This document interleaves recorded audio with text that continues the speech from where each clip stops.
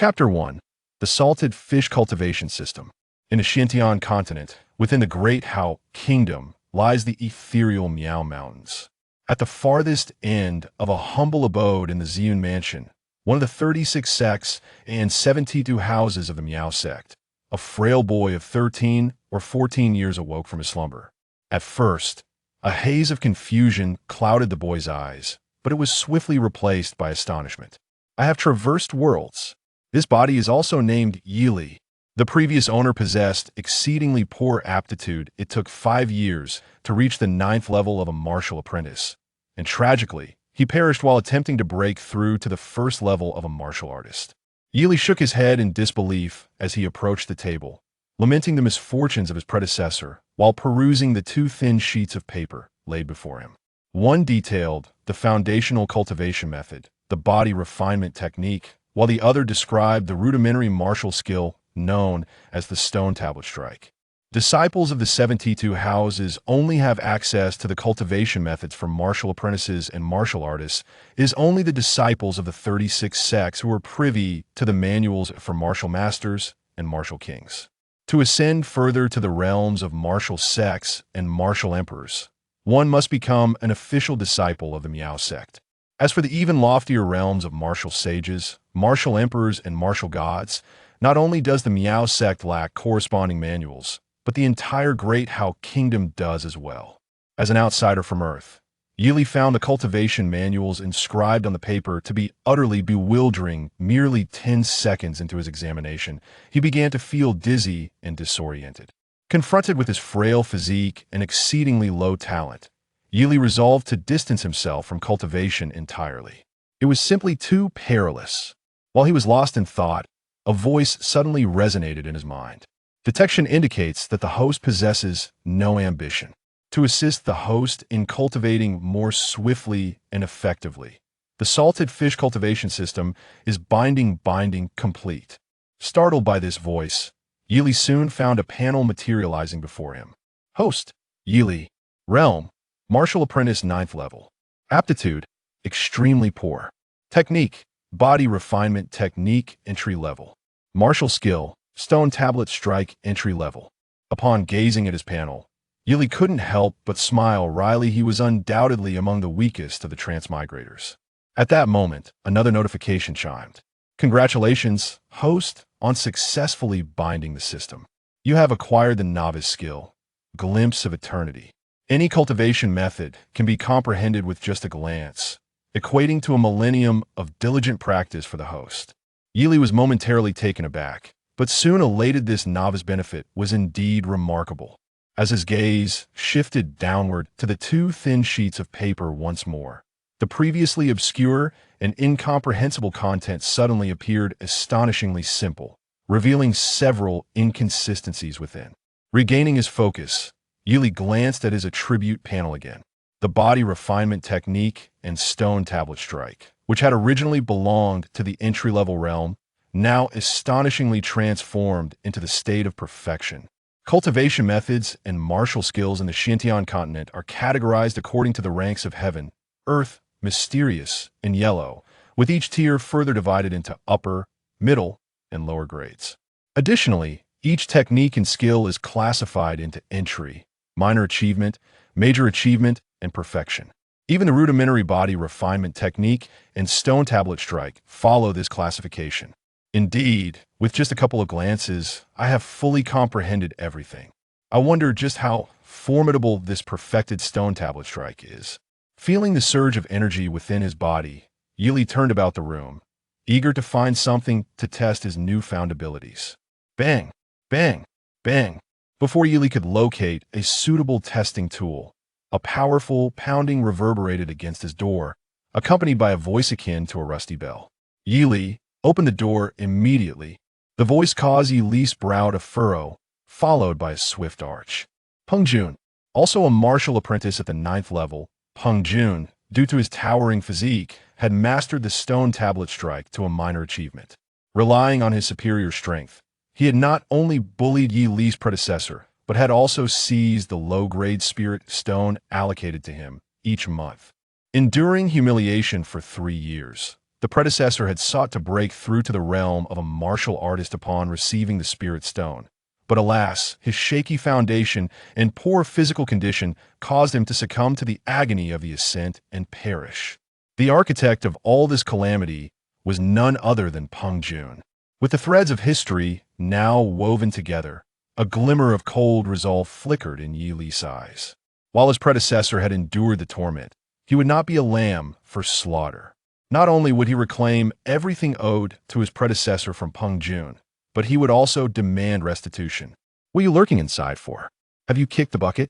As the delay extended, Peng Joon's impatience escalated, and he intensified his assault on the door.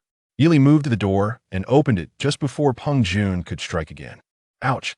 With his fist swinging through empty air, Peng Joon nearly stumbled, regaining his footing as fury painted his face. He turned to bellow, "Do you wish to die?" Yi Li remained silent, closing the door with a smirk playing at the corners of his mouth. Believing Yi Li had been frightened into submission, Peng Joon huffed in dissatisfaction and boldly took a seat in the chair, his eyes landing on the 2 pages of manuals on the table. He scoffed, "Look at you, a useless waste, yet still trying hard. But no matter how hard you try, you can't possibly surpass me." With that, Peng Joon began to stretch, the sound of cracking joints echoing in the air, before extending his hand. "Where's this month's Spirit Stone? Hand it over." His tone brooked no dissent. After closing the door, Yi Li turned and sat beside the stool. Peng Joon's brow twitched, his anger flaring. Normally, upon seeing him, Yi Li's face would turn ashen with fear, yet today, he appeared emboldened. "I'll teach you a lesson after I get the Spirit Stone." Yi Li coolly responded, "I used it." "What?" Peng Joon was stunned, convinced he had misheard this person actually dared to demand his Spirit Stone. "Hand over the Spirit Stone, then get lost. I shan't repeat myself." Yi Li's tone dripped with impatience. Fury surged in Peng Joon's face as he sprang from the ground, lunging toward Yi Li. "You want the Spirit Stone? In your dreams." At the moment of his leap, he activated the Mighty Bull technique throughout his body. The Mighty Bull technique is a body refinement martial art, requiring one to endure excruciating pain during its cultivation. Except for those inherently suited to such rigorous training, most would shy away from it. It was a month prior that Lu Ji had made an exception to impart this technique to Peng Joon, who had been providing him with a Spirit Stone each month. Due to the compatibility of the technique with his physique, Peng Joon had achieved minor success in just 1 month, garnering admiration even from Lu Ji. In a minor achievement state, the Mighty Bull technique rendered one's skin as tough as that of a bull. Instantly, Peng Joon felt as if he could shatter even a massive boulder, let alone the frail Yi Li. As Peng Joon charged forward, Yi Li cast a fleeting glance at him, simultaneously witnessing the words Mighty Bull Technique Perfection appear in the martial skills section of his attribute panel. With a thought, Yi Li felt an impenetrable layer of armor enveloping his entire being. In the meantime, Peng Joon's colossal frame had already reached Yi Li's side. "I'll smash you into a pulp." Mighty Bull Charge. With bloodshot eyes, Peng Joon had lost all semblance of rationality. In his mind, the singular thought was to annihilate Yi Li. Bang! Peng Joon collided with Yi Li, producing a dull thud accompanied by a pain scream. The momentum of his rapid charge sent him hurtling backward at an even greater velocity, crashing heavily onto the bed. The already dilapidated bed could not withstand the force of Peng Joon, propelled by the Mighty Bull technique, and shattered into splinters. The agony coursing through Peng Joon's body left him both astonished and enraged. "When did you learn the Mighty Bull technique?" Yi Li responded with a calm smile, "Just now." At that moment, Yi Li realized that even without a cultivation manual, he could learn simply by observing others practicing. You, wah." Peng Joon, infuriated by Yi Li's taunting words and compounded by his injuries, spat out a mouthful of blood. Chapter 2. You beg me. In Peng Joon's mind, it was inconceivable that Yi Li could have mastered the stone tablet strike to perfection. Even Lu Ji, the second strongest of the Ziyun mansion, had never reached that level. Yi Li, uninterested in explanations, cast a cold glance at Peng Joon and commanded, "Hand over the Spirit Stones on you." "What?" Peng Joon was stunned. Even suspecting he had misheard, this person actually dared to turn the tables and demand his spirit stones? Hand over the spirit stones, then get out. I won't say it again. Yi Li's impatience was palpable. Fury surged within Peng Jun, and he sprang up from the ground, lunging toward Yi Li. You want the spirit stones? In your dreams. Yi Li was taken aback by Peng Jun's frail psychological endurance. Merely stating a fact had provoked him to the point of spitting blood. Approaching, Yi Li lifted Peng Jun effortlessly, retrieving 2 spirit stones from his grasp and tossing them aside, sending Peng Jun's hefty frame tumbling out the door. Remember, tidy up my room before tonight. Otherwise, I shall break your other arm. Yi Li's gaze was laced with a piercing chill that made Peng Jun shudder involuntarily. The harsh words he wished to utter remained unspoken as he hurriedly departed. Wait for me, I will fetch my senior brother Lu Ji. Are these truly spirit stones? Yi Li observed the 2 stones in his hand, which resembled ordinary rocks, save for the flecks of white sand scattered across their surface. A thought struck him, and the originally lustrous white sand on the stones quickly dimmed. Concurrently, Yi Li felt a barrier within him shatter. The realm section of his attribute panel conspicuously transformed to that of a first-level warrior. To break through to a warrior so effortlessly fears hardly any challenge, Yi Li murmured. In that moment, at the location of his lower abdomen's dantian, he sensed a surge of true energy manifesting, spreading throughout his body. As he felt the changes in his physique post-breakthrough to warrior status, Yi Li found himself filled with curiosity about this world. A martial apprentice can only temper their body and rely on physical strength in combat, whereas upon becoming a warrior, spiritual energy begins to generate within, significantly enhancing combat prowess more than doubling that of a martial apprentice. Spirit stones, cultivation methods. These are precisely what he urgently required. Come out here. A thunderous roar interrupted Yi Li's contemplation, revealing a towering figure even larger than Peng Jun, coldly staring at him. Lu Ji. In an instant, Yi Li summoned the details of this individual into his mind. The second strongest in Ziyun Mansion, a 3rd-level warrior, and the leader of Peng Jun, all the spirit stones seized from him had been dutifully gifted to Lu Ji. Yi Li rose to his feet, and indeed, he spotted Peng Jun cowering behind Lu Ji. Upon meeting Yi Li's gaze, Peng Jun instinctively took half a step back, but the presence of his superior bolstered his courage. You are doomed today. Lu Ji, having been completely disregarded, glared at Yi Li with an even colder intensity, his eyes glinting ominously. I heard you have mastered the monument opening technique. Have you also pilfered my bull technique? Do you not understand that stealing another's martial arts is a grave taboo? Without granting Yi Li a chance to respond, Lu Ji immediately accused him, a sinister smile spreading across his face. Yet I must admit, it's quite surprising that you've managed to master the bull technique. If you share your cultivation secrets, you shall be my subordinate in Ziyun Mansion, indistinguishable from Peng Jun. Yi Li chuckled inwardly. Lu Ji's expression was clearly that of someone who intended to eliminate him once he divulged the information a mere pawn, unworthy of even a minor role on Earth. Curious about the secret? Yi Li's lips curled into a cryptic smile. Indeed, speak quickly. Lu Ji, growing anxious, had toiled for 3 years to master the bull technique, and according to Peng Jun, Yi Li had bested the small success stage of the bull technique in direct confrontation, indicating that he must possess some invaluable insight into its cultivation. If he could obtain this secret, combined with his own talent, he could achieve perfection in the bull technique. At that point, he would undoubtedly defeat He Yunfei, who had always overshadowed him, and ascend as the strongest in Ziyun Mansion, gaining entry into the 36 sects for further training. With this thought, Lu Ji could hardly contain his excitement, his gaze towards Yi Li brimming with greed and anticipation. Sensing Lu Ji's eager stare, Yi Li suddenly smiled. It's quite simple to know. You must beg me. The first half of his words brought joy to Lu Ji, but the latter half caused his smile to freeze completely. His expression darkened ominously. How dare he toy with him? Did he believe that defeating Peng Jun had given him the confidence? He had merely ascended from the bottom of Ziyun Mansion's hierarchy to the second lowest and dared to mock the second, most powerful individual in Ziyun Mansion.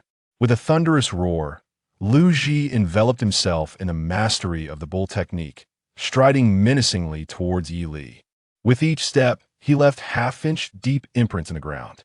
The excitement gleamed in Peng Jun's eyes as he was humiliated by being defeated by the first waste. He wished fervently that Lu Ji could instantly slay Yi L.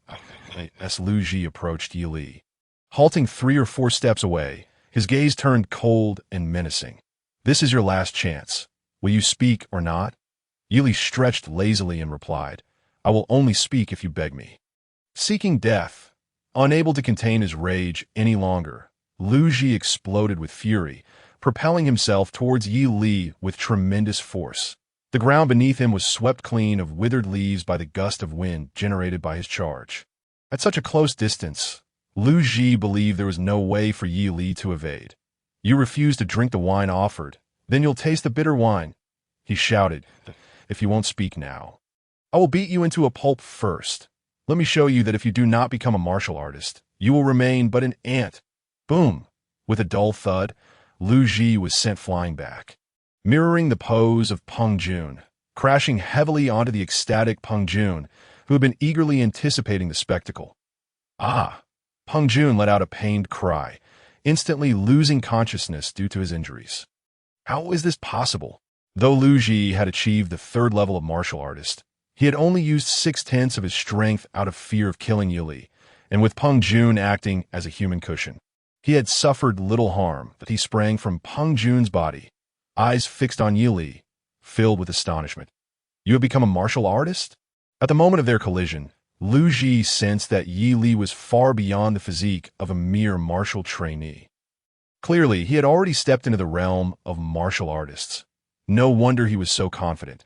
But did he think that becoming a martial artist would allow him to challenge me? How arrogant! Lu Ji unleashed the full extent of his 3rd level martial artist prowess, darting back to Yi Li's front, his right hand emanating a fierce azure glow, striking down towards Yi Li, breaking stone palm.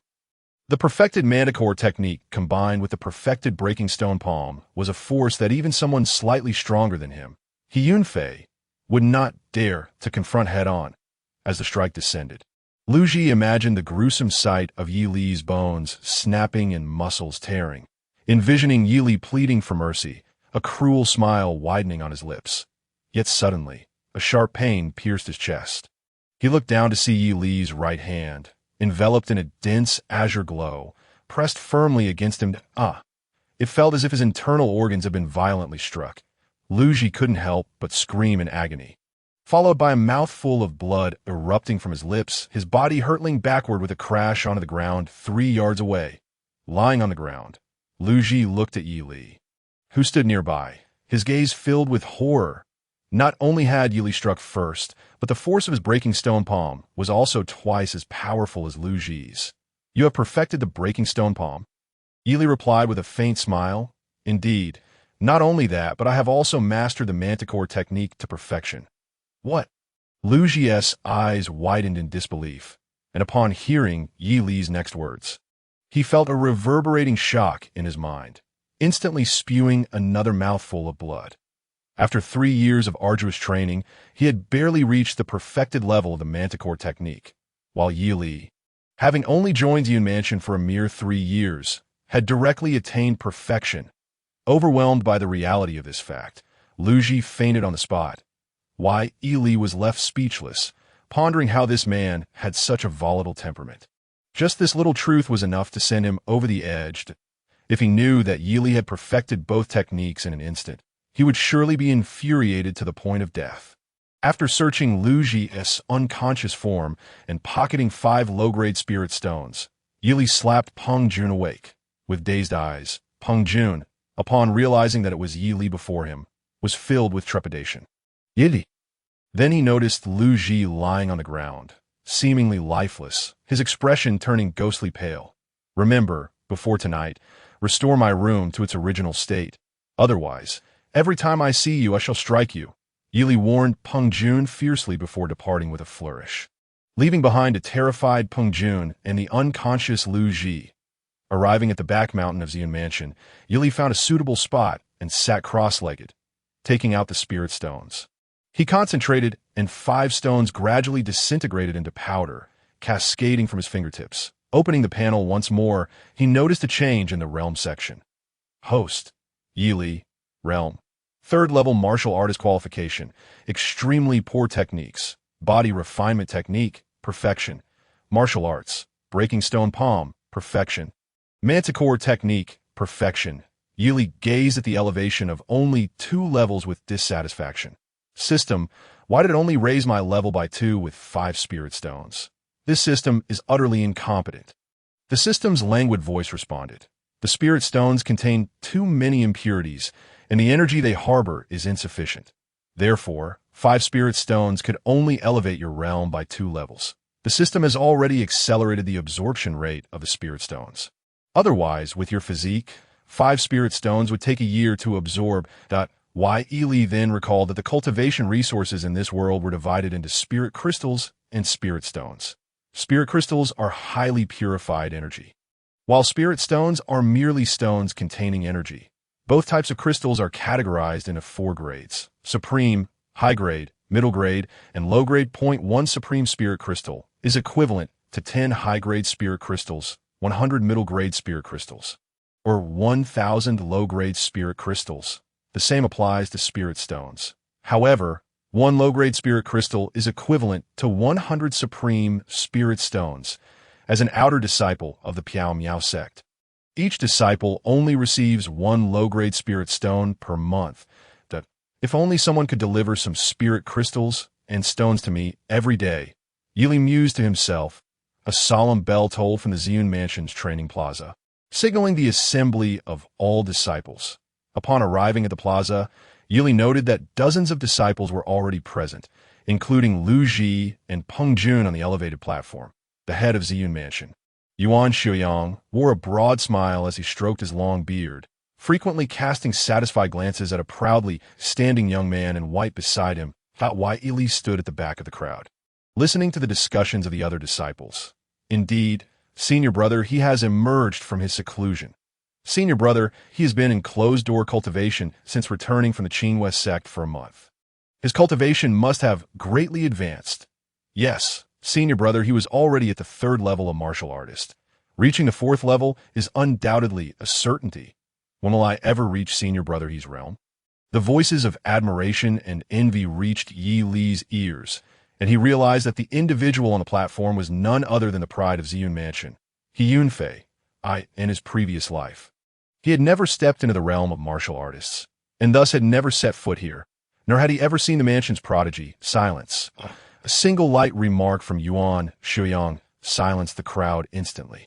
And then he cheerfully announced, Yunfei has returned from the Qingwei sect after a month of closed-door cultivation, achieving the 5th level of martial artist.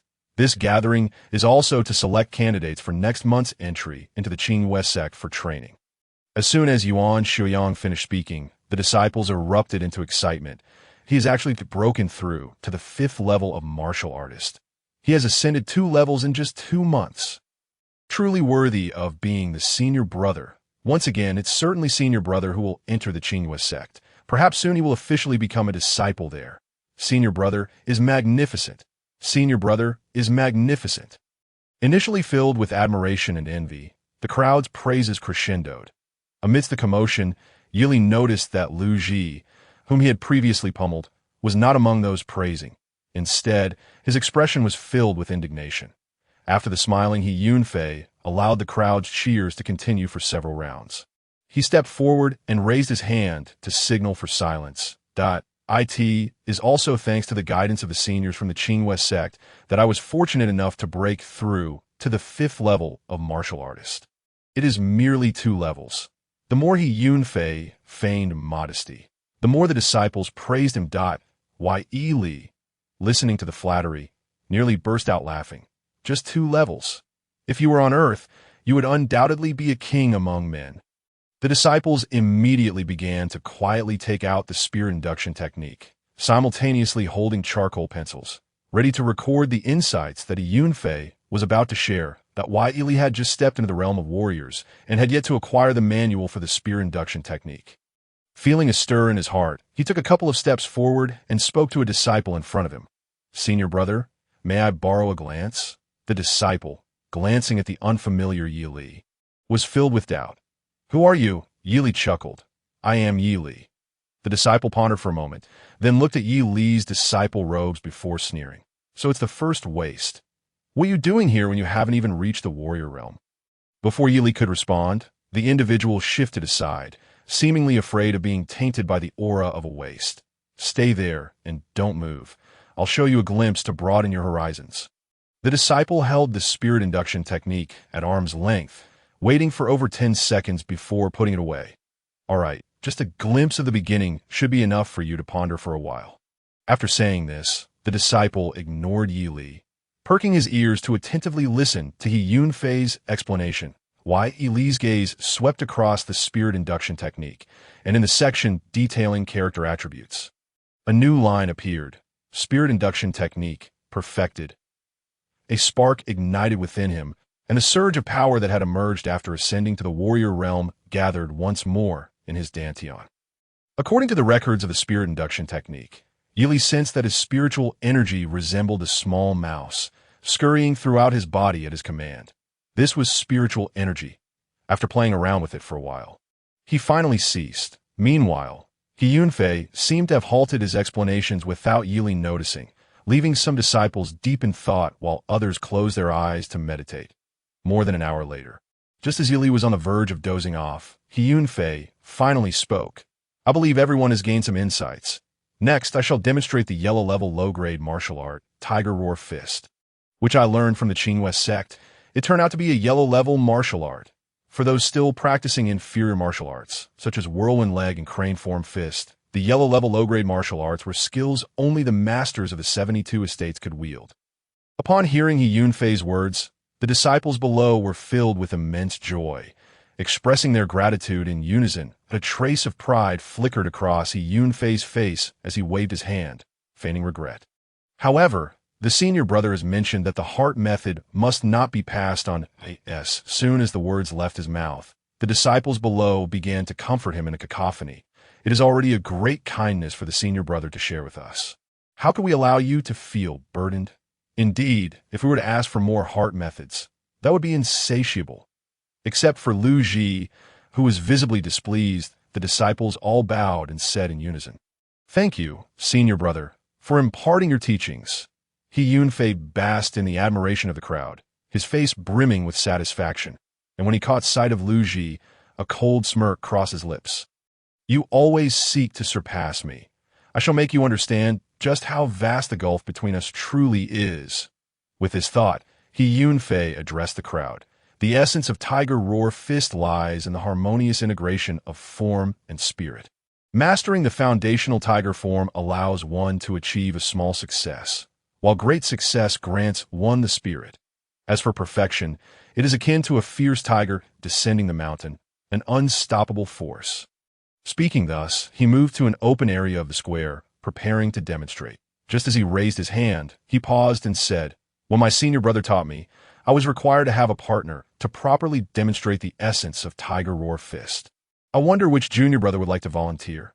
Upon hearing this, everyone eagerly raised their hands, their eyes shining with anticipation as they looked at He Yunfei. His gaze swept over the crowd before finally landing on the defiant Lu Ji. Lu junior brother, how about you serve as my opponent? Your strength is the closest to mine among the others. Lu Ji had long grown weary of He Yunfei's pretentiousness and seeing the other disciples being drawn in. He could no longer contain himself. Ignoring the injuries inflicted by Yi Li, he leaped directly opposite He Yunfei, channeling his strength and shouted, Come on! The other disciples first cast envious glances at Lu Ji, then shifted their attention back to He Yunfei. Sensing the gaze of the crowd, He Yunfei felt a surge of confidence, stepping forward with his left foot and positioning his right foot behind. Mimicking the powerful stance of a tiger preparing to pounce, Lu Ji sensed a hint of danger and concentrated his spiritual energy in his limbs, charging fiercely at He Yunfei with the intent to strike first. The disciples gasped at Lu Ji's momentum, as expected of the second strongest in Ziyun estate. Yet He Yunfei remained unfazed, a mocking smile gracing his lips as he surged forward with even greater speed. His fist struck out in a coordinated rhythm, and the crowd could almost hear the echoes of tiger roars. This must be the small success my senior brother spoke of? Incredible to have achieved small success in the yellow-level martial arts in just a month.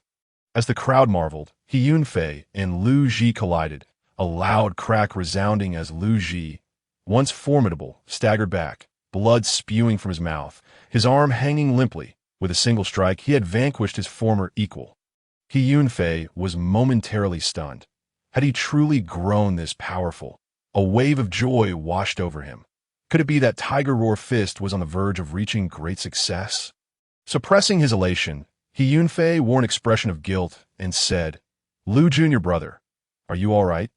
I miscalculated my strength and accidentally injured you." The other disciples comforted him. Senior brother need not feel guilty. Even in sparring, accidents can happen, let alone with newly learned martial arts. Below, Yili listened to the conversation, adding another phrase to his assessment of He Yunfei, in addition to manipulative king. Calculating dog. However, just as He Yunfei unleashed his punch, Yili had already perfected the Tiger Roar Fist through the system, and upon recalling He Yunfei's earlier strike, he couldn't help but shake his head. Merely a tentative small success, far from great success. While He Yunfei reveled in the adulation of the crowd, he inadvertently spotted Yili shaking his head, a flicker of displeasure igniting within him. Everyone else was in awe of him. This unfamiliar face could remain silent, yet dared to shake his head. With Lu Ji, his former rival, now easily dispatched, and the others completely enamored with him, Yili's actions appeared to He Yunfei as a provocation. He sought to make an example out of this junior brother. "Have you discerned some issue, Yi junior brother?" He Yunfei inquired amiably. The other disciples turned their attention toward Yili, most of them wearing puzzled expressions, having no idea who he was. Eventually, it was the disciple who had borrowed the spear induction technique that revealed Yi Li's name, and the others finally understood, "Oh, it's the first waste. How dare he come here when he hasn't even reached the warrior realm?" Such a person dared to critique senior brother He. What could the first waste possibly shake his head at? He must utterly fail to comprehend senior brother He's profound martial arts. S.E. Yunfei listened to the crowd's scornful jeers. The curve of his lips slowly widened. Then he addressed the gathering. "Since He junior brother has identified a problem, why not come up here for a spar?" The crowd erupted in ridicule. Does he even qualify? He'd likely be defeated in a single move. Yili, seeing He Yunfei stoking the flames, felt it necessary to show this calculating dog what true prowess meant. Just as he prepared to step forward, a booming laughter resonated from behind. "Why not let Feng Yin spar with you?" Chapter 5. Some remain unconvinced. The voice caused the expressions of those present to shift instantly, and even the previously smiling Yuan Xiuyang wore a somewhat stiff countenance. Yili turned to look, instantly comprehending. The newcomer was Feng Xiuji, the master of Hongyun Estate, adjacent to Ziyun Estate, who, along with Yuan Xiuyang, had applied for the position of the 72 estate master after years of cultivation at Qinghua sect without breaking through to the martial king realm. The two had clashed due to a particular senior sister at Qinghua sect, and had remained at odds ever since. After taking on their roles as estate masters, they had shifted their competitive focus to which of their disciples could become inner disciples of the Piamiao sect. Feng Yin and He Yunfei were the two they held in the highest regard. In their previous encounters, He Yunfei and Feng Yin had been evenly matched, yet Feng Yin was 2 years younger. Merely 13 years old. It was common knowledge that Feng Yin had a greater chance of becoming an inner disciple of the Piamiao sect than He Yunfei. The disciples glared at Feng Xiuji and the slightly lagging Feng Yin. Yuan Xiuyang glanced at He Yunfei, noticing the confidence gleaming in He Yunfei's eyes, which put his mind at ease as he stepped forward. "Junior brother Feng." Feng Xiuji led Feng Yin to the high platform. Standing opposite Yuan Xiuyang and He Yunfei, senior brother He. Feng Yin greeted He Yunfei with a smile that He Yunfei snorted coldly, saying, "Junior brother Feng, it has been a month since we parted Qinghua sect. I have come to spar with you." "Very well. Let us compete." Upon finishing their words, the two individuals fixed their gazes upon one another. He Yunfei's eyes were filled with gravity, while Feng Yin appeared quite at ease. The surrounding disciples, having just witnessed He Yunfei's victory over Lu Ji with a single strike, were brimming with confidence in him, and could not help but shout. Go, senior brother he. Victory is assured for senior brother he. Encouraged by the cheers from below, He Yunfei felt a surge of confidence and charged towards Feng Yin with a mighty shout. The sound of his fists, accompanied by a resonant tiger's roar, seemed to surpass the noise generated during his earlier confrontation with Lu Ji, elevating the realm of the tiger roar divine fist to a new height with this single move. Prepare to perish. The disciples felt He Yunfei's transformation as joy spread across their faces. Was the rivalry between Ziyun Mansion and Hongyun Mansion about to reach a decisive conclusion today, just as He Yunfei approached Feng Yin? The latter, who had remained motionless until then, suddenly unleashed a terrifying aura. He thrust out his fists, and a deafening tiger's roar erupted, far exceeding the sound created by He Yunfei. Bang! Accompanied by a scream. He Yunfei fell to the ground like a kite with a severed string, devoid of any grace. The disciples who had previously cheered for him were now left in stunned silence, and the atmosphere turned utterly still. Meanwhile, Feng Yin slowly retracted his fists, which had been shrouded in the semblance of a tiger's head. He Yunfei struggled to rise, his eyes wide with disbelief as he stammered, You not only broke through to the 5th level of martial artists, but you also cultivated the tiger roar divine fist to perfection. A hint of triumph flickered across Feng Yin's face as he replied, Indeed, it seems your tiger roar divine fist is merely at the stage of minor success. Yu, with anger at Feng Yin's strength and humiliation at being seen in such a pitiable state by his fellow disciples, He Yunfei spat out a mouthful of blood and fainted. The disciples below finally regained their senses, and a wave of despair washed over them. The one they regarded as a war god, He Yunfei, had been defeated in a single move. Did this mean that from today forth, Ziyun Mansion would be completely suppressed by Hongyun Mansion? Yi Li, observing the chaotic scene, could not help but shake his head. Just a moment ago, He Yunfei had been insufferably proud, yet now he appeared more wretched than a drowned rat. Truly, one who boasts will be struck down. Feng Yin approached Feng Xiuji, bowing slightly as he said, Master, it seems the rivalry between Hongyun Mansion and Ziyun Mansion has reached its conclusion. A satisfied smile appeared on Feng Xiuji's face as he cast a glance at the ashen-faced Yuan Xiuyang, feeling a sense of immense relief. The grievances that had lingered for 20 or 30 years had finally been avenged. Indeed, I am quite pleased.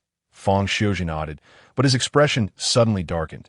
Disciple, it appears there are still those in Ziyun Mansion who refuse to concede. Following Feng Xiuji's gaze, Feng Yin noticed a youth, seemingly of similar age to himself, who was shaking his head, a look of disdain etched across his face. Anger surged within him as he shouted, What are you shaking your head for? Am I mistaken? Yi Li did not expect that his 2 head shakes would be noticed, especially during such a moment of triumph for others. Realizing this, he instinctively shook his head once more. This action ignited Feng Yin's fury. Seeking death, with a low growl, Feng Yin charged at Yi Li, fists raised, embodying the ferocity of a tiger descending a mountain. In his rage, Feng Yin exuded the aura of an enraged tiger, nearly capturing 6 or 7/10 of its spirit. However, to Yi Li, whose tiger roar divine fist had attained perfection, Feng Yin was merely a paper tiger. Yi Li made no move to counter. Instead, he turned his back. Are you trying to flee? Feng Xiuji's eyes brimmed with contempt. He had not anticipated such a cowardice within Ziyun Mansion. The disciples of Ziyun Mansion, witnessing the sudden turn of events, were left aghast, realizing that their so-called number 1 waste was now facing the full force strike of Hongyun Mansion's top genius, which would likely result in severe injury. Unable to bear the sight, the disciples shut their eyes. Yuan Xiuyang's expression changed as Feng Yin launched his attack. After all, Feng Yin was at the 5th level of martial artists. A desperate 5th level martial artist was not someone just promoted to martial artist could withstand. Just as he was about to intervene, Feng Xiuji had already positioned himself in front of Yuan Xiuyang, a cold smile curling at his lips. Senior brother, let the disciples spar. We should not interfere. At that instant, the enraged Feng Yin was already upon Yi Li, raising his fist to strike at Yi Li's back. Slap! A crisp sound echoed, leaving everyone momentarily stunned. It was not the expected scream of pain. Had Yi Li been struck down before he could even cry out? Some dare to peek, their eyes widening in disbelief. The once mighty Feng Yin stood contorted, his head awkwardly turned, revealing a prominent red five-finger imprint upon his fair skin. What on earth had transpired? Had the mansion master intervened?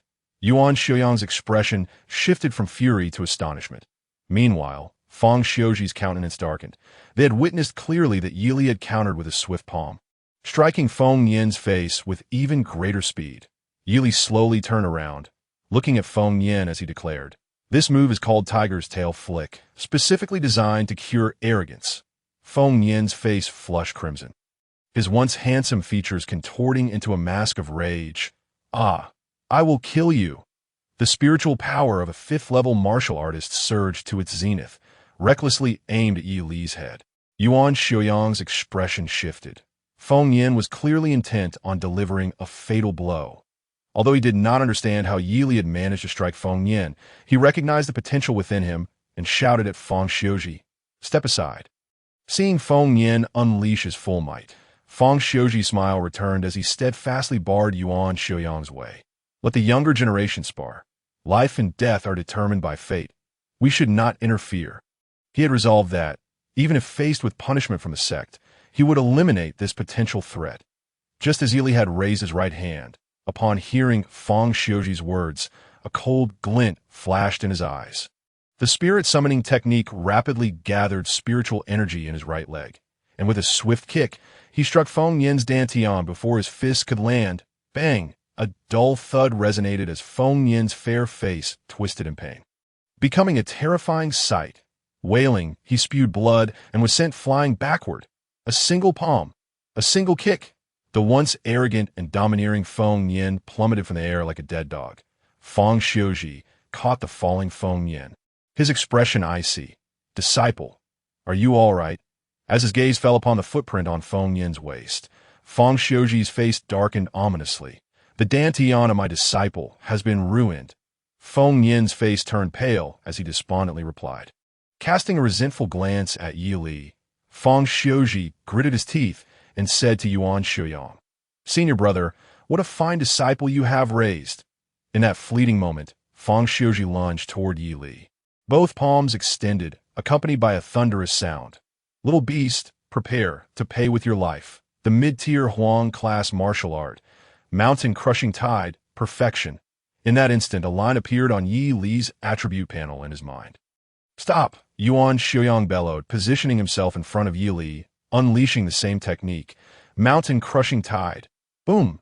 In an instant, the ground between the two erupted in a storm of dirt, and, as the dust settled, a 3-foot-deep pit appeared before the two mansion masters. Was this the power of a 9th-level martial artist? Yi Li, who had intended to respond with mountain-crushing tide, felt a shiver. Indeed, the disparity in strength was insurmountable, far beyond what martial arts could bridge. Feng Xiuji, blocked from advancing, glared at Yuan Xiaoyang with fury, before casting a venomous glance at Yi Li and retreating with Feng Yin. The stunned crowd remained in a daze until Yuan Xiaoyang and Yi Li ascended the high platform, at which point they regained their senses, their gazes towards Yi Li filled with astonishment. Just a moment ago, Yi Li, regarded as the #1 waste of Xian Mansion, had suddenly transformed into its savior. Not only that, but he had decisively crippled the opponent's foremost talent. Yuan Xiaoyang's face beamed with joy as he announced loudly, "The slot for training at Qinghua Sect next month goes to Yi Li." The crowd's gaze shifted towards Yi Li, instantly filled with envy. This was an opportunity that came only once every 3 months. Suddenly, Yi Li's voice rang out, "Master, may I decline this slot?" At his words, the entire arena erupted in an uproar. As soon as these words were uttered, Yuan Xiaoyang was taken aback, utterly unprepared for Yi Li's far-reaching ambitions, which soon gave way to a look of relief on his face. Little did he know that the Qinghua sect traditionally upheld a matriarchal hierarchy, where all male disciples were expected to serve the female disciples in various capacities, toiling like beasts of burden. Yi Li, however, was resolute in his aim to lead a languid existence. He could hardly endure the thought of ingratiating himself with the female disciples of the Qinghua sect. It is commendable to possess such grand aspirations. Currently, the Condensing Pill Manor is evaluating alchemists. Why not take a look? Yuan Xiuyang gently suggested, his gaze filled with encouragement. That Wai Ili bowed in acknowledgement and departed. As they observed his retreating figure, the onlookers began to murmur amongst themselves. The first among the worthless, indeed. After finally turning his fortunes around, he dares to aspire to become an alchemist. He is simply greedy and will likely end up with nothing. A disciple, envious of Yi Li's sudden rise, could not restrain his scorn to know. Brother Yi Li possesses remarkable ambition. Only such men can provide support to women. A love-struck female disciple retorted loudly. This is madness. This is an opportunity to enter the 36 sects. Many others expressed their disappointment and confusion that in their eyes. Yi Li was meant to have a brilliant and resplendent life. Yet in a moment of impulsiveness, he had plunged himself into a fog of uncertainty. Yi Li felt a surge of excitement. He believed that with sufficient spirit stones, advancing his cultivation would be a straightforward endeavor. In the memories of his past life, he had longed for the art of alchemy, an ability akin to turning stone into gold. With every alchemist living in affluence, the condensing pill manner, esteemed as the third of the 8 alchemical manners among the 72 manners, held a prestigious status. Even an ordinary disciple within it would outrank the head of the purple cloud manner. This was because alchemy was incredibly lucrative, as long as one could refine a first-tier spirit pill.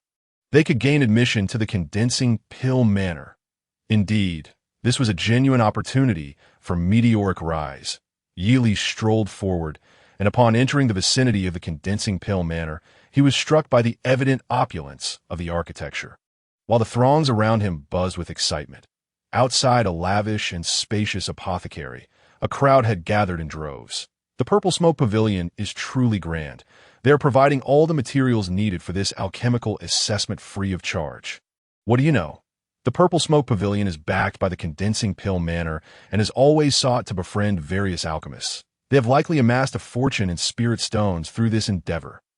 The crowd continued to chatter, and Yi Li quickly maneuvered his way through. Esteemed guests, the art of alchemy is a divine favor bestowed upon us cultivators. Every alchemist is immensely wealthy and will never have to worry about lacking spirit stones. An elderly man, his hair white and demeanor amiable, smiled as he surveyed the crowd. Just as he was about to announce the commencement of the alchemical assessment, an ordinary-looking youth hurriedly approached. "Wait, I wish to participate. Please register me," Yi Li called out as he rushed forward, immediately drawing the attention of many. "Which manor are you from, and why are you being so presumptuous?" Someone laughed lightly, seemingly ready to help Yi Li with the registration. "I am from the Purple Cloud Manor," Yi Li replied candidly, yet the elderly man's expression turned icy, accompanied by a disdainful snort that a disciple of the Purple Cloud Manor. "Absurd. Your manor ranks at the bottom of the 72 manors, and its disciples are all worthless. How dare you aspire to be an alchemist?" The young attendant, who had approached with a smile now, wore a look of contempt, loudly mocking him. Yi Li felt somewhat speechless. Could it be that the elderly man harbored grievances against the Purple Cloud Manor? As a disciple of the mysterious Mist sect, I am qualified to participate in the assessment. Are you truly intending to obstruct me? With the opportunity to profit so near, Yi Li was not one to back down. Ridiculous! A mere disciple of the Purple Cloud Manor dares to claim to be a sect disciple. You should return and focus on your cultivation, striving to enter the 36 sects in your lifetime, rather than harboring such delusions here. The attendant, though merely an employee of the Purple Smoke Pavilion, regarded Yi Li with utter disdain at the mysterious Mist sect. Only those who became inner disciples were considered true sect disciples, and to him, Yi Li was nothing more than a menial servant. Everyone is eligible to participate in the alchemist assessment. However, the materials we have prepared should not be wasted on those foolish dreamers. The elderly man stated indifferently, prompting a chorus of approval from the surrounding crowd, who extolled Master Ouyang for his fairness and consideration for the sect. If you wish to practice alchemy, you'll need to procure your own materials. The crowd erupted in ridicule, and the people of the Purple Smoke Pavilion looked at Yi Li with undisguised scorn, viewing him as an intruder among their esteemed 8 alchemical manors. It was akin to a gathering of wealthy elites being interrupted by a beggar. Evoking annoyance, Yi Li's face darkened as he searched his pockets. He was utterly penniless, making the purchase of alchemical materials impossible. Young man, if you dare to venture to the outskirts of the mysterious Mist Mountains in search of spirit herbs, I can provide you with some foraging tools. Just as Yili found himself in a most uncomfortable predicament, the owner of a modest shop nearby suddenly spoke up. Amidst the clamor, his soft voice reached Yili's ears clearly. "Thank you, senior," Yili responded gratefully, bowing before promptly taking a set of foraging tools. The shopkeeper was taken aback, then burst into laughter. Why, Yili said nothing further. He merely cast a glance back at the already commenced alchemical assessment before hastily departing. In that fleeting moment, a new line appeared on his attribute panel. Refine a first-tier spirit pill. Success rate 100%. Pill quality. Perfect. Yili hurried to the very outskirts of the mysterious Mist Mountains, where he was greeted by the sight of numerous low-tier spirit herbs before him. Chapter 7. Female disciples of the Qinghua sect. Yili had not anticipated that foraging for herbs would prove so effortless. After a brief period of gathering, he soon grew bored and wished to cease. "Damn little thief. Come here and face your doom." Just as Yili bent down to collect the final spirit herb, a furious and vengeful cry rang out from behind him. Whoosh! A flash of sword light darted towards Yili's back like an arrow released from its bow, swift and deadly, as if it sought to claim his life. Fortunately, he remained vigilant in the mountains. Bang! In the face of imminent danger, Yili abruptly dove forward, crashing heavily onto the rocky ground, leaving him momentarily dazed. "Who are you?" The next moment, Yili staggered back in horror, gazing at the stunningly beautiful young woman before him, his heart racing with dread. She was a formidable presence, possessing the cultivation of the 7th level of martial arts. "You little thief, you actually evaded my strike." The woman appeared astonished, scrutinizing Yili closely, and upon realizing he was only at the 3rd level of martial arts, she let out a breath of relief. "I'm Innate of the Qinghua sect. You have crippled Feng Yin, turning my man into a useless waste, dooming him to be expelled from the mysterious Mist sect." Innate glared at Yili with venomous hatred, her gaze almost capable of tearing him apart. Though young, she was at the tender age of awakening to love, filled with beautiful fantasies about romance. Previously, she had devoted herself to aiding Feng Yin in enhancing his strength, even employing special means to help him master the Tiger Howl Divine Fist to perfection. She had believed that Feng Yin would smoothly join the Qinghua sect, leading them to a life of bliss together.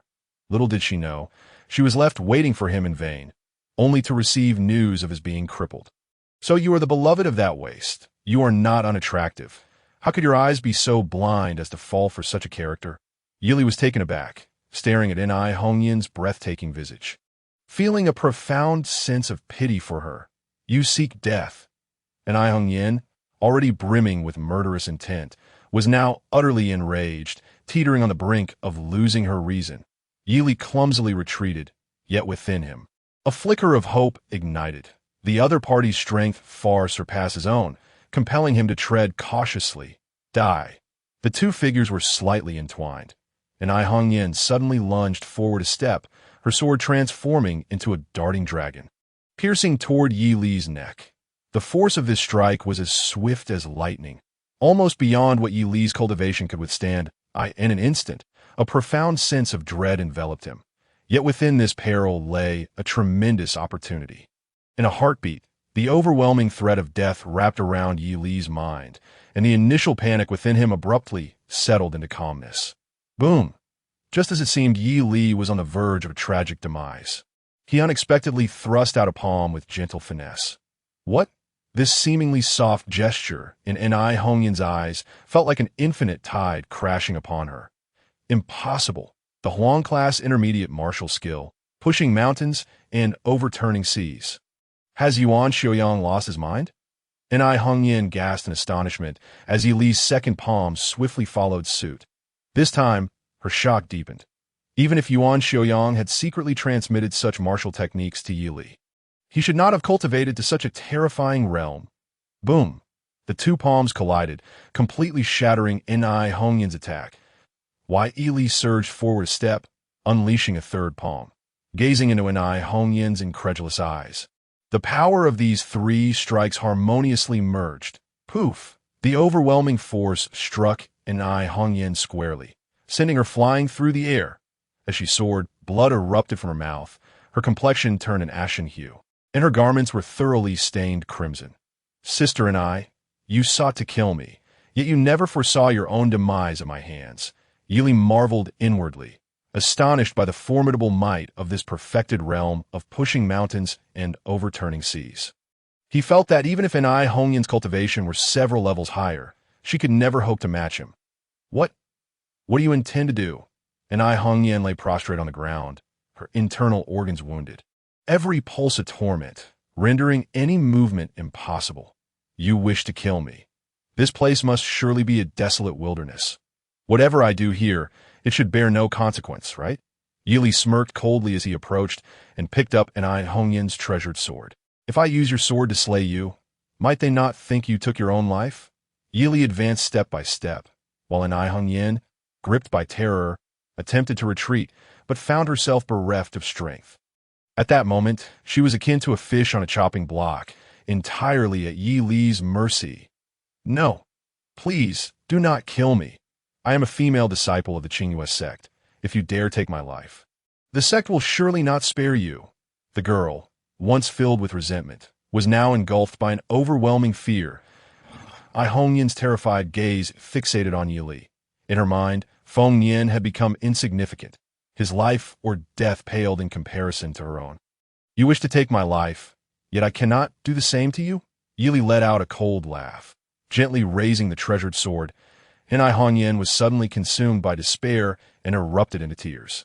Why do you weep? You, woman, so malicious and unhesitating in your attempts to kill a fellow disciple, and now you weep for your just deserts. Yili was a loss. He had never anticipated that this dramatic chase would culminate in such a reversal. I beg you, do not kill me. As long as you spare my life, I will do anything you desire. I am still untouched. I do not wish to die. In the depths of her paralyzing terror, and Ai Hongyin completely broke down, pleading without regard for her dignity. Desperate for survival, is that truly the case? Yili paused, one hand holding the sword across her throat, while the other brazenly slipped beneath her garments. And Ai Hongyin shut her eyes in horror, tears of humiliation streaming down her face, yet she sadly realized that within her heart there was a sense of relief. How could you, as a female disciple of the Qingyue sect, be reduced to such destitution? But the next moment, Yi Li's voice dripped with disdain as he complained, prompting Ai Hongyin to hastily open her eyes. Chapter 8. Public Alchemy. All the valuables hidden in her bosom had fallen into Yi Li's possession. You shameless rogue. You dare to rob me. Seeing the resources she had painstakingly accumulated for her cultivation now in Yi Li's hands, and Ai Hongyin panicked. A disciple of the Qingyue sect. Her treatment surpassed Yi Li's by far. Yet most of her resources had been expended, allowing her current level of cultivation. The remaining items were what she had painstakingly gathered to assist Feng Yin in advancing further. What else do you possess besides these trifles? Am I to rob you of your beauty as well? With such a countenance? Yi Li scoffed, his face a mask of disdain and disgust, unceremoniously stuffing the items into his attire before turning to leave. In truth, Yili knew that if he lingered any longer, he might truly fall into this perilous trap of seduction. That woman, despite her looks and figure, possessed a certain allure, yet Yili held firm to his principles. He simply could not stoop to exploit someone in their moment of vulnerability. Damn it, I shall kill him. I must kill him. As Yili departed, and Ai Hongyin unleashed a furious scream, vowing that she had never experienced such wrath in her life. This resentment had nothing to do with Feng Yin. It was not merely because Yili had taken her possessions that it was solely due to Yi Li's rejection of her, a humiliation that no woman could bear. From this moment forth, Yi Li's shadow would be indelibly etched into her heart, never to be erased. Why, Yi Li had gained quite a bounty. He no longer felt inclined to toil over gathering herbs. Instead, returning directly to the previously mentioned alchemy pavilion, that he even made a special trip to that little shop once more that I wish to purchase a complete set of alchemical apparatus, Yili declared grandly, though inwardly he felt a twinge of pain. While these items had been bestowed upon him by Ai Hongyin, they were nonetheless his rightful possessions, were it not for the immense benefits of alchemy. he would truly hesitate to part with them. Have you returned from herb gatherings so wealthily? Did you rob someone?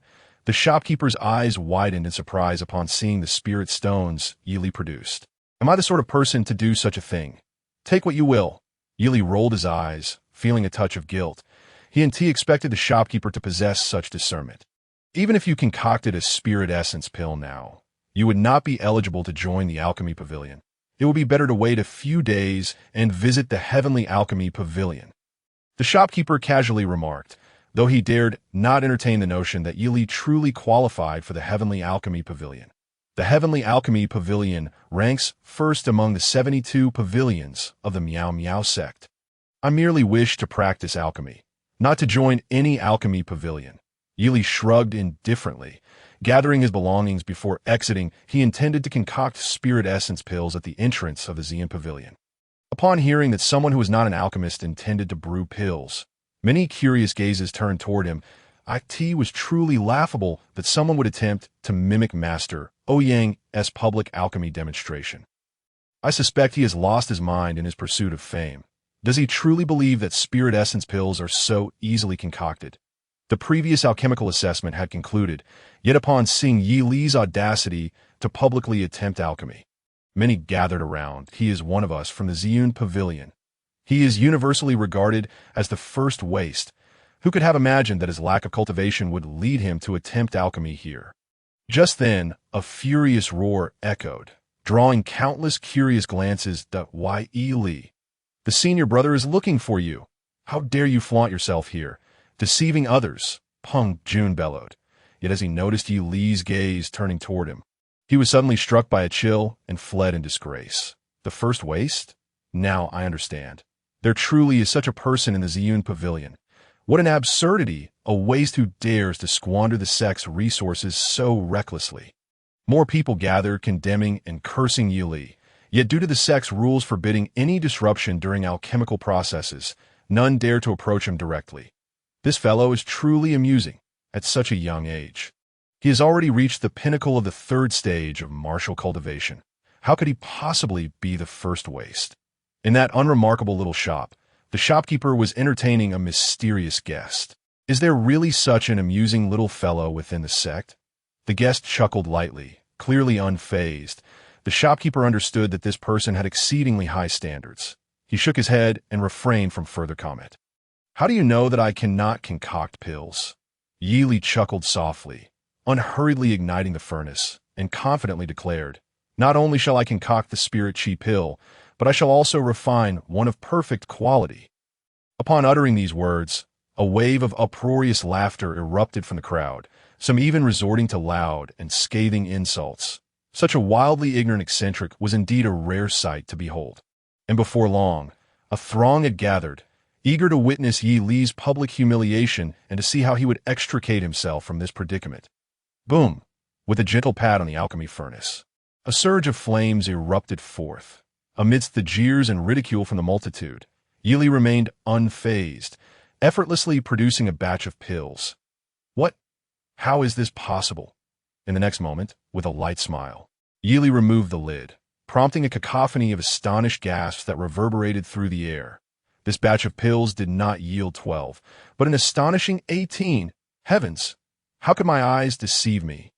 This is inconceivable. The crowd gasped in disbelief, unable to accept the reality before them. Yi Li himself was secretly astounded. Was this truly what constituted a perfect grade pill? Indeed, it was flawless, with not a trace of medicinal potency leaked. Most in attendance were oblivious to the significance of 18 pills, but one figure had already burst forth from the Xian pavilion. Are these pills for sale? Inquired a dignified, middle-aged man clad in luxurious garments, his voice trembling slightly with anticipation as he gazed at the pills. Of course, they are for sale. However, only the highest bidder shall prevail. Yi Li elongated his tone, making his intentions clear that he planned to auction them publicly. I, Xian Pavilion, shall procure these items. Should you agree, I can assure you that all future purchases from Xian Pavilion will be at a 50% discount. As an alchemist, you surely require a vast quantity of spiritual herbs. Correct? The middle-aged man's eyes gleamed with fervor as he regarded Yi Li, akin to gazing upon a rare and precious gem. Deal. However, I have one condition. Expel that fellow from earlier. Yi was instantly overjoyed. Such serendipity was a windfall indeed, and he would not refuse, though he couldn't help but display a smirk of triumph. Here are 5 spirit stones, along with our Zeon Pavilion Supreme VIP card. I have additional inquiries. Shall we step inside for a detailed discussion? The middle-aged man promptly produced 2 items and thrust them into Yi Li's hands. With a cold snort, he dismissed the previously arrogant attendant, who had been unceremoniously thrown out. Pavilion Master. Several managers rushed forth, uneasily surveying the middle-aged man, fearing that his actions were rather extravagant. 5 spirit stones were hardly significant to Zeon Pavilion, but the VIP card was an entirely different matter. If it fell into unscrupulous hands, it could easily lead Zeon Pavilion to ruin. Fear not. I trust this young brother. The middle-aged man chuckled, his gaze fixed intently on Yi Li, evidently unconcerned that Yi Li would attempt to deceive him. Yi Li nodded, not wishing to linger in conversation, offering only a few brief words before excusing himself. For him, the spirit stone sufficed. Why toil endlessly to refine more? No. That old fox from Zeon Pavilion never engages in unprofitable ventures. Just what did that youth refine? In a small shop earlier, a patron suddenly stood, astonished. Master of the apothecary, have you been moved as well? The shopkeeper chuckled lightly, though a torrent of emotions surged within him. Surprised that his old friend could be so deeply affected, Yi hastily departed, unaware of the troubles he would have faced had he remained. The 5 spirit stones were swiftly refined, elevating his cultivation to the 5th level of a martial artist. Yi Li, you despicable scoundrel, you dare return. As Yi Li strolled back into the Zeon Manor, he was unexpectedly met with a chilling roar. He Feiyun, are you truly seeking me? Yi Li was taken aback. He had thought Ping Jun was merely spouting nonsense, but it seemed that He Feiyun, with whom he had no enmity, had indeed set his sights on him. You despicable wretch! What foul means did you employ to defeat Feng Yin? He Feiyun glared at Yi Li with fury, having just regained consciousness after being knocked out, only to discover that Zeon Manor had undergone a dramatic upheaval. Who could have imagined that the individual long regarded as the greatest waste? Yi Li would suddenly turn the tables and ascend to a position above He Feiyun. Peng Jun had even informed him that Yi Li was now the elder brother of Zeon Manor. He Feiyun, have you lost your senses? You were defeated in a single blow, and I avenged you. Do you wish to repay kindness with malice? Yi Li replied, somewhat bemused. He had not provoked He Feiyun, who seemed to have gone mad, attacking him unprovoked. Nonsense. Were you even that you could possibly contend with Feng Yin? Absolutely impossible. He Feiyun's face flushed crimson, but he was now slightly deranged, having completely lost his rationality, and continued to cling to Yi Li. Silence. If you continue to slander me, do not blame me for taking action.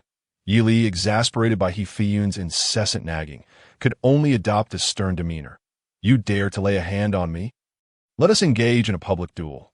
I shall expose you before all. He Feiyun bellowed, as if he had complete confidence in his ability to defeat Yi Li. Very well. I shall indulge you.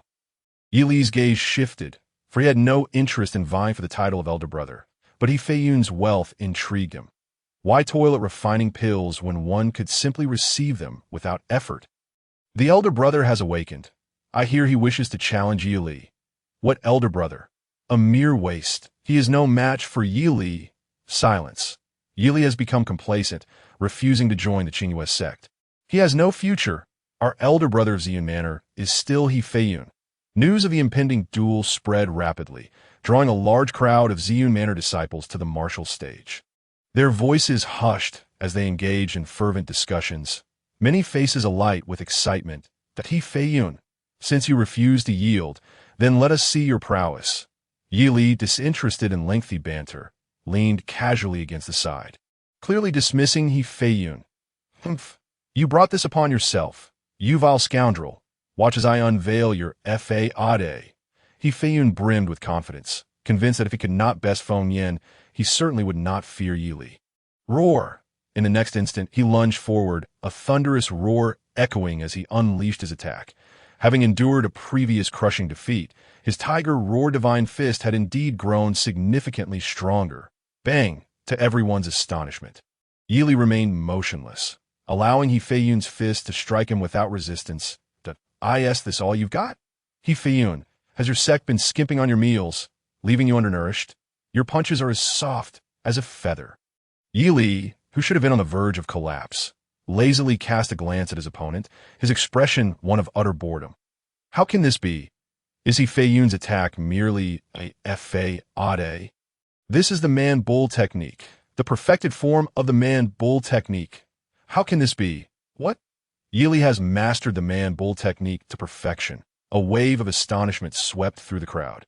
Many disciples invigorated, realizing that achieving perfection in the seemingly unremarkable man-bull technique could render them immune to the tiger roar divine fist. Impossible. You are deceiving me.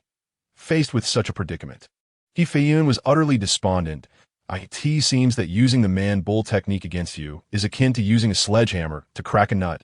Yi Li chuckled mockingly, suddenly breaking into a light-hearted laugh as he casually unleashed a palm strike. This is the most rudimentary technique, the stone-breaking palm. How dare you use such a trivial move against me? Yi Li's strike was embarrassingly simplistic, familiar to almost all present, leaving them utterly bewildered. Seeing Yi Li employ the stone-breaking palm, a technique deemed worthless to humiliate him, He Feiyun was instantly engulfed in rage. Bang! In the next moment, his fully unleashed tiger roar divine fist was effortlessly deflected by Yi Li's stone-breaking palm, resulting in the shattering of both his arms. Subsequently, under He Feiyun's incredulous gaze, Yi Li's stone-breaking palm gently pressed against his chest, visibly indenting the area. It was evident to all that Yi Li had shown restraint. Otherwise, He Feiyun would surely not have emerged from this encounter alive. Chapter 10. The peerless beauty. I concede. I have lost again. Under the watchful eyes of the crowd, He Feiyun felt an overwhelming sense of humiliation. Yet Yi Li held his life and death in his grasp. With a suppressed voice, he managed to utter a single word before spitting blood and collapsing. "Since you have conceded, these possessions shall now belong to me." In front of so many witnesses, Yi Li's face was alight with a triumphant smile as he tore open He Yunfei's garments, claiming the wealth he had accumulated over the years. As the foremost disciple of Ziyun Mansion, He Yunfei's background was beyond anything Yi Li could have previously conceived. This moment caused Yi Li's heart to leap with joy, almost compelling him to shout with exuberance. If such fortuitous events occurred daily, why would he need to practice alchemy? "Senior brother, Yi Li! Senior brother!" Simultaneously, cheers erupted from the surrounding crowd, their faces brimming with uncontrollable excitement. Many had doubted Yi Li's potential when he turned down an invitation to join the Qingyue sect. But witnessing his extraordinary display, they could not help but be impressed. Hidden in the shadows, the mansion Lord Yuan Shuyang watched in astonishment, suspecting that Yi Li's previous obscurity was merely a cover while he perfected these two inferior cultivation techniques to an astonishing level. With such temperament, such willpower, such endurance, and such diligence, who could claim that Yi Li's future was limited? "Brothers, we will meet again." Yi Li, uninterested in the adulation, laughed heartily and slipped away. Now that he had amassed some wealth, he had no desire to forage for herbs, but instead sought to purchase spirit herbs directly from the Xian Pavilion. As Yi Li entered the Xian Pavilion, he heard a startled exclamation, followed by an intensely piercing gaze directed at him. The intensity of the gaze was so great that it caused a sharp pain in Yi Li's eyelids, prompting him to involuntarily gasp as he realized he had encountered a true master. This individual's strength was unfathomable, far surpassing that of Feng Xiuji, predecessor. Without even getting a good look at the person's face, Yi Li had already respectfully bowed in greeting. "These pills, did you truly concoct them?" The individual slightly lowered their gaze, transforming into a seemingly amiable and ordinary person. Indeed, Yi Li's heart trembled. He was uncertain whether this was a blessing or a curse, but he steeled himself and replied affirmatively. "I am the Lord of Tiandan Pavilion, one of the 8 alchemical pavilions among the 72. I do not concern myself with which pavilion you belong to. I merely ask, do you wish to become my disciple?" The Lord of the Drug Pavilion scrutinized Yi Li, secretly amused to find himself feeling a twinge of nervousness. Given his status, to take on a disciple should not provoke such anxiety. Had anyone mentioned this to him before, he would have laughed uproariously. Yet now he understood that if others discovered Yi Li's prodigious talent, his desire to be Yi Li's master would demand a far greater price. Predecessor, my focus is on cultivation, and I have little interest in alchemy. Why previous attempts at pill crafting were merely a necessity of life. I had no choice but to give it a casual try, Yi Li said. Feeling somewhat conflicted, he did not wish to have a master overseeing his alchemical endeavors daily, for that would surely exhaust him. Little did he know, his words nearly caused several dignitaries present to spout blood. Is this truly a human sentiment? A person devoid of any interest in alchemy, who merely dabbled once, managed to produce legendary perfect-grade pills. A prodigious talent indeed. The Lord of the Drug Pavilion was left speechless. Once, he too had been a super prodigy, causing a stir within the entire Piao sect. Yet now, he realized that in comparison to Yi Li, he was nothing. Contemplating this, the Lord's heart burned with fervor. Such a prodigy, he must become Yi Li's master at all costs. You claim to lack interest in alchemy. I happen to have an extraordinary beauty gravely injured, who has come seeking my aid. She said that if I can produce the pill she requires, she will grant any request of mine. Would you care to accompany me and see? The Lord's gaze shifted, and he suddenly inquired with a smile. Observing the alchemical process, Yi Li had no particular concept of what an extraordinary beauty entailed, as he had yet to see her for himself. However, the prospect of observing alchemy sparked his interest. Observing Yi Li's reaction, the Lord chuckled inwardly. After all, he was still a young man, susceptible to temptation to it is merely a second-tier pill, the Shengsheng pill. However, if he could refine a perfect-grade Shengsheng pill, it would yield astonishing results. Having said this, the Lord intended to lead Yi Li away, but the staff of the Xian Pavilion desperately attempted to retain them, to no avail. Damn it, this is truly outrageous. Hurry and inform the mansion lord. Tell him that our prodigy from the Ningdan Pavilion has been snatched away by the Tiandan Pavilion. Amidst the furious exclamations of the Xian Pavilion's leader, Yi Li had already arrived at the Tiandan Pavilion. As the foremost super pavilion among the 72, its architecture was resplendent, and the passers-by exuded an air of elegance, each face adorned with confidence and ease. Who is that young man? How does he have the privilege to stand alongside our pavilion lord? Is he a descendant of some eminent figure within the sect? The onlookers speculated, their gazes scrutinizing Yi Li. Most regarded him with envy, while some cast cold, jealous glances filled with disbelief. Let us first check on that young lady. The Lord of the Drug Pavilion chuckled lightly, seemingly convinced that Yi Li was a lecherous individual, that why Yi Li could only manage a wry smile. However, observing the Lord's unwavering confidence ignited a deep curiosity within him. What kind of extraordinary beauty could inspire such strong assurance in the Lord? The two arrived at a tranquil and elegant courtyard, where the sound of swordplay resonated through the why Yi Li peered inside curiously and beheld a figure, graceful as a startled swan, practicing swordsmanship alone. Qing Feng's sword technique, a superior-grade martial art of the yellow tier, cultivation progress, perfected. Just a glance caused Yi Li's attributes to shift, and he was left utterly astonished.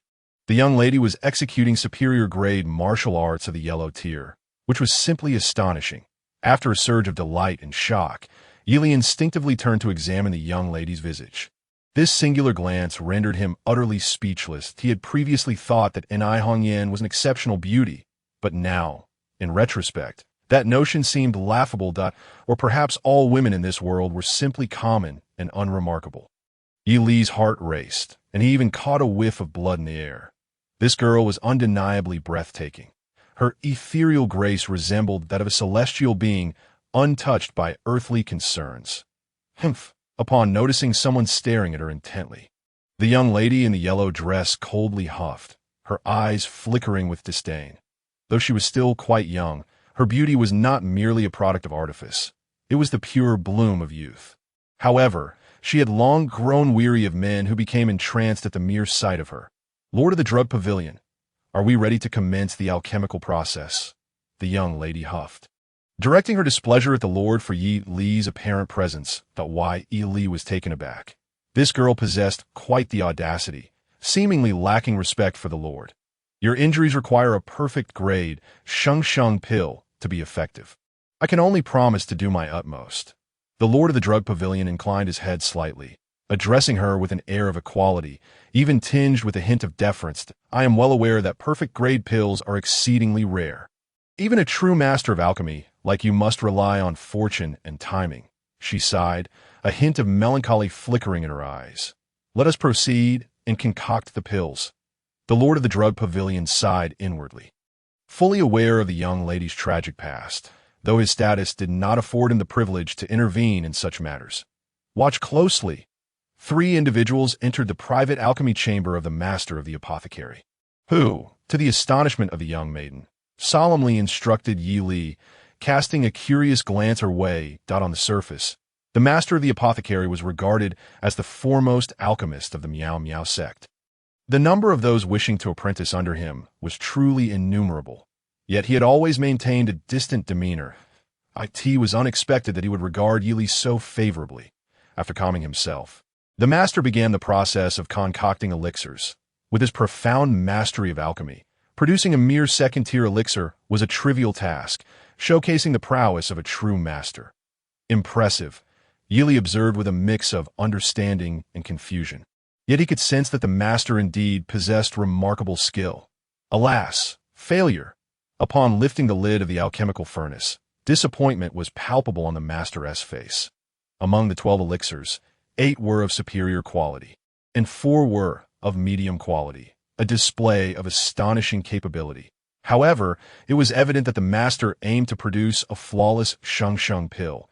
Achieving a perfect elixir seemed an ethereal endeavor, reliant on a touch of divine insight. Even I, at times, managed to create one, only to face years of failure thereafter. The master sighed softly, looking at the maiden in yellow, his expression filled with regret and helplessness. He had already encountered several failures, which had left him irritable and seeking solace in idle chatter with an old friend. Poor master of the apothecary. This is my fate. I must accept it, and I cannot blame others. A hint of sorrow flashed in the maiden's eyes, quickly replaced by determination and courage. The bravery of a girl confronting death. As she spoke, she turned to leave, while the master felt a pang of shame, lacking the courage to stop her, watching her solitary retreat. Yi Li was suddenly filled with impulse, rushing out without a moment's hesitation. The master did not intervene, thinking it beneficial for Yi Li to offer her some words of comfort. What's the matter? Upon hearing Yi Li's hurried footsteps, the maiden's eyes flashed with disdain, yet she paused. You seek a perfect shung pill, do you not? He cannot, but I can, Yi Li exclaimed, his heart racing with excitement. Ridiculous! The maiden rolled her eyes, too weary to mock Yi Li. She simply turned to leave. Wait! Don't go! I truly can do it! Yi Li felt wronged, insisting he spoke no falsehood, and hurriedly positioned himself in front of her. I'm a core disciple of the sect. If you dare to stop me, it would be a futile death. A glimmer of cold light flashed in the maiden's eyes, and she could no longer restrain herself from drawing her sword. A person of tragic fate nearing death, yet able to remain so composed in the face of such trivial harassment, spoke volumes of her character. You doubt me. I, Yi Li, can certainly achieve what I profess. If you are skeptical, I shall concoct elixirs for you right now, Yi Li proclaimed with conviction, nearly swearing an oath. The maiden, finding herself at a loss, displayed a moment of hesitation. In truth, the claim that the master of the apothecary was the foremost alchemist of the Miao Miao sect was merely due to outsiders lacking insight. Yet, the maiden understood that other renowned alchemists of the sect were too intimidated to assist her. It was out of desperation that she sought the master. Very well, I shall trust you this once. If you deceive me, I shall kill you, the maiden coldly declared, prompting Yi Li to feel a surge of indignation. That I am helping you out of goodwill. How could that be deceit? Yi Li protested. But the maiden ignored his complaint as they returned. The master, slightly astonished, remarked, You claim to have no interest in alchemy, did you not? Hearing Yi Li's request, the master rolled his eyes in frustration. What's this? After all my lengthy explanations, you suddenly wish to engage in alchemy upon encountering a beautiful maiden? Yili, I understand your feelings. However, alchemy is not a skill one acquires overnight. To begin learning the production of second-tier elixirs would take a considerable amount of time. No need for that. I shall begin concocting elixirs immediately. Seeing the unwavering determination in Yili's eyes, the master fell silent, eventually stating, "Very well. If you fail, then you shall become my disciple." Yili carelessly accepted the challenge, leaving the maiden in a state of shock. She could hardly fathom what kind of extraordinary person Yili was, deserving of such a wager from the master. A mere sheng pill. What significance does it hold? Utilizing the master's alchemical chamber, Yili felt a wave of amusement. His attributes had already undergone a transformation, granting him a 100% success rate in producing sheng pills. In the incredulous gazes of the master and the maiden, Yili ceased his alchemical work within a third of the time the master had taken. Failed, perhaps? No matter. The path of alchemy is rarely so simple. Upon seeing Yili emerge early, the master hurriedly offered words of consolation, fearing he might abandon the endeavor due to its perceived difficulty. Chapter 12. I have no inferior spirit stones. Upon hearing the master's words, the maiden sighed inwardly, a self-deprecating smile gracing her features. She truly felt absurd, or perhaps it was the desperation that drove her to place faith in Yili's tall tales. Here, take a look at these 3 sheng pills. Yili, overwhelmed by the master's reassurances, tossed a shabby small elixir vial, which the maiden instinctively caught. Perfect quality sheng pills. 3 in total. You managed to produce 3 flawless ones in a single batch. The next moment, the maiden gasped in shock, her entire being trembling with excitement. These are not merely 3 pills. They represent my life, my dreams, my mission to survive. I cannot express my gratitude adequately. Please, Master Yi, allow me to bow before you, having successfully created a second-tier elixir. Yili was now recognized as a second-tier alchemist, an undeniable fact. Oh, there's no need for such formality. I never said it was a gift. Yili attempted to step forward to assist her, but felt it might come off as too abrupt. So he could only shake his hands in protest. I have been rude, Master Yi. If you have any requests, please do not hesitate to ask. The maiden was momentarily taken aback, surprised that Yili did not seek to curry favor, but instead displayed a rather mercenary demeanor. However, Yili's reaction eased her heart, and her impression of him improved significantly. She was utterly fatigued by other sycophancy, lacking the energy to discern whether he was attracted by her special status or her unparalleled beauty. Is there truly nothing you desire? Then, I would like inferior spirit stones. Yili pondered for a moment before sheepishly stating his request. He felt somewhat embarrassed to be asking a girl for money, especially since the materials for alchemy had all come from her. Yet, his desire for spirit stones was overwhelming, as he was unlike others and could directly use them to enhance his cultivation. Inferior spirit stones? I have none. The maiden was taken aback, revealing a troubled expression.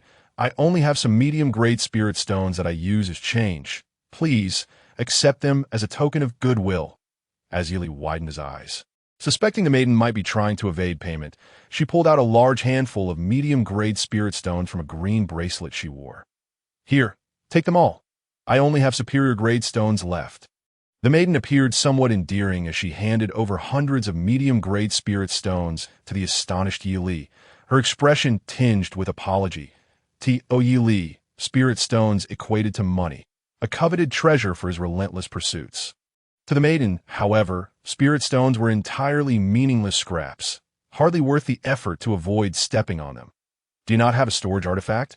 Watching Yili, who looked utterly bewildered as he stuffed all the spirit stones into his arms, creating quite a comical bulge, the maiden burst into laughter.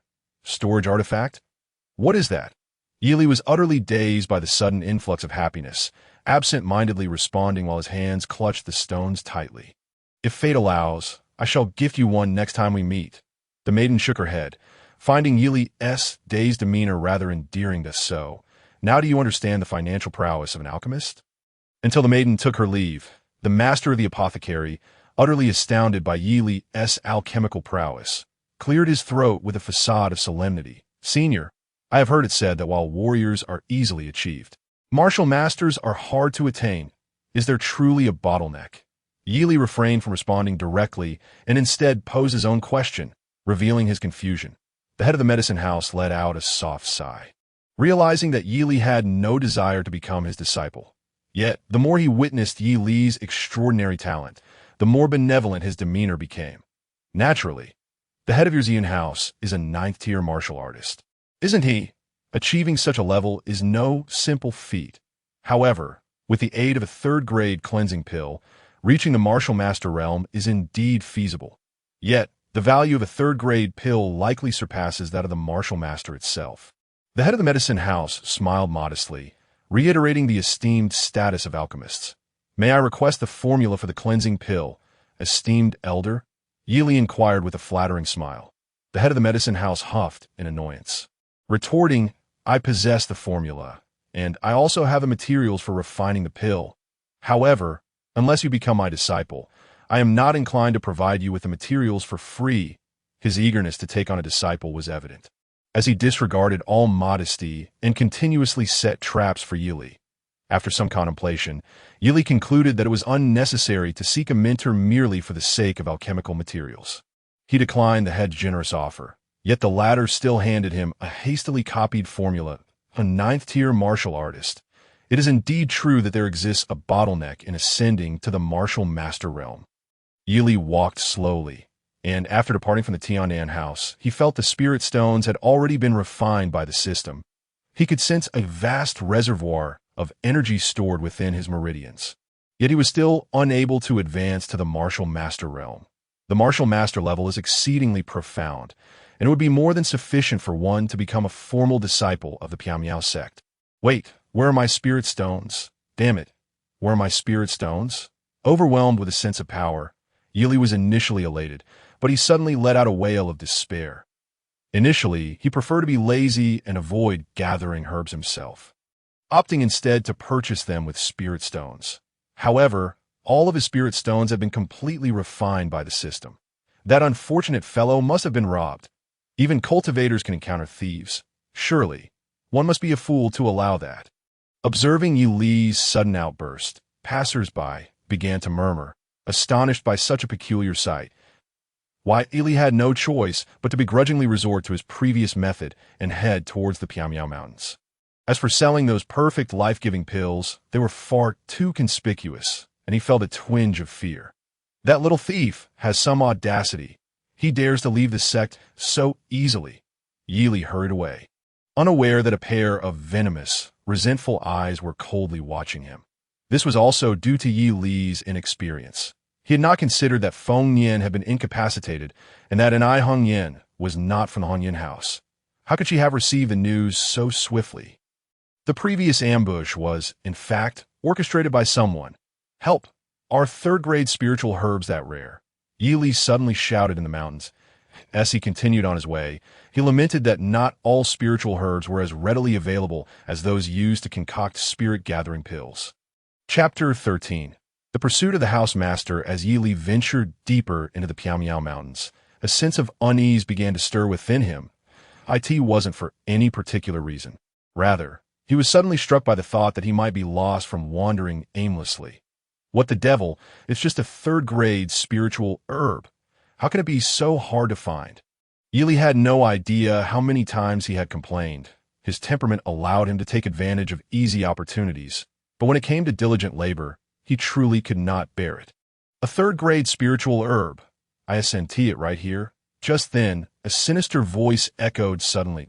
Yili thought he had encountered a ghost and quickly looked up, indeed spotting a third-grade spiritual herb. However, it was not growing from the ground but rather held aloft by someone. Feng Xiuji, what do you intend to do? Yili exclaimed in alarm, his face awash with fear. Feng Xiuji, the head of the Hong Yin house, was a terrifying powerhouse at the 9th tier of martial arts. Of course, with a mocking grin plastered on his face, Feng Xiuji would never suspect that much of Yili's fear was feigned, despite Yili's aspirations to be a lazy fish when confronted with genuine peril. His heart became remarkably calm. What do I intend to do? You have crippled my most outstanding disciple, and yet you dare to ask me what I plan to do. Feng Xiuji scoffed coldly. tossing a package with a flick of his wrist. Why, Ely was taken aback. What did this mean? You come to kill me to avenge your disciple, which I can understand, but why present me with a package? Let us take a look. Feng Xiuji snorted, his expression twisted with madness. Carefully, Ely opened the package, only to be met with the horrifying sight of a severed head, its eyes wide open in death. Even more bewildering was the fact that it belonged to Nai Hongyan, a disciple of the Qingyue sect. Feng, have you lost your mind? This was the beloved of your precious disciple. Why would you kill her? Yili was utterly baffled by the other's logic. This was not his beloved. The gift was utterly nonsensical. What do you mean? I already gave her a chance to avenge your man with her own hands. But that wretched woman chose to spare you. Feng Xiuji's face contorted in rage as he roared, as though Nai Hongyan had betrayed his disciple. Why, Li was momentarily speechless. Nai Hongyan must have told him that she was no match for him. However, how could Feng Xiuji possibly believe such claims?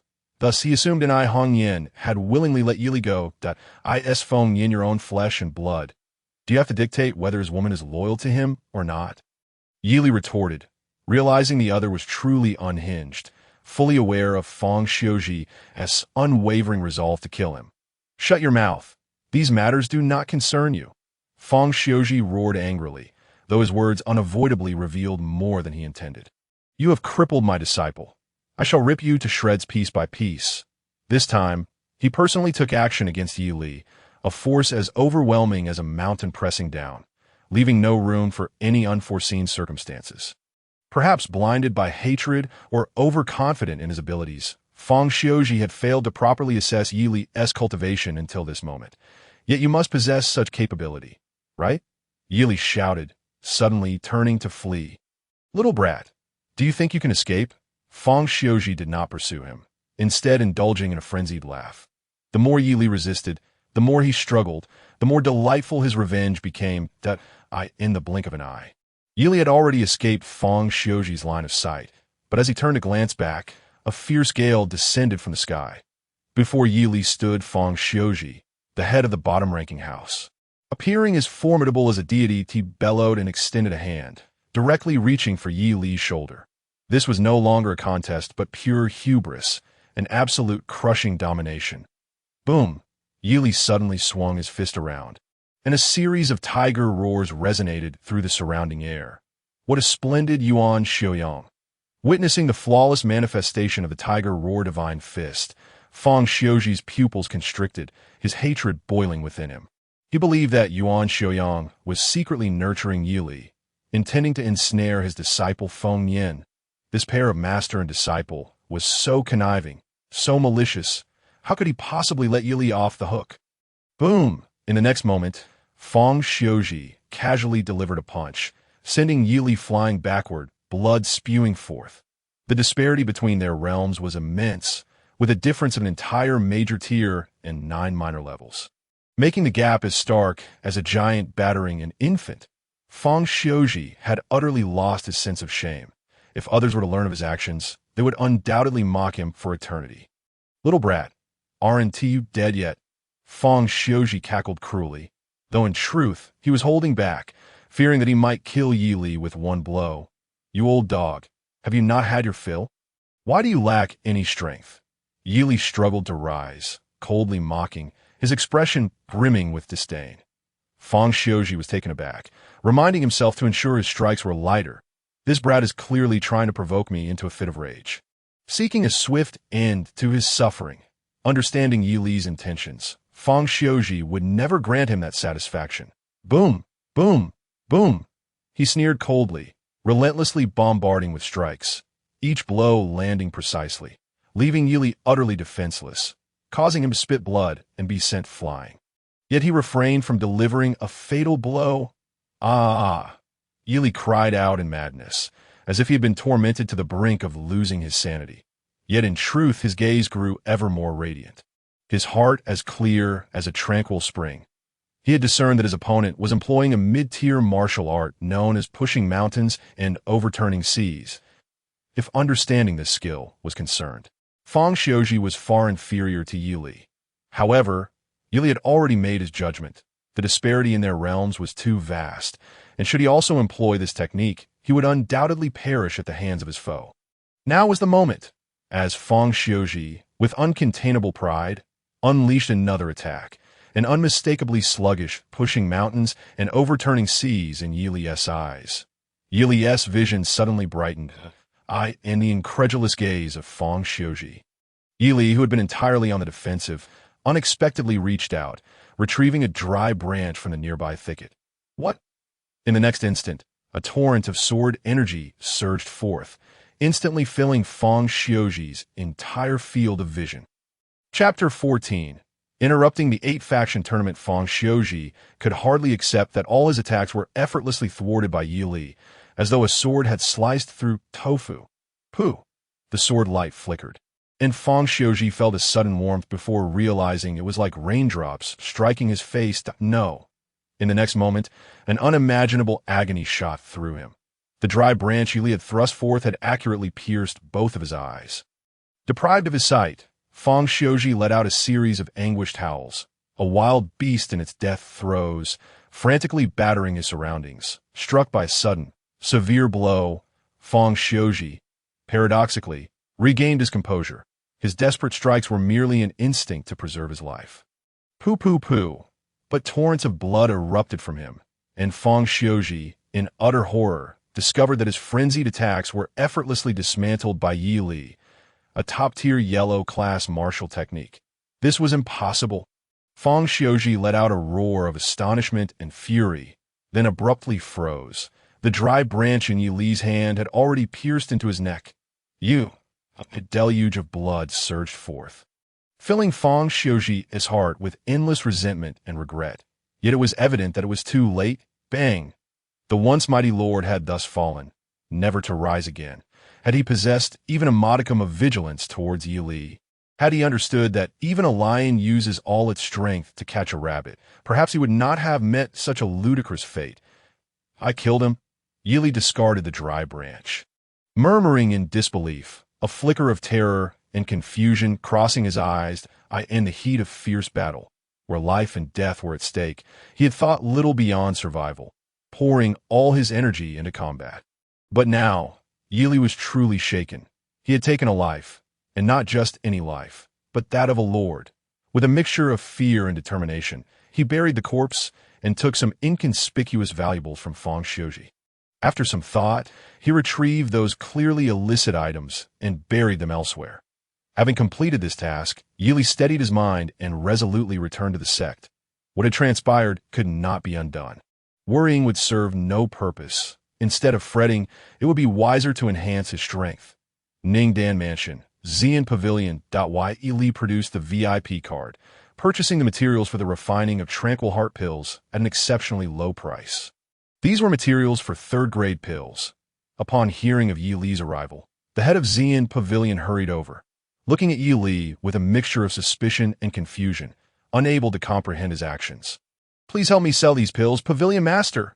Let us adhere strictly to the rules. I do not wish for you to suffer undue loss. Yi Li offered no explanations, instead producing 15 flawless sheng pills. Upon seeing these, the head of Xian Pavilion gasped in shock, his face a mask of astonishment. Chun Bing is in the alchemy room provided by Xian Pavilion, refining the third-grade tranquil heart pill.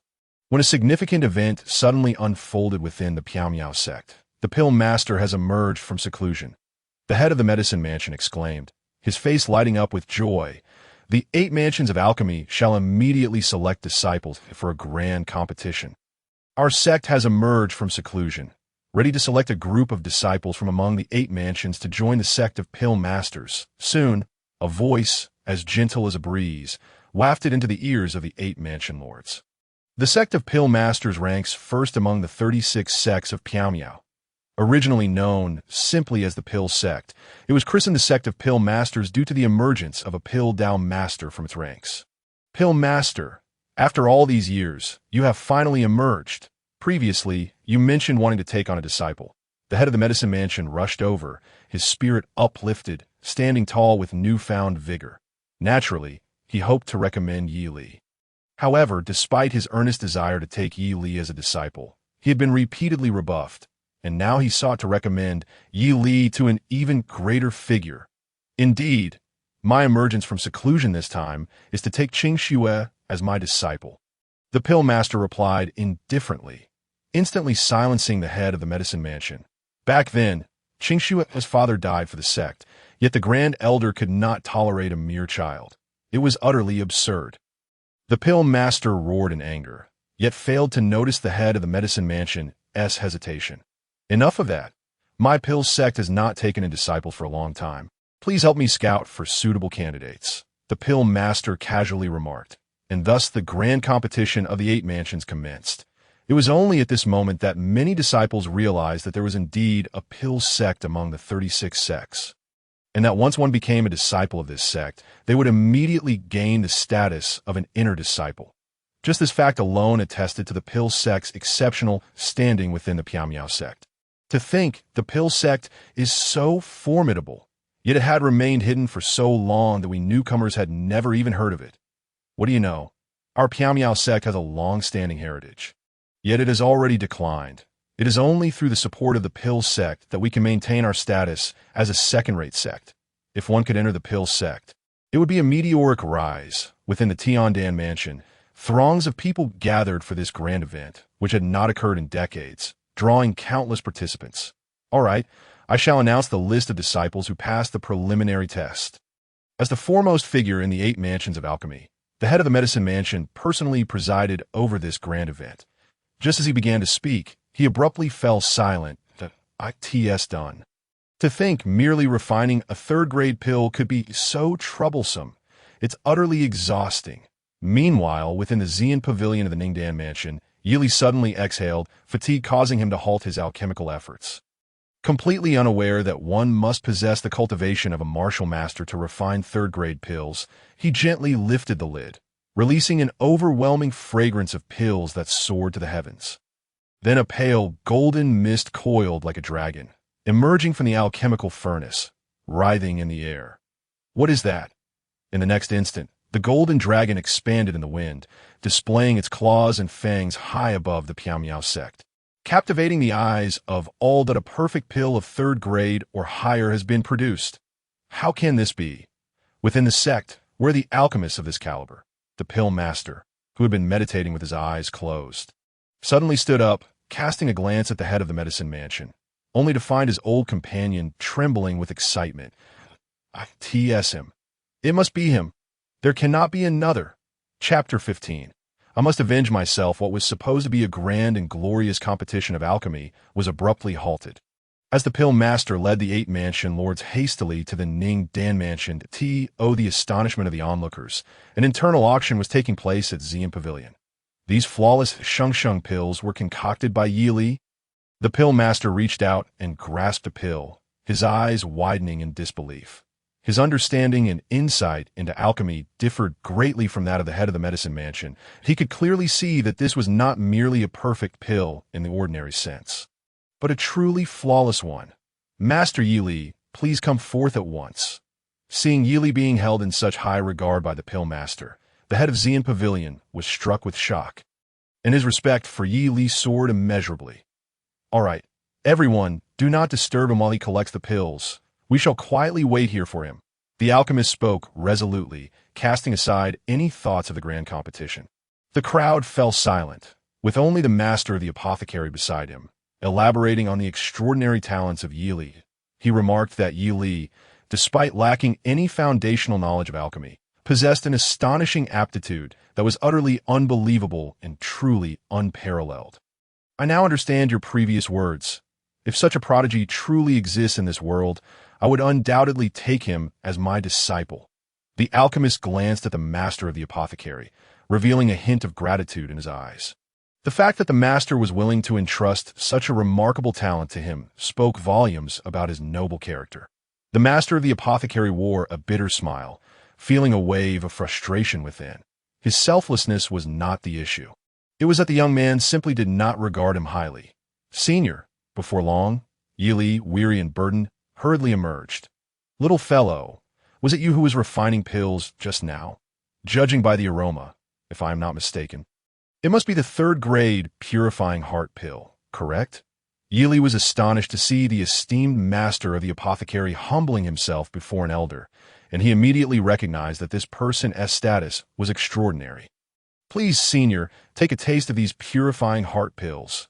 Yili respectfully presented 18 of the pills, prompting the alchemist to burst into laughter, clearly impressed by the young man's acumen. "Excellent. Such pills, even I might find difficult to refine." After a brief examination, the alchemist offered a mild critique. Upon hearing this, the onlookers gasped in astonishment, and the 8 masters of alchemy collectively inhaled sharply. "I will keep one. The others, I ask you, master, to sell on the spot." Yili chuckled lightly, causing the master of the purple smoke pavilion to shudder, feeling both honored and esteemed. "Little fellow, are you in need of money?" "Indeed." The alchemist regarded Yili with immense satisfaction and, after a moment's contemplation, could no longer maintain his composure. "I am the master of alchemy from the mysterious Cloud sect. If you were to take me as your mentor, I assure you will never again find yourself lacking in spirit stones." This declaration left the crowd in stunned silence. The alchemist's regard for Yi Li had reached unprecedented heights. Yi Li, taken aback, did not anticipate the lofty status of the man before him. However, he understood his own limitations. Knowing that the alchemist's words were meant for typical disciples, while he himself was far too mediocre, a veritable beast that devours wealth, senior's kindness is truly overwhelming. Yili humbly declined, stating, "I pursue alchemy solely for the purpose of acquiring spirit stones. It seems unlikely I could inherit your legacy." Without hesitation, he rejected the offer. Although having a powerful patron would be advantageous, he preferred the freedom to act as he pleased without being under someone else's control. "Oh!" The alchemist looked incredulously at the master of the apothecary, finally comprehending why he would so readily relinquish such a prodigy. "With your potential, it would be a great pity not to aspire to become an alchemist." The alchemist sighed lightly, but remained composed, smiling as he gestured for his disciples to approach and purchase the purifying heart pills at a high price. Everyone present understood the immense value of the perfect grade purifying heart pill. Yet only the alchemist realized that what Yili had crafted was not merely perfect in the conventional sense, but truly absolute perfection. "I believe that there's a concept of fate in this world. I shall not rush you.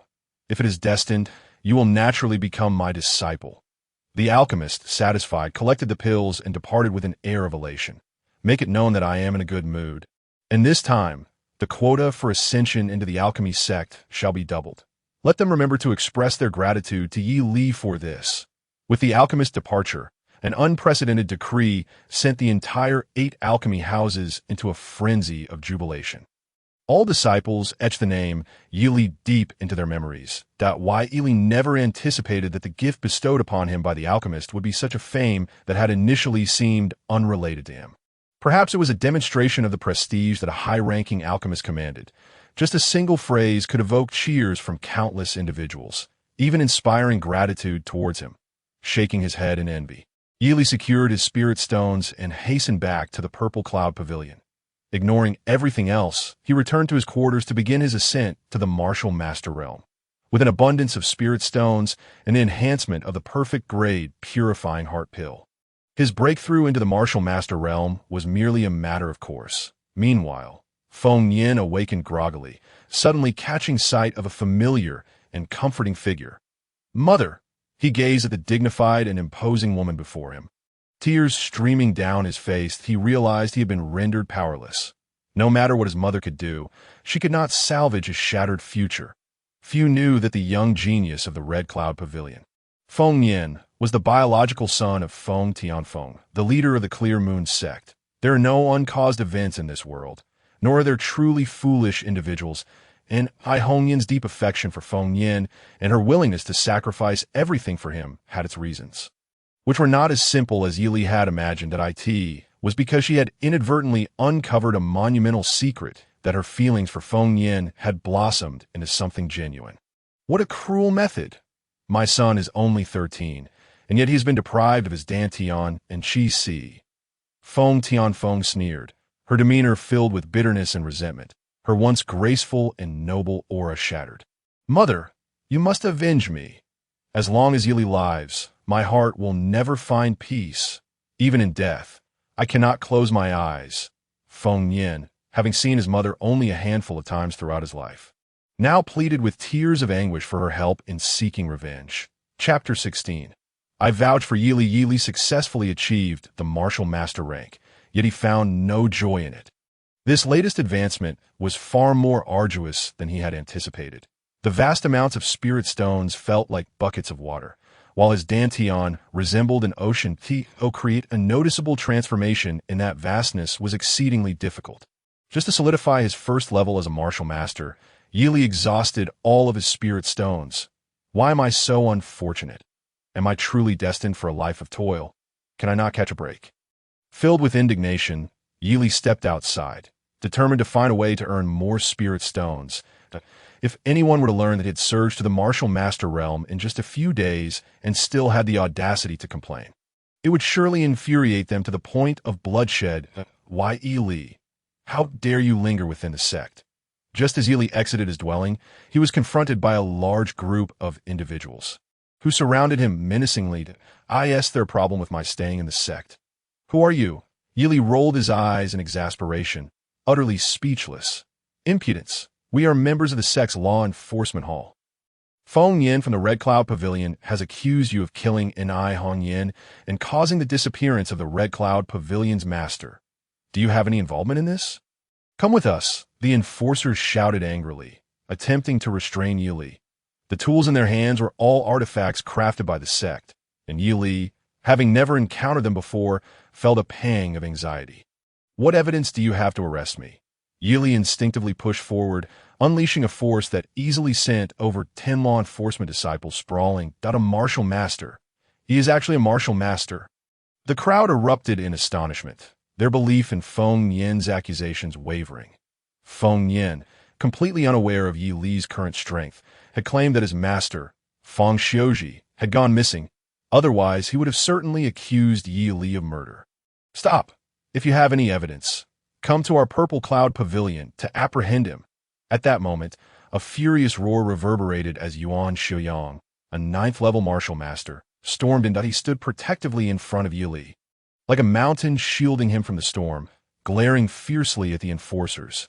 Master Yuan, we are merely acting on orders. Please do not make this difficult for us. The enforcers, realizing Yuan Xiuyang's status, were not genuinely intimidated. Acting on orders? Whose orders? Feng Yin accuses my disciple, and you come seize him? Absurd. I could just as easily accuse Feng Xiuji and Feng Yin of continuously killing the talented disciples of the Red Cloud Pavilion over the years and plundering resources to support Feng Yin. Yuan Xiuyang bellowed, turning the tables on them. He had been a sworn enemy of Feng Xiuji for decades, and while others might not know of Feng Xiuji's misdeeds, there was no way to hide them from Yuan Xiuyang. Upon hearing the words, Yili was taken aback, utterly astonished that this pair of master and disciple could be so utterly deranged, having committed such outrageous acts. Yuan Xiuyang, do not meddle in affairs that do not concern you.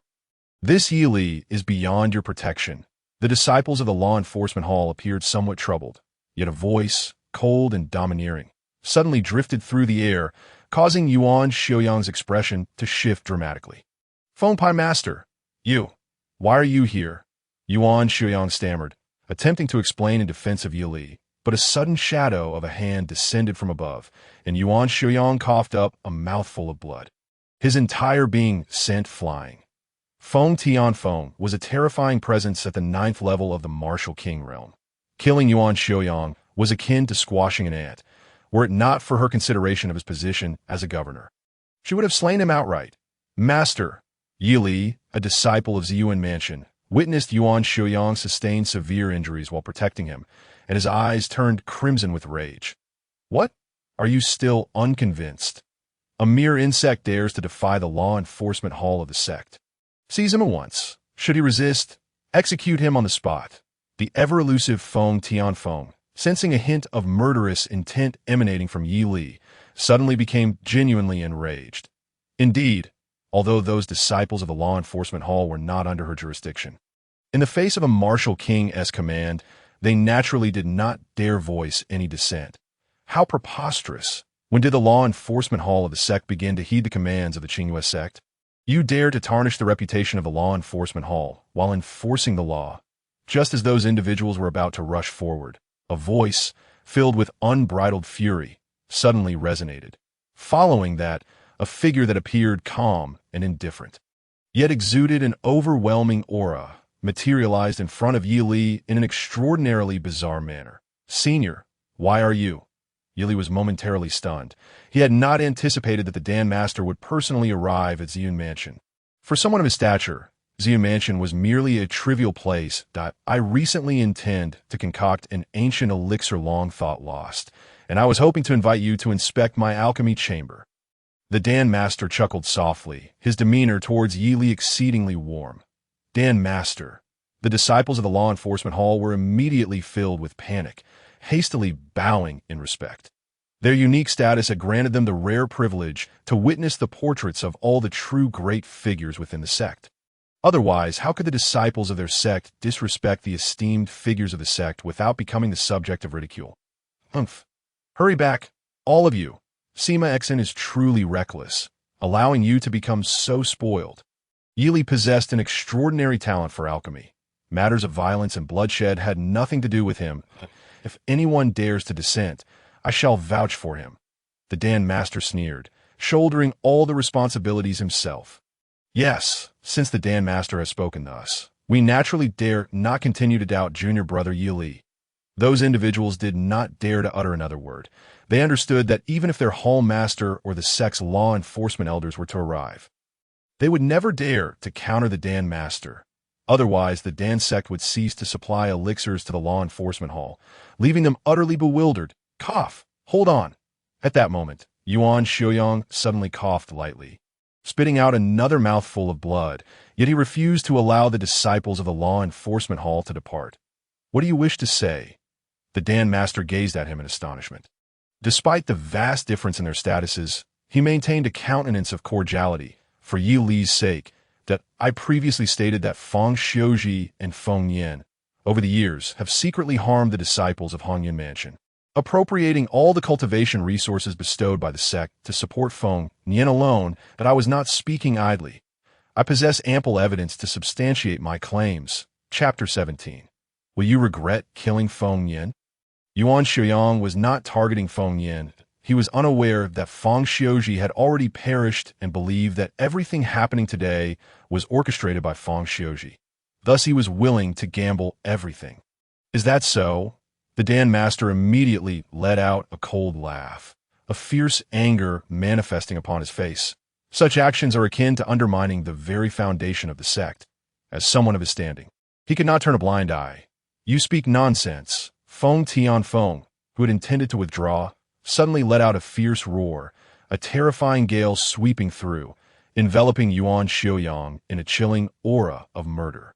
Yi Li beheld a stunning woman clad in a red gown, resembling a specter, as she lunged forward, evidently intent on claiming the lives of both Yuan Xiaoyang and himself. "How dare you?" The Dan Master was momentarily taken aback. Then he began to laugh coldly. "It seems you truly believe I am merely an alchemist." Amidst his mocking laughter, two long red ribbons, resembling two sinuous dragons, coiled toward Yi Li and Yuan Xiaoyang. A chilling sensation akin to being ensnared by a malevolent spirit surged through Yi Li's heart, instilling a primal fear within him, compelling him to instinctively reach for the Qingfeng sword technique for defense. However, Yi Li suppressed this thought. At that moment, he could only entrust his fate to the Dan Master. Poof! In the next instant, the Dan Master stepped forward slightly, and the myriad red phantoms abruptly vanished. Feng Tianfeng coughed up a mouthful of blood, staining her red gown, and fled in haste to the law enforcement hall of the sect. The Dan Master chuckled coldly, his face betraying a hint of rage. As an alchemist, he held a unique pride. He never imagined that someone would dare to strike at him within the sect. Such behavior was akin to someone publicly assaulting a prominent scientist in one's homeland. Utterly deranged. "Senior." Yi Li hastily bowed in gratitude for the protection, then proactively moved to follow the disciples of the law enforcement hall. "Dan Master." "Yi Li, do not worry. We shall go together to see." The Dan Master replied nonchalantly, and Yuan Xiaoyang felt a wave of relief wash over him. Within the law enforcement hall, The sect's law enforcement elder Sima Xin personally emerged to inquire about the events. Yuan Shuyang presented all the evidence he had secretly gathered over the years. This matter is substantiated with irrefutable evidence. Could it be that Feng Xiuji, aware of his impending exposure, fled the sect in advance? Sima Xin glanced at the Dan Master with a pained expression. Meanwhile, Feng Tianfeng was also present, having invited several friends of notable status to attend. Then how do we explain the situation regarding our disciple, Inai? Upon seeing Sima Xin directly make a determination, Feng Tianfeng sprang to her feet that Yi Li is an alchemist. Matters of violence have nothing to do with him. What evidence do you possess? Perhaps Feng Xiuji murdered her before fleeing. The Dan Master spoke casually, not even realizing he had inadvertently spoken the truth. Yi Li's cultivation level, after all, was that of a martial master.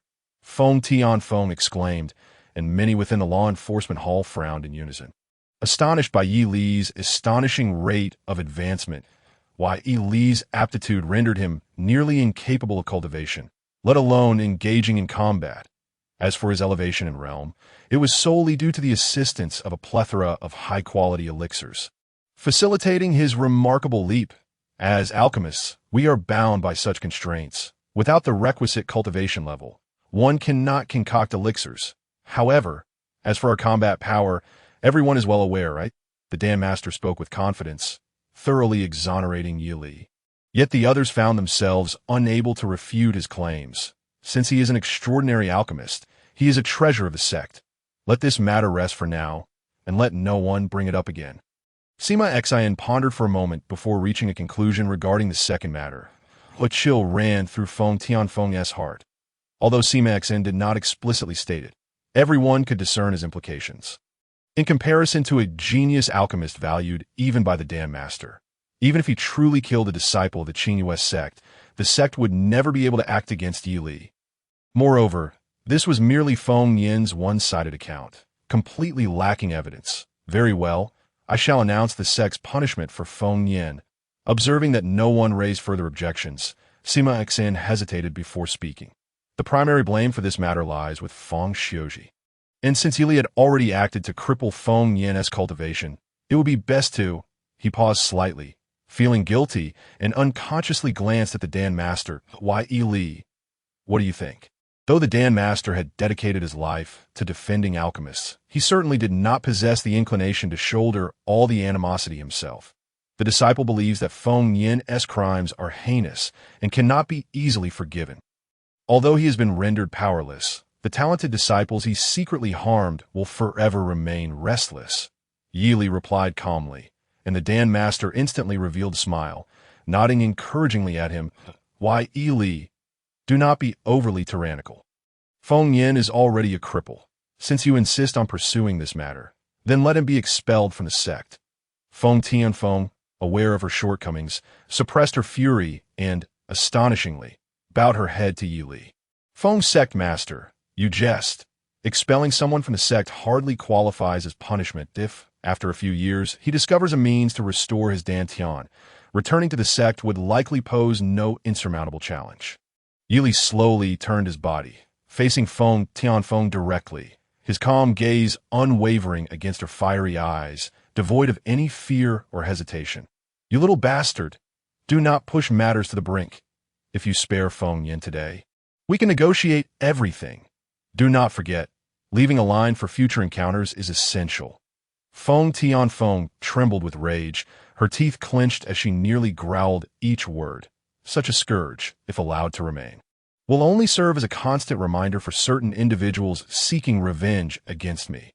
Yi Li responded coolly, yet his eyes held an unwavering determination. This is your choice. Will you regret it? Sima Xin, equally astonished, gazed at Yi Li, unable to fathom how such a mere youth could possess such insight. The cultivation world is notoriously brutal. There is little room for leniency. Yi Li had already crippled Feng Yin, creating an unresolvable enmity. Whether Feng Yin remained or not was inconsequential to Yi Li. Keeping him alive might only hasten the inevitability of revenge. Rid the sect of this scourge. I, Yi Li, will have no regrets. Yi Li declared emphatically, almost in Feng Tianfeng's face, extinguishing Feng Yan's vitality. Very well. Since you are so resolute, I shall leave Feng Yan in your hands for you to dispose of as you wish. Chapter 18.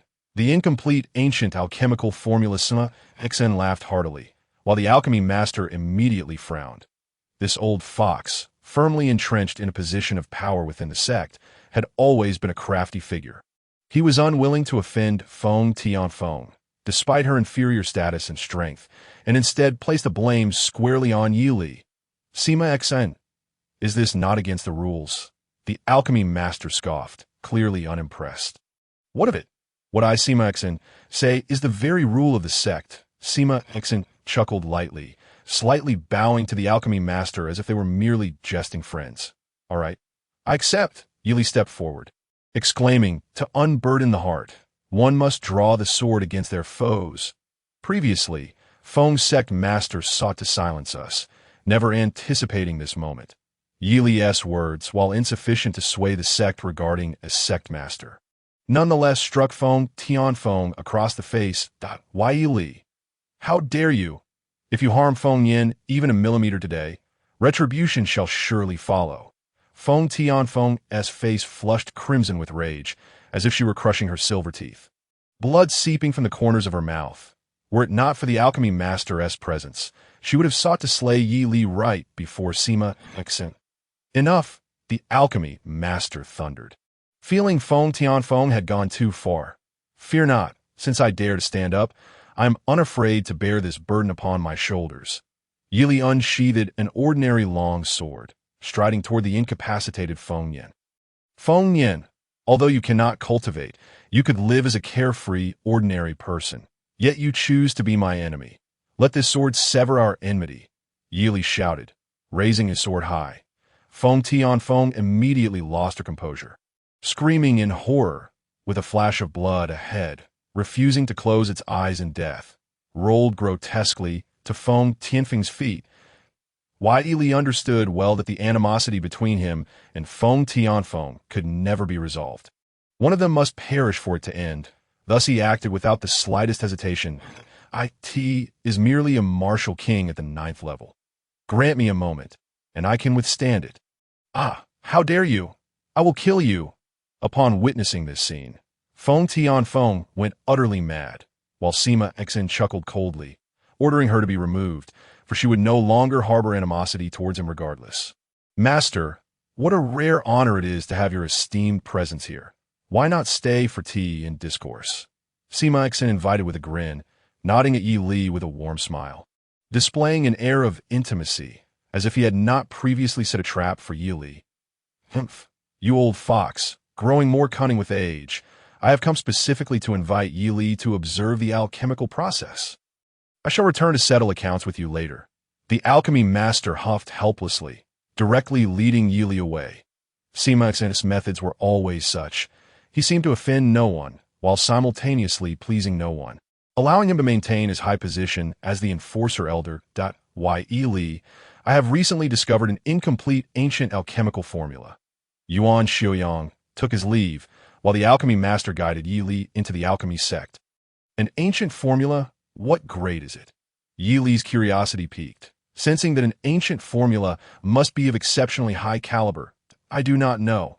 I require some restoration to ascertain its specifics. Come, watch how I gradually restore this incomplete formula. If you're interested, why not become my disciple and assist me in completing it? To the alchemy master, repairing an ancient formula was the most joyous endeavor imaginable, prompting him to tempt Yili with it. Yili was nearly speechless. Even if he wanted to flatter him into becoming his disciple, should he not display some sincerity? What was this talk of restoring an ancient formula? He had no interest whatsoever. Though he thought this, since the alchemy master had just rendered him significant assistance, Yili could only hold his nose and follow him into the alchemy master's private chamber. Master, as Yili entered, a familiar voice suddenly resonated, causing his heartbeat to quicken. Qingxue, is your injury healed? The alchemy master smiled warmly, gazing at her with the same tenderness one might show a beloved daughter. Why, Yili, it is you. Just as Yili was about to speak, the young woman looked at him in astonishment, Having previously discovered that Yi Li was treated favorably by the alchemy master, she was already utterly shocked. Now, she found herself in the alchemy master's most significant space. That I know that the medicinal herbs you used to heal her came from Yi Li's hands. It appears you are rather well acquainted. The alchemy master chuckled, gesturing toward the young woman. This is the daughter of an old friend of mine, Feng Qingxue. She is also my newly accepted disciple. The alchemy master shot Yi Li a significant glance, clearly implying that if Yi Li also became his disciple, the two would grow quite close. Senior, Yi Li felt utterly at a loss for words. All right, let's first examine this formula, the alchemy master continued. Qingxue, Yi Li is not a true alchemist and has never been taught how to refine pills. If he has any foundational knowledge he lacks, please explain it to him. The alchemy master produced a formula and laid it before them, his expression instantly shifting to one of intense focus as he immersed himself in the study. You are not an alchemist? How could you possibly have concocted a perfect quality shengshang pill? Feng Qingxue gazed at Yi Li in disbelief, utterly baffled by the alchemy master's words that I merely observed the alchemy master refine it once. Naturally, I learned how to do it, Yi Li replied nonchalantly, his demeanor so casual it seemed to belittle the question. Feng Qingxue gasped, her mind momentarily frozen. Why Yi Li's words were clear, yet incomprehensible. Could one truly learn to refine a second-grade pill merely by observing it once? More absurdly, he had produced a perfect quality shengshang pill, a rarity. Previously, the alchemy master had claimed to be an unparalleled genius in alchemy, asserting that with diligent study, he would eventually possess the strength for vengeance. After witnessing Yi Li's prodigious talent, Feng Qingxue felt like a fool, no longer daring to believe the alchemy master as earlier praise. I'm going to refine pills. You two watch closely. Although this batch is new, I am confident in a 30% success rate. Chapter 19. Yi Li surpasses me 100-fold. The alchemy master suddenly expressed boundless joy, beginning to prepare the materials for alchemy. Senior, what grade of pill are you aiming to refine? Yi Li inquired curiously, glancing at the incomplete formula 5th-grade pill, the pill of heaven's restoration. The alchemy master replied excitedly, cautiously caressing his alchemical furnace, confidence swelling in his eyes. Commence. Suddenly, he let out a soft exclamation, and a plume of emerald flames surged forth. That is not merely a 5th-grade elixir. Yi Li gently shook his head, seemingly quite skeptical. The alchemist had already begun refining the elixir, his focus entirely absorbed in the task, oblivious to Yi Li's murmurs. What are you babbling about? My master is the foremost alchemist in the sect, and you've dared question him. Feng Qingxue looked at Yi Li in disbelief, feeling that this was the most absurd situation imaginable. A mere inexperienced youth, who is not even an alchemist, boldly dared to challenge a true master of the craft.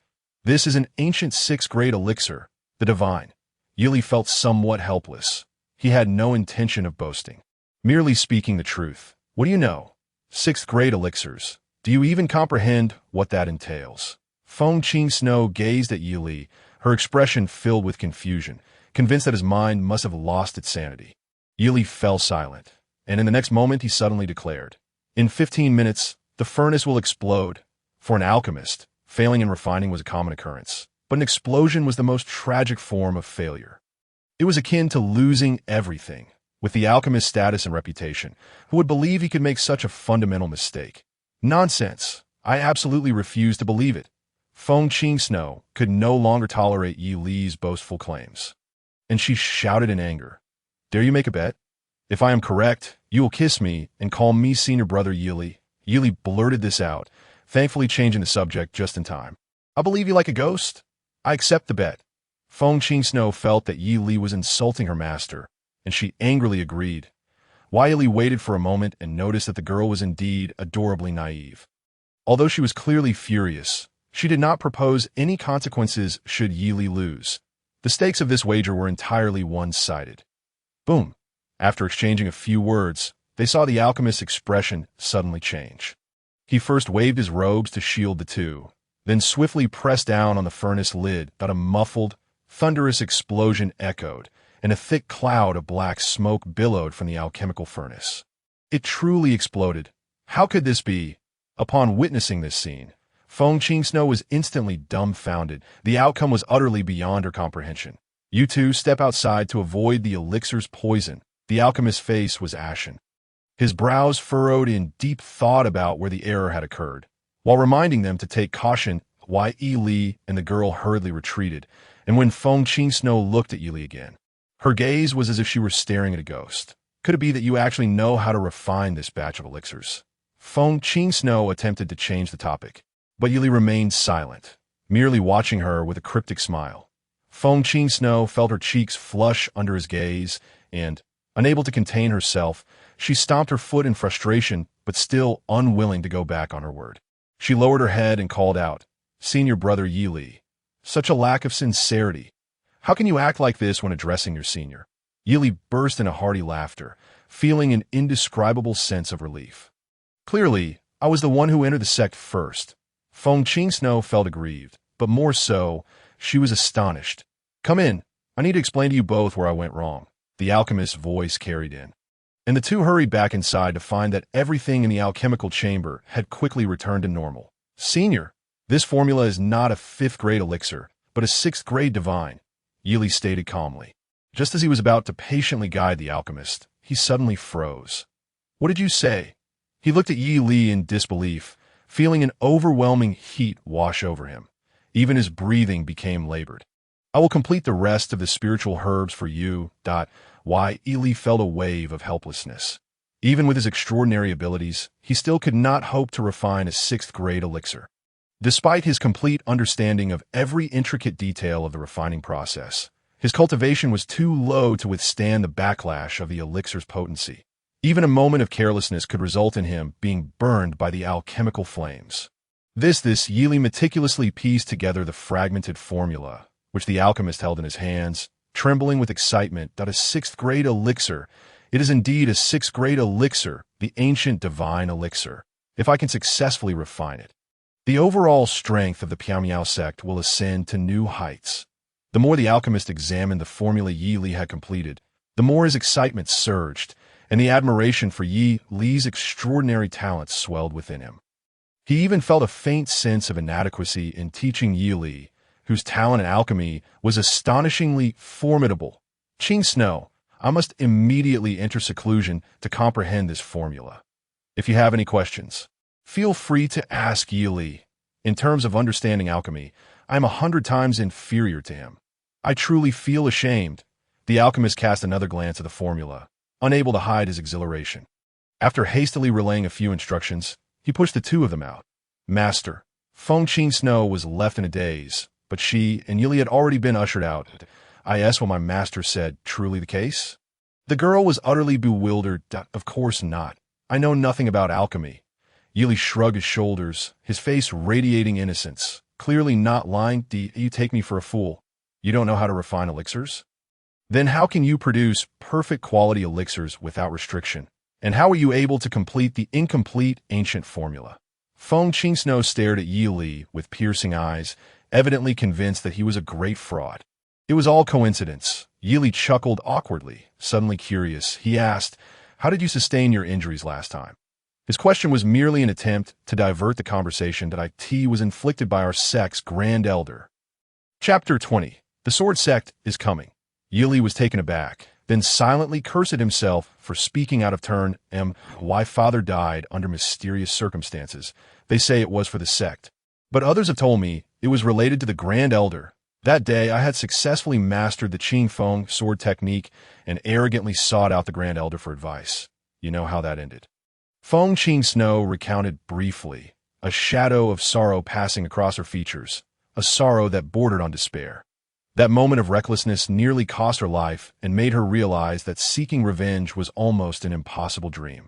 The alchemist had told her that as long as she continued on the path of alchemy, there might still be hope. Yet, Yi Li's previous display had completely shattered her confidence. "Well, I truly cannot afford to provoke the Grand Elder," Yi Li said awkwardly, unable to fathom the stature of the sect's Grand Elder. He regretted his momentary slip of the tongue, realizing he had brought trouble upon himself. The Piao sect's records were incomplete. Its overall combat strength weak, relying solely on the alchemical lineage to hold on, I must become a master in alchemy to have a chance at vengeance, to ensure my own survival.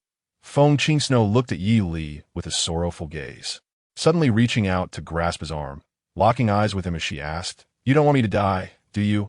All right, I can teach you some things, but I'm not even an alchemist. So don't get your hopes too high." Why, Yi Li's heart softened, and he decided to make a concession. "Really?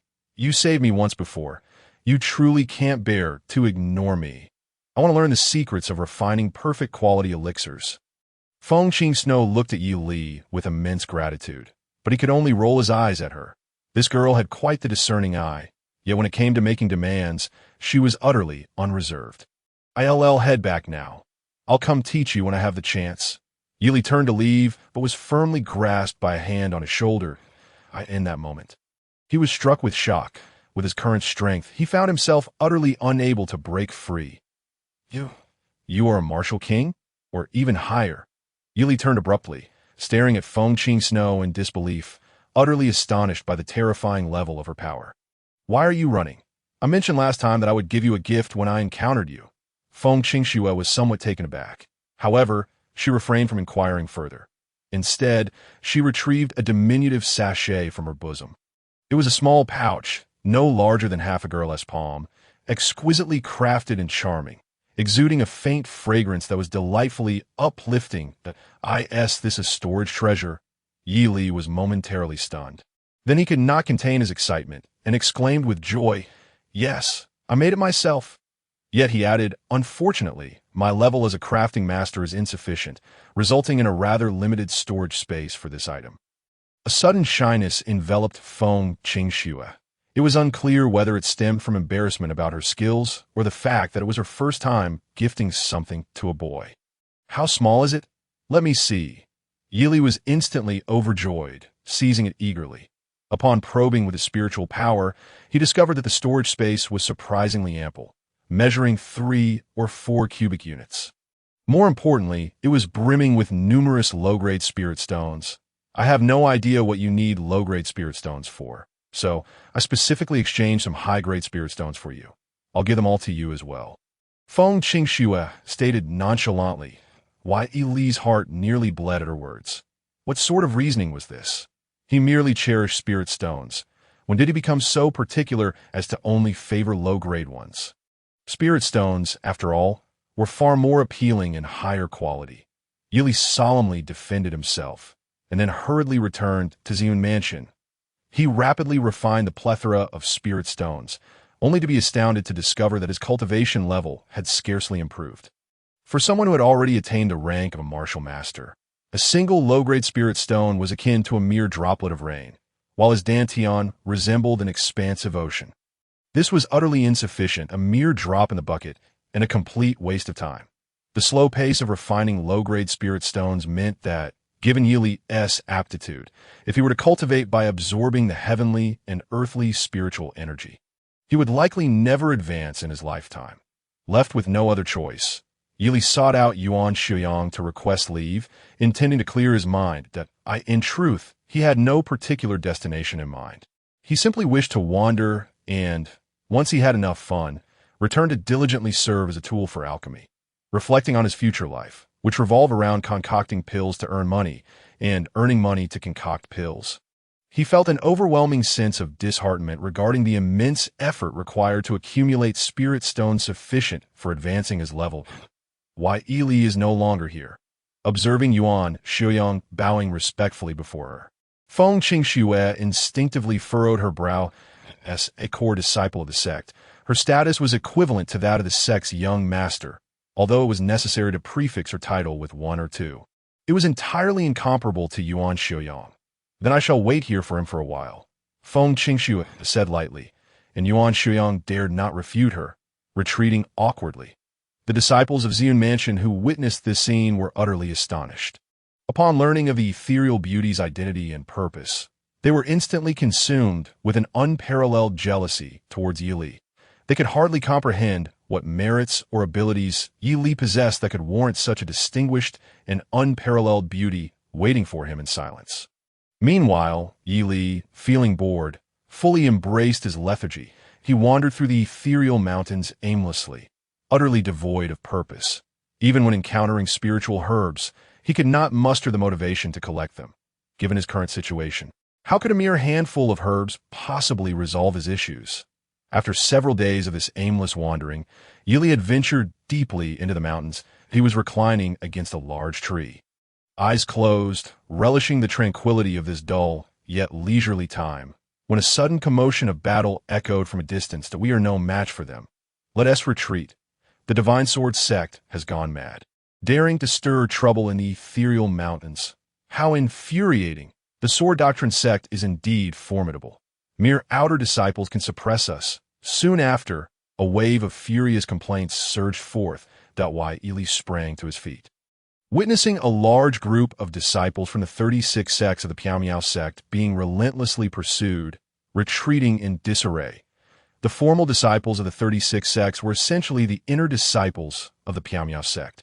Yet, despite their superior status, they were unable to contend with an equal number of outer disciples from the Divine Sword sect. Observing this spectacle, Yili finally comprehended why the Piao Miao sect was said to have declined. Chapter 21. How dare you steal our sword techniques within the ethereal mountains? The disciples of the Piao Miao sect were being pursued in a state of utter disarray, completely disgracing their sect. However, Yili noted that although many had been injured, there were, as yet, no fatalities. What a bunch of fools! Who would have thought that a once superior sect would have fallen to such a state? Witnessing the Piao Miao sect's disciples retreating without the will to fight, the Divine Sword sect disciples erupted into ridicule. Before long, the Great Hao Kingdom will hold a grand sect competition, reclassifying the rankings of each major sect. A waste of a sect like yours, Piao Miao sect, should not even mingle among the second-tier sects. You are unworthy. Under Yili's gaze, the mockery intensified. They had merely defeated a few disciples of the 36 sects. Yet they disregarded the entire Piao Miao sect. Disciples of the Flying Crane sect, follow me into battle. Disciples of the Mad Bear sect, do not retreat any longer. Provoked by such scorn, some disciples found their fighting spirit ignited and turned back to engage. Hoping to rally others to defend the dignity of their sect, yellow-grade low-tier martial skill, Flying Crane ascends. Fully cultivated. Yellow-grade low-tier martial skill, Mad Bear's 3 strikes. Fully cultivated. Yili glanced over and realized he had learned 2 yellow-grade martial skills. But at this stage in his journey, such skills held little significance for him. Heaven Silkworm sword technique, yellow-grade mid-tier sword technique. Something was amiss, since these individuals claimed to be outer disciples of the Divine Sword sect. How could they all have mastered mid-tier yellow-grade sword techniques? Yili observed further and discerned that the Piao Miao sect's disciples were utterly no match for their opponents, fleeing in disarray with no means to retaliate. Who dares to lurk in the shadows and spy? The fleeing disciples hastily retreated, inadvertently revealing Yili, who had been concealed behind the tree. He is from the Piao Miao sect, one of the 72 mansions. If so, did that not make him a mere servant? How dare a lowly servant stand above us? Many disciples of the Divine Sword sect looked up and were incensed to see Yili perched atop a large tree. I am merely resting here. It has nothing to do with you. Please continue your pursuit. Yili chuckled awkwardly, adopting a mindset of avoiding trouble, gesturing toward the direction the Piao Miao sect disciples had fled. Impudent, this little wretch dares to mock us. Kill him. Unbeknownst to Yili's good intentions, he was completely misunderstood. With a furious roar, a disciple from the Divine Sword sect brandished his sword and elegantly leaped onto the tree trunk. Swiftly approaching Yili, "What do you want by coming up here? Do you wish to join me in slumber?" Yili questioned, perplexed. "Humph, you are blissfully unaware of your impending doom. I am here to kill you." The speaker was a slender youth with a cold demeanor. He sneered, raising his long sword to thrust directly at Yili's throat. The previous disciples were from the 36 sects of the Piao Miao sect and had refrained from lethal force. However, without such restraint, how could they intimidate the Piao Miao sect? Just as Yili, dressed in the garb of a 72 mansion disciple, suddenly appeared, they found the perfect opportunity to eliminate him, thereby instilling fear in the other disciples of the Piao Miao sect. "We have no enmity. How could you wish to kill me?" Yili was taken aback. What had he done wrong? He was merely lying here, resting. Was that a capital offense? Bang! The youth continued to swing his sword with a cold smirk, his expression devoid of mercy. Yet, Yili effortlessly twisted his body, delivering a kick to the youth's abdomen from his elevated position. What? The youth froze, a loud shout escaping his lips in that instant. He sensed something familiar about Yi Li's movements, but he could not contemplate it further. Yi Li deftly evaded his attack and shattered the youth's dantian with a single kick. Puffed. The next moment, the youth stumbled backward, blood gushing from his 7 orifices, losing the ability to maintain his balance upon the tree. 7 junior brother, what has happened to you? 7 senior brother. Suddenly, a commotion erupted in the crowd. Leaving the disciples of the Divine Sword sect questioning their own eyes, the disciples of the mysterious Cloud sect were not known for their combat prowess. They had easily vanquished the disciples of the 36 sects before. Who would have thought that a disciple from the 72 estates would catch them off guard so unexpectedly? What a cunning little thief! How dare you play the role of a pig to eat the tiger? I shall slay you! Amidst the chaos, a piercing scream shattered the air, followed by the appearance of a girl with dark skin, clad in pristine white garments, who charged forward wielding her sword. How frightful! You startle me to death! Yi Li, taken aback, let out a roar towards the heavens, tumbling down from the tree. The girl was momentarily stunned, instinctively wondering if she truly appeared so hideous, more formidable than the yellow-level martial techniques. You seek your own demise. Fortunately, she was not foolish. In the next moment, she realized that Yi Li's exaggerated reaction was merely to humiliate her, with a fierce roar akin to an enraged bear. She thrust her sword forward, unleashing a terrifying wave of sword energy. A martial master, or perhaps a sword master. How could there be a martial master among the outer disciples of the Divine Sword sect? Yi Li couldn't help but smirk coldly. He had not anticipated the girl's strength to be so formidable. Nevertheless, a mere martial master was hardly a match for him. With a swift thrust of a withered branch, Yi Li struck, causing the girl to gasp in shock as the branch pierced her shoulder where she held her sword. The Celestial Silkworm Sword Technique. You little thief, you dare to wield the Celestial Silkworm Sword Technique. She screamed in panic, causing the disciples of the Divine Sword sect to gasp in horror. The Celestial Silkworm Sword Technique, which emphasized strong defense over weak offense, could even counterattack from opponents of higher ranks. It was the signature martial art of the Divine Sword sect. How dare you steal our techniques? In an instant, their focus shifted. They no longer thought of one-on-one combat, but rather of banding together to annihilate a common enemy. On what grounds do you claim this sword technique is yours? From what I see, your skills are rather ordinary. Perhaps it is you who have stolen my technique. Yi Li laughed dismissively, stepping forward to snatch the sword from the girl's grasp. And with a flourish, he entered the throng, executing the Celestial Silkworm Sword Technique. As the saying goes, one weaves their own cocoon. While this technique lacked offensive power, its defense was impeccable. Yi Li managed to fend off the attacks of dozens with ease. Chapter 22. Thoroughly cleared out, Yi Li's actions incited a full-blown fury among the crowd, all of them pouring their strength into a desperate attempt to strike him down. Yet, to their utter dismay, despite their overwhelming numbers, they found themselves unable to breach Yi Li's sword aura. This was the perfected Celestial Silkworm Sword Technique. How could this be? Kill him. This man is undoubtedly a traitor to our Divine Sword sect. He must have been cultivating the Celestial Silkworm Sword Technique since childhood. The crowd erupted in angry accusations, hurling blame upon Yi Li. What nonsense! When did I become a disciple of your Divine Sword sect? Yi Li shouted incredulously as he wielded the Celestial Silkworm Sword Technique with his right hand while unleashing powerful punches with his left. These were the simplest of martial arts, the opening stone fist, which almost anyone could perform. Yet in Yi Li's hands, its power was boundless. In an instant, one after another fell to the ground, and out of consideration for their previous restraint, Yi Li held back, intentionally avoiding fatal blows. Stop! Do not strike any further. Unbeknownst to them, more than half of the disciples of the Divine Sword sect had already been knocked down, and the remaining few suddenly lost their will to fight. Discarding their swords in humiliation, I have heard it said that those who practice the sword are unwavering and unrepentant in battle. It seems all of that was mere deception. Yi Li tossed the sword to the ground. His expression one of disbelief as he remarked that their surrender had completely shattered his idealistic notions. Your strength is profound, and your methods are formidable. We are no match for you. However, since ancient times, a Taoist may be killed but not humiliated, so there is no need for you to continue belittling us. One among them growled in indignation, and others nodded in agreement. Very well. Hand over all your valuable possessions. Yili shrugged nonchalantly, recognizing that since the clients had made a request, he had to fulfill it wholeheartedly. What did you just say? Someone gasped in disbelief. After all, he was representing the Divine Sword sect.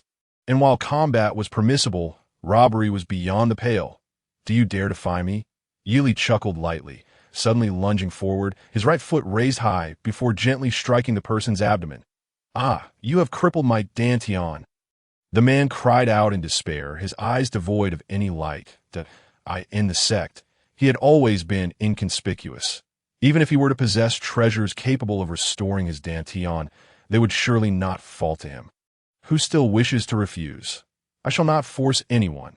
Yili sneered. Since this man was unwilling to part with his wealth, Yili decided not to pursue him further.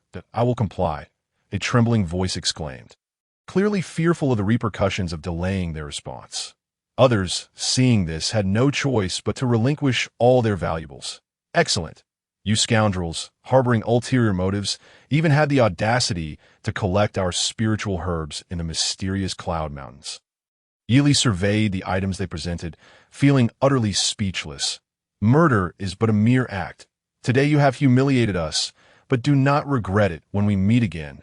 The crowd, helping one another to stand, were reminded that a defeated soldier dares not boast of valor.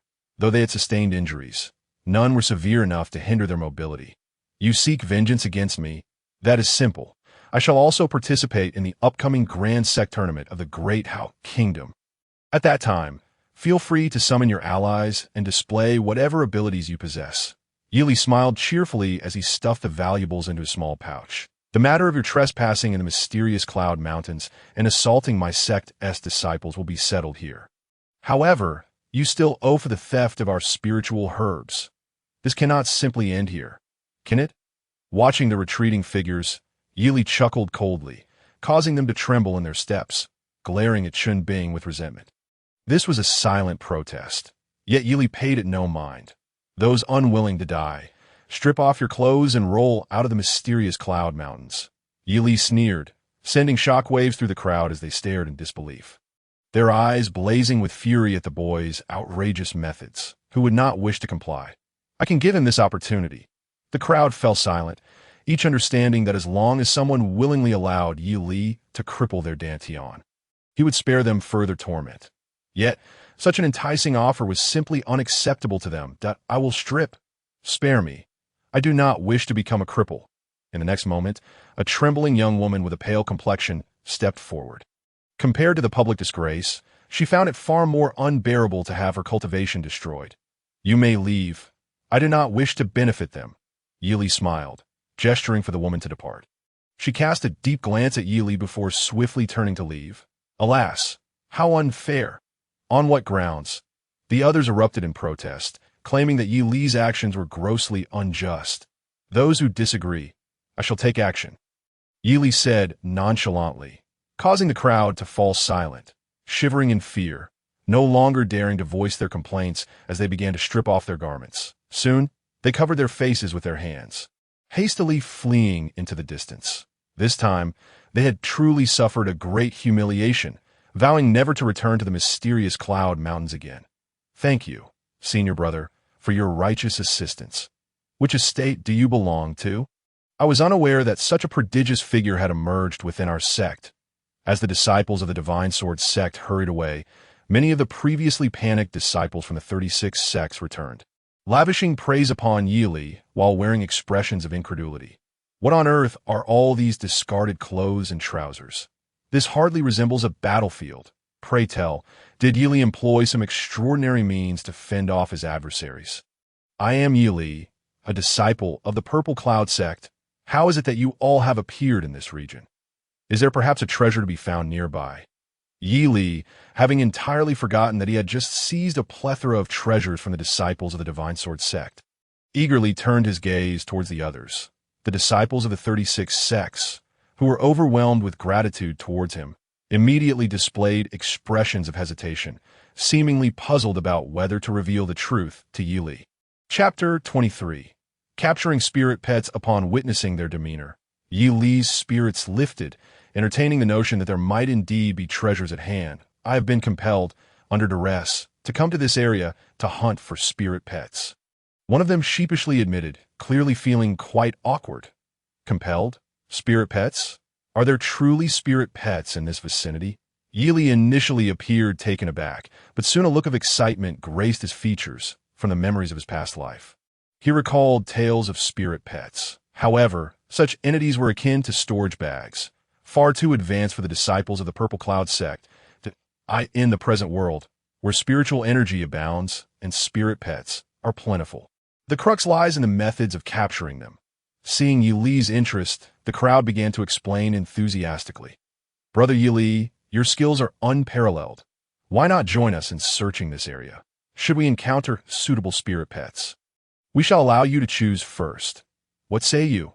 Indeed, Brother Yi Li, if you decline, we shall have no choice but to return to the sect prematurely. They pleaded with eager expressions, gazing at Yi Li as if he were their savior. Although they were not inherently incompetent, the previous encounter with the disciples of the Divine Sword sect had thoroughly frightened them. Very well. We are all comrades and ought to support one another. Yi Li readily agreed, contemplating the advantage of having such a multitude of willing helpers. By the way, I am an alchemist. Should you come across any spirit herbs suitable for crafting cleansing heart pills, do not hesitate to hand them over to me. As they journeyed together, Yi Li's casual remarks were met with looks of deep respect and admiration from the disciples. The status of an alchemist is inherently elevated, especially within the mysterious Cloud sect. Who would have thought Brother Yi Li could also refine pills? Truly, a jack of all trades. They marveled, showering him with praise as they ventured deeper into the mysterious Cloud Mountains. Pill refining is hardly a burden, provided I have the materials, Yi Li responded nonchalantly, reveling in the camaraderie. Suddenly, an unsettling premonition gripped him, as if foretelling impending calamity. Silence! Something feels amiss! A gasp rippled through the crowd, and Yi Li inhaled sharply, detecting a pungent stench wafting towards them. Roar! In the next instant, a colossal human bear, towering over 3 meters, lunged forth from the dense thicket. The so-called human bear is a terrifying third-tier spirit beast, possessing an imposing stature and a face strikingly similar to that of a human, with an insatiable appetite for consuming the living. Can this creature truly be captured as a spirit pet? The crowd questioned as they rushed to attack, while Yi Li remained at the rear, curiously inquiring, how is this possible? This is a fully grown human bear, untamed and ferocious, completely impossible to tame to a young girl. The weakest among them stood beside Yi Li, whispering in explanation. Roar! The group had gained the upper hand when a furious roar echoed, and yet another, even larger human bear burst forth from the underbrush. A peak third-tier beast. This is bad. Panic ensued as some were momentarily stunned, and in the chaos, one was sent flying by a powerful paw, with third-tier spirit beasts nearly equivalent to martial masters. This newly arrived human bear possessed formidable strength, rivaling that of a sect master. Brother Yi Li, save us! Someone screamed in terror, while the others turned their desperate gazes towards him, that if he lacked the ability to confront the human bear, the remaining disciples would have no choice but to scatter in flight, or worse, be devoured by the 2 beasts. Retreat! Yi Li commanded firmly, raising his hand to summon a sword that appeared out of thin air. The very weapon he had previously seized from the Divine Sword sect's disciples. Roar! Upon witnessing Yi Li's advance, the towering human bear unleashed a furious roar and swung its massive paw towards him. Thud! Yi Li smirked coldly as he executed the celestial silkworm sword technique, sending a flurry of blood droplets spraying forth as the bear's paw was rendered a bloody mess, failing to inflict harm upon him. Break! The disparity in size and momentum was stark, and Yi Li, cautious not to underestimate his opponent, unleashed the gentle breeze sword technique. This yellow-grade advanced martial skill erupted with astonishing might, slicing through all of the human bear's defenses. In an instant, The blade shimmered, and Yili deftly pierced its eyes. Roar! Struck by such a grievous blow, the human bear succumbed to a frenzy, its speed and strength surging to unprecedented levels. Yili found himself in a precarious position. But fortunately, his companions had retreated in advance. Otherwise, even a mere brush with the beast would have left them defenseless. Thud, thud, thud. Facing the rampaging human bear, Yili pressed forward, relentlessly swinging his sword and leaving a trail of horrific wounds across its body. While third-tier spirit beasts possess limited intelligence, akin to martial masters in human terms, their combat prowess still fell short in comparison. Yili focused his attacks on its right ankle, gradually causing the human bear to lose its balance. Struggling to remain upright, block it! In the next moment, the blood-soaked human bear let out a deafening roar, seemingly summoning its companions for aid. Yili urgently shouted, "Brother Yili, fear not." The disciples rallied with unwavering determination, refusing to give the two human bears a moment's respite. Thud! Yili executed a swift roll, his sword slicing through the air like a dragon, severing the bear's paw entirely. Crash! The massive form collapsed heavily to the ground. Completely devoid of the will to resist, Yili followed up with a series of strikes, ultimately slaying the peak third-tier spirit beast. With the beast's demise, the remaining disciples erupted in exhilaration, unleashing their strongest abilities to easily slay the smaller human bear. Let us hurry and search. There must be their lair nearby. Inside, we are bound to find spirit pets. As the two human bears fell, a cheer erupted from the crowd. Third-tier spirit pets are undoubtedly worth their weight in gold, far exceeding their original expectations. Some remained behind to tend to the fallen beasts, while Yili joined the others in pursuit of the lair of the slain bears. Here it is, before long. Someone jubilantly exclaimed, revealing a wide cave concealed behind a thick tangle of grass. Chapter 24. The fourth-tier ferocious beast. The group cautiously explored the cave, and Yili stood among them, devoid of any intention to seek the limelight by placing himself in danger. Safe! In the next moment, someone ignited a torch within the dim cave, prompting a collective sigh of relief. To their surprise, the cave, not particularly deep, posed no threats. Instead, three adorable miniature bears huddled together, blissfully warming one another. They appear to be barely weaned, utterly plump and irresistibly cute, their little faces exuding an overwhelming charm. Most astonishingly, two of them mirrored their parents in a deep gray-black, while one little creature was entirely snow-white. Devoid of any stray fur. A polar bear? Yili mused internally, charmed, yet he refrained from rushing forward. After all, these were third-tier spirit pets, not mere wild animals. Brother Yili, do you have any interest? One of the disciples swallowed hard, struggling to suppress his desires, careful not to overlook Yili's presence. Why not tame those two black bears first?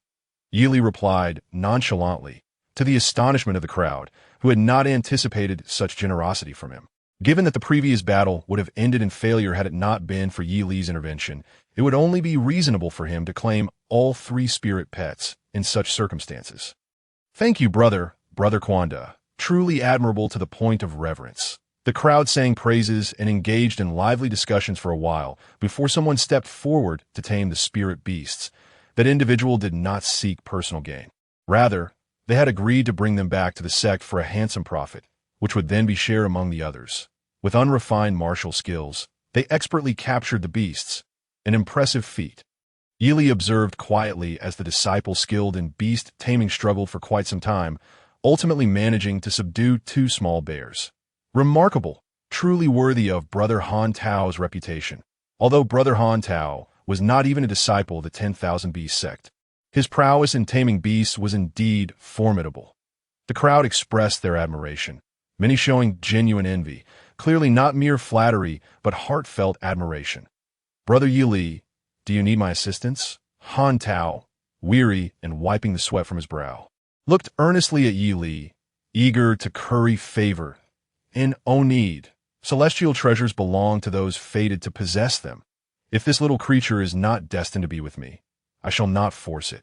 Yili replied with a faint smile, uttering words that left everyone speechless. Come, little one, follow me.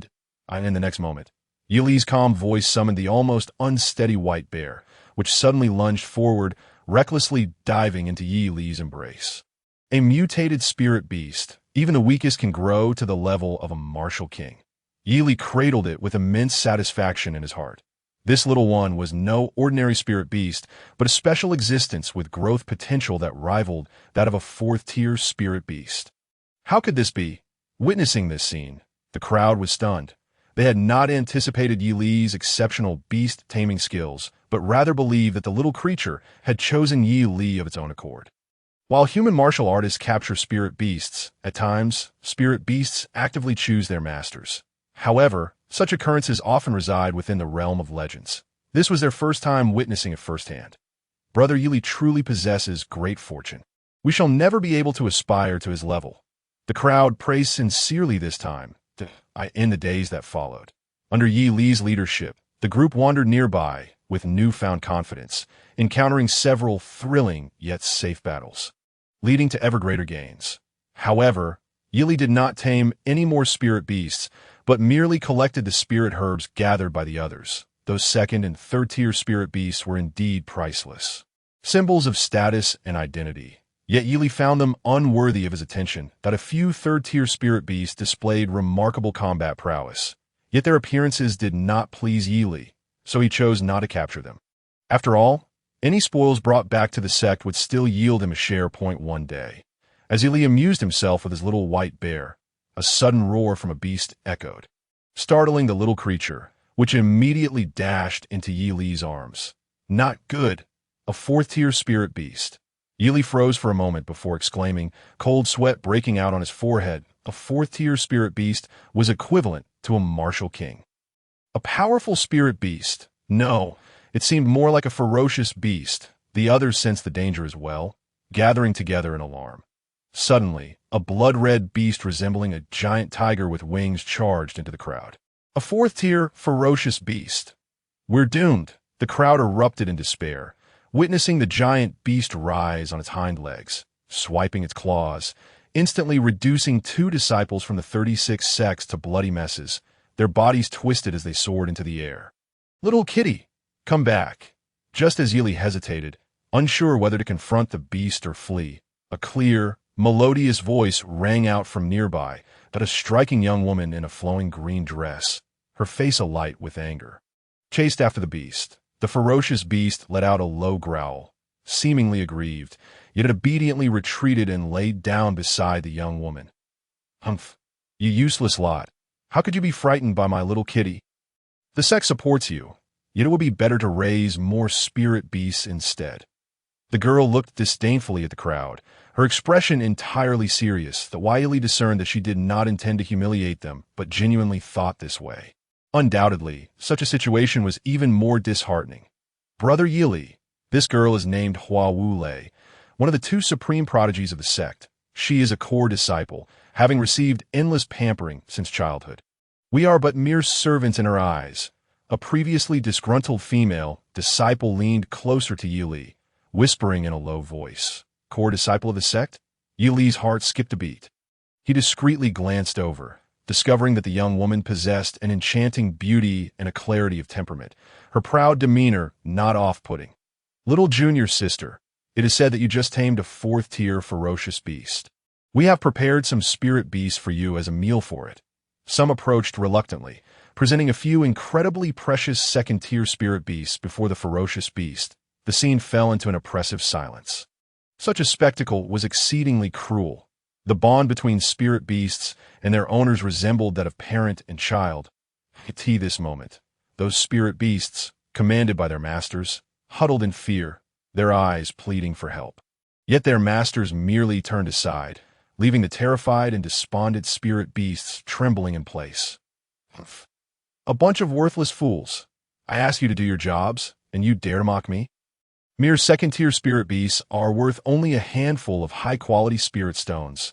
How dare you present such trash to me? Hua Wulei's gaze ignited with fury as she surveyed them, showcasing her haughty demeanor. However, one must not judge solely by appearances. While she compelled them to capture spirit beasts, it was evident that she had compensated them in advance. With a swift motion, while Wu Lei's proud demeanor matched the beast's brutishness. It swung a paw, disdainfully sending the spirit beasts flying. Although it clearly held back, two frail spirit beasts were reduced to mere pulp. "Little junior sister, do not be angry. We merely thought to whet your beast's appetite." The crowd gasped, left with no choice but to present a few third-tier spirit beasts. Li, having assisted them in their capture, was aware that they had kept some for themselves. The value of third-tier spirit beasts far surpassed that of second-tier ones. Worth hundreds of times more. Truly invaluable yet scarce. Upon witnessing this scene, Hua Wu Lei nodded in satisfaction, and the ferocious beast opened its jaws wide, beginning to consume the spirit beast. It was devouring their bloodline power to enhance its own potential and combat strength. Seeing this, the crowd collectively sighed in relief, realizing that the immediate crisis had been averted. "Unexpectedly, your luck is rather fortunate. You useless lot. Capturing so many third-tier spirit beasts in one go is no small feat." Hua Wu Lei cast a bewildered glance at the crowd, seemingly unable to believe their capabilities. The crowd's gaze turned toward Yi Li, who simply shook his head gently. He saw no need to step forward and claim credit for capturing the spirit beasts. "I brought my little kitty out for a stroll. It is time to return. This place is fraught with danger. Will you accompany me back to the sect?" Contrary to everyone's expectations, after the ferocious beast finished its meal, Hua Wu Lei casually extended an invitation. The crowd exchanged glances, unsure, yet they dared not refuse, ultimately acquiescing. Yi Li too remained silent, as he intended to return to the sect. His outing had yielded substantial gains, and it was time to consolidate his cultivation. "Tianling grass? Not good, little kitty. Come back to me." As they journeyed back, Hua Wu Lei led the way with her ferocious beast when she suddenly exclaimed. The crowd turned to look, only to see a vividly bright plant resembling a blood-red begonia quietly growing by the roadside, which the ferocious beast promptly devoured. "Not good," Yi Li shouted in alarm, instinctively retreating. After all, he considered himself a half-baked alchemist and knew that while Tianlang grass was indeed a celestial treasure, it bore a wildly potent medicinal nature and could provoke the spirit. The fearsome beast of the fourth tier let out a sudden, thunderous roar, abruptly turning to reveal its eyes ablaze with a fierce crimson hue. "Little cat, what do you intend to do?" Woolly Eye hesitated for a moment before stepping forward. She did not draw her treasured sword, yet her hands were already weaving intricate hand seals. The Tianlong seal, a superior technique of beast taming of the yellow grade. Her cultivation progress was complete. An additional line of text appeared on Yi Li's attribute panel. Upon further inspection, he was astounded to realize that Woolly Eye's realm was merely at the initial stage, not even reaching the level of Xiaoqing. As a core disciple of the sect, she had access to all the scriptures of the Piao sect. Yet it was evident that her primary focus was not on beast taming, having only skimmed the surface of this profoundly intricate art. "Roar!" The ferocious beast bellowed in fury, lunging at her without a moment's hesitation. "Damn it!" Woolly Eye cursed under her breath, swinging her small hand to engage in battle, yet she refrained from delivering lethal blows, seemingly fearful of harming her own spirit pet. This beast, despite still being in its juvenile stage, was indeed terrifying. Its potential was nearly unimaginable, and Woolly Eye could not bring herself to strike it with full force. Remarkably, she managed to fend off a frenzied fourth-tier beast without even exerting her utmost effort. Witnessing this scene, Yi Li's eyes widened in disbelief, and he suddenly comprehended the vast chasm of disparity between his strength and that of Feng Qingxue. Roar! Roar! Roar! The beast, thwarted by Woolly Eye, became increasingly agitated, continuously roaring and charging forward, while Woolly Eye grew progressively impatient. She employed several beast-taming techniques in succession, yet all ended in failure. The IT was not that her methods were faulty, but rather that the beast was inherently rebellious, and with its spirit being provoked, it could not be subdued by ordinary means. Quiet down. Just as Woolly Eye found herself in a predicament, Yi Li stepped forward and calmly uttered a command. "Get away from me." "Do you wish to die?" Woolly Eye's heart seemed still kind, as she impatiently shouted, signaling Yi Li to retreat and not to walk into danger. Roar. However, With Yi Li's words echoing, the originally frenzied beast suddenly trembled, its violent onslaught diminishing slightly. Its enormous vertical pupils fixated on Yi Li, filled with confusion. Still not stopping, Yi Li advanced another step, subtly employing the Tianlong seal. Almost all beast-taming techniques are manifestations of mental power. Yet due to Wu Li's insufficient realm, she required hand seals to aid her. In contrast, Yi Li's execution of this technique was utterly silent, leaving others utterly bewildered by the unfolding events. Astonishingly, the rampaging beast began to calm down. This is impossible. How was I unaware that there existed such a gifted beast tamer within the sect? As Wu Li beheld the beast genuinely yielding to Yi Li's command, she was momentarily taken aback. She stared at Yi Li in disbelief, questioning whether she had been blind to the presence of such a formidable individual in their ranks. You must be at least an inner sect disciple, right? How come I have never seen you before? Chapter 26. Accidentally advancing, Wu Li gazed at Yi Li in utter astonishment, not expecting him to be so unassuming. Within the Piamiao sect, alchemical disciples were the CRME de la CRME, and among them, the female disciples appeared to shine even brighter. Yet now, Wu Li was taken aback to discover the emergence of a prodigious disciple capable of effortlessly taming fourth-tier beasts. I am a disciple of Ziyun Prefecture, and our lord is Yuan Xiuyang, Yi Li replied with a gentle smile, having lived in Ziyun Prefecture for many years without ever feeling any shame about it. I don't believe it. You must be the most outstanding disciple of the beast-taming faction. Wu Li shook her head, unable to accept that Yi Li was not one of those prodigal disciples who had been nurtured by the sect from a young age, immersed in the art of beast taming for years. Yi Li looked skyward in silence, yet Wu Li, despite her lack of expertise in beast taming, seemed immensely interested and persistently sought his guidance. Ahem, little junior sister, your talent might not lie in this path.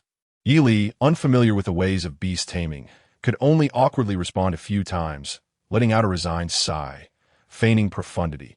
Brother Yi, you possess great insight. My master says the same. He urged me to focus on swordsmanship and surpass that Feng Qingxiu. However, I simply adore beast taming. My little cat has rebelled several times because I failed to feed it properly. You must help me. Wu Li was resolute in her belief that Yi Li could assist her, clinging to his arm and pleading incessantly, leaving Yi Li feeling overwhelmed. He did not particularly dislike the girl, but the truth was that he truly could not help her.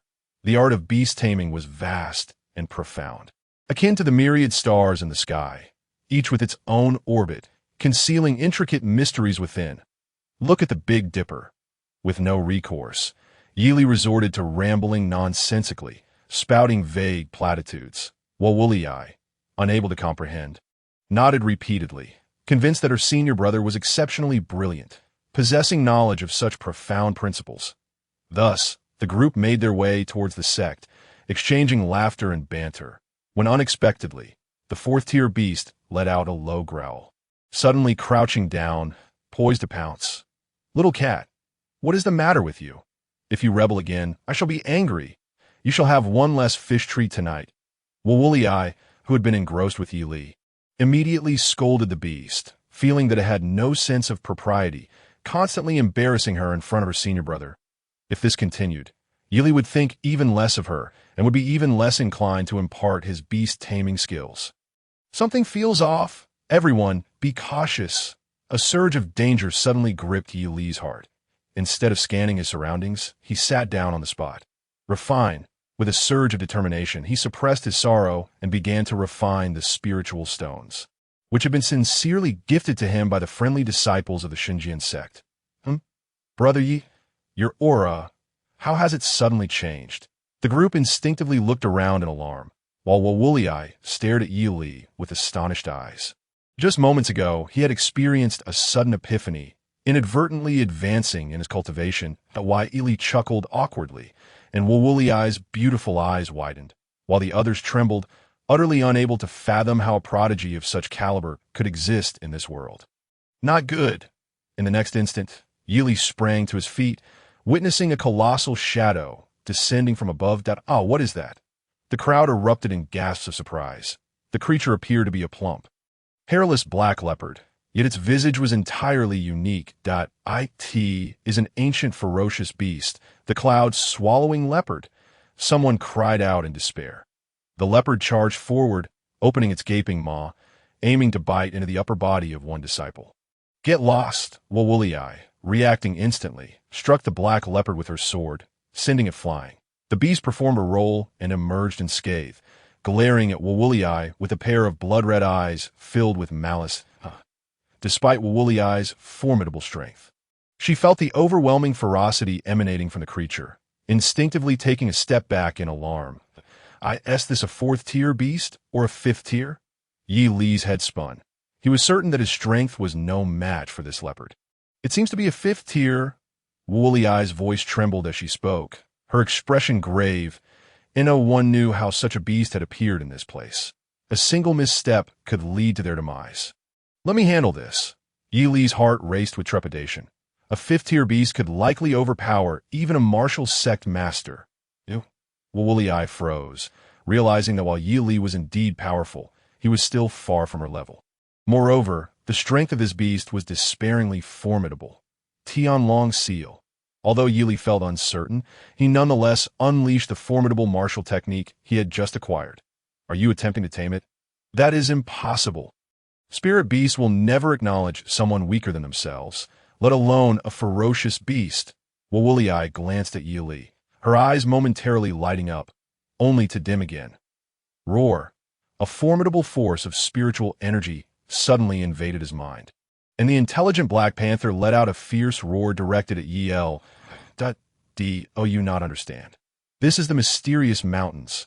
Within the mysterious sect, countless beings far more powerful than you exist. Are you seeking your own demise? Sensing the hostility emanating from the creature, Yi Li refrained from confrontation, instead roaring in his heart, I'm also being forced into this. To his surprise, the panther actually responded, casting a disgruntled glance at Yi Li before ceasing its resistance, and, amidst ambiguous low growls, prostrating itself before him.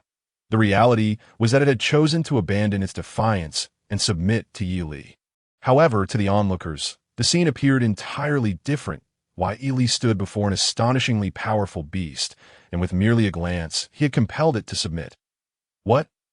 Hua Wulei gasped in disbelief, witnessing Chun Bing stroke the panther's neck, causing the creature to squint its eyes in enjoyment, its fearsome visage softened by pleasure.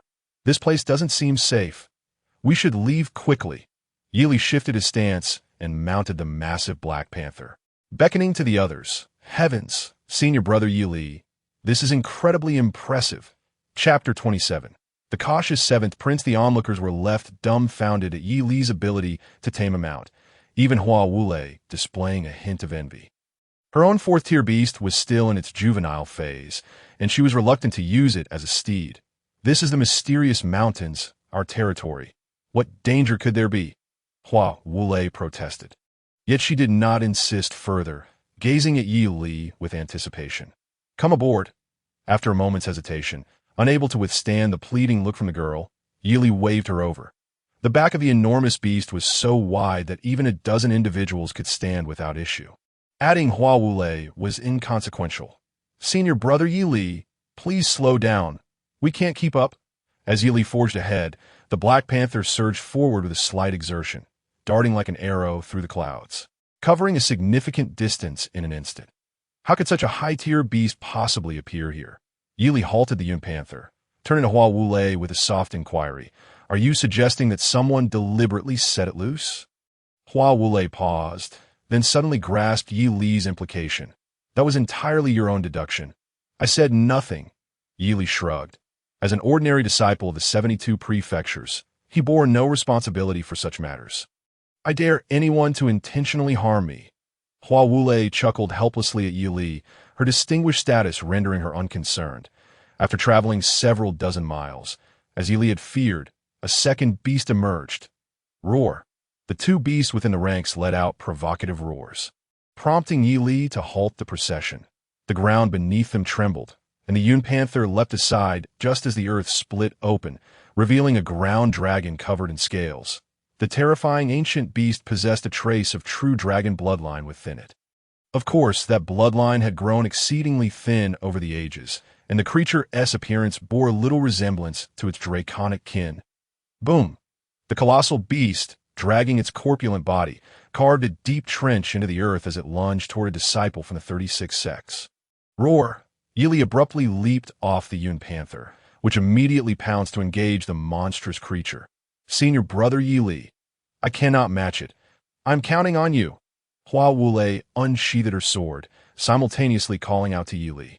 His expression darkened. Capturing the Yun Panther had relied heavily on luck, and he still felt uncertain. Everyone, retreat.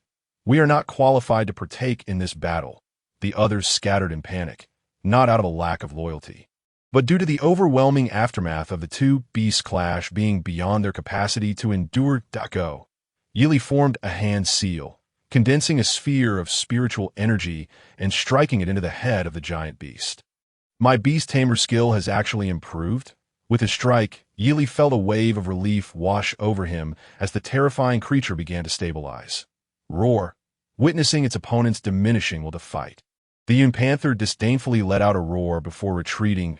It had no desire for Yili to abandon it. Rather, it aimed to have the scale behemoth become a new mount. I submit. A vague voice echoed in Yili's mind as the beast lunged forward, collapsing before him under the astonished gazes of the onlookers. Senior brother Yili. A terrifying crisis had been averted before it even fully materialized, as Yili's effortless taming of the fifth-tier beast seemed almost a triviality. Amidst the cheers of the crowd, Yili felt a twinge of bitterness. The giant beast had not truly resisted, appearing rather to acquiesce. How is it possible for such powerful beasts to appear consecutively? We must return and report to the sect. The unfolding events had not escaped the notice of others, their expressions filled with panic and confusion. Boom! Chun Bing signaled for the group to resume their journey. The two colossal beasts leading the way, particularly the ground dragon, which created an uproarious commotion. Clearly, Yili had orchestrated this to draw the sect's attention in this area that should have been relatively secure. The sudden emergence of two terrifying beasts had left everyone's hearts unsettled. Such a formidable beast tamer exists.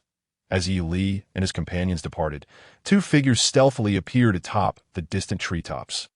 One clad in the garb of an elite disciple of the mysterious sect, a prestigious status among countless disciples. Your Highness, what should we do now? The handsome disciple's gaze was slightly sinister. Those familiar with him knew he was exceedingly proud and would never stoop to such humble deference. It appears circumstances have changed. The plan is now void. I must return. The upcoming grand tournament of the Dahao Kingdom will be my true stage. As for you, command the remaining beasts and attempt to charge forth. If that fails, infiltrate and ascertain what has transpired. The other figure, clad in coarse linen, wore a mask, his expression vacant and stiff. Understood. The two parted ways hastily, one heading ahead to lay an ambush, while the other quietly returned to the royal city of the Dahao Kingdom to continue his role as the seventh prince.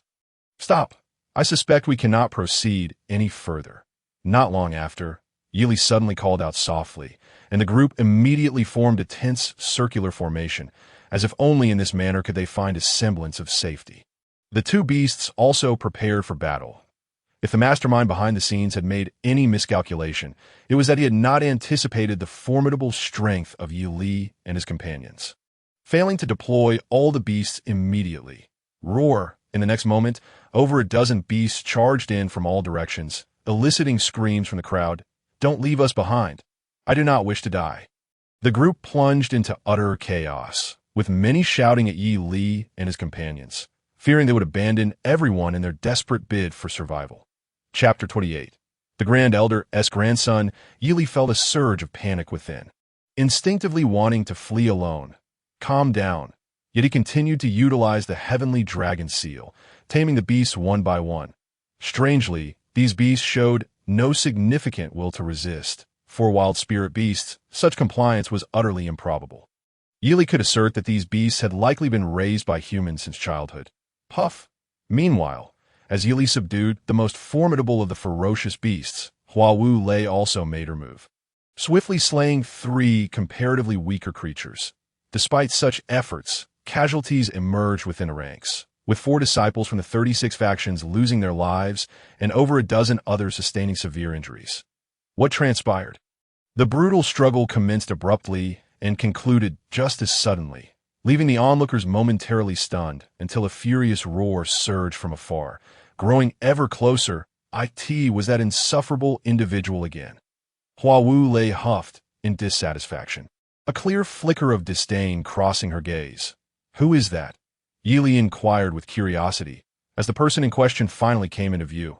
Hua Wu lay, casting a glance of skepticism, leaned closer to Yi Li's ear and disdainfully remarked, "This is the direct grandson of the Grand Elder. It is laughable how the Grand Elder has painstakingly nurtured him, harboring high hopes, yet he remains perpetually unqualified to become a core disciple of the sect." Upon hearing this, Yi Li's heart suddenly understood. So he was a prodigal scion of notable lineage yet utterly inept. As the figure raced toward them, he immediately noticed the intimate proximity share between Yi Li and Hua Wu lei. This single scene nearly drove him to the brink of apoplexy.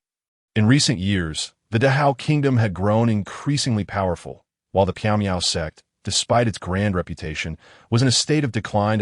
In such a context, it was imperative to use the Piao sect as an example. To kill the chicken to scare the monkeys. Thus, the 7th prince appeared here, aiming to assist the Dahao royal family and earn some merits. Beyond that, this individual harbored ulterior motives, waiting for Hua Wu lei to find herself in dire straits, so he could play the hero and rescue her. Little did he know, all of this would be thwarted by Yi Li. "Junior sister, are you all right?" I heard the roar of the beast and rushed over, fearing you might be frightened, yet I could not arrive at your side in time. A flash of resentment flickered in the newcomer's eyes, quickly replaced by an expression of profound concern. "Zhong Tianhe, stay away from me. With Brother Yi Li protecting me, what could possibly happen to me?" Hua Wu lei huffed impatiently, her expression a mix of disdain and helplessness. This person held a special status, being the most favored grandson of the Grand Elder Zhong Wugua, and Hua Wu lei could not simply act against him. Yi Li, a mere disciple from the 72 prefectures, daring to be so disrespectful. Zhong Tianhe's gaze finally fell upon Yi Li's attire, and he could no longer contain his fury, roaring in indignation. Perhaps it was a habit formed in childhood, but Zhong Tianhe wreaked havoc in the Piao sect, his greatest skill being to judge individuals by their clothing rather than their character. Unless one was a core disciple of the sect, he would hardly spare a glance for anyone else. "What nonsense are you spouting?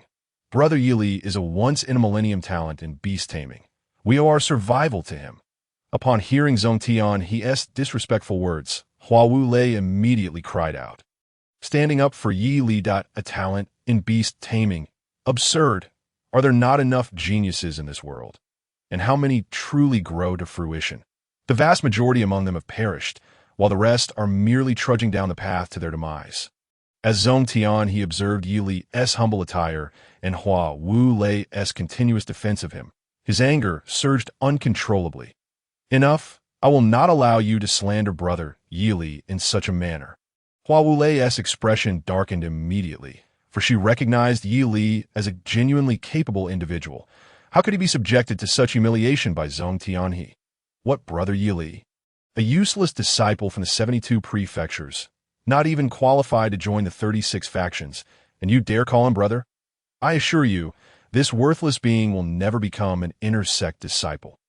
With consecutive plans failing and coupled with his ingrained habit of judging by appearances, Zhong Tianhe felt no inclination to restrain himself, relentlessly mocking and belittling Yi Li.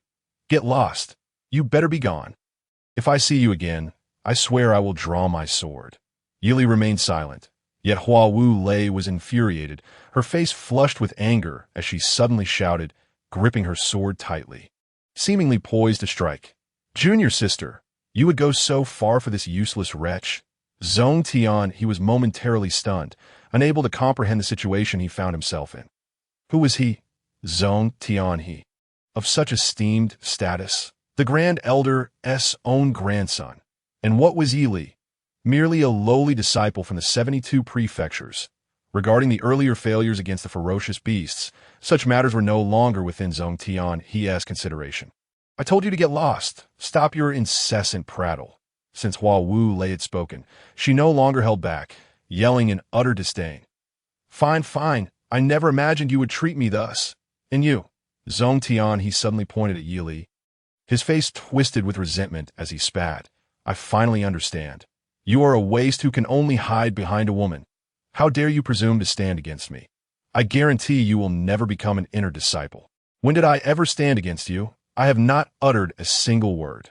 Yi Li shrugged with a wry smile, appearing utterly unfazed by the other's insults. Just then, a deafening roar erupted, and 4 or 5 ferocious beasts lunged forward. Da-da!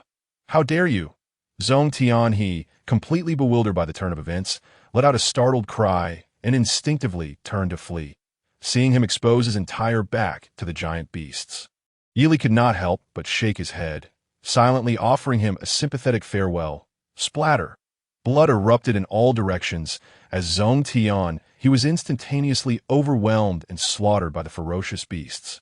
Get lost, Hua Wu Lei remarked impatiently, her expression rife with contempt.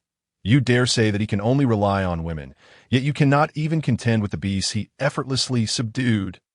Brother Yi Li, you need not concern yourself with his ramblings.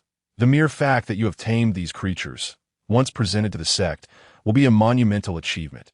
What does a mere inner disciple even signify? Chapter 29.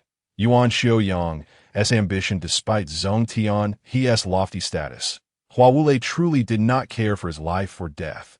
However, Yi Li felt differently. He did not mind taking this person's life under the cover of night, but to do so publicly would ensure no one could protect him. Junior sister is mistaken. We are all fellow disciples. Even with misunderstandings, a small reprimand would suffice.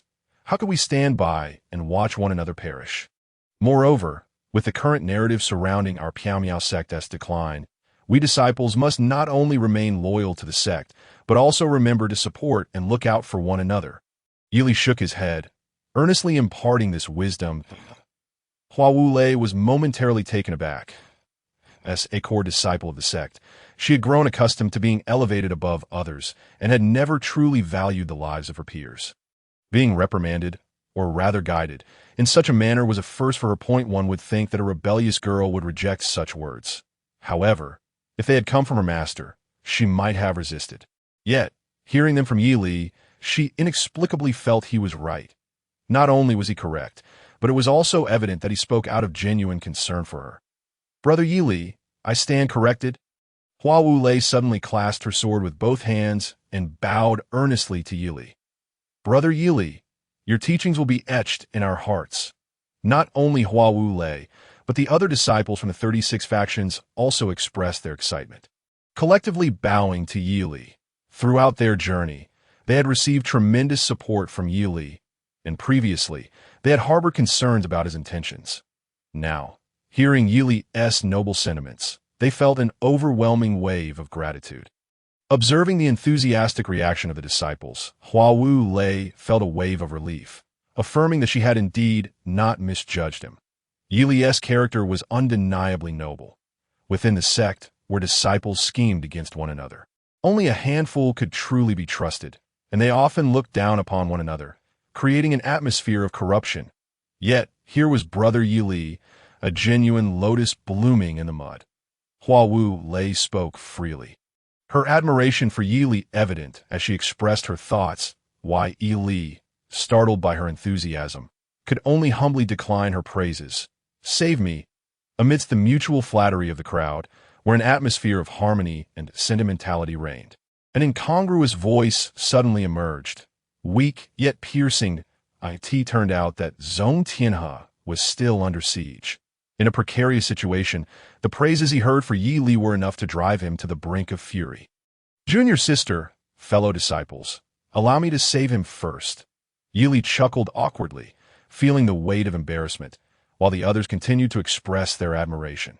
Let us go. Let us go. These fierce beasts, just take them back to the sect and distribute the rewards as you see fit.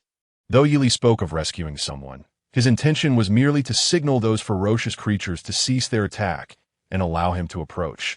And despite his seemingly gracious words, Whoever was tasked with this matter would ensure that Yi Li received his due share without a doubt. The crowd, laughing and chatting, departed, oblivious to the fallen Zhong Tianhe lying on the ground.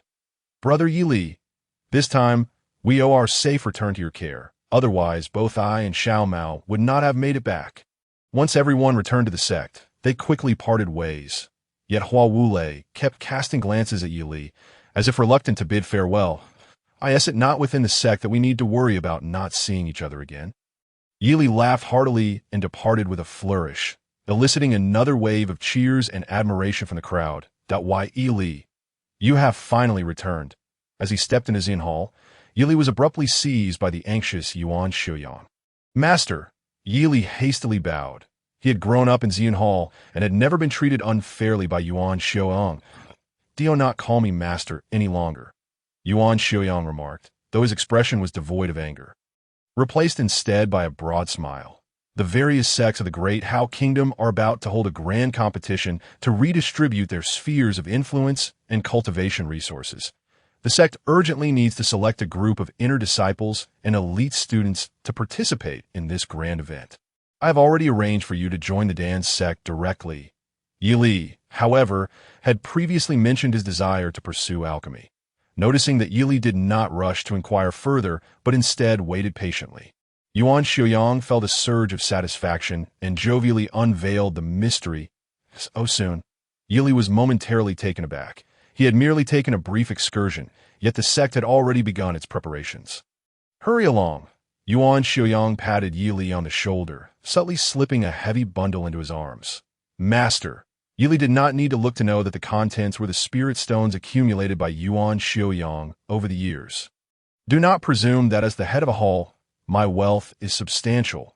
Yuan Xiuyang clarified that in truth, it was not the case. The Piamiao sect had once been a super sect, leaving behind the structure of 72 halls and 36 factions. However, given the current reality of the Piamiao sect, these so-called 72 halls were merely the lowly disciples of an ordinary sect.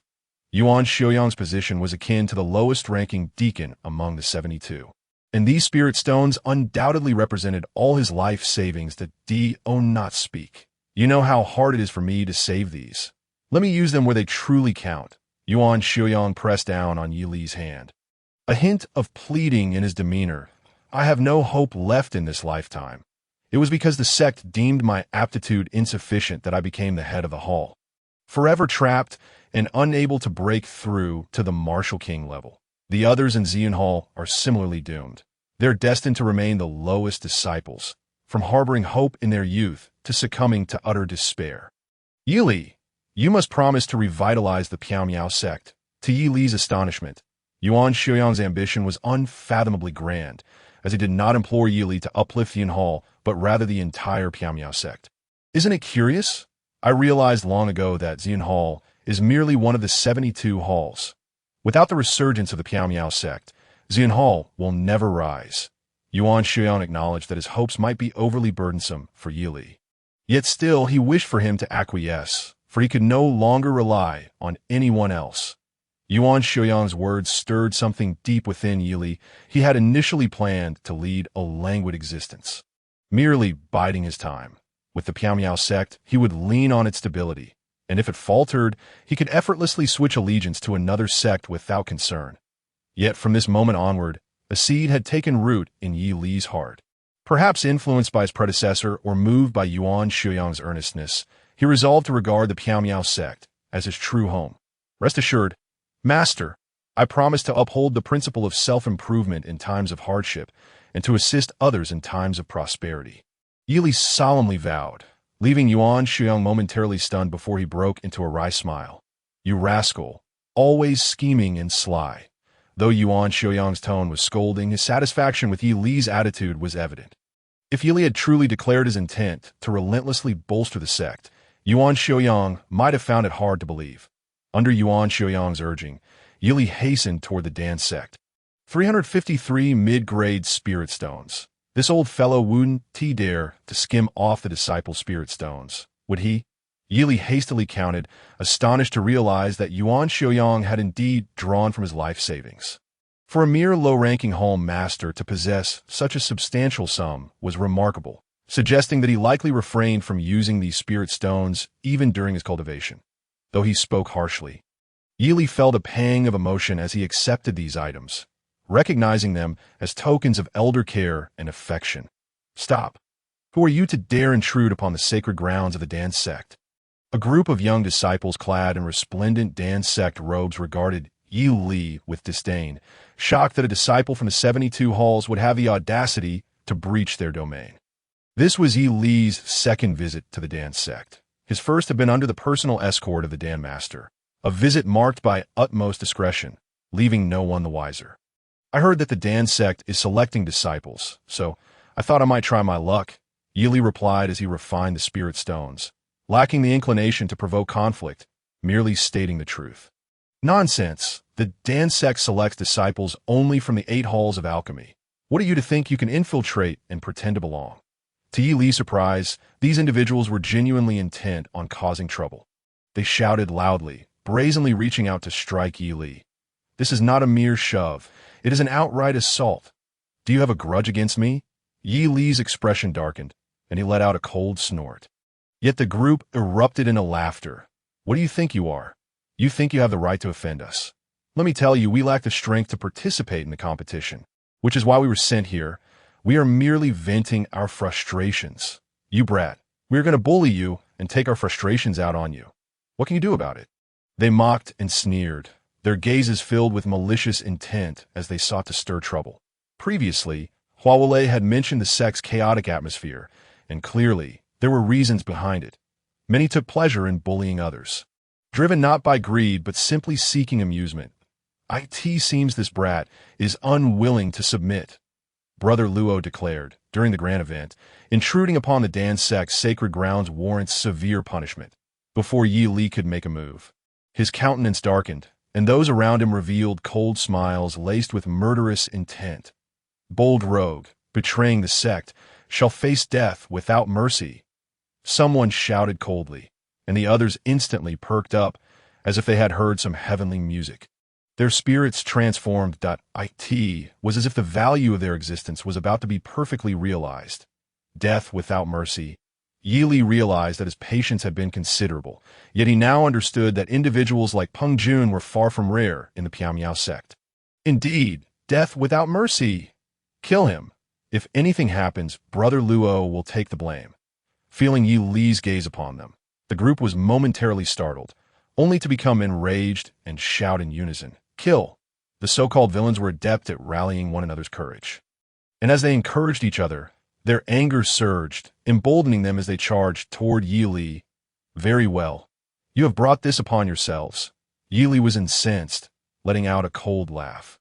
Facing the onslaught of the crowd, he stepped forward instead of retreating, and as he waved his arms, the air around him suddenly resonated with the roar of a tiger. Bang! Bang! Bang! It was as if a hammer was striking a fragile pear. Yi Li truly did not exert much strength, yet these individuals rolled away like tumbling gourds, howling in agony. Your goal is to become an alchemist. Why indulge in such brawls?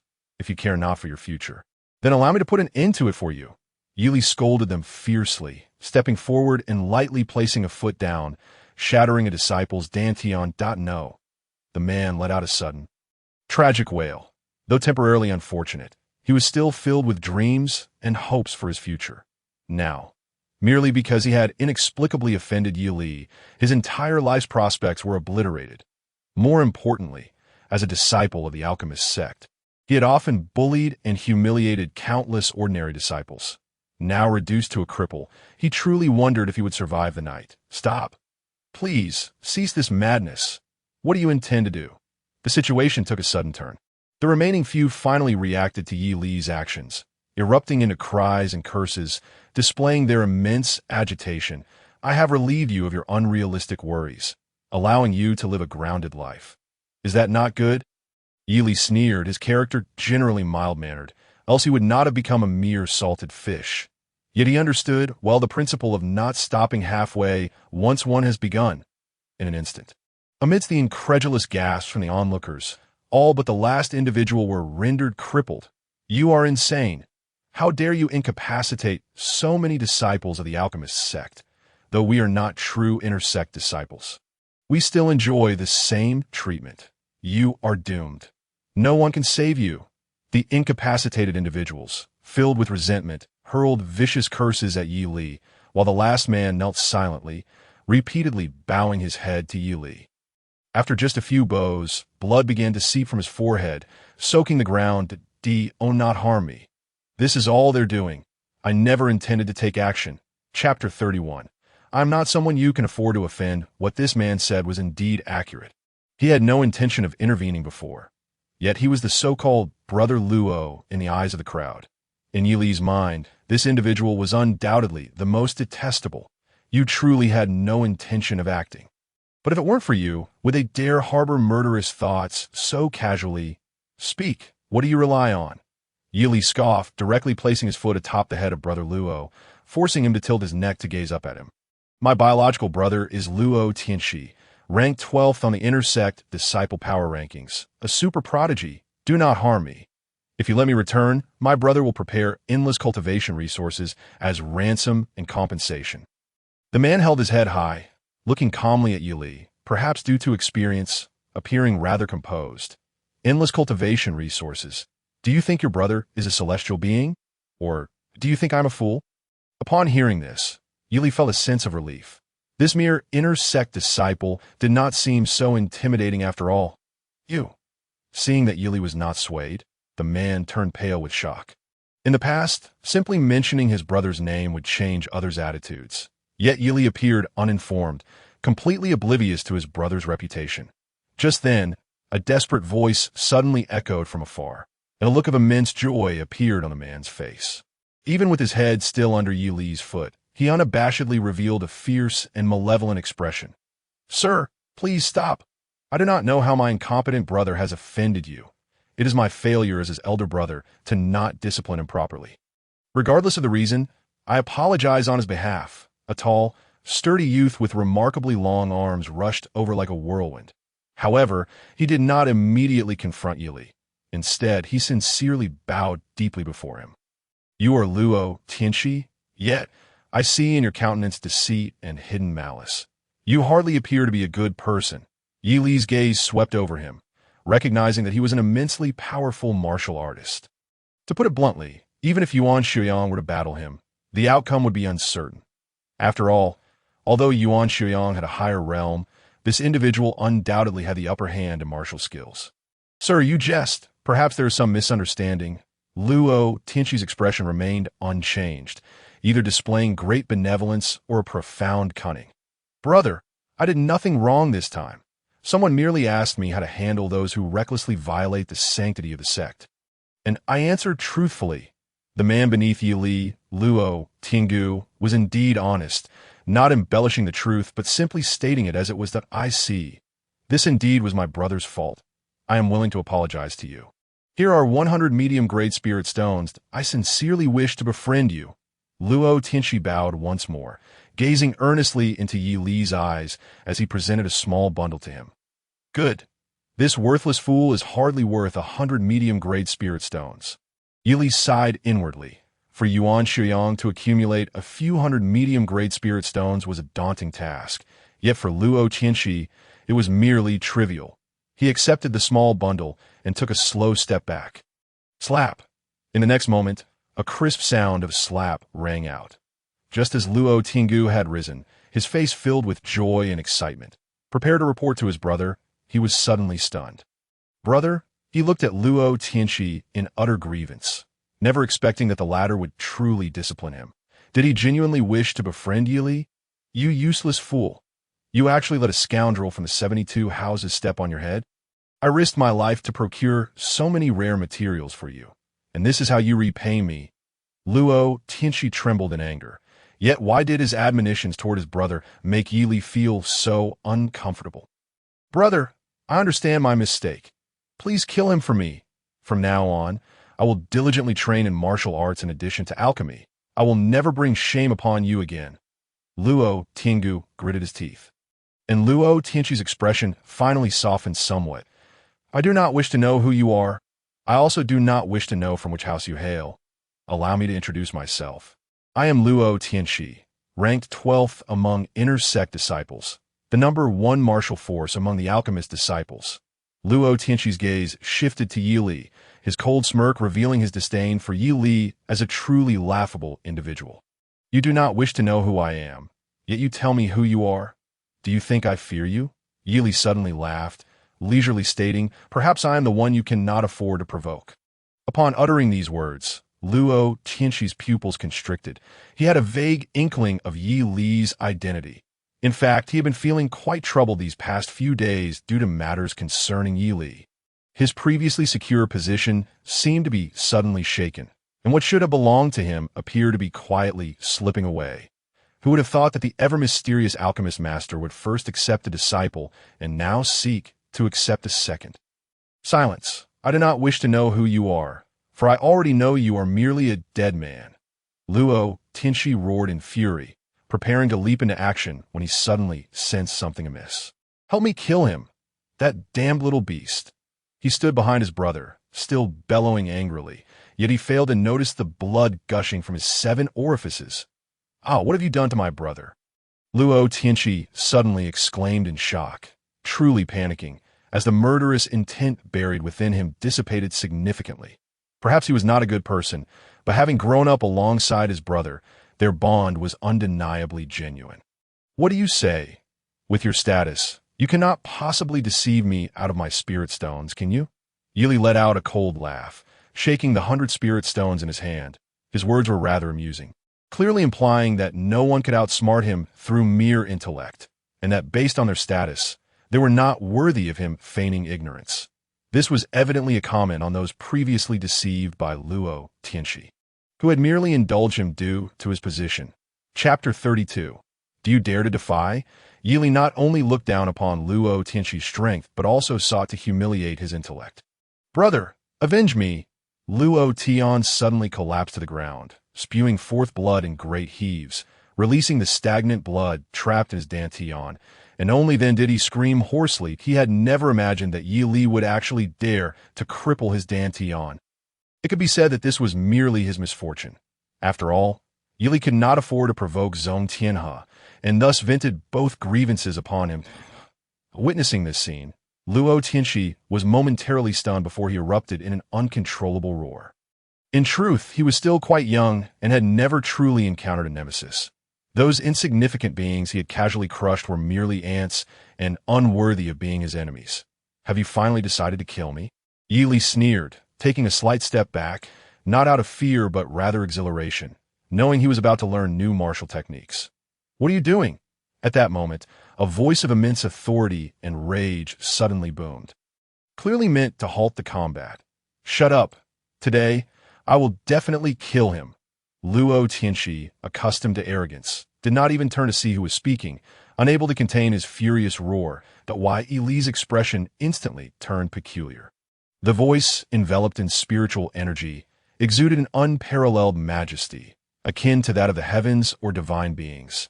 Yet this very quality prevented Luo Tianqi from realizing the identity of the voice's owner. How dare you speak to me? The head of the medicine house was taken aback, then suddenly bellowed. This was truly outrageous. How could a mere disciple dare to insult him so? Head of the medicine house, fortunately, you have come.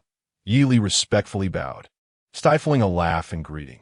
The head of the medicine house's expression darkened considerably, as if he felt an inexplicable embarrassment at being seen in such a humiliating act by an acquaintance. Ah, head! Luo Tianqi was suddenly taken aback, turning around in fear, his entire being becoming rigid. In the realm of alchemy, there are 8 houses, and only the head of the medicine house did not require a surname before their title. For all knew that calling out head meant him. Among the 72 houses, he was the foremost leader. Despite Luo Tianqi's relative status, how could he possibly compare? The alchemy master was already aware of the prior events. You and your brother, so arrogant and presumptuous, must provide an explanation to the sect and set an example for the other disciples. With a cold smile, the head of the medicine house said no more, but motioned for Yi Li to follow. Striding inward with a touch of arrogance, Senior, how could I trouble you to personally come and greet me? Yi Li hurriedly followed, offering a dry laugh, slightly awkward. Humph. If I hadn't come out, wouldn't you have turned the world upside down? Am I mistaken, or is your martial talent not as poor as I thought? Why does it seem your cultivation is progressing at an alarming rate?" The head of the medicine house snorted. But his next words startled Yi Li. Since entering the rank of martial master, he had indeed reached a relatively high level. Rapidly advancing further seemed somewhat unreasonable. "Alchemist, Yi Li is here." It was he who had a slight misunderstanding with the patrolling disciples outside. The head of the medicine house led Yi Li swiftly forward, casually stating, yet countless astonished gazes turned toward Yi Li. Who is he? How could he warrant the head of the medicine house coming to greet him personally? In a vast martial arts arena, 64 alchemy furnaces were set up, surrounded by hundreds of outstanding disciples from the 8 houses, all wearing expressions of confusion and disbelief. "Why, Yi Li, you arrived just in time. This time, the alchemy sect is expanding its disciples, and you must join." The alchemy master's gaze slowly shifted towards him. In that moment, he was no longer the kind and placid elder, but a dignified and imposing leader of the sect. "I am willing." At this juncture, Yi Li naturally would not retreat, kneeling respectfully to perform the formal ceremony of apprenticeship. "Good. From this moment forth, you shall be my second disciple. Henceforth, you shall officially become a disciple of the alchemy sect. In the upcoming competition among the 36 sects, do not disgrace your master." The alchemy master, perceiving Yi Li's current level, was shaken, filled more with joy than anything else. He did not care about the miraculous occurrences surrounding Yi Li, as long as Yi Li could contribute to the sect. Furthermore, with Yi Li's acceptance today, their relationship was no less than that of a father and son in the secular world, leaving no room for resentment. To speak frankly, how long could a father and son in the secular realm truly be together? Yet the bond between a master and disciple could endure for a significant duration. What did the alchemy master say? Good heavens, the alchemy master has taken on another direct disciple.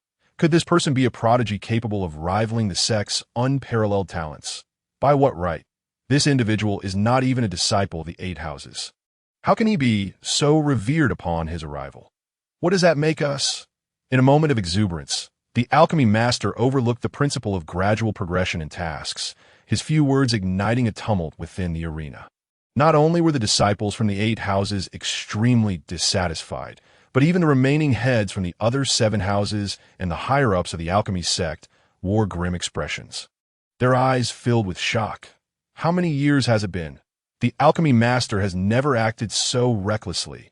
Are you all not satisfied? The alchemy master chuckled, his voice echoing through the now silent arena. Had this been any of the other 36 sects, the matter would have ended here. However, the alchemy sect was unique. Its members were, strictly speaking, all alchemists, technical talents, and thus were inclined to adhere to certain principles. "Alchemist, we are unsatisfied. By what right does he ascend so rapidly? We, who toil day and night, dare not even dream of such opportunities. Why should they all be bestowed upon an outsider? I am also unsatisfied. This person is clearly not a disciple of the 8 houses. Why should he be allowed to participate in the alchemy sect competition?" Figures filled with righteous indignation jumped forth, while Luo Tianxi, who had been sulking in a corner, merely smirked in silence.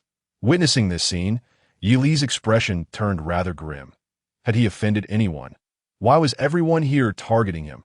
He clearly saw that not only the impetuous disciples were displeased, but even the higher-ups of the alchemy sect and the 8 houses, save for the head of the medicine house, were persuading the alchemy master to retract his earlier statements. Chapter 33.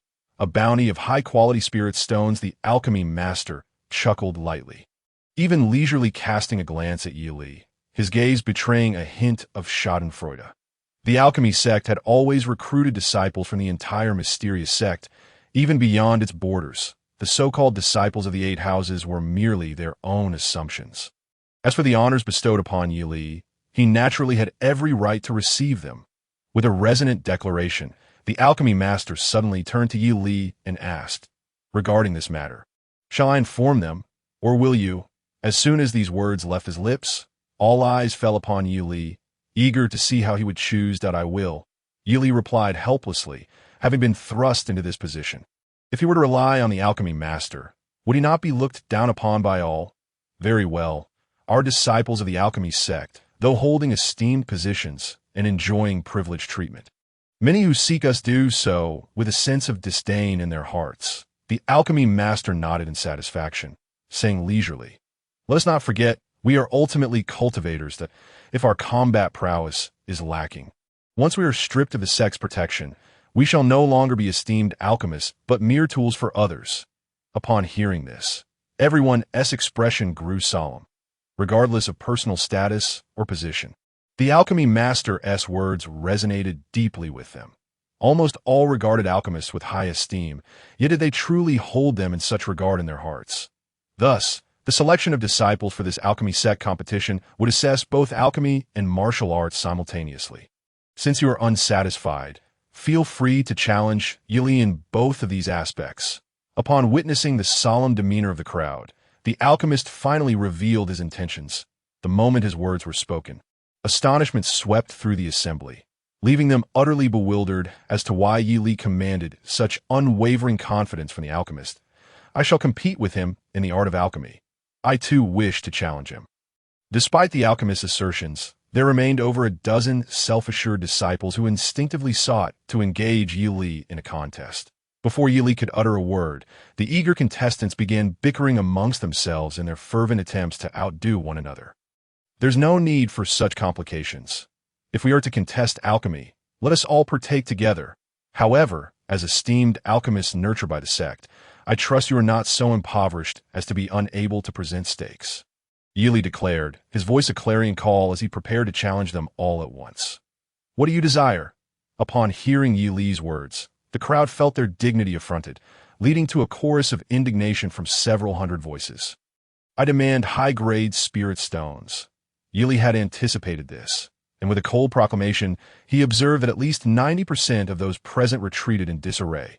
Their dissatisfaction with their own alchemical prowess was overshadowed by the stark reality that they could not procure high-grade spirit stones.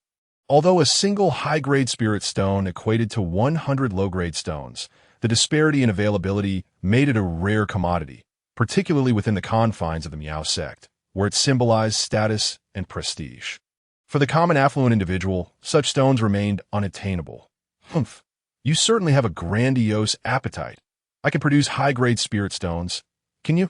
In the end, only a little over 20 remained, one of whom brandished a storage bag and scoffed loudly. These individuals either boasted powerful familial connections within the sect or had amassed wealth over the years that of course I can. However, should I lose, the alchemist will graciously settle the debt for me. Yi Li chuckled lightly, producing the cultivation resources he had liberated from the Divine Sword sect and tossing them to the alchemist. "Someone, exchange these for spirit stones and sect merits. Yi Li, worry not about the spirit stones. The last time you completed the alchemical formula, I successfully refined it." The alchemist spoke with a calm demeanor, instantly rendering the crowd speechless, unable to fathom the implications. Impossible. It must be a fabrication. What merit does Yi Li possess to assist the alchemist in repairing the formula? Whispers of skepticism rippled through the assembly, while those who remained in the contest bore expressions of uncertainty and regret.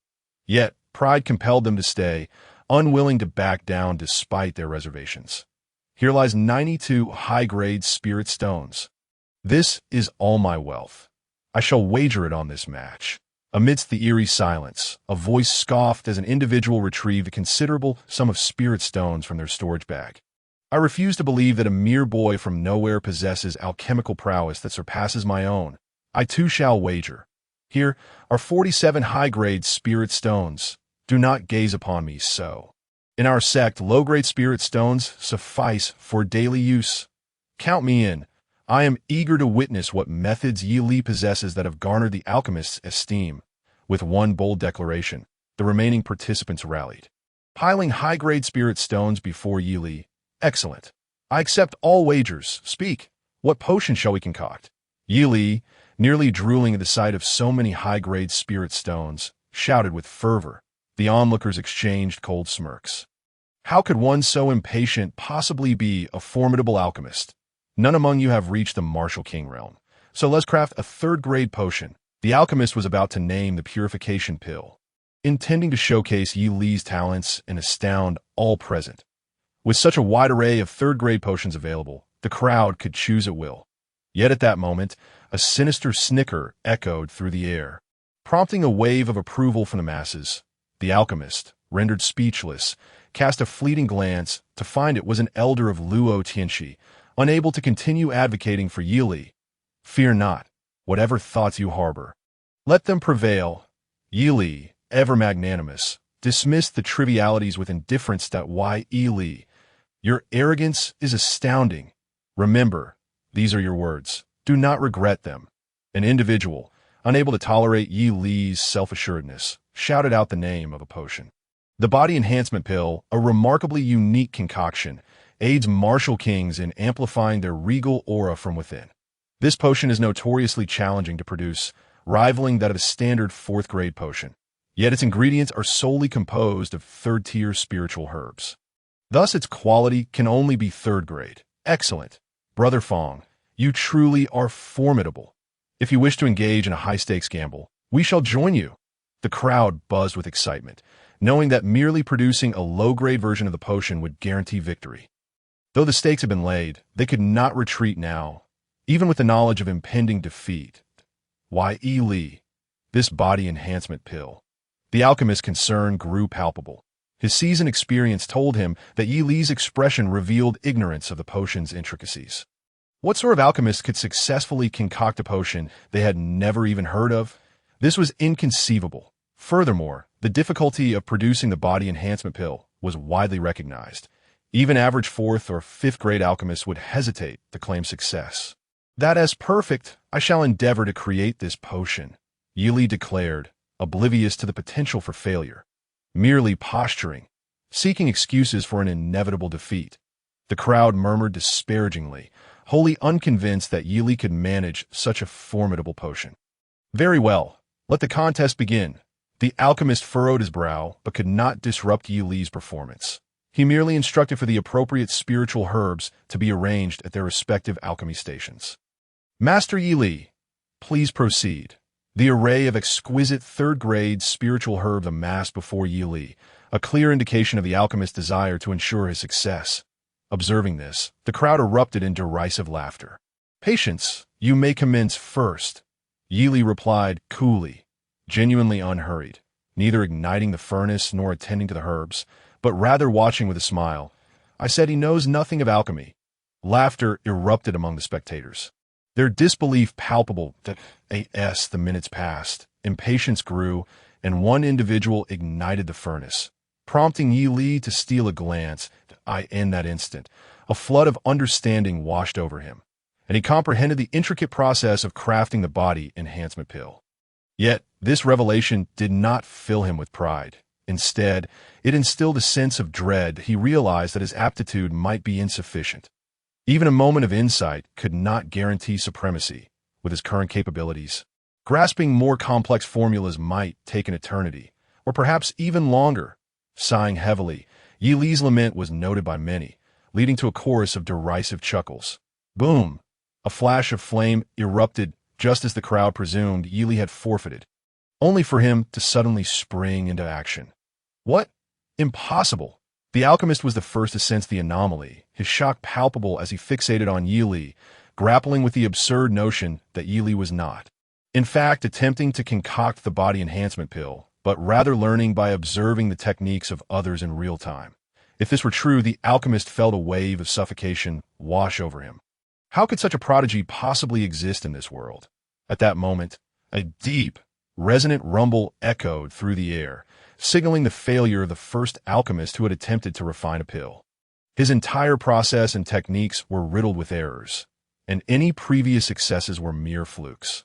The pill master fixed his gaze intently on Yi Li, recognizing that Yi Li had indeed been covertly learning the very methods of this unsuccessful alchemist. Yet, to his astonishment, Yi Li executed the same techniques flawlessly, evading every mistake made by the other. Could it be that he was a prodigy of alchemy, a divine spirit of the craft? As Yi Li worked with remarkable speed and fluidity, the pill master's heart raced with mounting anticipation. It was hard to believe that the Miao Liao sect could be so fortunate as to claim such a genius as Yi Li. Suddenly, the air seemed to resonate with the dragon's roar, heralding the emergence of a perfect third-grade elixir, a feat worthy of extraordinary phenomena. As Ely gently lifted the lid, a brilliant golden light surged skyward, transforming into a majestic golden dragon that roared fiercely. What? He had already succeeded in refining the pill. Others were clearly baffled by how Yi Li, the last to take action, could achieve such rapid success. The air was soon filled with the sounds of exploding furnaces. What was this? Could it be the legendary perfect-grade elixir? Gasps of astonishment erupted from the crowd, overwhelmed by the spectacle, while others continued to fail. Unable to produce even a single successful pill, it was as if Yi Li was the sovereign of alchemy. His presence alone rendered the others unworthy of success. Such was his dominance. The alchemical essence has dissipated. Quickly retrieve the elixir. The pill master barked suddenly. Yi Li chuckled softly, raising his hand to summon the dragon of alchemical essence, which dove back in the furnace. That moment, Yi Li fully activated the furnace. And astonished gazes converge upon him. Good heavens! 18 elixirs! Truly the fabled perfect-grade elixirs! How could this be? The notoriously difficult body enhancement pill was also of perfect quality. The scene within the furnace unfolded before all, unleashing waves of uncontrollable exclamations. Yi Li paid no mind to the astonished onlookers. He unceremoniously rushed forward to collect the high-grade spirit stones. However, these matters had become trivial as all the alchemists gazed at Yi Li in awe, while those who participated in the contest felt a deep sense of shame. What a prodigy! At last, our Miao Liao sect has produced a true genius of alchemy. The crowd erupted in admiration, each individual feeling as if they had become Yi Li himself. Indeed, alchemy is formidable. No wonder the pill master regards it with such esteem. Yet, I still wish to challenge her martial prowess. Amidst this fervent atmosphere of personal adulation, an incongruous voice broke through, causing everyone to turn in surprise to see Luo Tianxi, the most formidable disciple of the pill sect. I have something to say. The pill master cast an irritated glance at Luo Tianxi, abruptly interrupting him. Chapter 35. The pill sect senior disciple. Luo Tianxi's challenge came at a time of peak momentum for him, but the pill master's sudden interjection was a blatant dampening of his spirit and enthusiasm. Many felt a pang of sympathy, aware that the pill master's favoritism towards Yi Li had reached unprecedented heights. Luo Tianxi clenched his fists tightly, staring daggers at Yi Li, yet he dared not express his discontent towards the pill master. Not long ago, the sect had successfully refined a batch of pills known as the Celestial Restoration Elixir. This 6th-grade elixir could significantly enhance the qualifications of its users. The sect had decided to award it during the upcoming grand competition of the 36 sects. The pill master spoke calmly, and an uproar ensued among the crowd as 6th-grade elixirs were typically reserved for the realm of martial sovereigns, their value incalculable.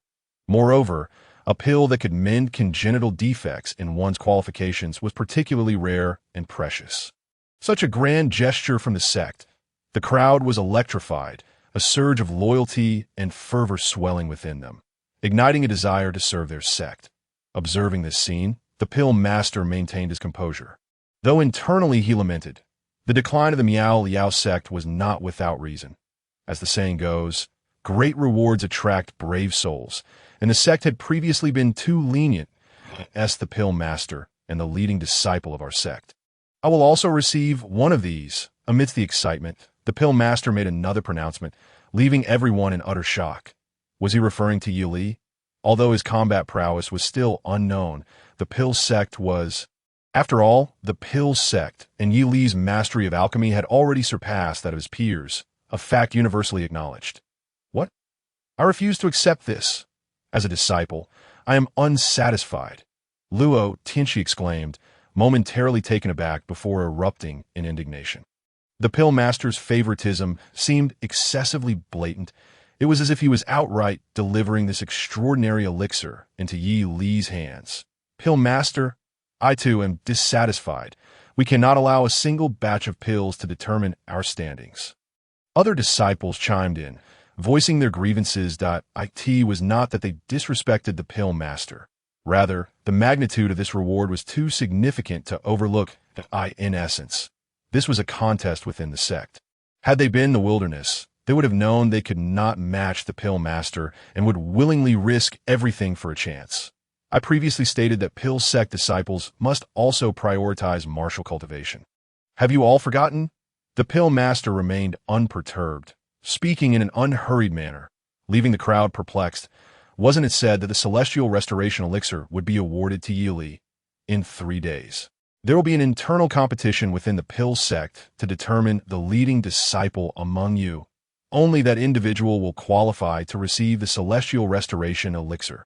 Naturally, those who cannot refine a third-grade pill will not be eligible to represent the pill sect or participate in the contest. After a few more statements from the pill master, the crowd suddenly understood, their complaints dissipating as an air of determination and confidence emerged. That I hereby designate Yi as the foremost alchemical disciple of the pill sect, granting him the right to claim the rewards from the previous alchemical competition. Do you all have any objections? The pill master gestured, and rewards were promptly presented. These included a mid-grade spiritual artifact pill furnace and an exquisite pill box, which were originally meant for the first-place winner of the alchemical competition. As they gazed at the pill box, the crowd exchanged curious glances, suspecting it might contain the coveted celestial restoration elixir. However, seeing the pill master's composed yet imposing demeanor, none dared voice any doubts. Surely, it could not be the celestial restoration elixir. Such an extraordinary pill could not be handed out so easily. The crowd consoled themselves, coming to believe that it was indeed the case. Why, Yi, you performed splendidly earlier. This is your reward. As the 2 items were stored away by Yi, the pill master suddenly tossed forth another glimmering object, which Yi quickly caught, revealing yet another exquisite pill box. Very well. Prepare yourselves. The competition in 3 days will be of utmost significance, determining the next chief disciple of our pill sect. Do not become complacent, the pill master said calmly, prompting the crowd to bow and take their leave. Junior brother Yi. Just as Yi was about to return to Xian Manor, a previously inconspicuous figure suddenly obstructed his path. The person's voice was rough and oddly peculiar, their face concealed beneath a black hat. Who are you to address me as junior brother? Yi paused, scrutinizing the figure, a flicker of recognition stirring within him. Sister Feng? Hee. You are truly remarkable. While others fail to recognize me, you were astute enough. The figure chuckled, revealing herself to be Feng Qingxue. You mischievous rascal, making me wait for you at Xian Manor for so long. This time, you truly are my junior brother. Just wait and see how I deal with you. The gentle yet fierce Feng Qingxue spoke with a biting tone, while Yi hurriedly pleaded for mercy with a distressed expression. Despite her harsh words, she was meticulously arranging a new residence for Yi, providing him with fresh attire befitting a disciple of the alchemy sect, along with an identity token. Her attention to detail resembled that of a mother escorting her child or a young wife sending her husband off to a new workplace. 3 days is of utmost importance to you. Do not squander it. Quickly retreat and cultivate. Once everything was arranged, Feng Qingxue ushered Yi into the secluded space of his new abode, in truth. Both of their residences were part of the private domain of the alchemy master, and under such circumstances, the space and facilities allocated to Yi were extraordinarily vast and luxurious. It seemed that Senior Sister Feng was already aware of my acquisition of the celestial restoration pill. Yi quietly sat down, opening the 3 pill boxes, revealing 3 translucent 6th-grade pills, the celestial restoration pills. After patiently discerning for quite some time, he reluctantly confirmed that these were indeed 3 inferior-grade pills. Although they were 6th-grade pills, even the inferior ones were incredibly precious. However, Yi remained unsatisfied.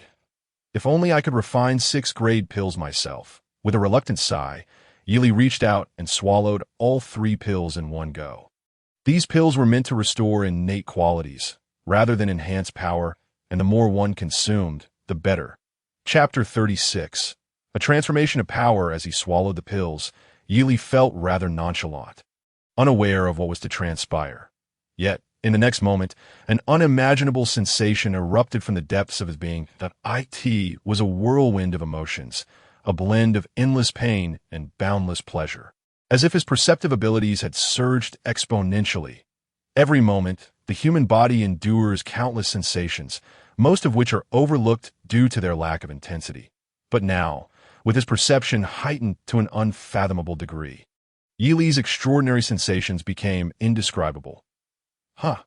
Yili was momentarily taken aback, only to be overwhelmed by a torrent of perceptions that surged forth, causing him to spit out a mouthful of blood and lose consciousness. This was not due to injury, but rather an instinctual protective response of the body. After an indeterminate amount of time, Yili felt excruciating pain throughout his body, utterly fatigued to the brink of exhaustion. My cultivation, my realm. Awakening with a start, Yili was horrified to discover that the once vast ocean of spiritual energy in his dantian had now dwindled to a mere trickle. Though it was called a trickle, it was scarcely a few meters long that he was momentarily stunned, yet he did not sense a decrease in strength. On the contrary, he felt a significant increase. The previous ocean had been an illusion born from his inadequate innate qualities. Moreover, since the ocean had already formed, there was little room for further growth. Not only could it not continue to expand, but it might also collapse under its own unfounded buoyancy. However, now it was different. Yili felt that the trickle had transformed from an illusory existence into a true reality. How could this be? Is there another world within my dantian? Yili's mind was filled with astonishment, only to be suddenly struck by an unprecedented feeling of hunger. He realized, to his shock, that it was not his stomach that was hungry, but rather the trickle in his dantian conveying a sense of hunger. "You're hungry?" Yili stood there, dumbfounded, but his palms suddenly bore a spirit stone, an upper-grade spirit stone. The stone was rapidly consumed, leaving behind only a residue. When Yili reached for it again, he discovered that during his previous refining of the celestial restoration pill, he had unknowingly exhausted a considerable amount. With no other choice, Yili reluctantly took out all the remaining spirit stones. One by one, the upper-grade spirit stones flowed into Yili's trickle like water filling a pool, transforming it into a small lake. As a result, Yili's cultivation surged to the 5th level of the martial master realm. With such a level of cultivation, he would stand among the elite disciples of the 36 sects. Why, Yili, my adorable little junior, come out quickly. Time's up. Just as Yili was lost in excitement, Feng Kingsnow's voice floated from afar. The sound was ethereal, almost imperceptible unless one listened closely, clearly a deliberate effort to avoid disturbing Yili's seclusion. "Senior Sister Feng, please help me check how my innate quality has changed." Yili rushed out, grabbing Feng Kingsnow with fervor. Startled by his grip, Feng Kingsnow felt a blush creeping to her cheeks, yet she reminded herself to maintain composure as a senior, and steeled herself to say, "Let me see." As she spoke, she placed a hand on Yili's forehead, a wave of icy spiritual energy flowing into him, causing him to shiver slightly. "Oh, it really has improved. How much has it improved? You want to know?" Yili eagerly inquired, but Feng Kingsnow hesitated. "Hurry up and tell me," Yili urged, perplexed by her reticence. The innate qualities of martial artists are categorized as trash, ordinary, excellent, outstanding, extraordinary, and perfect. You were originally the finest among the trash. But now you've become ordinary. Feng Kingsnow spoke the truth, and Yili's previously elated expression instantly felt he had thought he had become extraordinarily powerful, yet it turned out he had merely ascended from trash to ordinary. "This is still an improvement. My master once mentioned that the innate quality of your Yuan family leader is indeed trash. His martial arts limit is merely the 9th level of martial master, which is why he claimed his prospects were bleak and resigned himself to being a mere leader. Your current innate quality is no less than that of Feng Tianfeng. At the very least, you could achieve the rank of martial king, and with your martial prowess, you could even become a sect leader." Feng Kingsnow patiently reassured him, noting that for a second-rate sect like the Misty Sect, it was practically impossible to significantly elevate a disciple's innate quality. The alchemy master, however, had taken Yili's successful restoration of the pill formula into consideration, thus granting him this astonishing and fortuitous opportunity. A martial king, that is not too shabby. Yili, who had never harbored lofty ambitions, felt a sense of calm wash over him at the prospect of standing on equal footing with Feng Tianfeng. Little Junior's insights are truly remarkable. Feng Qingsno thought, somewhat speechless, yet she refrained from saying more. You should go. Defeat the senior brother of the alchemy sect, and you will obtain another celestial restoration pill. Feng Qingsno subtly urged, diverting the conversation away. Senior Sister Feng, I'm off to get the pills, Yili exclaimed, rushing out. Though these were not of perfect quality, his frustration was overshadowed by his determination not to let this opportunity slip away. Getting pills? Feng Qingsno was momentarily taken aback, a mix of amusement and exasperation washing over her. Had she not been a core disciple of the sect, exempt from participation in the competition, she might have felt compelled to temper his unwarranted confidence. Yili hurriedly made his way forward, only to find the training ground had been set up. Upon seeing him approach, the alchemy master called out sharply, his eyes gleaming with intensity. In just 3 short days, Yi Li's cultivation had remarkably ascended to the 5th level of martial master, leaving the alchemy master in a state of incredulity. Could the effects of the celestial restoration pill truly be this astounding? Hearing the alchemy master summon him, Yi Li quickly stepped forward and respectfully greeted him as master. Haha, I hear the alchemy master has taken on another disciple. This truly is a cause for celebration. A chilling laughter suddenly echoed through the sky, as if a divine being had descended to the mortal realm. Grand Elder, what brings you to my alchemy sect for a visit? The alchemy master rose, casually reminding the guest that he was merely a visitor in his domain. Humph. Your disciple has been too overbearing, colluding with outsiders, manipulating ferocious beasts, and attempting to ambush my grandson. Naturally, I must come to see what sort of extraordinary individual Yi Li truly is. Chapter 37. I want you to kill him. The Grand Elder of the Misty Sect, Zhong Wugue, strode through the air with an imposing presence, a young man with a grotesque visage standing behind him. The most shocking aspect was that the once handsome youth was now marred with scars, rendering him hideously unrecognizable. Who is this hideous creature? You frightened me to death. The alchemist was about to speak when he suddenly heard a startled exclamation from Yi Li, who astonishingly jumped in shock. Observing Yi Li's reaction, Feng Qingxue, who was quietly mingling within the crowd, could not help but let out a chuckle. The sentiments of humanity have always been interconnected. Upon hearing Feng Qingxue's laughter, the people nearby found themselves unable to suppress their mirth. You are courting death. The Grand Elder had come to seek accountability and was taken aback by Yi Li's audacity, prompting him to impulsively reach out to strike. How dare you? The alchemist's fury erupted. How could anyone dare to attack his disciple in his domain, right before his eyes? Of course, his disciple's behavior was equally exasperating. If he were in the Grand Elder's position, he might have acted similarly. Boom! In the next moment, the alchemist violently flicked his sleeve, sending a pill soaring through the air, appearing to float delicately until it reached the Grand Elder, whose expression shifted dramatically. Explosive pill. The Grand Elder hastily withdrew, but the pill had already detonated, unleashing a terrifying force that shredded his front, exposing flesh beneath. You! Zhong Wuguo was instantly enraged, pointing an accusatory finger at the alchemist, his gaze ablaze with fury. This pill is non-toxic, the alchemist scoffed, effectively silencing Zhong Wuguo.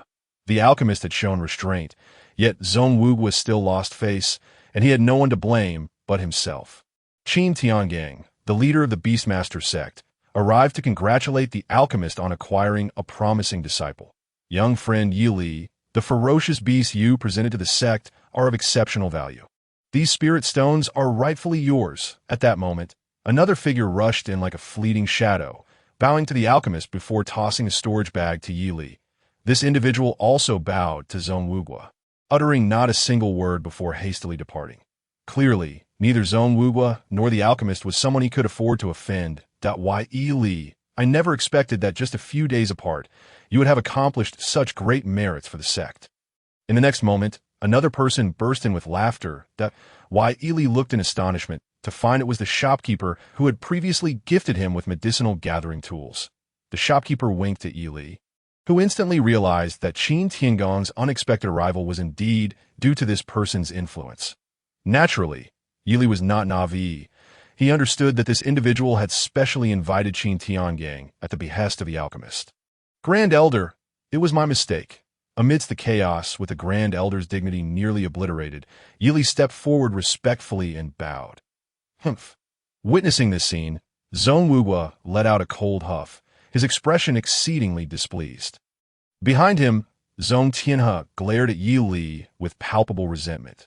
The injuries on his face, easily treatable for a cultivator, remained a sore reminder of his desire for revenge, which he had been too eager to pursue without addressing his wounds. This was also a form of pressure directed at the alchemist, but little did he know that he was already a step too late. Yi Li had become the alchemist's disciple, making any thoughts of killing him utterly impossible. That day, when a master brother was besieged by ferocious beasts, I failed to come to his aid in time, nearly costing him his life. Although I ultimately experienced a sudden epiphany and saved master brother. It was inevitable that he sustained injuries. This is all my fault, and master brother's quest for accountability is entirely justified. Yi Li spoke calmly, causing Zhong Tianhe to nearly explode with rage. What he said was not an apology, but rather a public accusation of Zhong Tianhe's incompetence, an act of ingratitude. You speak nonsense. Clearly, it was you who incited the beast to harm me, nearly costing me my life. How dare you stand here and utter such lies? Zhong Tianhe trembled in fury, pointing angrily at Yi Li, feeling utterly wronged. Could it be that master brother was struck in the head by the ferocious beasts and has become muddled? There were many brothers present at the time. Do I really need to clarify whether I saved you or harmed you? Yi Li's face was filled with sympathy as he looked at Zhong Tianhe, appearing quite helpless. Enough. Let this matter be, the alchemist coldly declared, disinterested in further debate. Zhong Wuguo's face flushed crimson. As the Grand Elder, he had never been reprimanded in such a manner. However, as the alchemist emerged from seclusion, he had exhibited an overwhelming presence, and given his unique status, Zhong Wuguo lacked the confidence to confront him, leaving him in a difficult position. Brother Zhong, leave this to me. I will ensure that he. At that moment, Luo Tianxi suddenly leaped forth, making a ruthless gesture towards Yi Li. Very well. If you can accomplish this, I will guarantee your status as an elite disciple of the sect and accompany you to participate in the upcoming grand competition of the Dahao Kingdom. Zhong Tianhe was instantly elated, even breaking into triumphant laughter. Luo Tianxi was already the foremost combatant of the alchemist sect, and over the past 3 days, he had not been idle, but had made significant progress, successfully advancing to the 9th level of the martial master realm. Thank you, Brother Zhong, for your guidance, Luo Tianxi exclaimed joyfully, kneeling and bowing twice before the Grand Elder. Such an action publicly betrayed the alchemist sect, but it was a calculated move rather than a spur-of-the-moment decision. Ever since the alchemist emerged from seclusion, Luo Tianxi's circumstances had become increasingly challenging, especially since the alchemist had taken on 2 disciples without including Luo Tianxi. He felt that his prospects within the sect were bleak. Seizing this opportunity, he sought to align himself with the Grand Elder, believing it would lead to a promising future. Furthermore, this was the only way he could muster the courage to kill Yi Li. The Zhong grandfather and grandson had actually come to the alchemist sect at his invitation. In theory, sparring among sect disciples should be done with restraint, especially with the alchemist presiding over the event. Without the Grand Elder's interference, Luo Tianxi would have had no chance of killing Yi Li. All of this was something Yi Li would need to ponder to fully comprehend, yet the alchemist had already grasped the situation with a single glance. Yi Li, I command you to kill him. The alchemist's icy voice rang out before the crowd, leaving even the Grand Elder in a state of shock, unprepared for the alchemist's newfound assertiveness. Delusional. Surely you cannot fail to see this young rascal Yi Li's true strength. Chapter 38. I must kill him, the Grand Elder shouted, unable to accept this, while others, upon hearing of Luo Tianxi's true prowess, were filled with astonishment and sympathy for Yi Li. Even Yi Li himself looked at the alchemist in surprise, not expecting him to understand him so well. This matter, the disciple agrees. Yi Li leapt onto the competition stage, his voice calm, yet imbued with a soothing charm. Many felt an inexplicable sensation, as if they genuinely believed Yi Li could achieve this, rather than merely seeking death. Nonsense. Zhong Wuguo turned his head in fury, unable to bear the sight. He utterly could not comprehend the source of Yi Li's confidence. The combat prowess of an alchemist was inherently limited. Yet Luo Tianxi was an exception. His talent in alchemy was not remarkable. He merely clung to the high status of being an alchemist, harboring the mindset of preferring to be the head of a chicken rather than the tail of a phoenix, thus remaining within the sect. Zhong Wuguo absolutely refused to believe that a mere Yili could withstand Luo Tianxi's casual strike. "You wish to kill me?"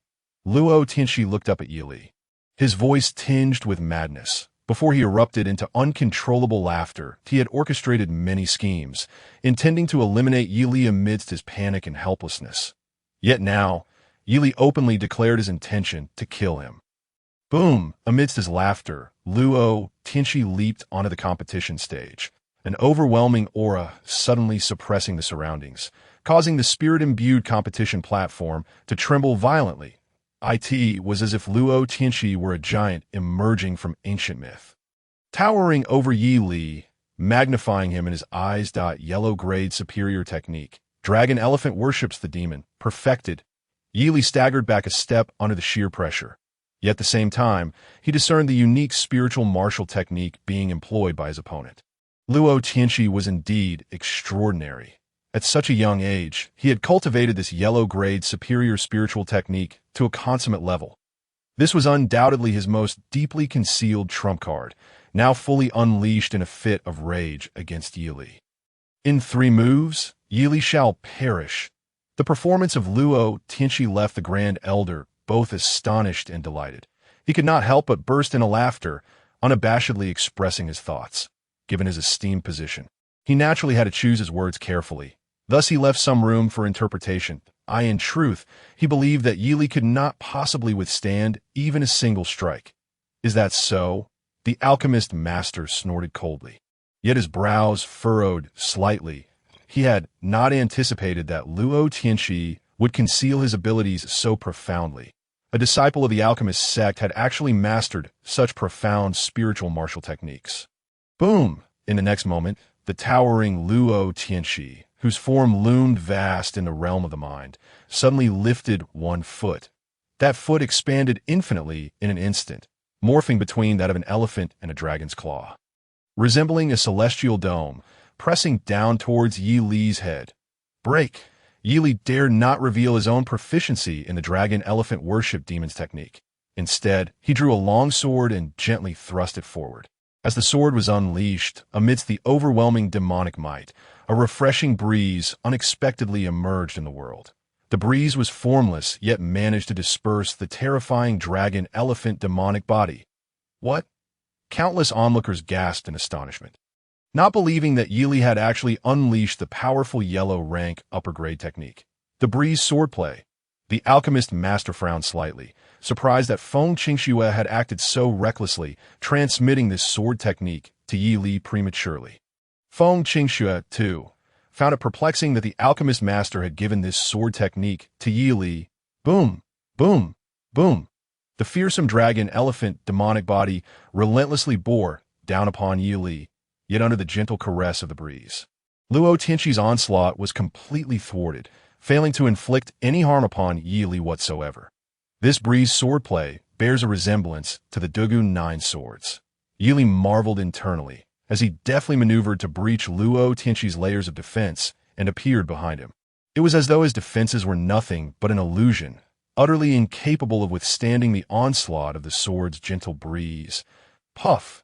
In a flash, the sword light coalesced, transforming into a long arc of sword energy, unceremoniously piercing into Luo Tianxi's back. Death! Despite being injured, Luo Tianxi remained unfazed. He even let out a joyous, frenzied roar as he abruptly turned to strike at Yi Li's head. This move was one where he intended to exchange injury for death. Oomph! Yi Li let out a soft, cold chuckle as a powerful yet concealed mental will surge through the tip of his sword and into Luo Tianxi's mind. What? The Grand Elder jolted to his feet, his eyes wide with disbelief as he witnessed Luo Tianxi, at this most critical juncture, suddenly freeze. In the eyes of all, Luo Tianxi had at least a 60% chance of slaying Yi Li. Yet, he inexplicably chose to forego that opportunity. How commendable! Who would have thought that senior brother Luo would awaken in the final moments? realizing that his betrayal of the alchemist sect and harm to his fellow disciples was a grave error. Yili withdrew his long sword and, with a face full of emotion, remarked as Luo Tianqi's lifeless body crumpled to the ground. Hardly anyone could discern that it was Yi Li who had covertly utilized the dragon elephant worship demon's technique to ambush Luo Tianqi. They were simply bewildered and shocked, left utterly confounded. So be it. Since Luo Tianqi has come to his senses and taken his own life in atonement, I shall not pursue the matters of the past. The alchemist master felt a wave of confusion wash over him. Yet he understood that this was Yi Li's doing. With a hint of melancholy, he stated that this matter would be considered resolved. You. It was you. You were the one who struck secretly. Who would have imagined that the esteemed alchemist master would resort to scheming against his own sect's disciple? The Grand Elder, driven to madness by their exchanges, furiously pointed at the alchemist master, instinctively shouting. This was a result of his long-standing authority, leading him to speak so recklessly. What did you say? The alchemist master's expression darkened, and the Grand Elder's heart sank as he realized he had misspoken. The alchemist sect could not afford to engage in open conflict. Humph. You know full well what I mean. We shall take our leave. The Grand Elder waved his sleeve, determined to escort Zhong Tianhe away. No, I must personally challenge him. I will kill him. Zhong Tianhe had not anticipated that events would unfold in such a manner. Upon hearing his grandfather's command to leave, he immediately erupted in protest. Enough! The grand competition of the 36 sects cannot proceed without your opportunity. We are leaving. The Grand Elder's face flushed with embarrassment and anger. He muttered under his breath, "Isn't this already humiliating enough?" He coldly declared, forcibly dragging Zhong Tianhe away at a rapid pace. In light of Luo Tianqi's defeat, both their faces were thoroughly disgraced. Chapter 39. I will take you to meet my master the Grand Elder, approached with great fury.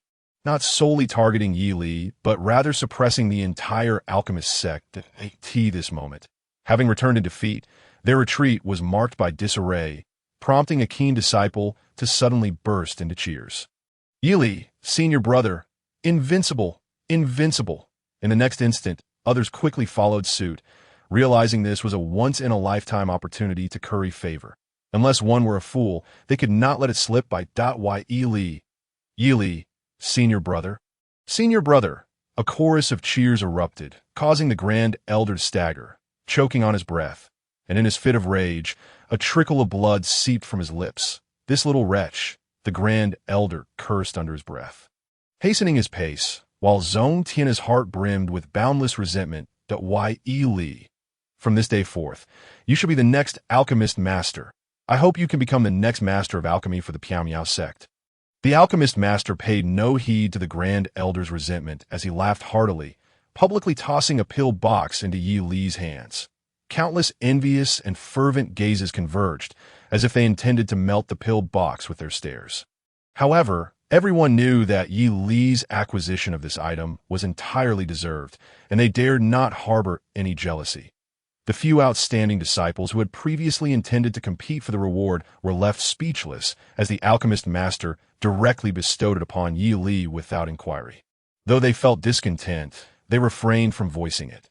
They recognized that, compared to Luo Tianqi, who was at the 9th level of martial master, they were still far inferior, let alone the enigmatic Yi Li.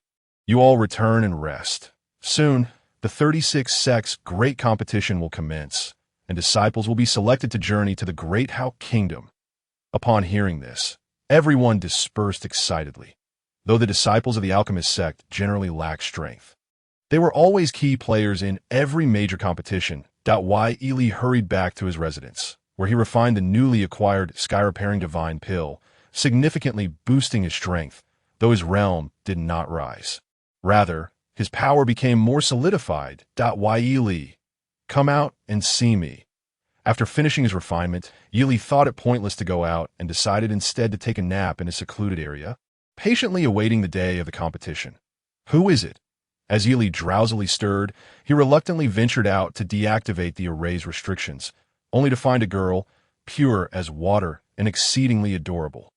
Standing before him, it was her, the one who had called out to him in a strange manner before. Who are you? Yi Li asked, astonished, recognizing her as Hua Wulei, yet curious about the adorable girl before him. Yili, senior brother. Now that you're the senior brother of the alchemist sect, you don't even recognize me anymore. No wonder there's a saying. When the poor suddenly become rich, they forget their old acquaintances. This saying must refer to you. Seeing Yi Li's shocked expression, Hua Wulei felt delighted, yet her face bore a pitifully aggrieved look. All right, little junior sister, you suddenly look like this. How could I dare to recognize you? Besides, I was a poor man to begin with. Why don't you give me some spirit stones? Yi Li shrugged nonchalantly. He had never seen anything shameful in being poor, especially since he could no longer keep any spirit stones. Come with me. My master wishes to see you. Hua Wulei giggled, making a cute face of disdain, and beckoned Yi Li with her finger. Your master? Yi Li followed her, puzzled, unaware that a figure had just appeared behind him. Feng Qingxue, whose expression was dark and brooding. You don't know who my master is? This time, it was Hua Wulei's turn to be astonished as she scrutinized Yi Li from head to toe, as if examining a rare beast. What is it? Is your master famous? Yi Li felt a twinge of unease. His previous incarnation had been rather indifferent to matters within the sect. What nonsense are you talking? My master is the sect leader of the Piao sect. Hua Wulei exclaimed, face-palming, looking utterly defeated by him. Yi Li let out an exclamation of surprise, feeling utterly speechless within. Here he was, claiming to be a disciple of the Piao sect, yet he knew nothing about its sect master. What on earth? You must leave quickly. My master is waiting to deal with you. Upon witnessing Yi Li's dazed expression, Hua Wulei felt an inexplicable joy swell within her, unable to resist teasing him, which caused Yi Li's face to fall instantly. Why Yi Li? In the next moment, the two ventured deeper into the very core of the Piao sect, where a calm and serene voice reached them first.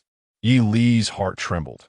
This could be considered a form of welcome, showcasing how much the unseen sect master valued him. He slightly bowed and obediently followed Hua Wulei's lead as they hurried onward. Just then, a malicious gaze suddenly fell upon Yi Li, followed by a cold snort from the individual, who swiftly departed. Why Yi Li froze momentarily.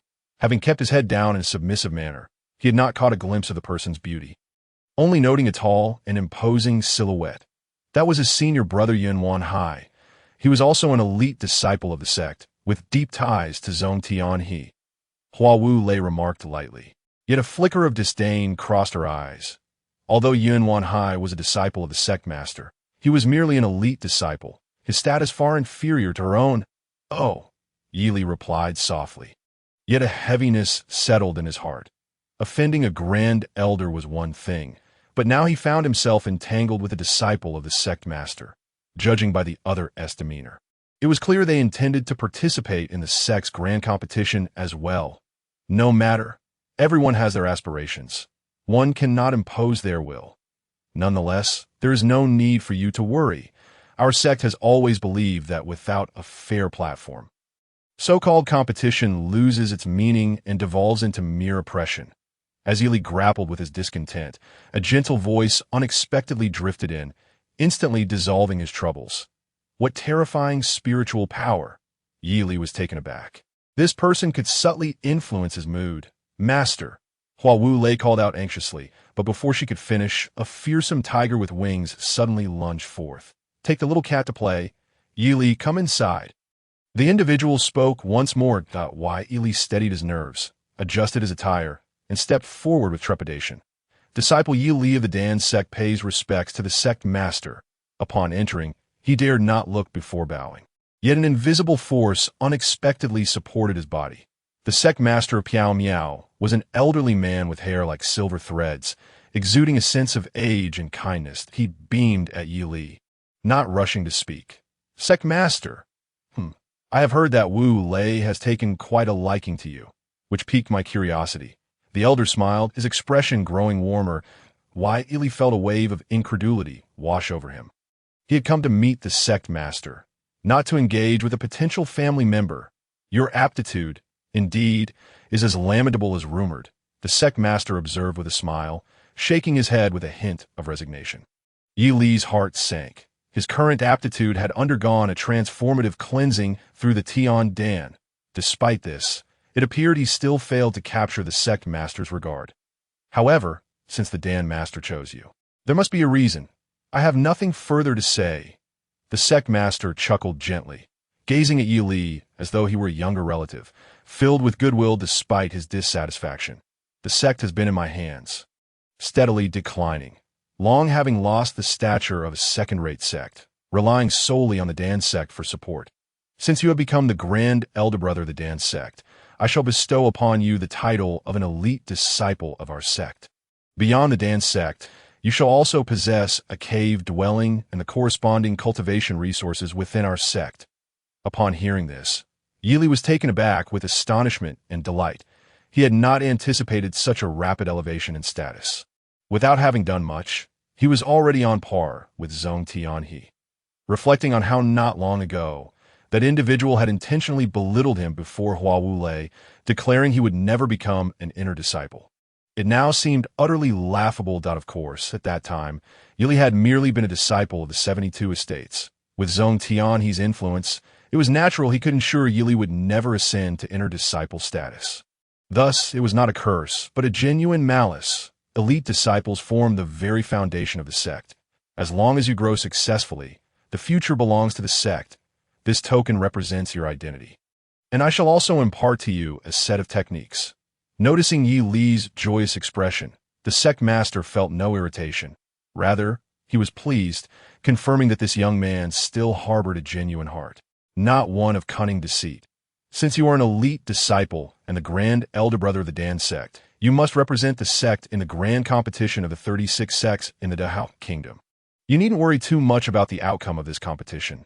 The sect master regarded Yi Li, slowly asking, "Do you understand my meaning?" Yi Li's heart suddenly stirred with realization, hesitantly inquiring, "Is it about the junior sister seeking your favor?" "Sect master, ah!" The sect master erupted in laughter, waving his hand for Yi Li to depart. Why, Yi Li felt an overwhelming sense of gratitude. He had not anticipated that after a mere encounter, Hua Wu Lei would regard him with such significance. Clearly, due to Yin Wanhai's connections, Hua Wu Lei had learned of the many who intended to ambush him during the 36 sects grand competition. This prompted her to earnestly plead with her master, leading the sect master to grant Yi Li the status of an elite disciple. In this way, even if Yi Li conceded defeat, he would have an avenue for retreat, no longer needing to recklessly confront Zhong Tianhe and others. A warm current surged within Yi Li as he wasted no time, promptly returning to his dwelling. With a flick, he opened the item bestowed upon him by the sect master and was immediately taken aback. It was a high-grade technique, the Tai Chi blade. Upon closer inspection, he realized the technique was indeed severely incomplete. Due to its extensive incompleteness, every elite disciple could practice it, rendering it not particularly precious or secretive. Moreover, the sect master had entrusted this to Yi Li not for his cultivation, but rather to prepare him in advance, ensuring he would not be swiftly eliminated. The technique, though intact, consisted of only 3 fragmented moves, with the true essence comprising merely the overarching principles and a brief introduction. With my aptitude, even if granted an eternity, I would be unable to restore a high-grade technique. Would I? Yi Li felt a pang of anxiety, striving to temper his expectations as he activated the system's ability to peer into the past. Boom! Countless intricate pieces of information surged into Yi Li's consciousness, leaving him dizzy and on the verge of spewing blood. In that instant, it felt as if he had painstakingly studied this fragmented technique for a millennium. Without food, drink, or sleep, for a full 1,000 years, he meticulously contemplated every possible interpretation and variation of this technique. And the overwhelming influx of information nearly rendered him a fool. No. This sensation felt not like the system's ability, but rather as if he had genuinely exhausted a millennium of time, relying on his own comprehension to piece it back together. As his strength and insight coalesced, Yi Li's understanding of the system underwent a profound transformation. He began to organize the information within his mind, realizing he had successfully restored the technique and expanded the 3 fragmented moves into a complete set of 7.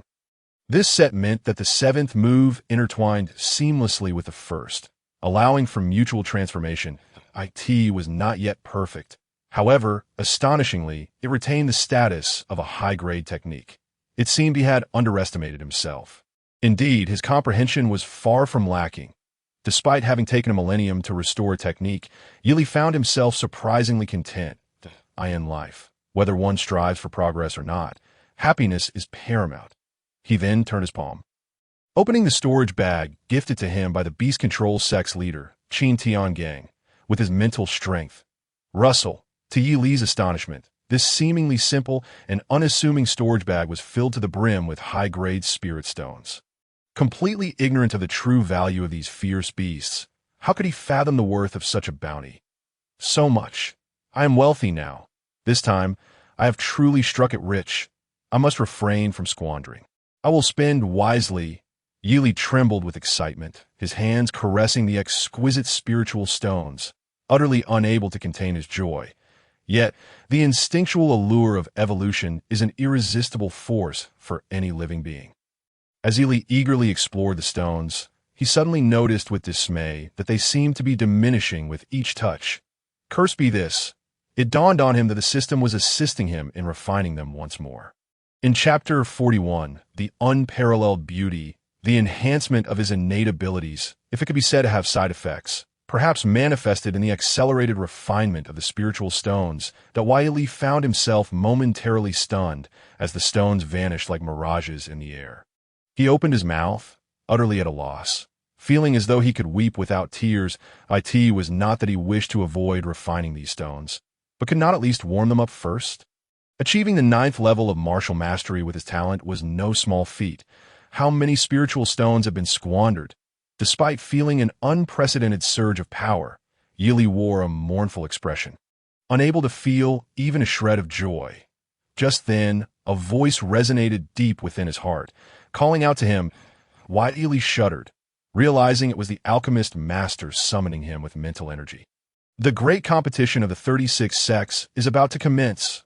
Our alchemist sect's disciples are not particularly strong. It would be prudent to enter early.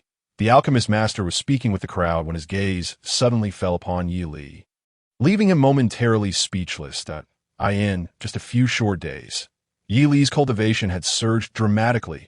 Could it be that the sect leader had lost his senses? The alchemist master, understanding that Yi Li had visited the sect leader and subsequently entered seclusion, deduced that all the peculiarities must stem from the sect leader's actions. Given that the sect leader had made arrangements, the alchemist master felt it inappropriate to inquire further and merely cleared his throat. Pretending not to notice, Yi Li, you shall lead this battle. You must defend the honor of our alchemist sect, the foremost among the 36 sects. The alchemist master cast a glance at Yi Li. Unable to restrain himself from adding one more remark, a profound silence fell over the assembly. All present left in shock. Hadn't the alchemist master just stated that the alchemist sect's disciples lacked strength? Moreover, it seemed rather mocking to expect an alchemist to secure a commendable position in the sect competition. I understand. Yi Li replied calmly, a confident smile spreading across his face. This time, our alchemist sect shall undoubtedly claim first place. Are these two out of their minds? Other disciples muttered under their breath, aghast at the scene unfolding before them. They were merely a group of alchemists, entirely disinterested in competing fiercely against others. Brothers and sisters, let us proceed. In the next moment, the distinguished disciples of the alchemist sect formed a formation, and Yi Li strode forward with unwavering confidence, the others hastily following suit. What is wrong with this little fellow? Has he met with the sect leader and grown arrogant? A figure suddenly appeared beside the alchemist master, the mysterious shopkeeper who had been casually setting up a stall by the roadside. It seemed the sect leader had bestowed something upon him. Could it be that the sect leader had developed new ideas regarding that matter? What a pity for Qingxue. The alchemist master sighed softly, shaking his head, his gaze betraying a hint of confusion. Senior brother, we are still merely a group of alchemists. When competing against disciples from the other 35 sects, let us maintain decorum and avoid harming relationships. As the crowd distanced themselves from the alchemist master's sight, some uneasy disciples inched closer to Yi Li. Their meaning was clear. They feared Yi Li might not know his limits and inadvertently harm disciples from other sects, thus implicating themselves. Rest assured, I will do my utmost to hold back until the end, Yi Li replied, feeling exasperated by his so-called teammates. However, he understood that one could not expect a group of alchemists to possess much fortitude. Those with fiery tempers were typically incapable of focusing on alchemical pursuits. Senior brother is immensely capable and possesses unfathomable skills. He will surely shine in this competition. Seeing Yi Li's willingness to engage, the crowd breathed a sigh of relief, beginning to flatter him earnestly. Yi Li, disinterested, quickened his pace. Before the sect's grand hall, an unprecedented gathering of disciples from the 36 sects took place, each standing in their designated positions according to the celestial alignments. However, was anyone missing?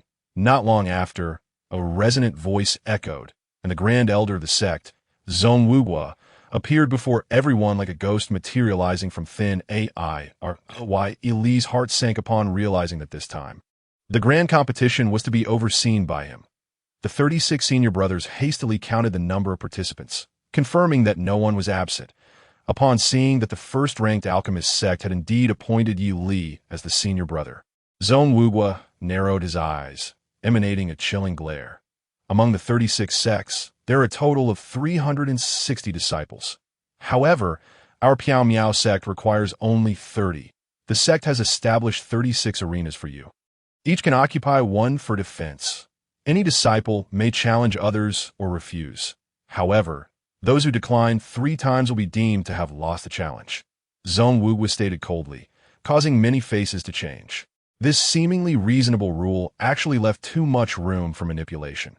With the Grand Elder's authority and reputation, he could easily control who would rise and who would fall at will. Let the selection of arenas commence. Without allowing the crowd time to ponder, Zhong Wuguo shouted, and the grand formation of the sect abruptly activated. The disciples found themselves transported to an open expanse. Since we have arrived, let us occupy the first-ranked arena. Yi Li surveyed the area and noticed that the majority of participants gravitated towards arenas corresponding to their sect rankings, igniting a surge of determination within him. The alchemist sect had always held the top position among the 36 sects. Receiving the largest share of monthly sect resources, he saw no reason to relinquish the position of the first arena. Senior brother, must you be so ostentatious? The other disciples gasped in disbelief at Yi Li's audacity to assert such a claim. Yet, despite their trepidation, they felt compelled to follow suit. The vast arena spanned over 100 meters, yet only a mere 10 individuals stood together, evoking a sense of tragic grandeur reminiscent of the cold winds sweeping over the Yi River. Commencing from the 36th arena, challenges may proceed freely. Only one disciple may stand forth per round to challenge others. The Grand Elder announced impassively, and immediately, a figure soared from the 36th arena, charging towards Yi Li and the others without hesitation. It was common knowledge that the alchemist sect's disciples were not particularly strong, so such an action was not entirely unexpected. Yaoqin sect, Luo Qing pays respects to the esteemed senior brothers. Yi Li, I request your guidance. The individual leaped onto the arena, challenging Yi Li without a moment's hesitation. In Chapter 42, Life and Death Unconcerned, Yi Li regarded the challenger with a hint of exasperation. Go. Drive him off? Yi Li uttered nonchalantly, prompting a disciple from the alchemist sect to step forward. This action was not born of bravery, but rather of desperation. Under the current competition rules, the fate of the alchemist sect's disciples was all but sealed. Everyone observed the unfolding scene with clarity. This was undoubtedly the Grand Elder's personal vendetta against them. Given the certainty of receiving a 0 score, it would be better to forfeit immediately. Wait, Yi Li. Senior brother, each person has only 3 opportunities to forfeit. Are you truly giving up? Luo Qing sneered, his expression dripping with disdain. Though he addressed Yi Li as senior brother, it was evident he held him in contempt. 7th level martial mastery is commendable for your youth. Yi Li rolled his eyes in resignation, lazily approaching his challenger. Be quick with your strike. Please, senior brother, you may go first. Luo Qing retorted with a cold laugh, harboring intentions to humiliate Yi Li. Although the Yaoqin sect was not particularly formidable, this individual was a rare talent with astonishing martial prowess. Very well, Yi Li replied, Uninterested in further conversation, he lightly unleashed a punch, prompting a look of disdain from Luo Qingxu. The tiger's roar divine fist, merely a low-grade yellow martial technique, he scoffed, regarding Yi Li's public display as shameless. However, the next moment, as the punch was executed, the air erupted with fierce roars, and 10 spirit tigers formed from condensed spiritual energy charged forward with a ferocious growl. The release of spiritual energy was a hallmark of a martial master's unique abilities. A majestic spirit tiger with 10 heads suddenly surged forward, causing Luo Qingxu to exclaim in surprise, thrown into a flurry of confusion. In a moment of carelessness, one of the tigers pounced directly onto him, transforming into a swirl of spirit energy that sent him flying.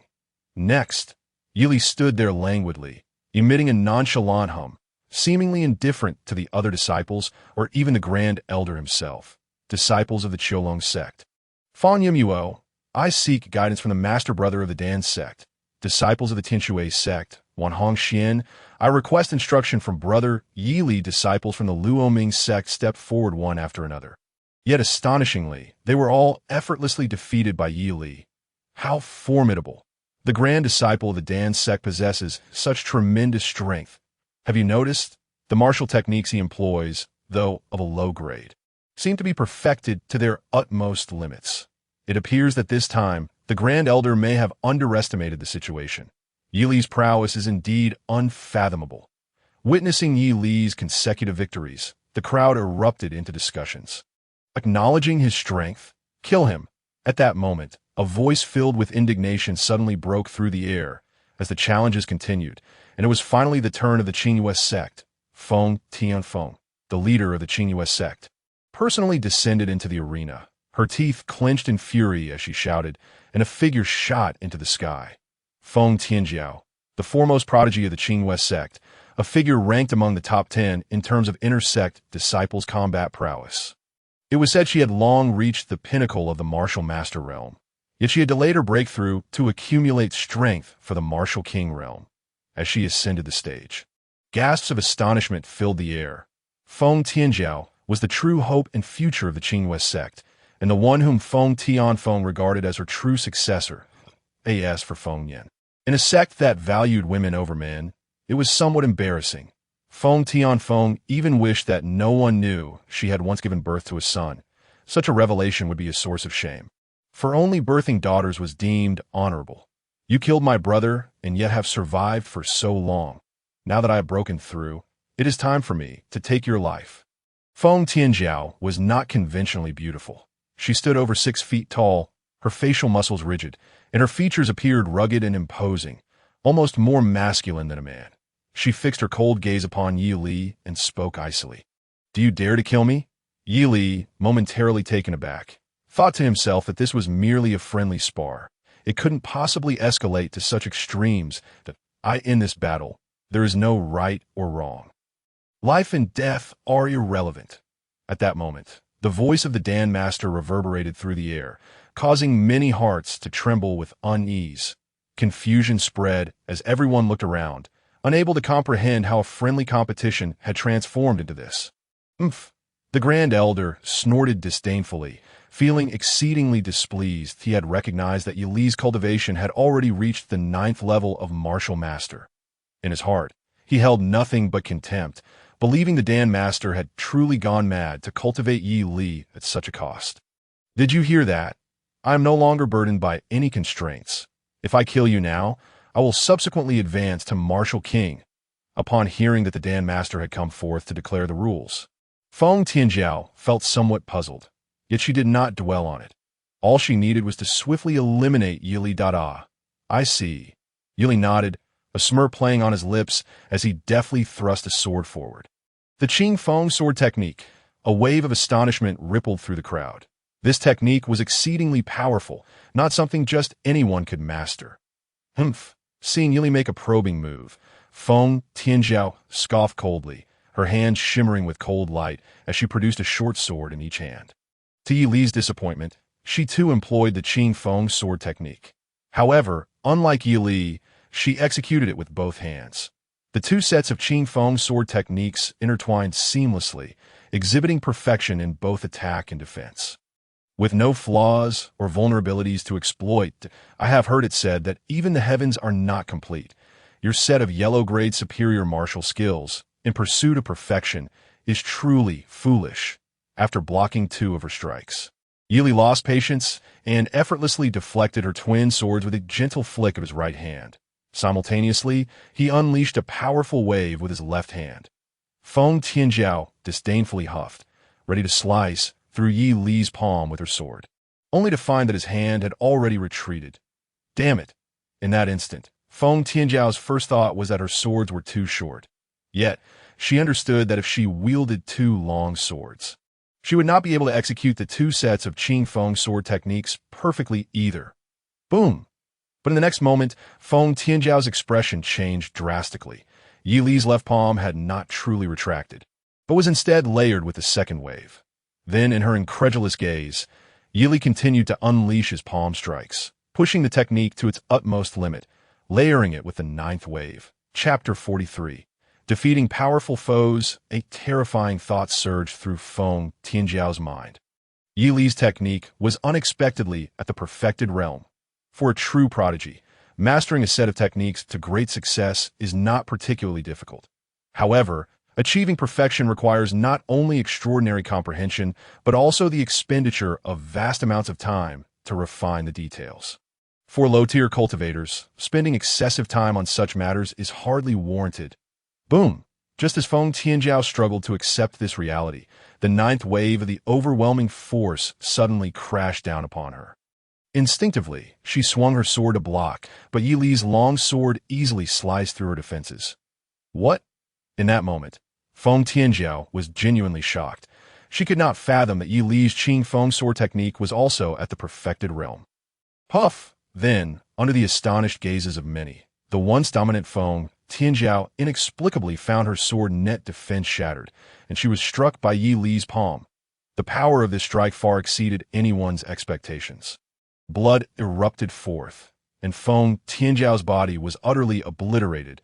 A puddle of remains lay in a pool of blood, devoid of any semblance of humanity. Ah! You dare! The sudden turn of events occurred too swiftly. By the time Feng Tianfeng reacted, her most cherished and prideful daughter had already been vanquished. Without a moment's thought, Feng Tianfeng rushed forward in fury, only to be intercepted by the Grand Elder. If he did not intervene, even if Feng Tianjiao had been killed by the Dam Master, it would merely be her own doing. Yi Li's combat prowess had firmly secured him among the top 10 intersect disciples. It was unclear how he compared to those elite disciples who did not participate in the rankings. A fierce debate erupted in the arena. It seemed no one cared about Feng Tianfeng's loss of her daughter. They were simply astounded by Yi Li's might. What are you all talking about? I'm also one of the elite disciples of the sect.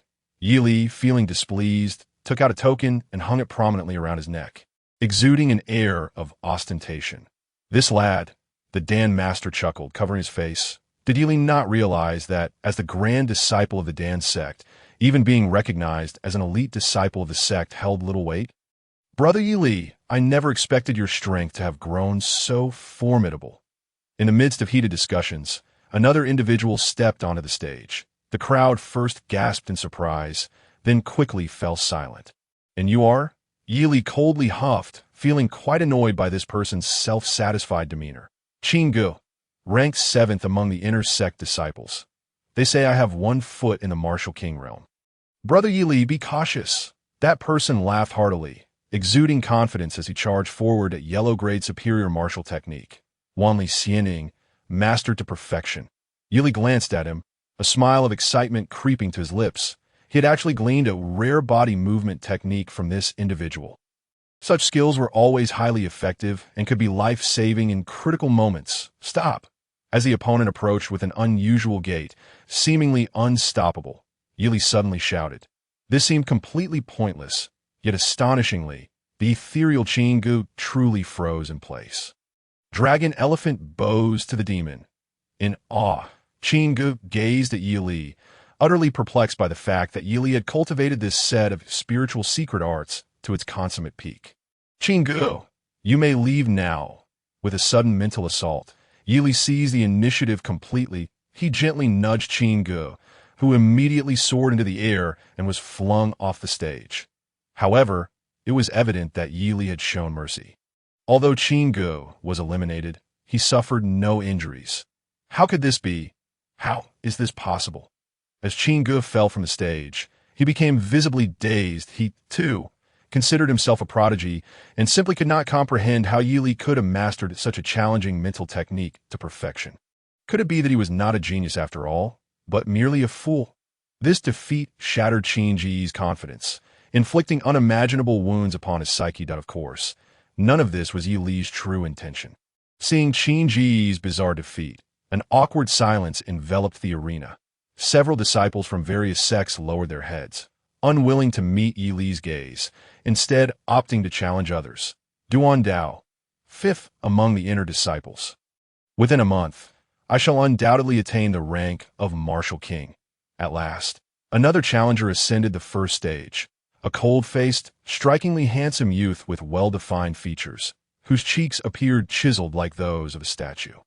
You think I fear the martial king? Yili scoffed, utterly baffled by the young man's thought process. Seeking death, Duan Dao, filled with indignation at being so blatantly disregarded, charged forward without a second thought. Yili anticipated that this individual would wield a blade, yet he was slightly taken aback to see that Duan Dao's weapon was in fact his right hand. In an instant, the flesh and blood on Duan Dao's right hand vanished, revealing a chilling bone blade, a yellow-grade upper-tier martial technique, the Ghost King Blade. Mastery attained. Duan Dao unveiled his ultimate move, but all it did was provide Yili with another card up his sleeve. With a flash of the blade, a terrifying force locked onto Yili's body, making it clear that he would be cleaved in two at that very moment. What? As Duan Dao's blade was poised to split Yili, the latter suddenly transformed into an afterimage, leaving Duan Dao in stunned silence. He had cultivated pure and domineering techniques, aiming for a single decisive strike that would sever life from death. Yet now, his full-force attack had been eerily evaded by Yili, throwing his mind into disarray. You may also leave. Yili, feeling irked, reflected on how these individuals approached him with reckless abandon, intent on his demise, oblivious to the source of their misplaced confidence. However, he had no desire to extinguish their hopes entirely, as that would merely align with the desires of the Grand Elder. With a gentle kick, Yili sent Duan Dao tumbling down. Duan Dao let out a pitiful wail, not from pain, but from a profound sense of humiliation. Chapter 44. The Descent into Madness as Duan Dao fell. The Grand Elder's expression darkened ominously. A profound silence enveloped the arena. No one had anticipated the extent of Yili's terrifying prowess. The top 5 inner disciples represented the future and hope of the sect. With normal growth, their future heights would rival those of the Grand Elder. Moreover, Yili was also a Dan Master, the chief disciple of the Dan sect. This was utterly inconceivable. The Grand Elder's gaze shifted, focusing on a particular direction, his lips moving slightly. There, the chief disciple of the Divine Weapons sect, Ji Wang, looked over in surprise, his face suddenly lighting up with excitement. As one of the top 3 inner disciples, Ji Wang was someone the sect relied upon, and he had no intention of participating in today's battle. Yet the Grand Elder had suddenly made an offer that he could not refuse. Junior brother Yili, we bear no grudges, and I have no desire to kill you. A gust of wind unexpectedly brushed against Yili's cheek, and when he focused his gaze, someone had mysteriously appeared before him. Ji Wang spoke nonchalantly, prompting an immediate displeasure from the Grand Elder, who let out a cold snort. His demand was for Yili's death, yet Ji Wang was no fool. Given his status and position, he did not wish to utterly offend the Dan Master, and thus leaned towards the Grand Elder's agenda. Martial King. Yili regarded Ji Wang with a penetrating gaze, unable to discern his true realm. Indeed, for this sect's grand tournament, I need not intervene. However, due to certain circumstances, I have been compelled to resort to this course of action. Thankfully, it will not affect your standing, junior brother. Let us consider it a favor owed to you. Ji Wang spoke earnestly, while Yili, the chief disciple of the Dan sect, only sought to secure his ranking. His presence was indispensable for the journey to the Great Hao Kingdom. Please, Yi Li, uninterested in idle chatter, directly extended his hand, inviting him to battle. Why should he simply concede and step down just because Ji Wang had given him a token of respect? What did he think he was? Very well, truly a young bull with no fear. How admirable. Ji Wang was slightly taken aback. Being of high standing within a Miao Miao sect, he was regarded as an idol among many disciples, and he never expected Yi Li to so brazenly disregard his authority. The disparity in our realms is too great, junior brother Yi Li. Regardless of any grievances you may hold, I shall allow you to make the first 3 moves.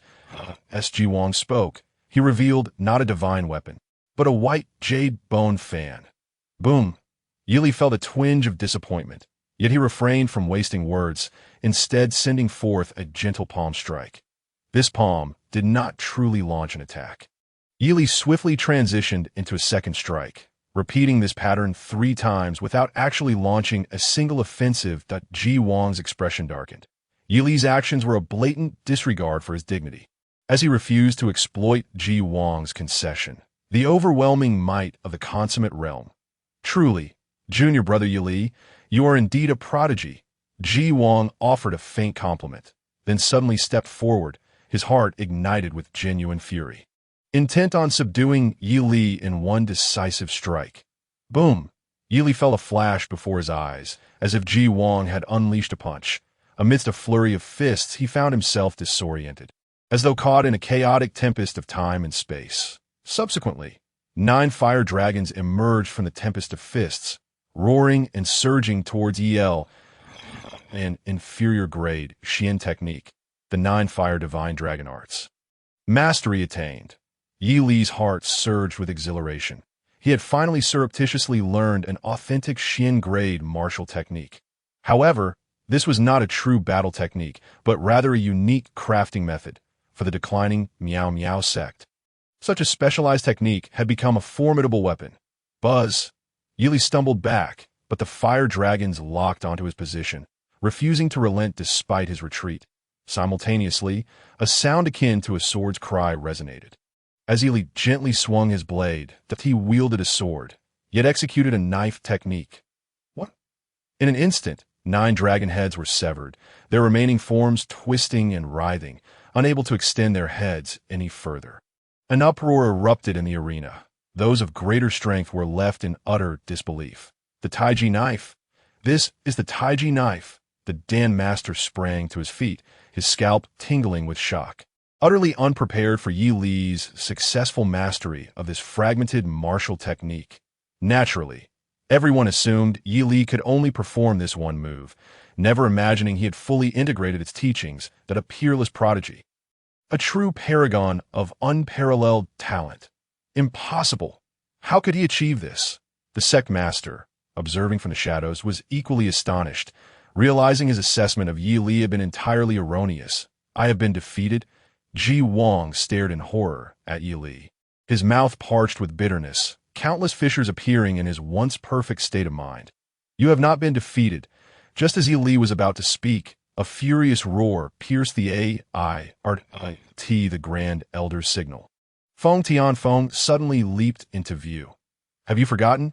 You are a martial king. As long as you eliminate him, you will never need to worry about being bested by him. Feng Tianfeng, entirely disregarding her dignity, openly incited Ji Wang to kill Yi Li before the eyes of the crowd. This was due to Ji Wang's earlier restraint. Despite having targeted Yi Li, he had not abused his advantage in realm and had only utilized the power of a 9th-tier martial master. Kill him! Kill him! Ji Wang's mind, now fractured, fixated on Yi Li with bloodshot eyes, his murderous intent reaching an uncontrollable peak. Individuals of his caliber, having enjoyed a smooth and untroubled ascent to Martial King, had never faced setbacks or challenges. Suddenly bested by Yi Li, his psyche teetered on the brink of madness. Feng Tianfeng, you are courting death. The alchemist master, incensed, was driven to the brink of murderous intent, while the others within the sect regarded Feng Tianfeng with malevolent glares. Given her stature, her blatant targeting of a mere disciple was nothing short of a disgrace to the sect. Humph. Once Yi Li is dead, we shall discuss my matters. Feng Tianfeng scoffed, her countenance betraying a complete indifference. She had incited the king of G to succumb to madness, yet she herself had long since been ensnared by it.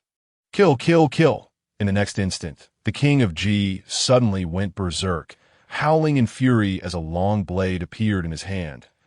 As the eldest disciple of the divine weapon sect, he was a master in forging divine weapons, and the blade he wielded was crafted by his own master, an exquisite spiritual artifact. This is bad. The alchemist master was taken aback, for no one had anticipated that the leader of the divine weapon sect would secretly forge such a terrifying weapon for his disciple. Chapter 45. The Target of All. The alchemist master could hardly fathom how Yi Li would confront such a premier spiritual artifact. He instinctively surged forward, only to be obstructed by a figure. Let them be. The current Piao Miao sect does not require two unparalleled prodigies. The figure, expressionless, uttered these words. It was none other than the leader of the divine weapons sect. The alchemist sect claimed to be the foremost among the 36 sects. Yet in terms of true strength, they were far inferior to the divine weapons sect. The contributions of the divine weapons sect to the sect were equally immense, though they appeared far more reserved. Ouyang Li, how dare you?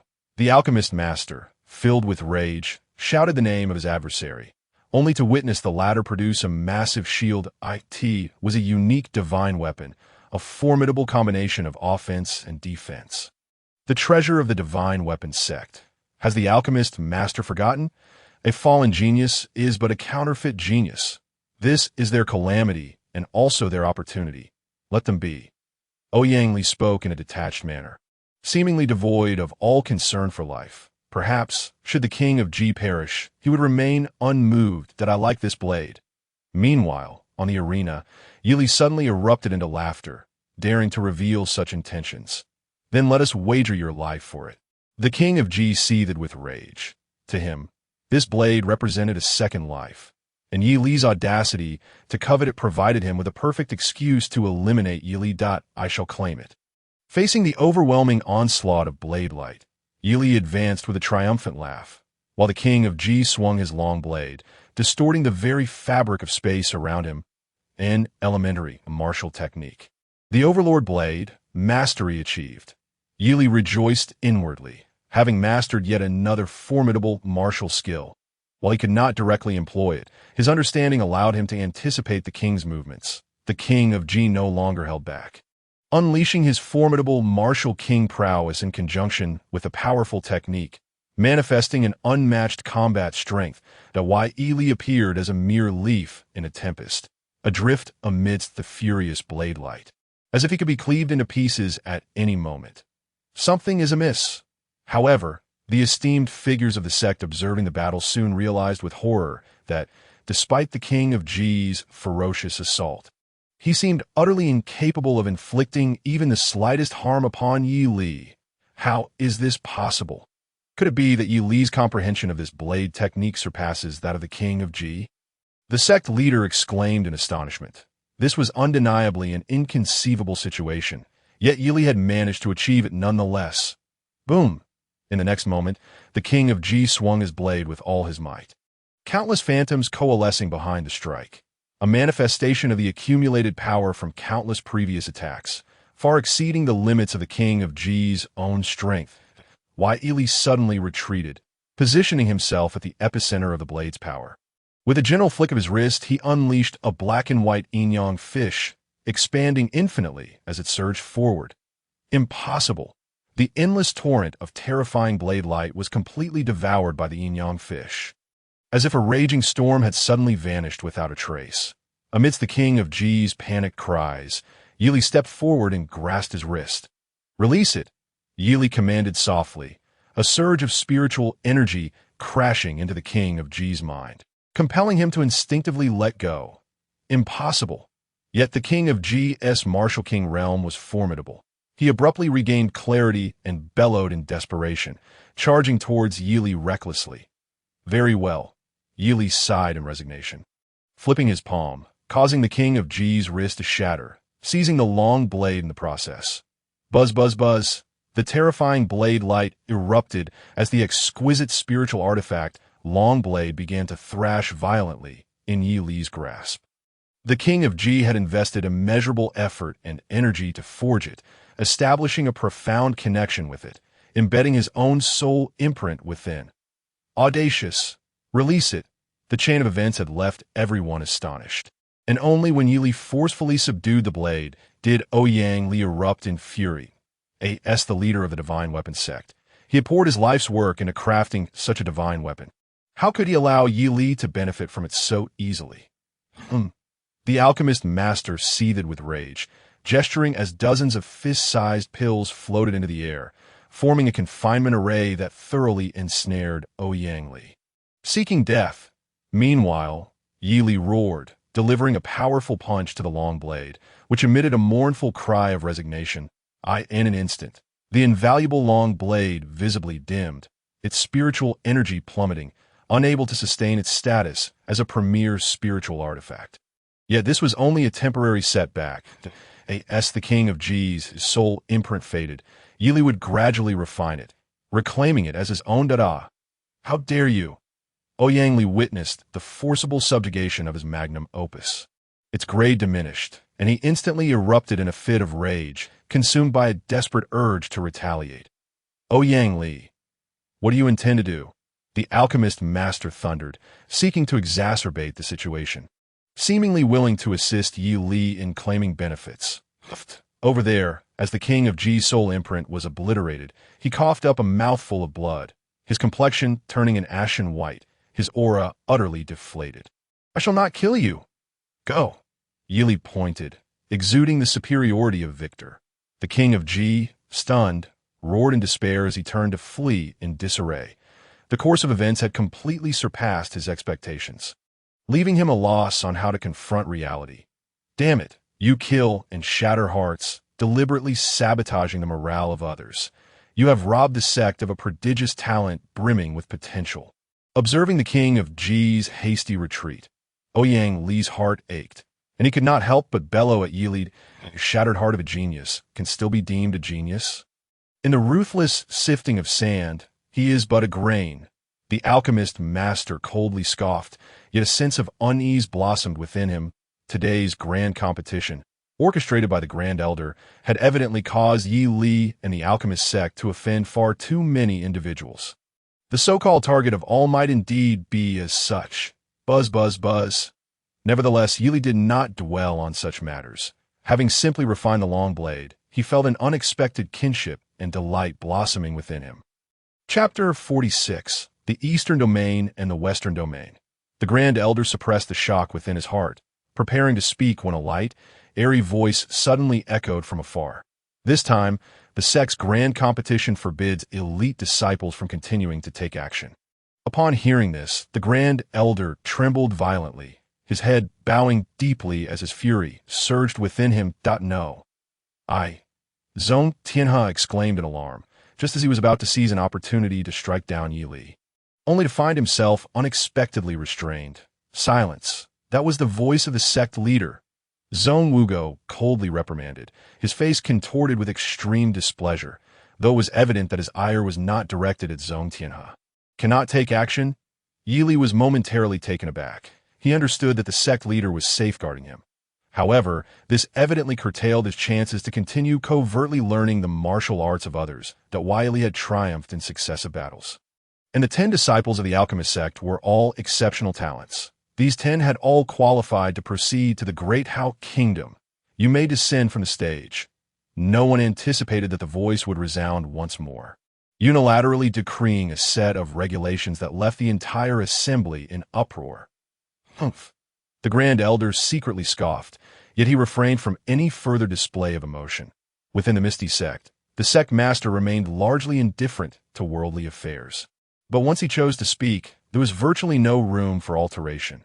This reality deeply dissatisfied Zhong Wuge, yet he continued to endure in silence. Master brother, it's all up to you. To his surprise, there were such fortuitous developments alongside his master brother. The disciples of the Dan sect were initially taken aback, only to soon erupt in joy. This time, the quota for the journey to the Great Hao Kingdom was a mere 30. Yet unexpectedly, their Dan sect claimed a full 10 spots. Thank you, sect master. Yi Li bowed towards the distance, prompting the other disciples to hastily follow suit, their faces brimming with excitement. However, while they reveled in their joy, the disciples from the other 35 sects were far from pleased. The heart of the Dan Master was heavy with unspoken words. Prior to this, the Dan sect had already become the target of collective ire. And now the sect master had further exacerbated Yi Li's predicament. Of course, with increased pressure comes greater motivation, which was the true intent of the sect master. "Let us return," the Dan master called out softly. Having lost the desire to remain and observe the competition, he feared that as the grand contest progressed, the rivalry would intensify, and the other participants would grow increasingly resentful of the Dan sect disciples who monopolized 10 spots. "Yi Li, for this journey to the great Hao kingdom, you shall take charge. The ranking is of little consequence. I only hope you can ensure their safety." Upon returning to the Dan sect, the atmosphere was jubilant. Yet the Dan master bore a solemn expression. "Sister Feng, are you not coming?" Yi Li was momentarily taken aback, astonished that he was indeed to lead the team this time. The expedition to the great Hao kingdom was merely to determine the future of their sect. Beyond that, there were other competitions that would dictate the sect's very survival. The Dan master sighed softly, imparting additional instructions, reminding everyone to heed Yi Li's commands, lest he wield the authority to expel them from the Dan sect. He then dismissed the others, leaving only Yi Li behind. "You have now firmly established your identity as an elite disciple of the sect. Should you excel in the great Hao kingdom, you will naturally ascend to the status of a core disciple. At that juncture, the sect will also benefit from your contributions, and there are matters I may share with you." The Dan master pondered for a moment, then sighed. "In truth, I have emerged from seclusion ahead of schedule, driven by the affairs concerning Qing Shui." "Sister Feng?" Yi Li's heart raced. He realized he was about to uncover the most intricate entanglements of the Misty sect. At this moment, he had thoroughly offended the Grand Elder, perhaps explaining why the Dan master chose to confide in him. The Tianxian continent is divided into the eastern and western regions, and we currently reside in the eastern region. Yet in ancient times, the Misty sect was once a premier sect in the western region. Nowadays, it is said that the sect has resurged in the west, and there are even those who have come to the Misty sect seeking our return. The Western Misty sect is governed by the Feng family, hence the previous incident where Feng Shidi was forced to his death, which necessitated granting us some time. The Dan master's succinct words illuminated Yi Li's understanding of Feng Qing Shui's lineage and the animosity between her and the Grand Elder. Clearly, their stances regarding the potential return diverged. Furthermore, Feng Qing Shui's father was undoubtedly a supporter of the sect master. Yet the dilemma lies in the fact that while the sect master certainly does not wish to return, he cannot openly express this, which complicates Feng Qing Shui's situation immensely. Then, is Sister Feng intending to compete against the prodigies of the Western region to determine the fate of the sect? Yi Li's thoughts raced, leading him to draw his own conclusions. It is still too early for you to know such matters. Everything shall be discussed upon your return from the great Hao kingdom." The Dan master sighed deeply, at a loss for how to proceed. Why Yi Li, momentarily stunned, recalled that he was merely a martial master. The Dan master confiding in him to this extent was already a testament to his regard. What more could be achieved by continuing the conversation? "Here, I possess a portion of the Misty sect's alchemical heritage. Though not complete, it is still rare among the many sects in the eastern region." The Dan master reigned in his inner turmoil, producing a storage ring and placing it before Yi Li. Yi Li was taken aback. Though inexperienced, he understood that this ring symbolized the authority of the Dan sect's leader. Holding onto it no longer serves a purpose. Should I suddenly pass, you will assume the role of the Dan sect's leader. The Dan master spoke with a tone devoid of further elaboration. Gesturing for Yi Li to take his leave, that a wave of profound trepidation washed over Yi Li. The Dan master's actions felt eerily reminiscent of a final farewell. "Go. Some matters are not for you to involve yourself with at present. Knowing in advance will only add to your burdens." Observing Yi Li's astonished demeanor, the Dan master sighed, pinpointing the crux of the issue. Why Yi Li was left speechless. With his current cultivation, he was but a mere insect, incapable of influencing anything significant. Disciple takes his leave. Upon my journey to the great Hao kingdom, I shall undoubtedly strive to elevate the sect's reputation. establishing the Misty sect as the most formidable sect. Yili felt a pang of discomfort as he earnestly declared, before exiting in a subdued manner. He found himself pondering the source of his discontent. Was it the realization of his own insignificance that troubled him? Or was it the plight of Fengqing Shui that stirred feelings of injustice and resentment? Chapter 47. Exceptional spirit stones, Yili returned and gently opened the alchemical tome. A flurry of system messages surged into his mind. The true value of this tome lay not in the formulas, but in the myriad experiences and insights of those who came before. Yet, for Yili, merely glimpsing those formulas sufficed, from first to seventh tier. He mastered the recipes for all common elixirs. Among them were 2 seventh-tier elixirs, the refinement of which even the Dan Master had yet to fully comprehend. Yili, however, grasped every intricate detail flawlessly. Yet, while he could guide the Dan Master in alchemy, he himself remained incapable of concocting high-tier elixirs in the realm of cultivators. Martial prowess was the very foundation of all. The Dan Master's expectations of Yili were elevated precisely because he had successfully refined the heaven-mending pill. Otherwise, they would not be so high. Sighing, Yili felt a sense of dissatisfaction. He possessed mastery over the methods for crafting formidable elixirs, yet was shackled by his own limitations. With a mere thought, he reduced the handwritten alchemical tome to ashes. That night, Yili's heart was heavy with myriad thoughts and unfulfilled desires, leading to a restless sleep. Meanwhile, within the sect, Yili's name spread like wildfire. News traveled from the 36 sects back to the 72 prefectures, with everyone discussing it animatedly.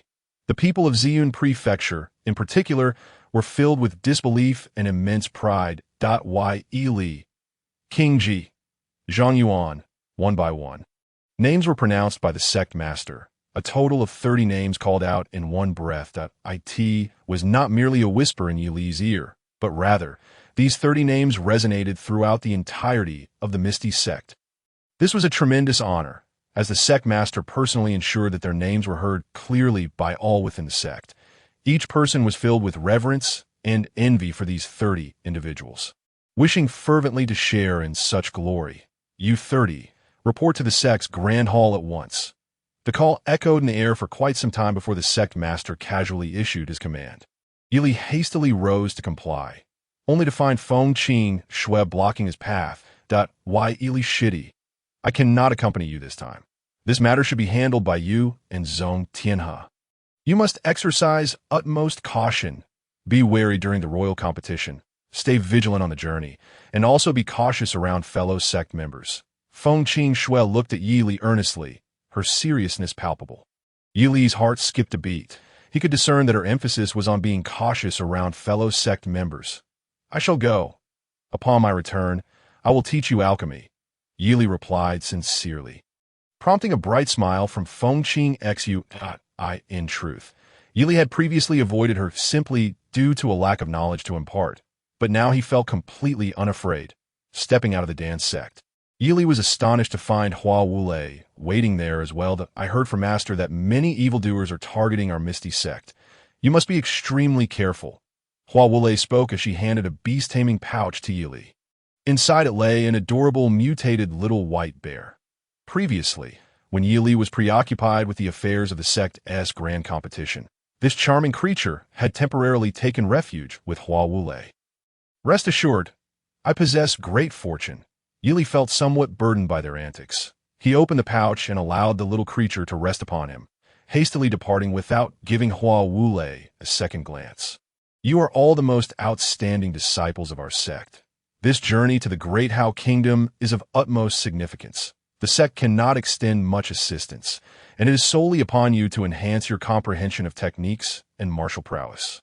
In front of the sect's Grand Hall, Yili and the others were each allocated standard weapons and armor. However, due to the current inadequacy of resources within the Piao sect, the sect could not provide anything of value. The sect leader wore an awkward expression, choosing not to mention the lack of quality items and instead diverting the conversation. Zhong Tianhe, you will lead this expedition to the Great Hao Kingdom. Yili, you shall command the 3 factions of the Danchi formation. I hope both of you can unite and collaborate to bring the greatest benefit to our sect. The sect leader spoke with a calm demeanor. But Yin Wanhai, the elite disciple standing beside him, was visibly taken aback as a disciple of the sect leader and an elite disciple himself. He was also a martial king.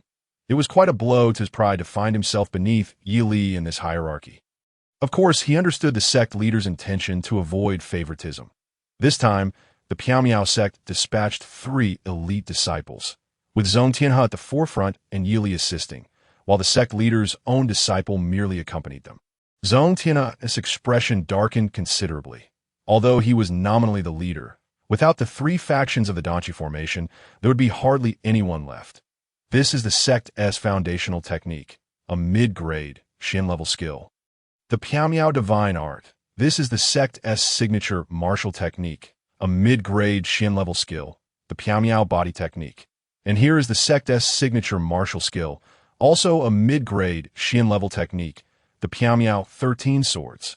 The sect leader opened his mouth to release a white orb of light, which fell to the ground and transformed into a white jade stone tablet.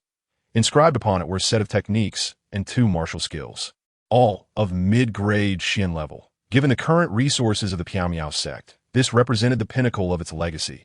Moreover, to safeguard this last vestige of wealth from being lost, it was to be concealed within the sect leader himself. Yi Li, let us compete to see who can master these techniques first. If you lose, you shall no longer serve as vice leader. The crowd gazed on with excitement, but unexpectedly, Yin Wanhai interjected with a commanding tone. Filled with arrogance and provocation, Yi Li was somewhat speechless. Did the position of vice leader truly warrant such contention? He was entirely unconcerned, yet Yin Wanhai felt that the sect leader's arrangement had undermined his dignity. Yi Li, I see you are afraid. Aren't you? Yi Li was slightly taken aback, as Zhong Tianhe could hardly contain his mockery. What if you lose? Yi Li asked slowly, seemingly hesitant. These 3 top-quality spirit stones should suffice to cover your trivial position as vice leader. Shouldn't they?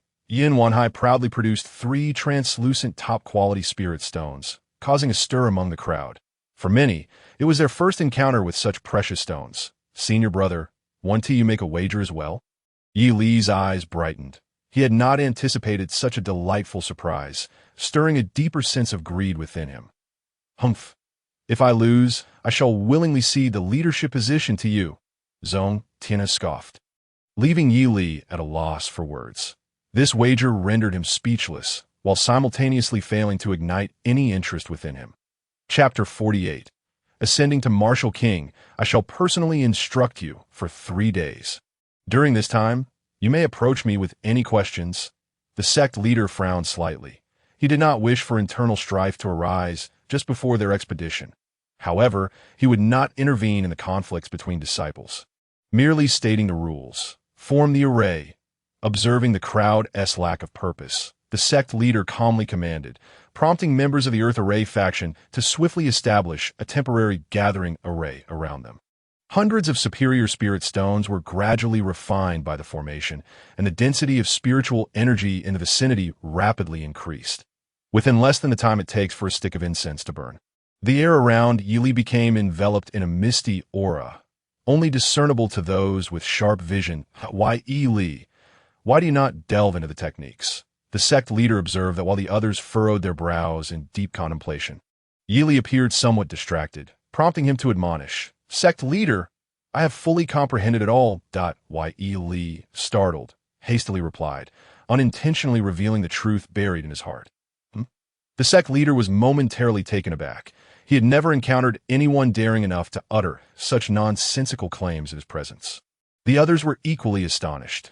Was Yi Li out of his mind to speak such words to the sect leader? Focus on your cultivation. This is a personal journey. It cannot be forced. The sect leader felt a flicker of displeasure, but refrained from saying more. Believing Yi Li's talent to be lacking and that he had given up on himself, as for whether Yi Li's assertion held any truth, who would believe it? How could so much spiritual energy be wasted? Yi Li, resigned, closed his eyes, while others pondered deeply. He muttered to himself, lamenting the disgrace of wastefulness. Hundreds of superior spirit stones, squandered in such a manner, was intolerable for someone like Yi Li. commence the refinement. A system notification flickered in Yi Li's mind, causing the surrounding gathering array to quietly accelerate. What is happening? Within less than half a day, the spiritual mist in the vicinity began to thin, prompting the sect leader to emit a displeased snort. The Earth Array faction members were startled and hurriedly inspected the formation, yet they found no discernible issues. With no alternatives, they could only replace the spirit stones. Fortunately, relative to the vast resources of the Piao sect, such a small quantity of superior spirit stones was not significant. Thus, 3 days passed in this peculiar manner. Thankfully, the others were engrossed in their intense study and failed to notice anything amiss. Meanwhile, Yi Li quietly reached the pinnacle of the Martial Master realm. If such a realm existed, he would be at the 10th level of Martial Master. "Time's up," the sect leader suddenly called out, and the stone tablet transformed into a streak of light, vanishing into his mouth. "No!" The crowd gasped in unison, each face reflecting bewilderment, as though a treasure they were joyfully collecting had suddenly flown away. With your cultivation, you may grasp as much as you can. To truly master it is impossible. I only aim to help you touch upon the principles to enhance your original martial skills. The sect leader spoke softly, soothing the collective disappointment. He then noticed Yi Li slowly opening his eyes and was left dumbfounded. This fellow had claimed 3 days prior to have comprehended everything. Was he not slapping his own face? "Yi Li, do you still remember the wager from 3 days ago?" Zhong Tianhe stood confidently, his gaze fixed on Yi Li, filled with derision. After 3 days of intense contemplation, his spirit had grown weary to its limits, yet his gains were substantial. "Brothers, allow me to demonstrate the 3 great secret techniques for you." Yi Li rose, unexpectedly addressing everyone as his junior brothers. The crowd wore expressions of astonishment, all eyes glued to him, unsure of how he would conclude. "This is the Piao divine art." Yi Li chuckled lightly, gradually showcasing a set of techniques, explaining the intricacies as he performed them. While not particularly astonishing, he had evidently cultivated it to a minor accomplishment. "What? How is this possible?" The sect leader was immediately taken aback. He recalled that it had taken him years to first reach the Martial King realm before beginning to practice this technique. It took him over a year to merely grasp the basics, while achieving minor success had taken him 6 more years. "What is this Yi Li situation?" Observing the sect leader's stunned expression, the other disciples were equally filled with incredulity.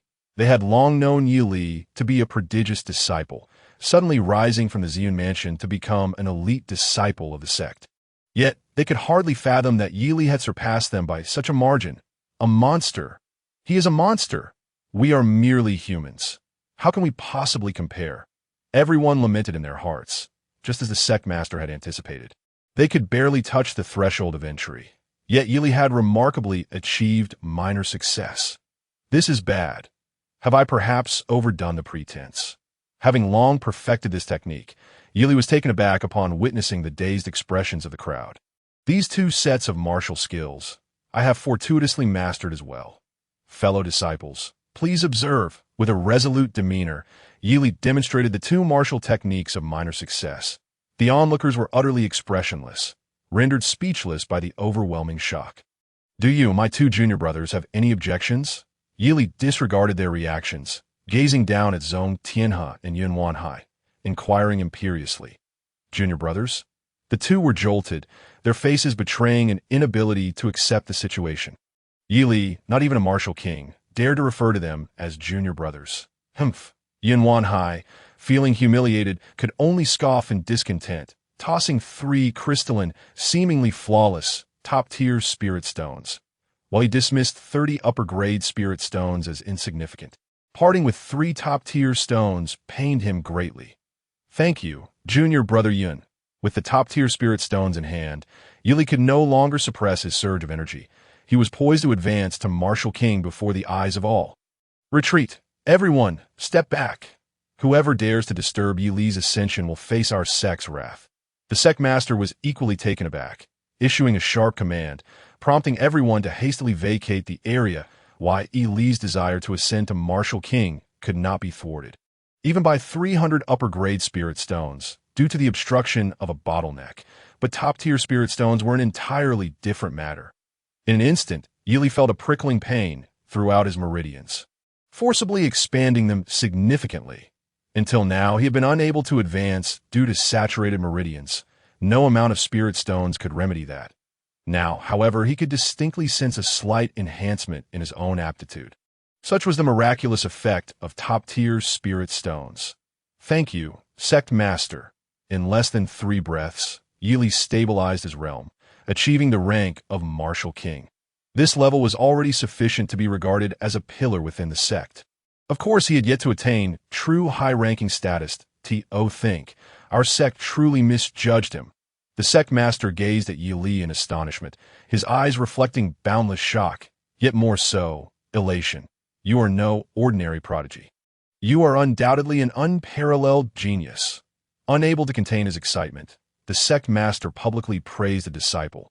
Though others felt a twinge of discomfort, they too found themselves at a loss for words. Yili's brilliance had transcended their comprehension. Those who had harbored animosity towards Yili quietly relinquished their previous disdain, replaced by profound admiration, instinctively yearning for closeness with him. Only those with grievances against him became increasingly fearful and resentful, wishing for nothing more than his demise. This is the route map to the Great How Kingdom. Along the way, powerful sect members will discreetly guard you, so there's no need for excessive worry. However, the sect's protection cannot cover every aspect. You must remain cautious and treat this as a trial. The sect master steadied his thoughts before casually indicating that the group could depart from the sect. He said little more, yet everyone understood that Yili had understandably become the leader of this expedition. Fellow disciples, we set out. Over the next 3 days, Yili had nearly nothing to occupy his time. With a spirit full of vigor, he called out and led the group deep into the mysterious mountains. Within this boundless expanse, there existed paths that had been repeatedly cultivated by the sect, ensuring relative safety. As Yili guided the group through, they reached their first destination before nightfall. Fellow disciples, we shall pass the night in this sheltered valley. At dawn tomorrow, we can set forth with renewed vigor. Leaving the mysterious mountains behind, Yili stated calmly, and naturally, disciples from the alchemy division rushed to set up camp, sparing him the trouble. However, that night promised to be anything but peaceful. Yili was acutely aware that his earlier ascension to Martial King had caused quite a stir, inevitably attracting unwanted attention. Fellow disciples, show me the spirit herbs you've brought with you. With a mere thought, Yili beckoned, and the alchemy disciples quickly gathered around. Yili selected several precious 4th-grade spirit herbs from their offerings. The disciples were left awestruck, their astonishment evident. Senior brother, are you going to concoct a 4th-grade elixir? They were bewildered. How could Yili possibly refine a 4th-grade elixir? I've already attained Martial King. What is so surprising about that? Yili huffed in irritation. If not for being constrained by my realm, I could even concoct 7th-grade elixirs. Creating a 4th-grade elixir would make you a true master alchemist. The crowd erupted in exclamations, their eyes glued to Yili, unwilling to depart. Despite the cramped quarters of the small tent, I am merely concocting the exceedingly simple beast flame pill among the 4th-grade elixirs. Yili stated somewhat impatiently, yet the crowd's excitement only intensified. The beast flame pill, while not particularly challenging to refine among 4th-grade elixirs, possessed unparalleled practical value. Each beast flame pill, even of the lowest quality, could fetch thousands of times the cost of its raw materials and spirit stones. The value of a mid-quality one was beyond imagination. Very well, watch closely. Without further ado, Yili retrieved his spirit tool alchemy furnace and began the meticulous process of refining. His movements, though seemingly slow, caused beads of sweat to form on the brows of the spectators. Yili's alchemy techniques appeared rather rudimentary, almost resembling that of an apprentice, yet they could clearly see that every detail was executed flawlessly. To keep pace with such an absolute standard of perfection drained their energy and spirit. Done. In less than the time it takes for a stick of incense to burn, Yili withdrew his spiritual fire, releasing an extraordinarily potent fragrance that wafted throughout the area. The alchemy, tribulation. How is this possible? Could it be a transcendent elixir of perfect quality? In the next moment, someone gasped in astonishment as Yili let out a long howl. Summoning a beast formed from elixir energy, which he then merged into the furnace.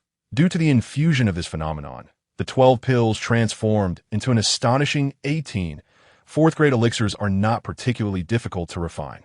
Do any of you junior disciples have questions? Yili publicly collected the 18 elixirs and casually inquired. Leaving the crowd exchanging glances, they suddenly felt an overwhelming urge to cry. Every motion of his was so impeccably flawless. How could they possibly ask questions? Senior brother, why did you suddenly decide to refine the beast flame pill? One person weakly abandoned inquiries about the alchemy process, opting instead for a superfluous question. Of course, it is for self-defense, Yili replied matter-of-factly, then dismissed their confusion and instructed them to return. Alone, he stepped outside the small valley and released the mutated little white bear from his beast-controlling pouch. The little creature clung to Yili, expressing its affection in various ways. What is this? Have you caught a whiff of something? Yili chuckled softly, noticing that the little one, due to its mutated lineage, had failed to grow, yet its intelligence was astonishingly high. Squeak! The little white bear let out a couple of playful sounds, even nodding its head at why Yili laughed lightly and popped a beast flame pill into its mouth, causing it to excitedly tumble over. Its clumsy little legs faltered, and it fell from Yili's embrace. That moment, a wave of searing murderous intent suddenly locked onto Yili. Feng Tianfeng, you've arrived rather quickly. Yili sprang to his feet, recognizing the formidable presence of a high-tier martial king in the newcomer. Moreover, they had yet to leave the mysterious sect's territory. Who else could it be but Qingyue sect's Feng Tianfeng? What Feng Tianfeng? Yet the newcomer merely sneered, emitting a chilling voice reminiscent of an ancient owl in the night. Kill! Meanwhile, a furious roar erupted, and a multitude of figures surged forth, launching a simultaneous assault on all the disciples of the Piamiao sect. Yili had ventured out alone with the intention of confronting the situation single-handedly. Yet to his utter disbelief, he realized he had misjudged the circumstances. They were not after him, but rather aimed to annihilate them all. Martial kings, all of them were martial kings. As the two sides first met, despairing cries erupted from the disciples of the Piamiao sect. The enemy was numerous and comprised entirely of formidable martial kings. Follow me, charge out. At this critical moment, Yun Wanhai bellowed, showcasing the responsibility and courage of an important disciple of their sect. Just as he felt a surge of dread, he noticed that Zhong Tianhe had seemingly vanished without a trace. Beast flame pills. Yili found himself cornered at the mouth of the valley, and with a sudden roar, he tossed numerous pills in the air. This time, as they represented their sect in battle. Each disciple of the Dan sect had corresponding battle beasts accompanying them. Without a moment's hesitation, the Dan sect disciples fed the beast flame pills to their battle beasts. Immediately, a chorus of wails ensued as those third-tier battle beasts could not withstand the potency of the fourth-tier pills, resulting in their explosive demise. However, the Dan sect disciples were indeed extraordinarily affluent, and among them were 4 individuals carrying fourth-tier spirit beasts. Upon consuming the beast flame pills, these beasts unleashed the power of late-stage fourth-tier battle beasts, their bodies engulfed in flames and fearlessly charging into battle. Kid, are you the leader of these people? I never imagined that the Piamiao sect has fallen to such a pitiful state. An elderly figure slowly approached Yili, scrutinizing his aura, a glimmer of disappointment flashing in his eyes. Aren't you also a martial king? We are all in the same realm. Do you truly believe you can kill me? Moreover, at your age, this is all you will ever achieve, and yet you still dare to look down upon me. Yili chuckled lightly, slowly retreating, though he had no intention of striking back. Indeed, you are young, but you shall not survive this night. The man, unfazed, let out a soft laugh, and with a sudden flicker, appeared behind Yili like a wraith. Such swift movement. Yili was taken aback, and he quickly flicked his wrist, sending a flash of white light soaring toward his assailant's face. The man initially thought it to be some hidden weapon, but the small creature suddenly opened its mouth, unleashing a torrent of flame. A fourth-tier spirit beast. The assailant was momentarily startled as the little white bear charged forward with a furious roar. Had Feng Tianfeng been there, Yili would have intended to engage in combat alongside the little white bear. However, while this elder was powerful, he was nowhere near Feng Tianfeng's level. Why Yili swiftly employed the Piao Miao movement technique, seamlessly blending into the chaos of battle on the other side. Retreat, return to the sect. If we can save even one, it will be worth it. Yun Wanhai unleashed his full power, single-handedly confronting 7 martial kings. Resolutely fighting to buy time for his fellow disciples, to his astonishment, Yili realized he had misjudged Yun Wanhai. Not every person who looked at him with disdain was a villain. Yili's heart stirred. He had not anticipated that, in such dire circumstances, Yun Wanhai would display such a side of himself. Puff! In the next moment, Yili discreetly swung his blade. The damaged premium spirit weapon suddenly ignited a flash in the air, sending 2 heads of martial kings soaring into the sky. The Xian-level superior martial skill, Taiji Blade, when combined with the injured premium spirit weapon, unleashed an astonishing might. The scene erupted into chaos as Yi Li's blade flickered, manifesting the second strike of the Taiji Blade, a wave of unstoppable blade light sweeping across, cleaving 4 martial kings in half. Who is this person? This spectacle left everyone stunned, and Yun Wanhai stared at Yi Li in terror, feeling a chill creep up his neck. This Yi Li, who had just recently advanced to martial king, possessed such terrifying power. Yun Wanhai even questioned whether he could withstand Yi Li's casual strike. These opponents are so weak. If I am not mistaken, they are merely disciples from other sects. The blade light flickered as Yi Li executed his 3rd strike, his voice steady as it resonated, instantly easing the hearts of the Piao Miao sect disciples. Previously, upon encountering the sudden ambush and realizing the enemy's unusual strength, they had lost their fighting spirit and courage. But now they gradually regained their composure. Follow senior brother Yi Li. Let us slay them all. Someone shouted in anger, and the others were immediately inspired. These assailants had blocked the valley's entrance, clearly intent on exterminating them. How could they not feel enraged? Puff! With the 3rd strike, 7 martial kings were cleaved in 2, and the remaining adversaries erupted into panic, scattering in every direction. So strong. Not only the others, but even Yili himself felt somewhat dazed.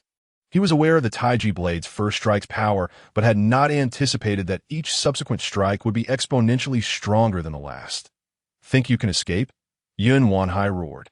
The disciples of the Piao Miao sect trembling in fear, while the hearts of their foes sank deeper into panic.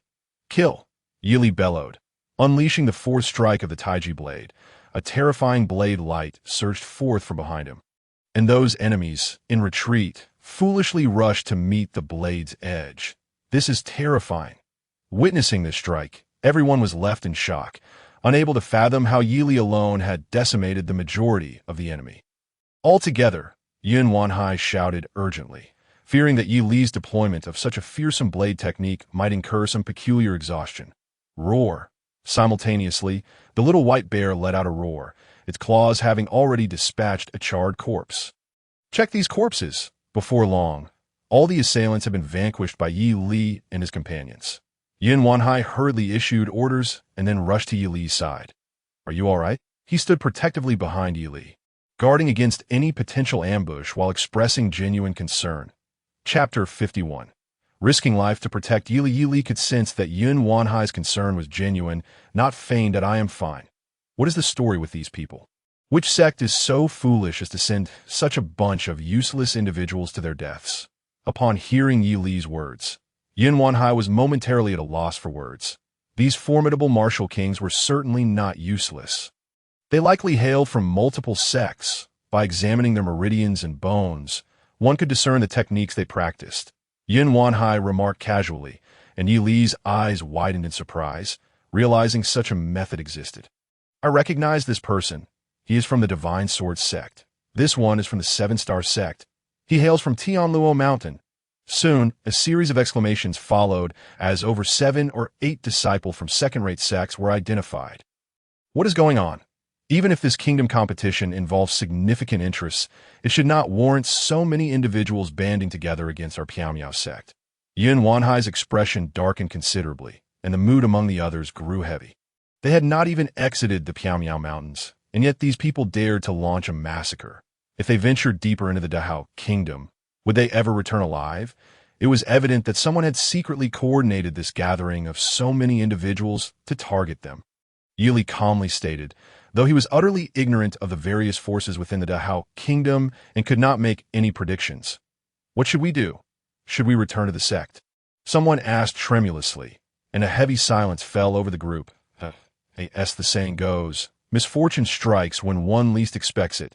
They had unexpectedly encountered an ambush. Though Yili displayed overwhelming prowess, there were still casualties.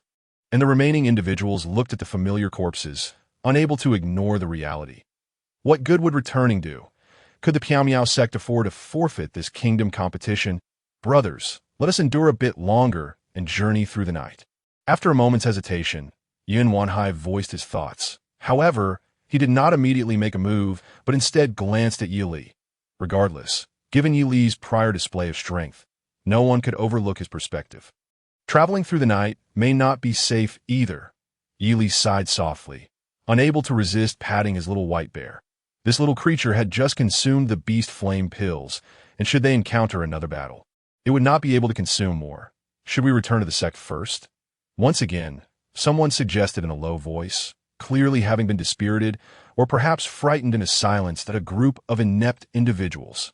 At that moment, a thunderous roar suddenly erupted, causing the faces of the crowd to change dramatically.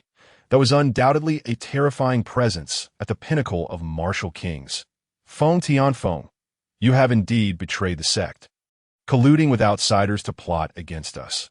Yili's expression shifted as he faced this sworn enemy, feeling a profound sense of uncertainty. Betraying the sect? Ridiculous. What do you insignificant beings know? As the leader of the Qingyue sect, how could I, Feng Tianfeng, betray my own sect?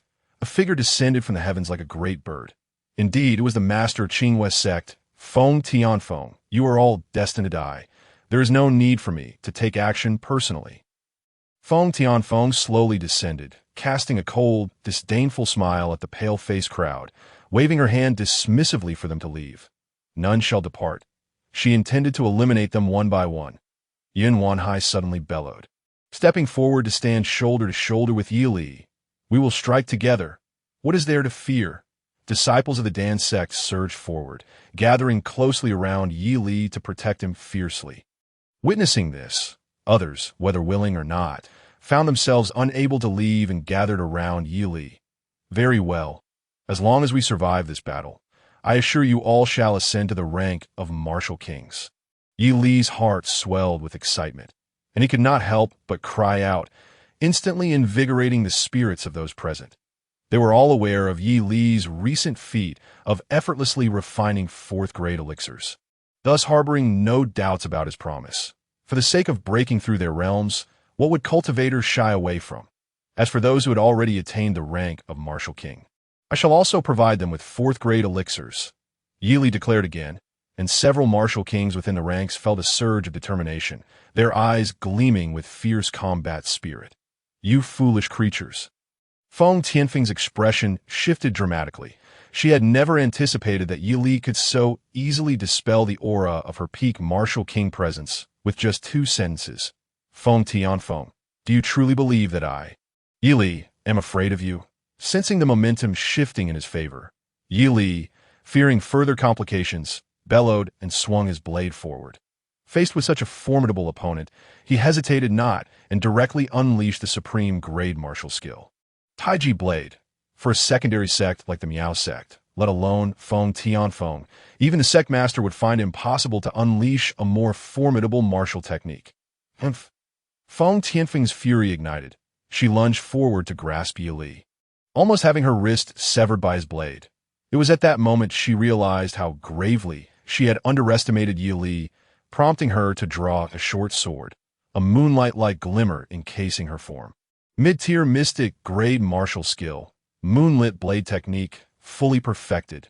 Yili was taken aback. The martial skill that Feng Tianfeng had secretly cultivated was astoundingly powerful, preventing him from securing an absolute advantage. Boom, boom, boom.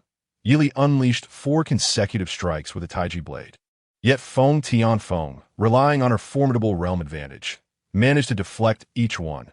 Though her shock had reached its zenith, strike together, as Yili continued to unleash his strikes without a moment's pause. He was poised to execute a fifth blow, prompting Feng Tianfeng to let out a piercing scream. Huh. Yili was startled, instinctively dividing his focus, only to suddenly find his vision blurring. "Watch out," Yin Wanhai shouted in alarm, as a shadow lunged into Yi Li's embrace. Although Yi Li's long blade was fierce and domineering, it was ill-suited for close combat. Feng Tianfeng had suddenly closed the distance, plunging her sword into his chest. "Die!" Yi Li's heart raced with alarm. Instead of retreating, he roared and charged towards her sword, sweeping his blade horizontally. Feng Tianfeng hesitated momentarily, but the last moment, she retreated, unwilling to perish alongside Yi Li. Splurt! In the next instant, her sword tip flicked, causing blood to spurt violently from Yi Li's body. "Kill!" Yin Wanhai roared, a wave of murderous intent surging forth, and other disciples, influenced by him, momentarily forgot Feng Tianfeng's terrifying prowess. Charging forward in a frenzy, "You seek death." Seeing these individuals willing to risk their lives to protect Yi Li, Feng Tianfeng was enraged. Chapter 52. Silencing witnesses. The gap in strength between these individuals and Feng Tianfeng was insurmountable. Even Yi Li, though seemingly holding his ground with superior martial techniques, had long been secretly injured by the backlash. Splurt! With a mere flick of her hand, a flurry of moonlight-like sword shadows surged through the crowd, sending several heads soaring into the air. These individuals were all disciples of the Dan sect. At such a critical moment, they were undoubtedly the ones most unwilling to see Yi Li perish, which only hastened their demise. Bang! The next instant, Feng Tianfeng raised her leg just as Yin Wanhai charged forward, delivering a kick to his abdomen that nearly shattered his dantian. Fellow disciples. Yi Li was taken aback, watching in horror as familiar faces around him rapidly turned to stone. Just moments ago, these individuals had gazed at him with admiration, their expressions brimming with warmth and goodwill. Yet now, he found himself unable to protect them, witnessing their brutal slaughter before his eyes. "Get away!" Yi Li bellowed wildly, the sixth strike of the Taiji blade unleashed, causing Feng Tianfeng's advancing form to momentarily freeze. The murderous intent infused in this strike compelled her to contemplate retreat. It felt as though this strike could not be blocked, could not be withstood. "You frighten me. Merely a junior, what are you even worth?" The next moment, Feng Tianfeng roared in anger, bolstering her own courage. The enmity between her and Yi Li was far too profound. Having such an opportunity to eliminate him, she would never relent. Boom! Simultaneously, a torrent of blade light descended from the sky, fiercely clashing against countless strands of moonlight that sought to obstruct it. Yi Li's strength paled in comparison to hers. Competing in sheer power was futile. Before the full force of her attack could be unleashed, he had already delivered a seventh strike. Ah! As this strike emerged, Feng Tianfeng gasped in shock, her only thought to turn and flee. This was the pinnacle of supreme-grade martial skills, already hinting at the might of Earth-grade techniques. The power of this strike could shake the heavens and repel even the gods. Splurt! The blade light flashed, obliterating the swath of moonlight, and a wail escaped Feng Tianfeng's lips as her sword-wielding hand was reduced to a bloody pulp. "Ah!" Feng Tianfeng cried out in agony, and a fierce, killing intent flickered in Yi Li's eyes. He seemed to possess the strength to deliver another blow.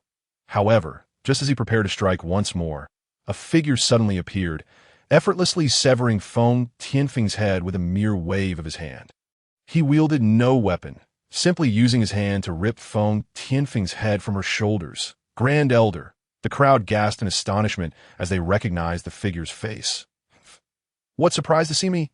The Grand Elder fixed his gaze firmly on Yi Li, his efforts to conceal his astonishment utterly failing to mask the overwhelming shock. He could never have imagined that Yi Li's true combat prowess was so terrifyingly formidable. The bodies of these individuals will naturally be dealt with by the sect. "You may continue on your way." Ignoring the crowd's astonishment, the Grand Elder spoke coolly, urging them to depart. The others dared not question, yet Yin Wanhai stepped forward. "Grand Elder, Zhong Tianhe has mysteriously vanished. His words carried a hint of accusation. And the others looked at the Grand Elder with puzzled expressions. Previously, when the enemy launched a sudden assault, Zhong Tianhe had mysteriously disappeared, leading many to suspect him of treachery. Yet now, with the Grand Elder's sudden appearance to slay Feng Tianfeng, confusion reigned among them. "This matter will be handled by me. You may leave." The Grand Elder waved his hand, and the crowd, with no other choice, turned to Yi Li. "Thank you, Grand Elder, for your timely rescue. We will proceed with utmost caution," Yi Li replied calmly, seemingly alluding to something, before sheathing his long blade and laboriously making his way into the distance. The others followed silently, their hearts filled with doubt. Sensing that something was amiss, "Zhong Wugo, are you here to silence witnesses?" As Yi Li and the others departed, the figure of the Dan Master slowly materialized. He fixed his piercing gaze upon the Grand Elder. His expression twisted in extreme displeasure. "Humph! The current Miao sect is already teetering on the brink of peril. You would do well to cease your scrutiny of me." The Grand Elder let out a cold laugh before turning to leave. It remains uncertain whether the journey undertaken by Yi Li and his companions will bring them fortune or disaster. Nevertheless, departing from the sect is certainly preferable to remaining behind. The Dan Master sighed softly, observing in silence for a moment before also taking his leave. There is undoubtedly something amiss with the previous Grand Elder. His killing of Feng Tianfeng was clearly done with reluctance. Meanwhile, Yin Wanhai noticed that Yi Li was gradually recovering from his exhaustion, prompting him to lower his voice and offer a reminder. Although they had previously regarded each other with disdain, a single battle fought side by side had forged a bond of mutual trust between them. "I know. However, that is no longer our concern. After all, what influence can we wield with our strength?" Yi Li sighed, causing Yin Wanhai's expression to darken instantly. He, who had always held himself in high esteem, was now painfully aware of his own insignificance following this setback. "Brother Yi Li, do you think we can survive and return from the great Hao kingdom?" After enduring such tribulations, the mood among the group was overwhelmingly somber. And a young disciple, who had previously had no interaction with them, could not help but inquire in a low voice, "As cultivators, we travel wherever we go to enhance our abilities. The great Hao kingdom may be perilous, but the sect is not necessarily safe either." Yi Li sighed once more, producing the previous route map, only to suddenly tear it to shreds. Continuing to follow this path would indeed be akin to courting death. Let us first venture deep into the mysterious mountains to gather some fourth-tier spiritual herbs. The group gazed at Yi Li in astonishment, yet he nonchalantly articulated his thoughts. "Perhaps this is for the best. Avoiding the gaze of others may ultimately grant us a glimmer of hope." Yin Wanhai sighed quietly, as he too sensed that the sect had exhausted its resources to protect them any further. "Do not overthink it. By the time we return to the sect, we may have attained the strength of a martial sovereign." Yi Li suddenly chuckled lightly, causing the hearts of everyone to tremble. A martial sovereign, a master of martial arts, could easily become the leader of a sect. Yin Wanhai understood that his master was also navigating the depths of this realm. Chapter 53. The mid-grade spiritual herb garden. The group traversed the dense forest through the night, with Yin Wanhai taking the initiative to stay at the rear, carefully erasing all traces they left behind up by dawn. As they beheld the rising sun, symbolizing infinite hope, their spirits lightened somewhat. "Brother Yi Li, finding fourth-tier spiritual herbs will likely not be an easy task, will it?" As they gathered to cook, the group's attention was almost entirely focused on Yi Li. "That depends on Brother Yun," Yi Li replied calmly, causing everyone to pause in surprise. "The mysterious mountains have long been the exclusive domain of our mysterious sect, and the truly rare spiritual herbs and spiritual beasts are. In fact, the sect's assets, it could be said that those herbs of sufficient age were cultivated by the sect itself." Seeing that the others seemed puzzled, Yi Li elaborated further, and their expressions shifted as if they had suddenly awakened to a revelation. Feeling the intense gaze upon him, Yin Wanhai could not help but offer a wry smile. "This is a sect secret. I cannot divulge it without the sect leader's command." The group was greatly disappointed. Yet Yi Li could not suppress a light chuckle. He did not urge him, but simply watched Yin Wanhai in silence. "However, in times of urgency, we must take action. The sect has established such a contingency precisely for moments like this. I believe now is the opportune time to utilize these resources. Indeed, Yin Wanhai's tone shifted, and he made a bold decision in front of everyone. Initially taken aback, the group soon erupted in cheers.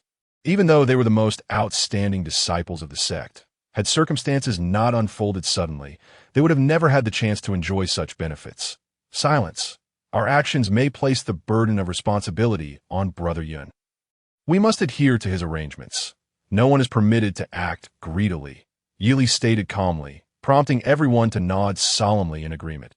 Observing this scene, Yin Wanhai felt speechless, despite Yili's unfamiliarity with the group. His authority had already surpassed his own significantly. Let us go. Yin Wanhai suppressed his sense of loss and called out.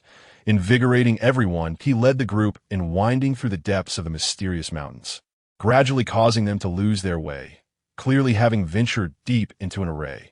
This is the place, a complete mid-grade spiritual herb garden. Its worth may rival that of half the sect. You all stay here and do not proceed. Yili, just tell me which spiritual herbs you need. I will retrieve them myself. Yin Wanhai pointed towards a distant enclosed valley, stopping the others. That works. The group expressed their disappointment, yet they felt it inappropriate to contest Yin Wanhai's decision. Yili named several fourth-tier spiritual herbs, but Yin Wanhai remained impassive, leaving everyone curious about the scale of this herb garden. Guard this area. I shall begin alchemy. Before long, Yin Wanhai returned successfully, and Yili wasted no time, directly commencing the alchemical process. Alchemy is an endeavor that demands immense concentration. Thus, everyone adjusted their mental state to the pinnacle of focus before daring to begin that a moment of inattention could result in catastrophic failure. Yet, Yili harbored no such concerns, producing batch after batch of elixirs with the efficiency of a heartless production line. Flawlessly crafted fourth-tier elixirs were continuously distributed, leaving the group in stunned silence. Yili, your alchemical prowess must surely surpass that of the entire Great Hao Kingdom. Yin Wanhai exclaimed in awe as he accepted an elixir from Yel. That moment, he felt no lingering ill will towards Yili. Everyone, quickly enhance your cultivation. Yili had consumed several extraordinary elixirs himself, yet he found it amusing that his own cultivation surged the least among them. This naturally indicated that, among them, Yili possessed the most modest aptitude. Boom! A deep, thunderous sound erupted from a disciple of the Dan sect, jolting everyone to attention as they realized he had also broken through to Martial King. Boom! Boom! Boom! Simultaneously, others followed suit, their ascensions seamless and unimpeded. How unfortunate that they, as disciples of a second-rate sect, had never experienced the luxury of fourth-tier perfect quality elixirs. Now, as they suddenly consumed them, not only did their strength soar, but their aptitudes also improved significantly. Particularly, Yin Wanhai, supported by Yi Li's various elixirs, broke through 2 realms in one go, reaching the 4th level of Martial King. Roar!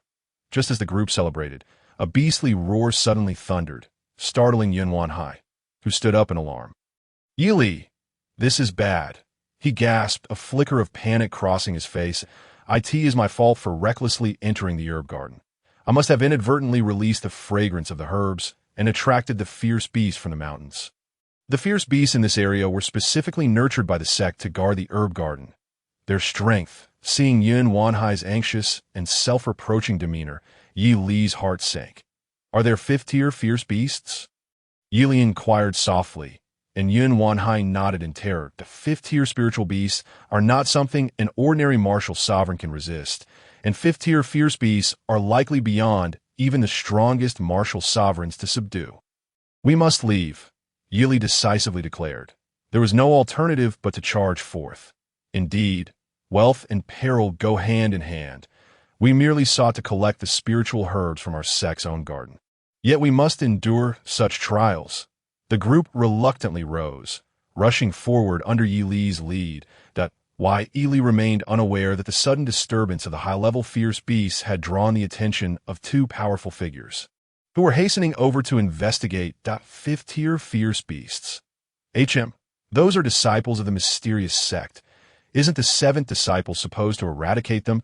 Truly an incompetent fool, allowing them to survive and reach this place. A remarkably handsome young man stood atop a high ridge, observing Yi Li and his companions fleeing in disarray, a look of disdainful amusement crossing his face. Beside him stood an utterly unremarkable elder, who gazed indifferently at Yi Li and the others, akin to a heartless being surveying a swarm of migrating ants. Chapter 54. Slaying the level 5 beast. Yi Li and his group had not ventured far when an intense feeling of unease abruptly seized him, prompting him to halt in his tracks. Beast flame pill. Do not hesitate, Yi Li uttered calmly as he produced one and placed it into the mouth of the small white bear. Upon hearing this, the others displayed expressions of pained regret. The level 4 elixir was already worth a fortune, and the pill Yi Li had retrieved was of perfect quality. A howl erupted from behind them, a terrifying beastly roar that reverberated through the air. Despite being formidable warriors, the group felt their hearts race, a chill washing over them. The level 5 beast. Yi Li exchanged a glance with Yuan Hai, and they both understood from that single roar that they were far from being a match. Brother Yun, you must lead them away first, Yi Li said coldly, feeling an icy dread seep into his veins. Yuan Hai, startled and opposed, exclaimed, "No, you are the hope of our sect. You cannot withstand this," Yi Li replied with quiet finality, and Yuan Hai, overwhelmed, spat blood in despair. With a roar of frustration, he hurriedly led the others away. Perched upon Yi Li's shoulder was the small, crimson bear, and he slowly drew a large blade as a colossal beast charged toward him. This creature was massive, its rotund form crawling upon the ground. With 8 limbs protruding grotesquely from its body, it bore no tail, but instead had 2 fearsome heads at either end. What manner of creature is this, so haphazardly formed? Yi Li gasped in shock at the beast's hideous appearance, instinctively exclaiming in alarm, which incited the creature's furious roar. The level 5 beast had developed a degree of intelligence, and it glared furiously at Yi Li, clearly agitated. Boom! In the next instant, it lunged forward, an overwhelming aura of terror pressing down upon Yi Li's heart. It felt as if a mountain had suddenly risen, crushing down upon him. In that moment, darkness enveloped his vision, a massive shadow barreling toward him, obscuring all else. How intriguing! That lad dares to remain behind, seemingly possessing some spirit. Yet alas, his strength is woefully inadequate. With this charge, his demise is inevitable. The previously handsome young man coldly observed the unfolding scene, shaking his head with a hint of detached amusement. Given his nature, he would have sought to subdue or befriend a prodigious talent like Yi Li. However, as Yi Li was affiliated with the Miao Miao sect, the young man preferred to remain uninvolved. Yet, perhaps not. Though the youth appears astonished, he does not seem truly frightened. At least, I sense no fear emanating from him. The ordinary elder suddenly interjected, causing the young man to glance at him in disbelief. Falling silent, he was acutely aware of his master's formidable presence, knowing that his insight was infallible. Boom! The monstrous beast drew near, and Yi Li seemed momentarily paralyzed with fear. It was only when the beast was about to pounce that he finally swung his blade. Tai Chi blade! In an instant, the blade's light flashed, and an intricate force erupted forth, adeptly redirecting the overwhelming pressure as if it were nothing. What? A top-tier martial technique. How is this possible? The young man exclaimed in astonishment as the beast, instead of overpowering Yi Li, executed a surprising roll in midair and momentarily retreated. Why, Yi Li did not seize the opportunity to flee. Instead, he charged toward the beast. Its massive size worked to his advantage the closer he got. With a flurry of strikes, he unleashed 5 swift slashes of the Tai Chi blade, but then he suddenly felt a tremor throughout his body, blood gushing from his orifices. The disparity in their strengths was insurmountable. Even with his martial techniques giving him the upper hand, the recoil from their brief contact was unbearable. Go assist him, the elder commanded suddenly. What? He is from the Miao Miao sect. Does he even merit our assistance? If he truly is a prodigy, it would be wiser to eliminate him to prevent future troubles. The young man was momentarily taken aback, but soon met the elder's resolute gaze. Understood. He dared not utter another word. Soaring upward with urgency toward Yel, make the tea that moment. Yi Li, seemingly at his last breath, gave a slight shake of his shoulder, causing the small white bear, which had been quietly resting there, to launch into the air. As it soared, it transformed into a blazing streak of fire. Boom! The fireball collided heavily with the beast, and the bear opened its mouth wide to bite down fiercely. Such an action would have been unthinkable in its normal state. Yet in its current frenzied state, it would dare to bite even a celestial dragon. Roar! While this alone was remarkable, a terrifying venom coursed through the beast's veins, wreaking havoc within its body. It let out a furious roar and violently twisted, attempting to shake off the small white bear. Splat! Blood sprayed through the air as the bear clung tenaciously to it, refusing to relent. The impact was so forceful that the bear's teeth nearly shattered. Yet it showed no signs of care. The mutated small white bear was, in essence, equivalent to a level 4 beast, yet it ravenously consumed the creature's blood, undergoing a transformation in its very essence. Strike! Yi Li seized the precious opportunity to catch his breath, unleashing the 7th move of the Tai Chi blade with a thunderous roar. The blade's light flashed, eclipsing the heavens, stirring the winds, and unleashing a terrifying might that for the first time suppressed the ferocity of the beast. Splat! Instantly, an endless stream of blade light converged, akin to a vast storm cloud dissipating into nothingness. Like a torrential flood, a wave of blood erupted, crashing upon Yi Li. Hiss! Yi Li gritted his teeth against the excruciating pain, a sensation of overwhelming agony and itchiness coursing through him, as he realized he had been tainted by the beast's blood. Dead? Is this the end? Just then, a figure descended from the heavens. It was the dashing young man who had come to aid him. Chapter 55. The mysterious background of Yi Li. The young man stared incredulously at the beast's corpse, unable to comprehend that a level 5 beast had been slain by Yi Li. You are merely a youth of the martial king stage. This is a clear blood pill. You must take it. After a moment of stunned silence, he rushed over, extending a verdant pill towards Yi Li. This was a pinnacle level 4 elixir of unimaginable value. Yi Li was capable of refining it himself. Yet he had not deemed it necessary to prepare beforehand. Thank you. Thank you. Yi Li stammered in pain, trembling as he consumed the pill, feeling a significant alleviation of his suffering. He even noticed a marked improvement in his innate abilities. Of course, his enhancement paled in comparison to that of the small white bear. You are not worried at all that my pill may be tainted? The young man regarded Yi Li with confusion, concerned that the youth he had rescued might be somewhat unhinged. I am merely a pill master. Yi Li chuckled wryly, the young man's gaze rendering him speechless. What? You possess the strength to slay a level 5 beast at such a tender age. And you are also a pill master. When did the Miao Miao sect acquire such a prodigious talent? The young man was taken aback, his perception of Yi Li soaring to new heights in the Great Hao Kingdom. The status of pill masters was exceedingly high. I am Yi Li, a disciple of the Miao Miao sect. Thank you for the pill. May I ask your name? Finally able to stand upright, Yi Li bowed deeply, expressing his gratitude to the young M.N.D. O not rush. We shall meet again. At that time, you shall naturally know who I am. The youth chuckled, revealing a hint of mystery. This is my token. You must make your way to the Great Hao Kingdom. It may prove to be of some utility. Yi Li, puzzled, accepted it, casting a curious glance at the young man, only to realize he could not discern the other's realm at all. You are a youthful martial sovereign. How can this be? In the next moment, Yi Li exclaimed in astonishment, while the young man erupted in a hearty laughter. In this vast world, filled with countless prodigies, a mere youthful martial sovereign is hardly noteworthy. Brother Yi Li, I shall await you in the Great Hao Kingdom. With a booming laugh, the youth departed, leaving not a trace of sentiment behind. Yet, as he turned away, a pang of regret flickered in his heart. Had he slain that ferocious beast himself, it would have been utterly perfect. However, if that were the case, he would remain oblivious to the extent of Yi Li's prodigious talent. Master, that boy is indeed a disciple of the Misty Sect.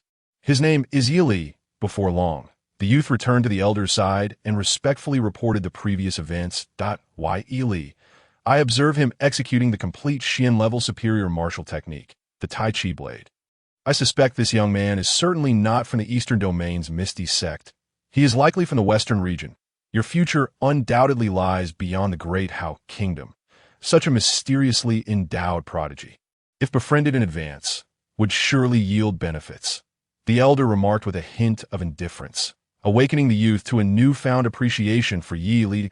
If he were merely a gifted individual, he would not warrant such attention.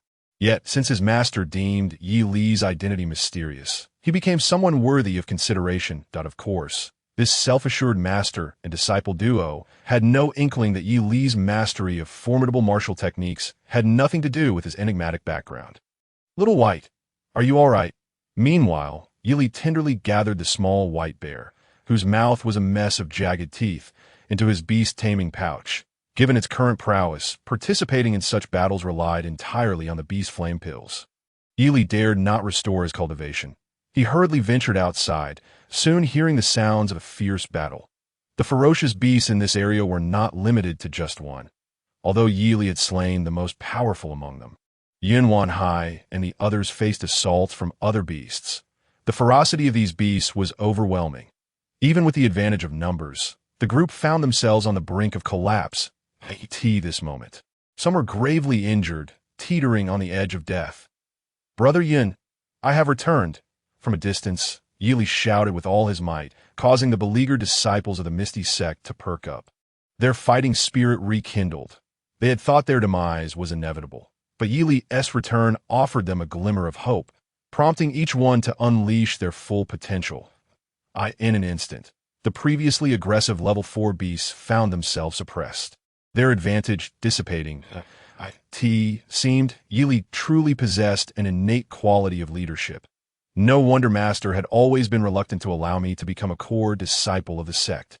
Witnessing this scene, the last remnants of Yuan Wanhai's defiance vanished without a trace. He recognized that to ascend higher, he need not overthink, but simply follow in Yi Li's footsteps. "Brother Yi Li, what of the ferocious beast?" In the next moment, Yi Li hastily approached, and someone, filled with dread, posed the question why Yi Li's return was undoubtedly welcome, but if he had also attracted the level 5 beast, they would truly be awaiting their doom. Upon hearing this, others felt a sinking sensation, their attention shifting towards Yi Li, even as some were distracted and injured by the beast. "I have already slain it." Yi Li did not rush to act. He merely stated calmly. The crowd was momentarily stunned, before erupting into spirited cheers. Though this seemed utterly preposterous, Yi Li had earned their blind trust, and in this life and death moment, they had no inclination to question anything. Attack. Yuan Wanhai was taken aback, unable to accept the reality as he looked at Yi Li, realizing that Yi Li did not appear to be lying. He bellowed, unleashing his full strength, and the others followed suit, igniting an indomitable fighting spirit amidst the bloodshed. With the sight of everyone unleashing their latent potential and hidden ferocity, Yi Li gently swung his blade, dispatching the oblivious beasts with ease. Incredible. Brother Yi Li's strength. Witnessing Yi Li effortlessly slay the level 4 beasts, the group was left in utter shock, their faith in his previous words solidified. The corpses of these beasts were invaluable treasures. The earlier level 5 beast was worth its weight in gold. We must not let it go to waste. Some gazed at Yi Li with fervent eyes, completely dismissing the notion that he might have been exaggerating. "The corpse of that beast is already in my storage pouch. Let's tidy up and depart the Misty Mountains." Chapter 56. What are they afraid of under Yi Li's guidance? The disciples of the Misty sect finally arrived at an immense city, free from peril. Along the way, they encountered numerous risks, and some had fallen permanently. Yet they emerged victorious, each individual's strength having undergone an astonishing enhancement. Among them, Yuan Wanhai experienced the greatest improvement, having reached the 8th level of Martial King. Such a cultivation level was indeed exceptional, even among the youth of the entire Great Hao Kingdom. Yuan Wanhai's ascension was primarily due to the elixirs refined by Yi Li. Meanwhile, Yi Li himself proposed that they hand over all the spirit stones they had gathered. With the influx of various level 4 elixirs and abundant spirit stones, Yi Li too advanced, raising his cultivation to the 5th level of Martial King. What a grand city! The Great How Kingdom is merely a kingdom. The disciples stood before an enormous city gate, 100 meters wide, overwhelmed by its splendor. Nay, Great How is the pinnacle of kingdoms, tirelessly striving to ascend to imperial status. Its national strength and foundation are not inferior to those of an empire. Yin Wanhai stated matter-of-factly, deepening the sense of reverence among the group. However, even within Great How, we brothers are first-rate talents, not at all inferior to others. Yin Wanhai continued, invigorating the spirits of the group, who felt like fierce tigers descending from the mountains, eager to explore this vibrant world. Who are these country bumpkins, blustering here? The group, brimming with confidence, attracted the disdainful gazes of passers-by. Why Illy glanced down, realizing that after their consecutive battles, their attire was no longer merely travel-worn but utterly tattered. Let us go. I shall take you to procure some fresh garments. With a call, the disciples erupted in exuberant cheers, embodying the vitality of youth. What is that? People from the Divine Sword sect. While strolling through the streets, Yin Wanhai suddenly frowned and whispered. Sensing something amiss, many felt the bustling Great House city had become eerily quiet. Only a few hurried pedestrians remained, while a large group of young individuals clad in Divine Sword sect attire loomed in the distance. The kingdom's grand contest was a rare event not seen in a century.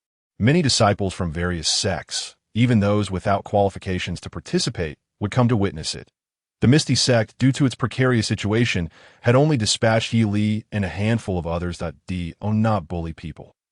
Among the crowd, a strikingly beautiful girl, adorned in opulent attire yet exuding a hint of arrogance, was frantically shrieking, "Let us not provoke trouble. We should leave quickly." Observing this scene, Yin Wanhai suddenly suggested in a low voice, causing the group to look at him in surprise. "Brother Yin, we have nothing to fear from the Divine Sword sect," someone rebutted defiantly, and others nodded in agreement. The disciples of the Divine Sword sect were merely martial masters, utterly incapable of posing a threat. I too believe it is best to depart.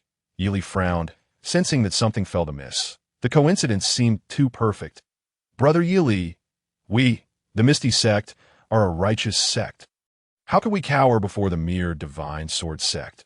Throughout their journey, the group had faced pursuit from the martial kings of the Divine Sword sect.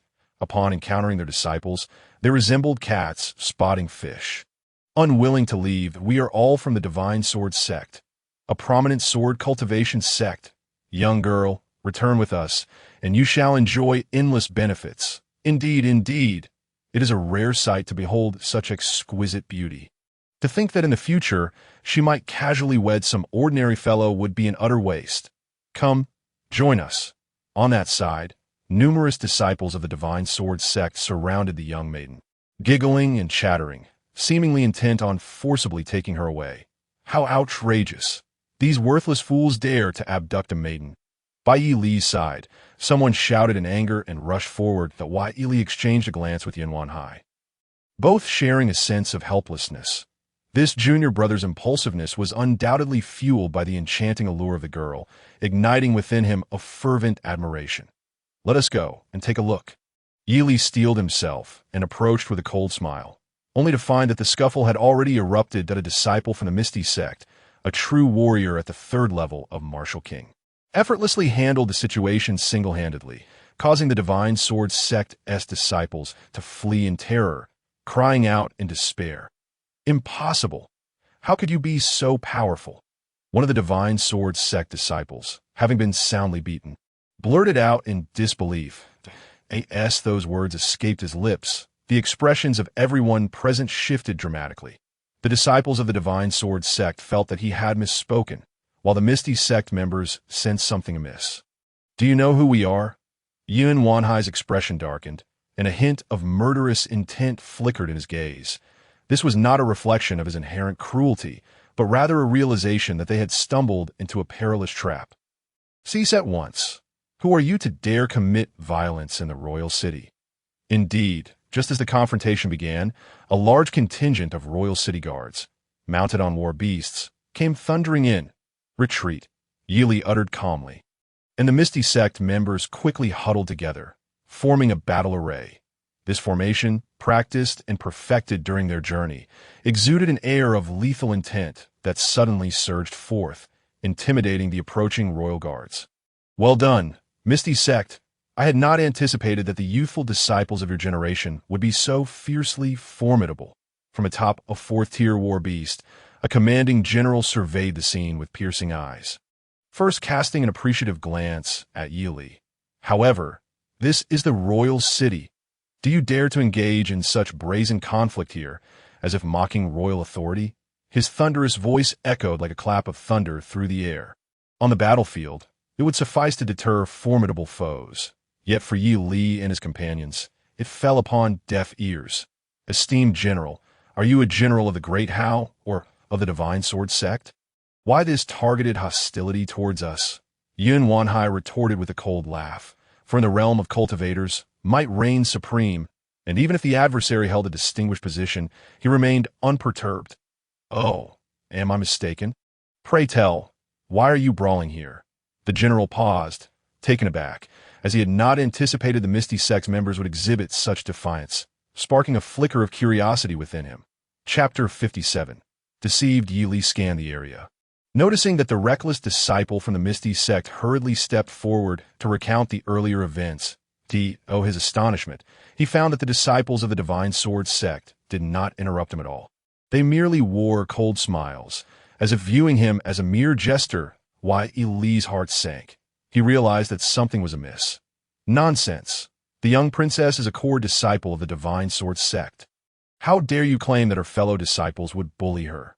The general pointed a finger, and Yi Li and the others were left dumbfounded to see the beautiful and innocent maiden making faces at them in triumph. Deceived, at this moment, even a fool would recognize that they had been ensnared. The rash disciple, filled with indignation, felt a surge of despair, unable to fathom how he could have been so foolish as to fall for such an unfathomable trick. It was her who deliberately set us up. In his fury, he lost his composure and shouted out, "Insolence! You dare to publicly slander the princess of the Great Hao? Do you believe yourself to be of any consequence?"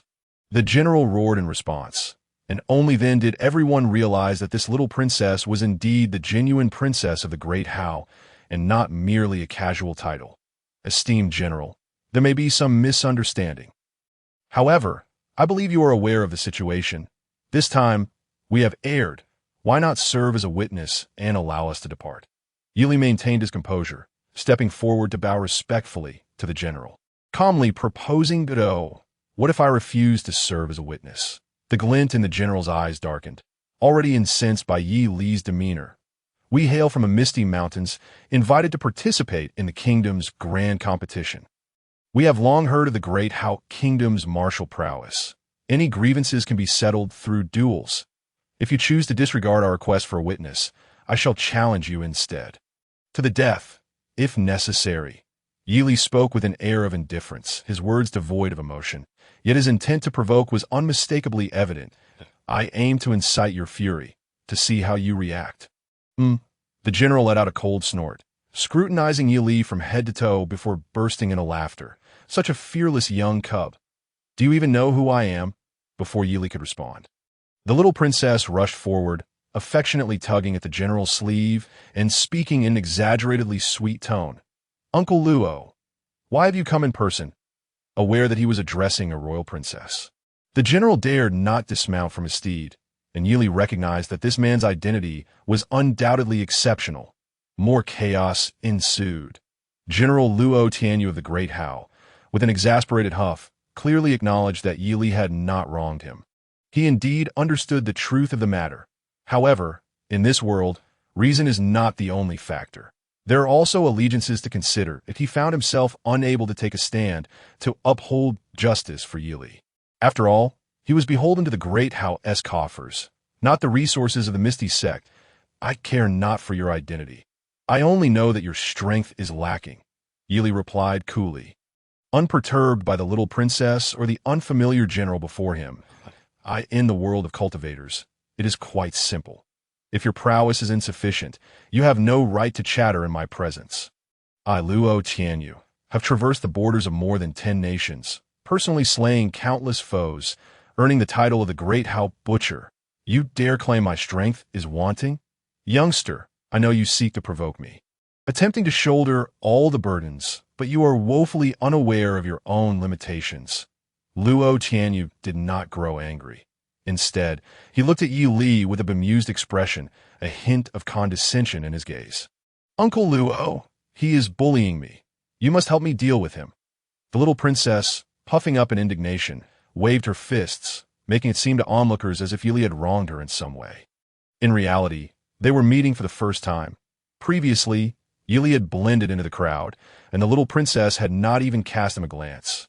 Enough of this nonsense. If I am defeated, all members of the Misty sect shall commit suicide here. Yi Li snorted coldly, his patience wearing thin. Having become a cultivator, one must defy heaven and earth, disregarding royal authority. What matter are the little princess and the guardian general to him? Very well, Luo Tianyu was astonished to hear Yi Li's audacious declaration, noting that the Misty sect members remained unmoved. Even Yunwan Hai, the most powerful among them, appeared unfazed. This left him both astonished and compelled to take the matter seriously. Within 3 moves, I shall have you dismounted. Yi Li, uninterested in further conversation, unleashed a roar, a large blade materializing in his hand. If you possess such ability, let today's incident end here. I still intend to ascend to the Golden Hall and sing your praises before the Emperor. Luo Tianyu was instantly enraged, lightly tugging on the reins, causing his 4th-tier spirit beast to roar and charge at Yi Li. This 4th-tier creature possessed a measure of intelligence, fully capable of understanding Yi Li's words. With a flash of the blade in Yi Li's hand, he executed the Tai Chi blade technique. The beast, rushing forward, instinctively recoiled in alarm. Oh, you wish to trample me. Yi Li stepped forward, his aura surging dramatically as he fixed his gaze upon Luo Tianyu, disdainfully roaring back, igniting anger in both man and beast alike. This was a blatant provocation. In the next moment, as Yi Li's first strike was unleashed, a weapon of considerable length appeared in Luo Tianyu's hand. One he wielded on the battlefield. Though Yi Li was remarkable, he did not overly concern himself, failing to capture his full attention. Boom! As their weapons were about to collide, the power of Yi Li's blade suddenly surged 100-fold. This is not good. Luo Tianyu was suddenly taken aback, realizing that he had been deceived.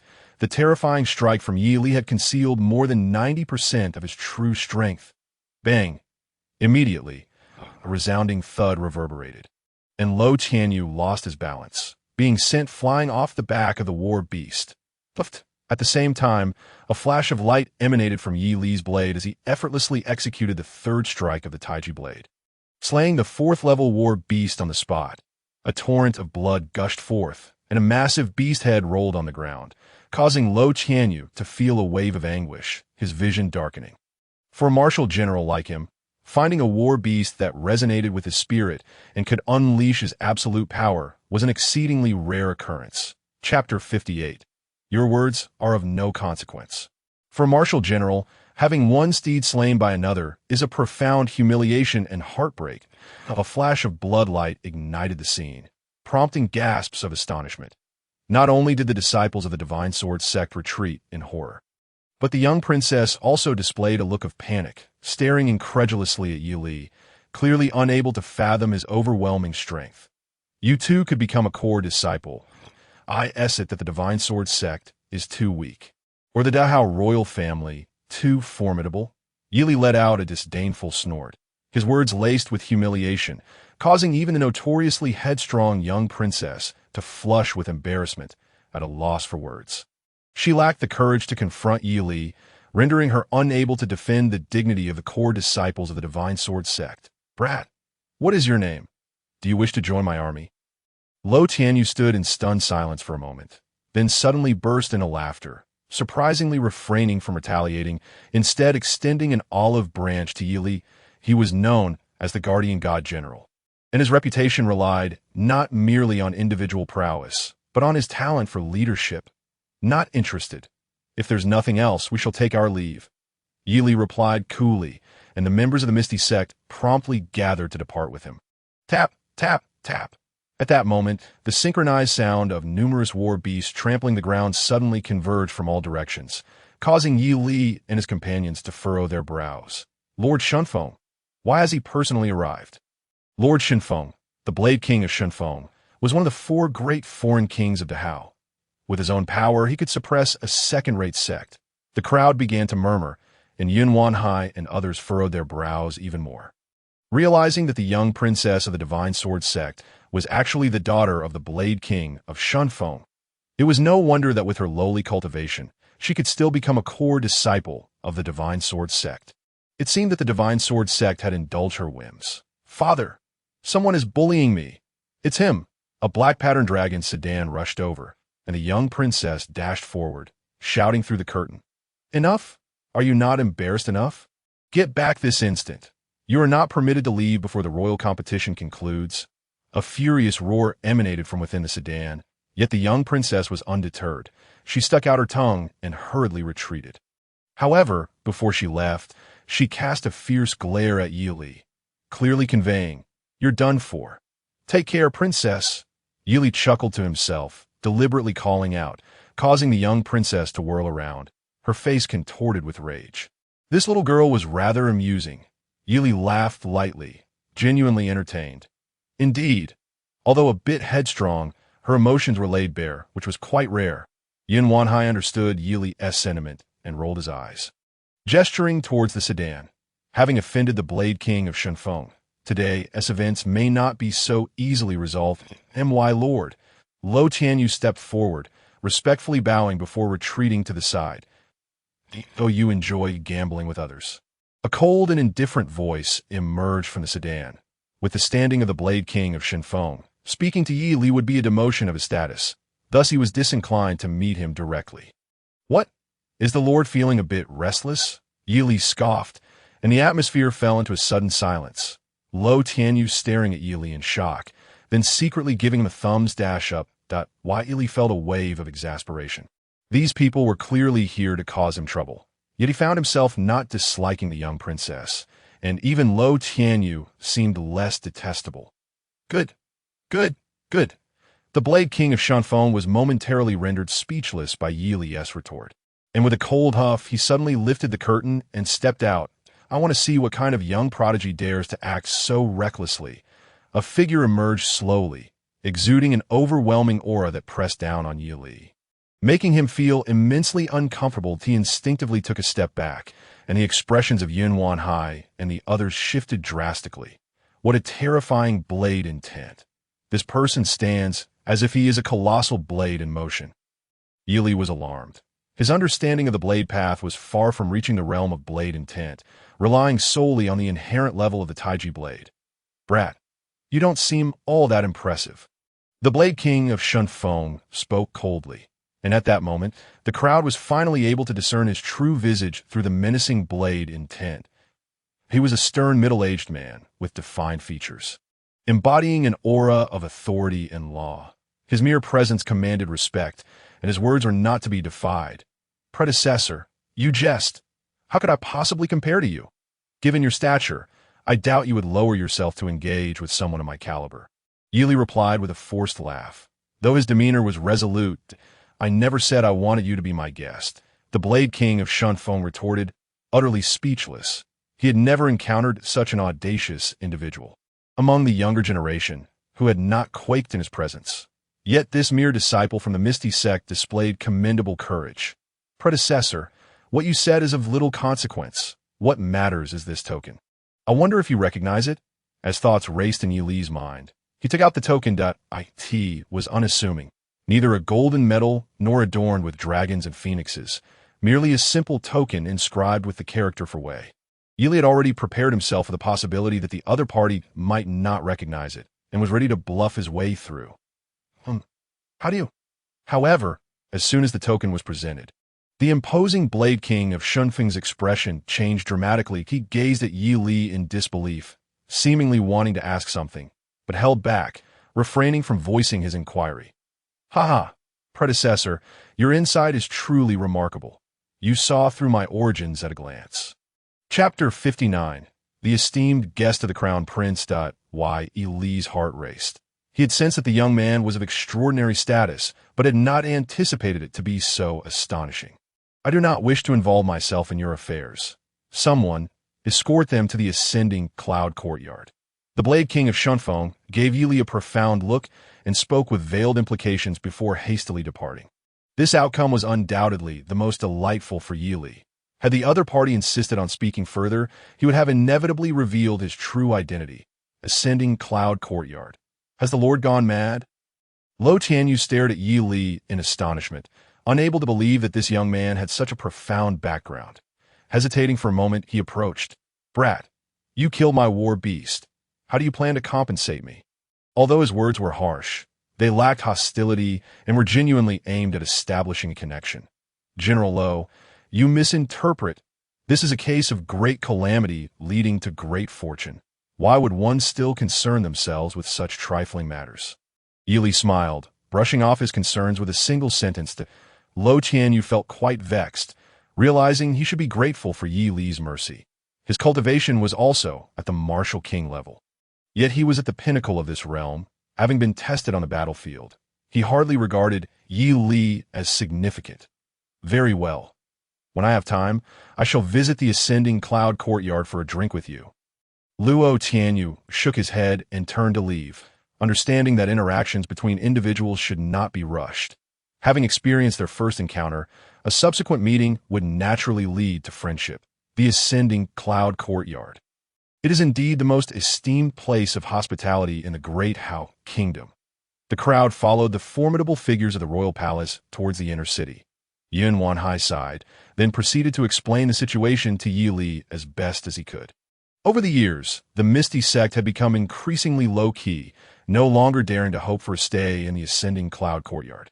Yet, unexpectedly, due to Yi Li's token, such an opportunity had arisen that it matters not. We are indeed qualified to reside anywhere, Yi Li remarked nonchalantly, as if the matter were of little consequence, his demeanor eliciting quiet admiration from others, dispelling the fear that had lingered in their hearts. What brings you here? Not long after, Yi Li and his companions arrived at a picturesque courtyard nestled by the mountains and water, only to find several figures glaring at them with evident displeasure. Their expressions dark and foreboding. His surprise. Amidst the precious land of the royal city, such a serene landscape existed. Yi Li suddenly exclaimed in admiration, seemingly oblivious to the individuals present, yet feeling an inexplicable sense of discomfort in his heart. It was akin to unexpectedly encountering an old adversary, a sensation that, while not immediately recalled, nonetheless left him unsettled that moment. Yi Li remained unaware that the leading young man among those figures was none other than the seventh prince of the great Hao kingdom. It was he who had once sought to drive away ferocious beasts and eliminate Yi Li, also the master who secretly allied with Zhong Tianhe. How dare you? I'm addressing you. Who do you think you are to come here? The seventh prince bellowed, his expression filled with rage. As the saying goes, a thief's heart is always uneasy. He had secretly orchestrated numerous schemes against the Misty sect, and upon seeing Yi Li and his fellow disciples, he was instantly consumed by a mix of anger and shame. Mask his panic. He resorted to an uncharacteristically erratic display. The seventh prince had not considered what qualifications Yi Li and his companions possessed to enter the ascending cloud courtyard. His immediate instinct was to assume that Yi Li had come to provoke him. Although he was not afraid, he felt a sense of embarrassment and was eager to dismiss the situation. Your Highness, please calm your anger. Perhaps these are merely ignorant bumpkins who have lost their way and mistakenly wandered here. The others, disciples of the Lingxiao sect, believed the seventh prince's fury was a deliberate attempt to befriend them. And thus they stood tall, wearing expressions that suggested they were basking in glory. Let them pass. Do not obstruct the way. Yi Li waved his hand indifferently, as if shooing away an annoyance. The Lingxiao sect members did not react with anger. Instead, they exchanged glances filled with schadenfreude in their eyes. Yi Li's audacity to offend the seventh prince was akin to courting death. Your Highness, the ascending cloud courtyard has already been designated for the talented individuals of the Misty sect.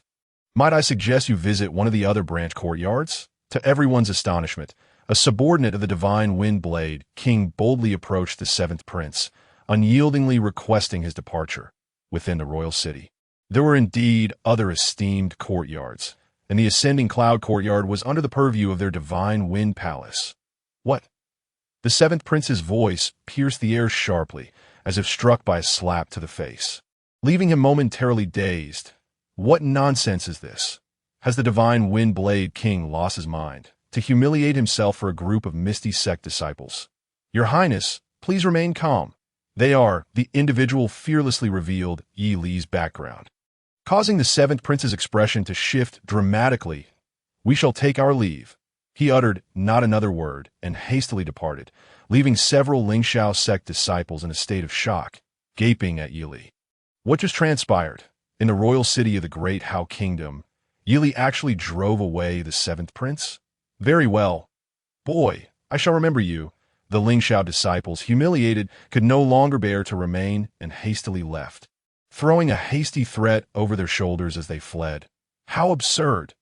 Didn't my brother say he looked down on the narrow ambitions of the Great Hao and would not vie with me? They pursued, only to witness the typically refined seventh prince lose his composure and erupt in anger. It was evident that this was not merely rage, but an uncontainable fear. He realized that if that individual chose to contend with him, he would stand no chance of victory. The first prince? On the other side, Yin Wanhai cast a startled glance at Yi Li, who wore a grave expression. Previously, that person had deliberately lowered his voice, yet they had still caught the gist of it. That person had claimed they were esteemed guests of the first prince. How come I have never heard of a first prince in the Great Hao? Wasn't it said that the third prince and the seventh prince were vying for the throne? Among the crowd, only Yin Wanhai had some knowledge of the Great Hao and could not help but furrow his brow in confusion. Brother Yin, is the Lingxiao sect merely a second-tier sect? How does their strength compare to ours in the Misty sect? Yi Li's thoughts, however, were elsewhere. He suddenly voiced a concerned inquiry, though those few individuals were not on par with him. They were still markedly superior to average sect disciples. Chapter 60. The infinite sacred fire Yi Li's expedition to the royal city had already been fraught with misfortune. Little did he expect to unintentionally offend the Lingxiao sect. He was not afraid of anything else, save for the unnecessary casualties inflicted upon the other disciples of the Misty sect during the grand competition. You are mistaken. The Lingxiao sect is not a second-tier sect. Yin Wanhai's expression became somewhat peculiar as he helplessly chuckled. The Lingxiao sect is a third-tier sect. What? How is this possible? Yi Li was taken aback, bewildered by the revelation. The Lingxiao sect was an affiliated sect of the Lingxiao Dao. Since Lingxiao Dao had transformed into a Dao name, it had failed multiple times in its attempts to ascend to a first-tier sect, dragging the Lingxiao sect down to the status of a third-tier sect. However, in this forthcoming royal competition, regardless of how Lingxiao Dao performed, the Lingxiao sect would undoubtedly rise to a second-tier sect, potentially surpassing them. Yin Wanhai sighed softly, his frustration evident. He had refrained from sharing this information earlier, as contemplating it only filled him with discontent and helplessness that in the Great Hao Kingdom, sect rankings were not mere titles, but directly influenced the resources available for cultivation. Many speculated that the Misty sect might struggle to maintain its position as a second-tier sect, which prompted numerous individuals to suppress their greed and focus their attention on the Misty Mountains. Moreover, should Lingxiao Dao succeed in ascending to a first-tier sect, the Great Hao Kingdom would possess a foundation to advance toward becoming the Great Hao Empire. Thus, it was imperative for them to fully support Lingxiao Dao. Yin Wanhai continued, and the expressions of the crowd shifted dramatically to be why this logic, offending the Lingxiao sect, meant offending the entire Great Hao. The Lingxiao sect is the Lingxiao sect, and Lingxiao Dao is Lingxiao Dao. Let's first settle in and rest. Yi Li raised his voice slightly, and the unease and tension that had gripped everyone was immediately dispelled. They believed that as long as Yi Li was present, there was no need for excessive worry. Consequently, they settled in, and neither the seventh prince nor the Lingxiao sect approached them again, as for the members of the Divine Sword sect. They were even less inclined to cause trouble in the ascending cloud courtyard. To do so would mean declaring enmity with the Divine Wind Palace. Yi Li, I have just received some news. Not long after settling in, before they had even spent a night, Yin Wanhai hurried over. What news? Unlike others who were racing against time to cultivate, Yi Li, with his inadequate qualifications, had an excuse to refrain from practicing. At this moment, feeling rather bored, he welcomed Yun Wanhai's sudden arrival. Why, Li? Tell me, do you possess the ability to refine fifth-grade spiritual pills? Yun Wanhai was surprisingly animated, his eyes locked onto Yi Li's with eager anticipation. Without entering the martial sect, one cannot wield the appropriate flames, nor can one control the vast medicinal properties of fifth-grade spiritual pills. How could I possibly refine them? Yi Li shook his head in resignation, only to find Yun Wanhai growing even more excited. That's splendid. Yi Li, my master once said that nothing in this world is absolute. Exceptions always exist. As far as I know, there are unique fires in the world that can significantly enhance a pill refiner's capabilities. Even refining beyond one's level is within the realm of possibility. Upon hearing Yun Wanhai's words, Yi Li felt a surge of excitement. If he could refine fifth-grade spiritual pills, the entire team's strength would experience a monumental transformation. The pills Yi Li crafted were of perfect quality, and the pill toxins were exceedingly rare, allowing everyone to indulge in becoming medicine containers. Within the royal city, an auction is set to take place. The esteemed Dahao royal family will present an array of rare and precious treasures for us, the prodigies from various sects, to showcase our talents and subtly gauge one another's strengths. Among these treasures lies an invaluable reward known as the infinite sacred fire. Yun Wanhai exclaimed with enthusiasm, subsequently listing several enticing artifacts. Yet it was the infinite sacred fire that truly captured Yi Li's heart. How could you know such intricate details? Yi Li, too, was filled with excitement, yet curiosity compelled him to inquire. It was someone from the Shunfeng royal manor who informed me. Perhaps the little princess is playing a trick on us. Nonetheless, this news is undoubtedly genuine. Yun Wanhai was no fool. He had already surmised various possibilities surrounding this matter. Very well. Let us go and take a look. Yi Li made up his mind instantly, reasoning that as he had no leisure activities planned for the evening, it would be a fortuitous venture. Young Master Yi. As the two intended to depart discreetly, they were unexpectedly blocked by someone before they could exit the Dengyun courtyard. My master has sent me with an invitation for you, esteemed disciples of the Piamiao sect, to enter the palace and partake in a banquet. The individual respectfully bowed before Yi Li, presenting a most distinguished invitation with both hands. The gilded invitation succinctly listed the treasures that might be featured at the banquet. Yi Li's gaze swept over it, and he immediately spotted the name of the infinite sacred fire. In that case, let us summon everyone. Yi Li exchanged a glance with Yun Wanhai, who promptly hurried off. Who is your master, exactly? Though he had his suspicions, Yi Li directly posed a question that my master is Jun Tianma, the eldest prince of the Dahao kingdom. It was once prophesied that he should not aspire to be a ruler, but rather dedicate himself to the path of martial arts for 20 years. My master has been studying in foreign lands, which is why his renown remains unknown to many. Yi Li was taken aback. A mere casual inquiry had elicited such a detailed response. He felt a surge of gratitude for Jun Tianma, his earnest inclination towards friendship. Let us go. Your master has deceived me quite thoroughly. I must meet him. Before long, Yun Wanhai returned with others in haste, and Yi Li smiled as he spoke, his tone now significantly more familiar. This is indeed Jun Tianma's strategy. He has not even appeared in person, yet has managed to win Yi Li's favor through a mere messenger. Remember, during this banquet, ensure that the Piamiao sect is humiliated before all. It would be ideal if they were so shamed that they fled the royal city overnight, too embarrassed to participate in the grand competition, especially that Yi Li. I will shoulder the consequences if his cultivation is ruined. Simultaneously, the little princess, seething with rage, was instructing several core disciples of the Xinjiang sect. These individuals held a status that far surpassed her own within their sect. However, due to the influence of the Shunfeng royal manor, they had no choice but to suppress their impatience and comply earnestly. Chapter 61. Indeed, it is my friend, although somewhat displeased by the little princess's arrogance, these disciples did not regard Yi Li as a serious threat. They were core disciples of their sect, candidates for future leadership, and thus held little regard for Yi Li, a newcomer. Young Master Yi, please follow me. The individual led Yi Li and his companions deeper into the stately and solemn royal city. where the architecture was magnificent and regal, a stark contrast to what Yi Li had encountered at the Piao sect. Armed with Jun Tianma's token, they navigated without obstruction, entering a resplendent area alight with festivities, where a grand banquet was already underway. What is this? How dare the mere Piao sect show its face here? Upon the arrival of Yi Li and his group, the previously vibrant atmosphere momentarily stilled. Some scoffed derisively, while others cast incredulous glances. The recent announcement that the Piao sect would be stripped of its status as a second-tier sect was a well-known secret among those who ought to know. To suddenly encounter a group of Piao disciples at such a high-profile event left many astonished. Some exchanged glances, suspecting that they had been deliberately invited to be publicly humiliated. You actually managed to sneak in?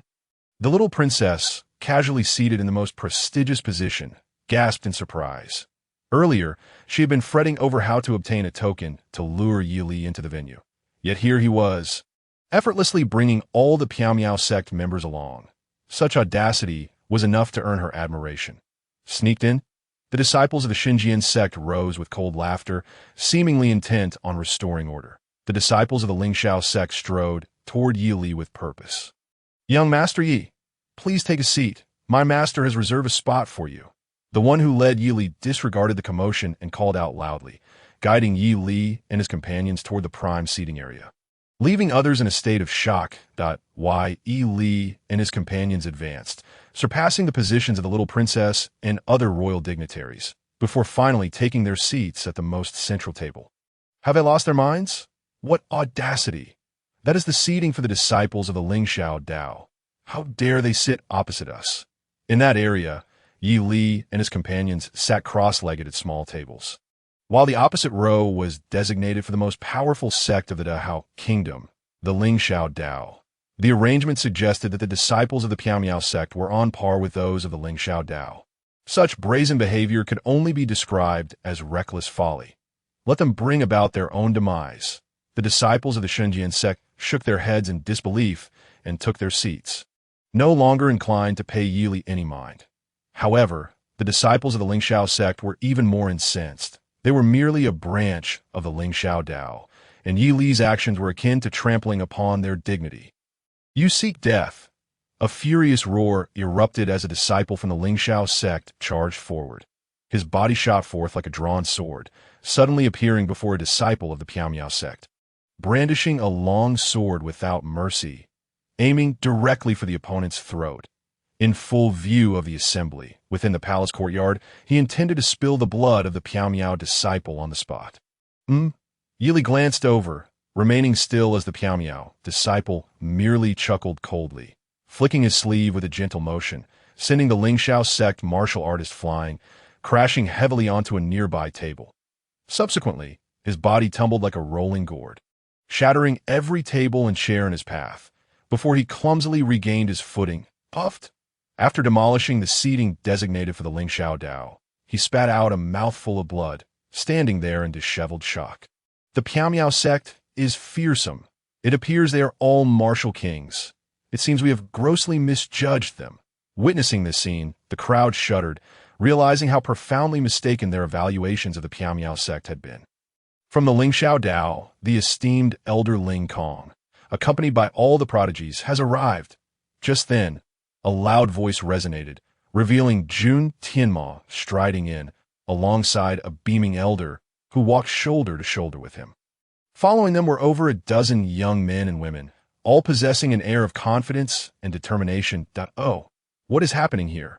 Jun Tianma surveyed the scene, casually commenting before stepping up to his designated seat. Ling Kong's position was nearly equal to his, albeit slightly overshadowed as he sat to the right. Yet those who accompanied them found themselves utterly flabbergasted. The left side was completely occupied by Yi Li and his companions, while the right was a chaotic mess, devoid of any available seats. "Why, Yi Li, you've arrived.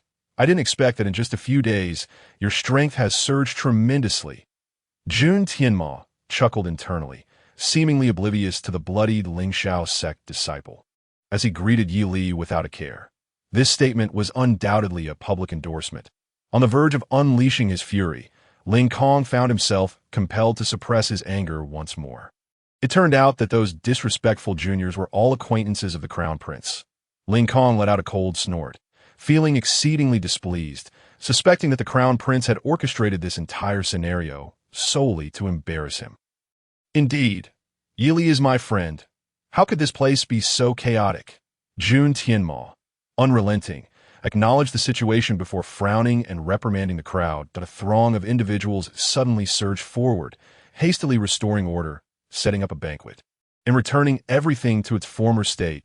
Why Yili remained silent. Yet others recounted the events that had transpired earlier. Useless, Ling Kong erupted in fury, leaping into action, delivering a palm strike aimed directly at the forehead of the Ling Shao sect disciple. Given his status, the death of a disciple from an affiliated sect was hardly a significant matter. Senior Ling Kong, please quell your anger. Jun Tianma, of course, would not permit him to commit murder here. He spoke in a calm tone, seemingly unconcerned, but his body inexplicably positioned itself protectively in front of the disciple. Boom! Before the watchful eyes of the crowd, Ling Kong, undeterred, continued to bring down his strike with reckless abandon. Chapter 62. Princess Xian. A hint of amusement flickered across Jun Tianma's face. The other party intended to pressure him with their imposing demeanor, which was utterly futile, as he knew Ling Kong would never dare to kill him. Boom! Jun Tianma advanced, delivering a punch, then abruptly retreated, his footfalls causing the ground to tremble beneath him. Even so, he managed to drag the troublemaking disciple aside just in time.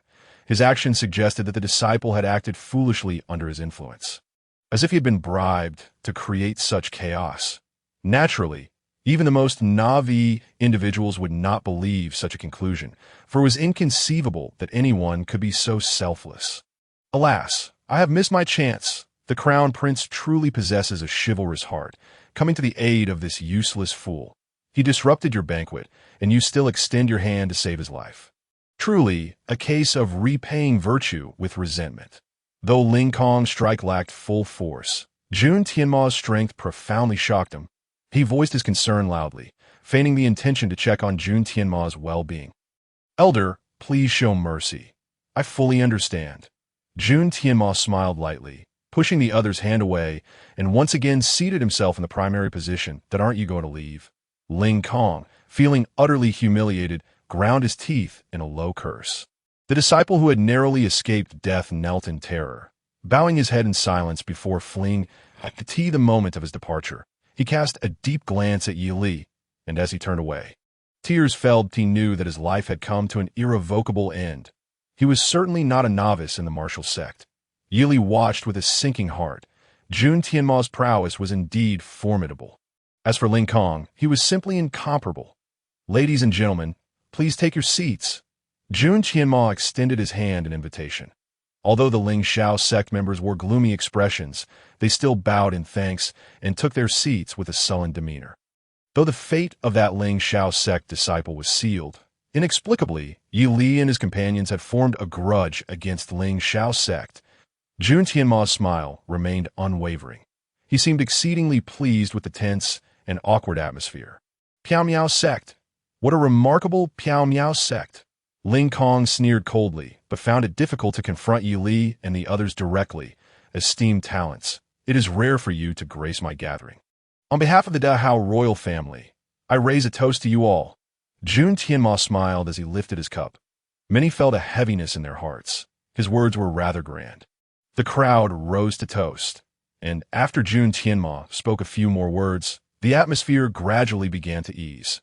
However, the disciples of Piao Miao sect, seated in the most prominent position, felt increasingly uneasy under the watchful eyes of those across from them, who harbored ill intentions. Those individuals possessed immense strength, and even Yun Wanhai wore a grave expression, let alone the others. Your Highness, today, we are fortunate to partake in this banquet. We are truly grateful. However, our Ling Shao sect disciples have never wished to be associated with rubbish. The disciples of Ling Shao sect, accustomed to their arrogance, observed Ling Kong's expression soften and immediately rose to stir trouble. What do you intend to do? Jun Tianma maintained his composure, chuckling lightly, seemingly intrigued. We cannot leave without making a show. We wish to perform swordplay before the feast. One stepped forward, pointing his sword tip directly at Yili and the others, disdainfully stating, "This will allow us to ascertain why they deserve to occupy such seats." Upon hearing this, the Piao Miao sect members displayed their anger, yet it was overshadowed by their confusion and trepidation. They were well aware that they were no match for the disciples of Ling Xiao sect. "Yili, what do you say?" Jun Tianma's gaze fell upon Yili, causing many to blink in surprise. Previously, they had assumed that the highest-ranking member of Piao Miao sect was Yun Wanhai due to his cultivation level. "I have no interest. I only came here today because I heard there would be a reward." Wai Yili smiled lightly, casually remarking, prompting many derisive laughs, as they believed Yi Li was too afraid to engage in battle. "Well then, since everyone seems disinterested in continuing the banquet, I shall not compel anyone." Jun Tianma chuckled, about to rise when a delicate, melodious laugh echoed from afar, followed by the arrival of over a dozen veiled young women approaching. "Big brother, I brought a few friends. You won't hold it against me, will you?" A sweet and enchanting voice floated through the air, captivating everyone, invigorating their spirits. "What are you doing here, you girl?" Jun Tianma shook his head helplessly, introducing to the crowd, "This is my full-blooded sister, Princess Xian. She has been unrestrained since childhood. Please do not take offense." The crowd hurriedly expressed their humility. Their curiosity piqued. Just from Princess Xian's voice, it was evident her cultivation was not to be underestimated. Moreover, given her noble status, even the most self-important young talents felt a twinge of excitement. "Arrange the seating." Jun Tianma's smile remained unbroken, though his brow furrowed slightly as a group of masked women gracefully approached. And Princess Xian removed her veil, while the others quietly took their seats without even casting a glance at Jun Tianma. This bizarre scene caused many to narrow their eyes, realizing these individuals must possess an extraordinarily mysterious identity. "Big brother, what wonderful treasures have you prepared? Bring them out.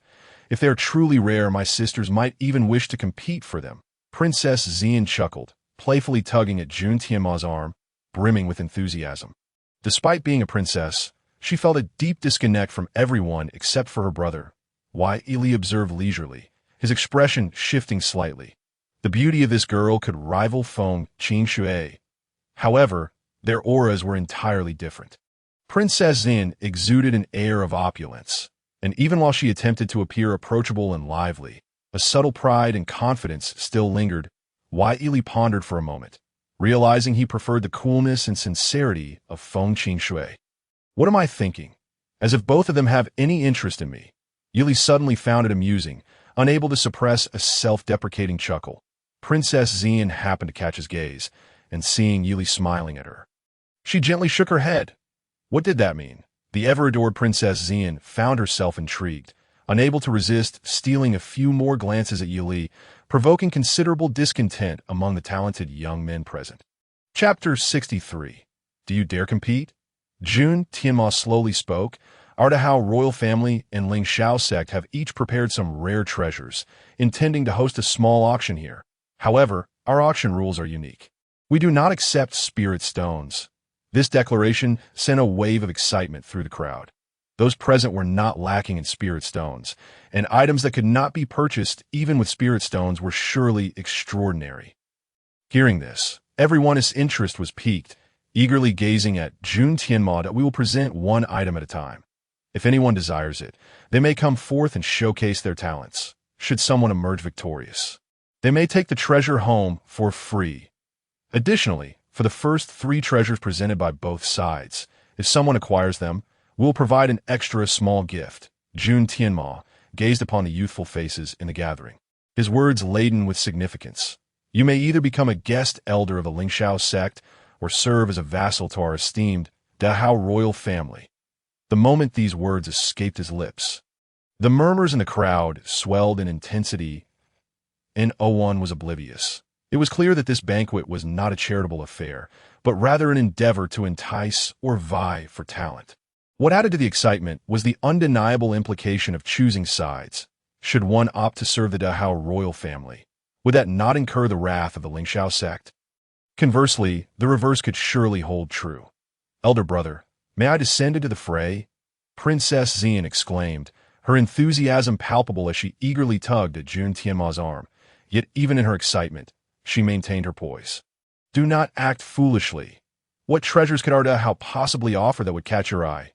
Jun Tianmo replied with a wry smile, his tone gentle yet resolute. Bring forth the offerings, ignoring Princess Xian's playful protests. He commanded, and soon 10 extraordinary treasures were presented on either side. These items, displayed on white jade platters, bore the distinct emblems of the Dahao royal family and the Lingxiao sect, clearly delineating their origins. None. Yili surveyed the display and shook his head in disappointment. While the 20 treasures were commendable, none possessed the coveted Wuji Shenghuo. Should our people take the stage, they would undoubtedly become targets, Yun Wanhai quietly cautioned, causing the crowd to shift uneasily. Although the treasures, devoid of Wuji Shenghuo, still held significant allure, many were captivated. Fear not. You may proceed. When the time comes, I shall ensure your voluntary surrender, Yili stated nonchalantly, and the crowd visibly relaxed, anticipation replacing their anxiety. The first item, a mid-grade spirit weapon flying sword, Wuguang Luiying, forged by the master craftsman Ouyang Tiangong of the Lingxiao sect. It is undoubtedly a prime specimen, rivaling even high-grade spirit weapons. The disciple of the Lingxiao sect, presenting the treasure, proclaimed its origin, eliciting gasps of astonishment from the audience that mid-grade spirit weapons were priceless. And this was merely the first offering. This treasure, I shall claim, a figure laughed heartily, brimming with determination, revealing himself to be a core disciple of the Divine Sword sect. Witnessing this, many shook their heads in disbelief. Contending for the first item against a core disciple of the Divine Sword sect seemed hardly worth the effort. Even among second-tier sects, the Divine Sword sect held considerable strength, particularly at the martial king level, where their unique cultivation methods allowed for a plethora of formidable opponents. There truly no one willing to contest with me? I wonder if those seated dare to descend and challenge. The man laughed, emboldened by the absence of rivals, and brazenly pointed at Yi Li, openly provoking him. Well done. The young princess, happily indulging in refreshments nearby, leapt up and clapped her hands in delight. Does anyone desire that sword? Yi Li inquired coolly, but the disciples of the Piao Miao sect shook their heads in unison. It was not that they lacked interest in the flying sword. Rather, they were acutely aware of their inferiority to the challenger, knowing that stepping forward would only lead to humiliation. Yi Li, come down and face me. The challenger, frustrated by the silence, roared in anger, his voice imbued with spiritual energy as it surged toward Yi Li. Yet remarkably spare the others. That sword holds no appeal for me, Yi Li replied with a light chuckle, dismissively shaking his head.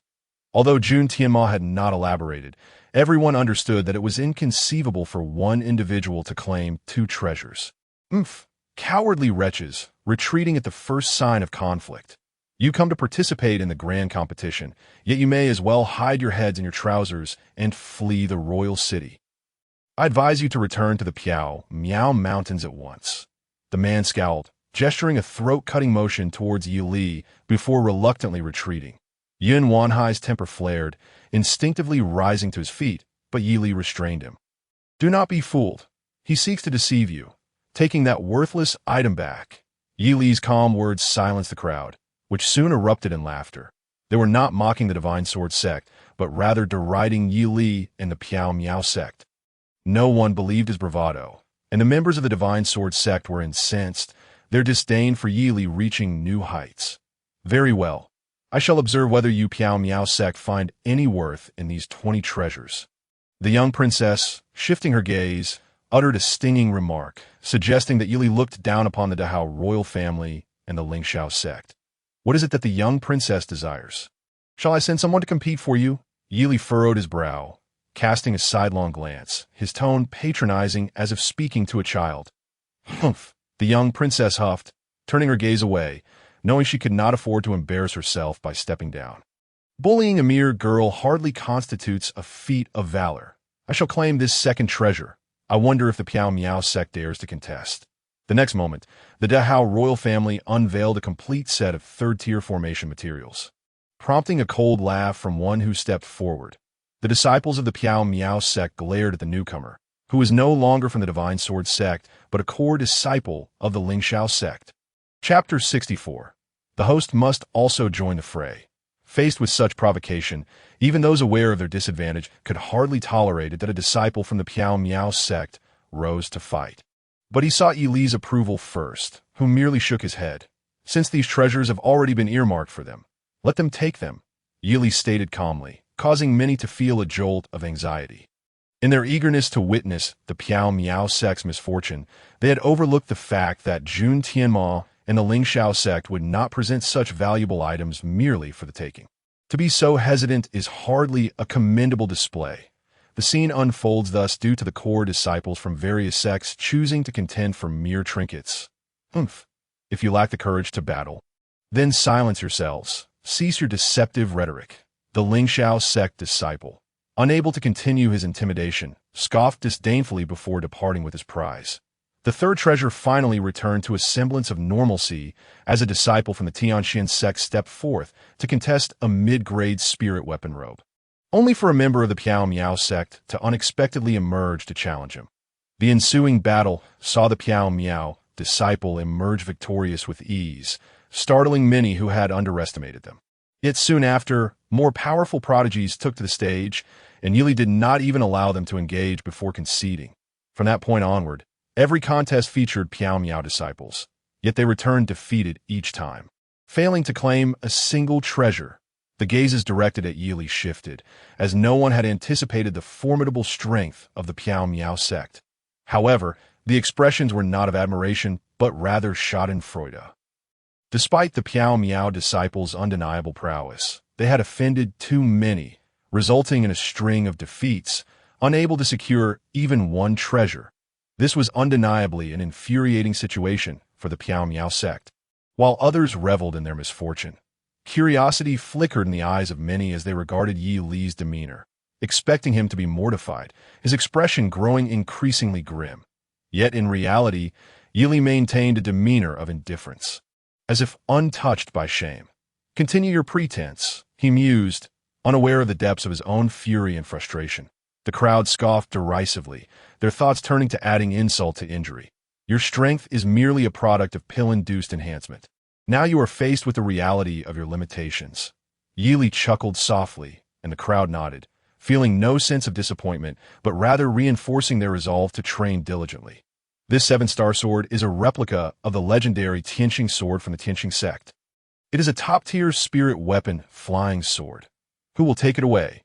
The 20 treasures were divided among the crowd, with 5 offered from each side, and the first item elicited a chorus of astonished gasps. Top-tier spirit weapons were invaluable, each one a coveted treasure, rare beyond measure. Many master craftsmen of weapons, even after dedicating their entire lives to the art, may forever remain unable to forge exquisite spiritual artifacts if they lack just a hint of insight or a fleeting opportunity. Alas, cursed be the Miao sect! No one anticipated that the royal family of Dahao would exhibit such grandiosity this time. Those who had already participated could only lament and despair. They could not fathom that their own quest for trouble with the Miao sect had cost them the chance to contend. They harbored a deep resentment towards Yi Li for being so treacherous, depleting their opportunity to seize true treasures with a mere group of ordinary disciples. What has become of us? We have achieved nothing thus far. Yi Li let out a light chuckle, a look of innocence adorning his face. The crowd was momentarily at a loss for words, realizing that his previous feigned weakness had been a cunning ploy, leading the most talented disciples of various sects to forfeit their chances that "I shall give it a try." Yin Wanhai gazed at the sword, unable to conceal his admiration as he spoke. "Excellent," Yi Li replied with a gentle smile. Among those who had yet to make a move, there were few who could rival Yin Wanhai. The elite disciple of the Miao sect, Yin Wanhai, expressed his gratitude to his senior brothers for their support. After stepping forward, Yin Wanhai courteously bowed to the onlookers, causing their expressions to shift dramatically. They had not expected that such a formidable figure was not even a core disciple of the Miao sect. A waste with mere cultivation but lacking true strength. "I shall slay you." Observing Yin Wanhai's overwhelming presence, a proud disciple of the Divine Sword sect stepped forward with a look of disdain. He felt a rush of excitement. Many powerful senior brothers had refrained from truly punishing the Miao sect, merely forcing them to concede. And now he found himself with such an opportunity. His aim was not only to avenge his sect, but also to curry favor with the young princess. With that goal in mind, he regarded Yun Wanhai with a cold smile, a hint of murderous intent brewing in his heart. "You wish to kill me?" Yun Wanhai scoffed, and the other, taken aback, instinctively shook his head. "Dare you to deny it? Rest assured, I shall not kill you." Yun Wanhai scoffed again, and the other felt immense humiliation wash over him, roaring as he lunged forward, only to find himself propelled backward at an even greater speed. Late Martial King, gasps filled the arena as they witnessed Yun Wanhai casually kick him away, sending shockwaves of fear throughout the crowd. Such a powerful adversary, and they were utterly outmatched. Even the disciples of Ling Xiao Dao wore grave expressions. Recognizing the formidable strength of Yun Wanhai, since no one has stepped forward to offer guidance, I shall not hold back.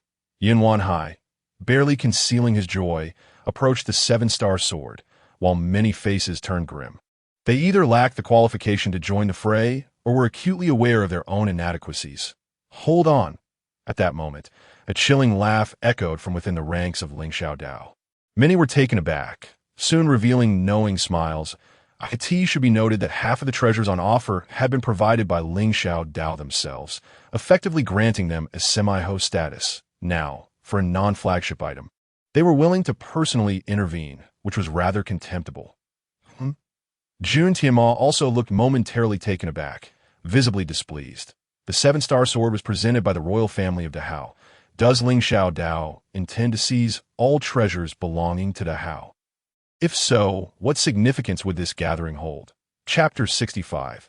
The Grudge of the Severed Arm. Seeing Jun Tianma's expression darken, Ling Kong suddenly broke into laughter for the first time. "This sword is indeed remarkable. I did not expect the prince to be so thoughtful. We of Ling Xiao Dao have been overshadowed. I express my gratitude on behalf of my sect for your generous gift, Your Highness." His words implied that Jun Tianma's presentation of the treasure was merely a gesture to curry favor with Ling Xiao Dao. As for Yun Wanhai, he was utterly disregarded, reduced to insignificance. "Thank you, Your Highness, for the sword."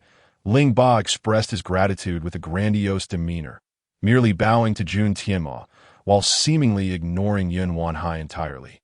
"Excellent." Jun Tianma's frown dissipated, and he uttered a single word, showing no inclination to contest this matter. "Are you not leaving? Do you seek to humiliate yourself further?" Ling Ba turned back, casting a disdainful glance at Yun Wanhai.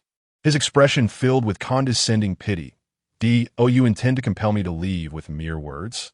Yun Wanhai chuckled lightly, stepping sideways to obstruct Ling Ba's attempt to seize the sword, his demeanor calm and eyes unwavering. Yili had not summoned him back, indicating that they had at least a 50% chance of victory. What was there to fear? "You, do not take it for granted." Ling Ba, enraged, unleashed a powerful punch, regarding a mere disciple of Miao's sect with disdain, refusing to draw his sword. Upon witnessing this, Yun Wanhai felt a surge of determination, subtly drawing his long sword, its gleam slicing toward Ling Ba's arm. Thud! Blood sprayed forth as Ling Ba, caught off guard, suffered a deep gash on his arm. Enraged, he sought to retaliate, but Yili had already begun to chuckle. What's the matter? Can the disciples of Ling Xiao Dao not bear to lose? He unabashedly provoked them, the accumulated patience having ignited Yi Li's fury to its peak. "Retreat." Ling Kong's expression shifted, a dark scowl crossing his face, his aged visage reddening with anger. Previously, he and Ling Ba had ridiculed Yun Wanhai to the utmost. Yet now, in a mere exchange, Ling Ba had been humiliated publicly. Though it could not be said that Ling Ba had lost, it was clear that Ling Xiao Dao could not afford such a disgrace. "Chun Hao Miao, you shall retrieve the sword." The matter was far from over. Ling Kong, wearing a grim expression, let out a low grunt as a figure stepped forward, swiftly positioning himself beside Yun Wanhai. "Brother Yun, come back." Yili cast a discerning glance, momentarily speechless. This Chun Hao Miao was evidently a peak martial king, bordering on martial zone. What was the point of this? "Miao sect, Yun Wanhai, please enlighten me." Yet, Yun Wanhai resolutely shook his head. The Miao sect had endured public humiliation for too long. He could no longer bear to flee once more, lest the sect be further disparaged. the disciple of the sect leader, even if he were to perish here. He would not allow such a scenario to unfold. Yili frowned slightly, choosing not to press further, letting out a sigh of helplessness, lamenting the Miao sect's insufficient foundation. Among the talented disciples of Ling Xiao Dao, Chun Hao Miao could easily rank among the top two, and Yun Wanhai was no match for him. Indeed, despite Yun Wanhai's desperate struggle, he was effortlessly defeated. I had intended to cripple your cultivation, seeing as you possess a degree of fortitude, far surpassing those cowardly rats. I shall take an arm as a minor lesson. In just a few exchanges, Chun Hao Miao seized Yun Wanhai's sword arm. Bang! A muffled sound echoed, blood splattering everywhere as an arm fell to the ground. Disciples of Miao sect rushed forward to retrieve Yun Wanhai and the severed limb. Yet throughout this ordeal, Yili remained unyielding, and Yun Wanhai did not utter a single sound. Observing this scene, even those who reveled in misfortune felt a pang of sorrow, unable to bear the sight. Their sympathy was not for Yun Wanhai or the Miao sect, but rather for Yun Wanhai's undeniable strength, which was rendered futile without the backing of a powerful sect, leaving him vulnerable to oppression. Help him reattach his arm, Yili commanded softly, producing several fourth-grade spirit pills to administer to Yun Wanhai. A flicker of guilt crossing his face that, "It is my fault that Brother Yun suffered. I shall surely concoct a fifth-grade pill, the heavenly remnant fruit, to ensure your severed arm becomes even more formidable than before." Yili murmured, and Yun Wanhai shook his head, then nodded. He did not hold Yili accountable for his misfortune, but he believed wholeheartedly that Yili could indeed create such a miraculous fifth-grade spirit pill. "Yili, do you dare to step forward and contest me for this sword, to avenge your sect's brothers?" Chun Hao Miao asked nonchalantly, revealing that he had already shown mercy. He gazed into Yili's eyes, a faint smile gracing his lips. "You have gone too far." The disciples of the Piao Miao sect clenched their fists tightly, their bodies taut and shivering slightly. They were not unaccustomed to being ridiculed and coerced. Yet the lingering scent of blood in the air and the grim fate of Yun Wanhai before their eyes rendered Chun Hao Miao's words unbearable. Why, Yili's heart brimmed with rage. Yet he still recalled the immense strategic significance of the Wujishing fire for the entire Piao Miao sect. He could not falter. Confronted by countless gloating gazes, Yili spoke calmly, causing Chun Hao Miao to pause momentarily. He gazed deeply at Yili, a look of admiration unexpectedly gracing his face. What an audacious young man. Witnessing his fellow disciples being so brazenly bullied, he still possessed the audacity to maintain such composure, truly deserving of profound respect. The crowd erupted in jeers, yet Yili's smile remained unyielding as he raised his cup and took a sip, his demeanor becoming even more carefree. They could hardly fathom how he retained the gall to remain seated. Many shook their heads in disbelief, yet seeing Yili's demeanor, they lost interest in further commentary. Among the 10 treasures, the 5 presented by the Ling Xiao sect were evidently of somewhat inferior quality, yet they were still exceedingly rare and valuable.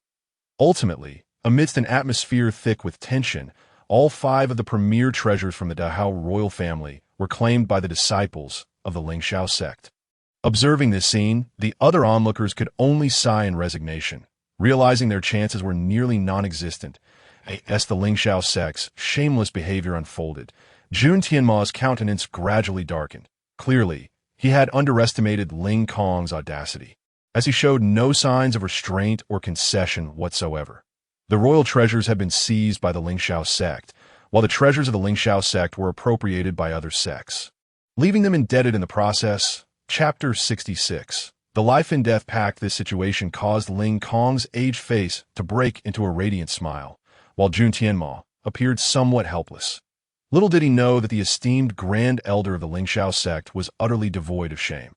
"Produce the ultimate treasure," Jun Tianma declared coldly, suddenly rising to his feet, causing the crowd to gasp in surprise. "Unsure of his intentions, that I kindly invited everyone to this treasure hunt, yet it seems you have shown little interest. Let us do this. The final 6 treasures will be regarded as a single entity. Whoever emerges victorious shall take all 6 items." Jun Tianma's audacious proclamation sent ripples of astonishment through the assembly. This unexpected turn of events clearly exceeded the expectations of many, leaving them baffled as to his reasoning. These 6 treasures included the Wujishing Fire, a supreme spiritual artifact robe, a 5th-tier battle beast cub, a complete set of exquisite spiritual artifact flying swords, a 5th-tier spiritual elixir of rebirth, and a severely damaged fragment of a treasured artifact.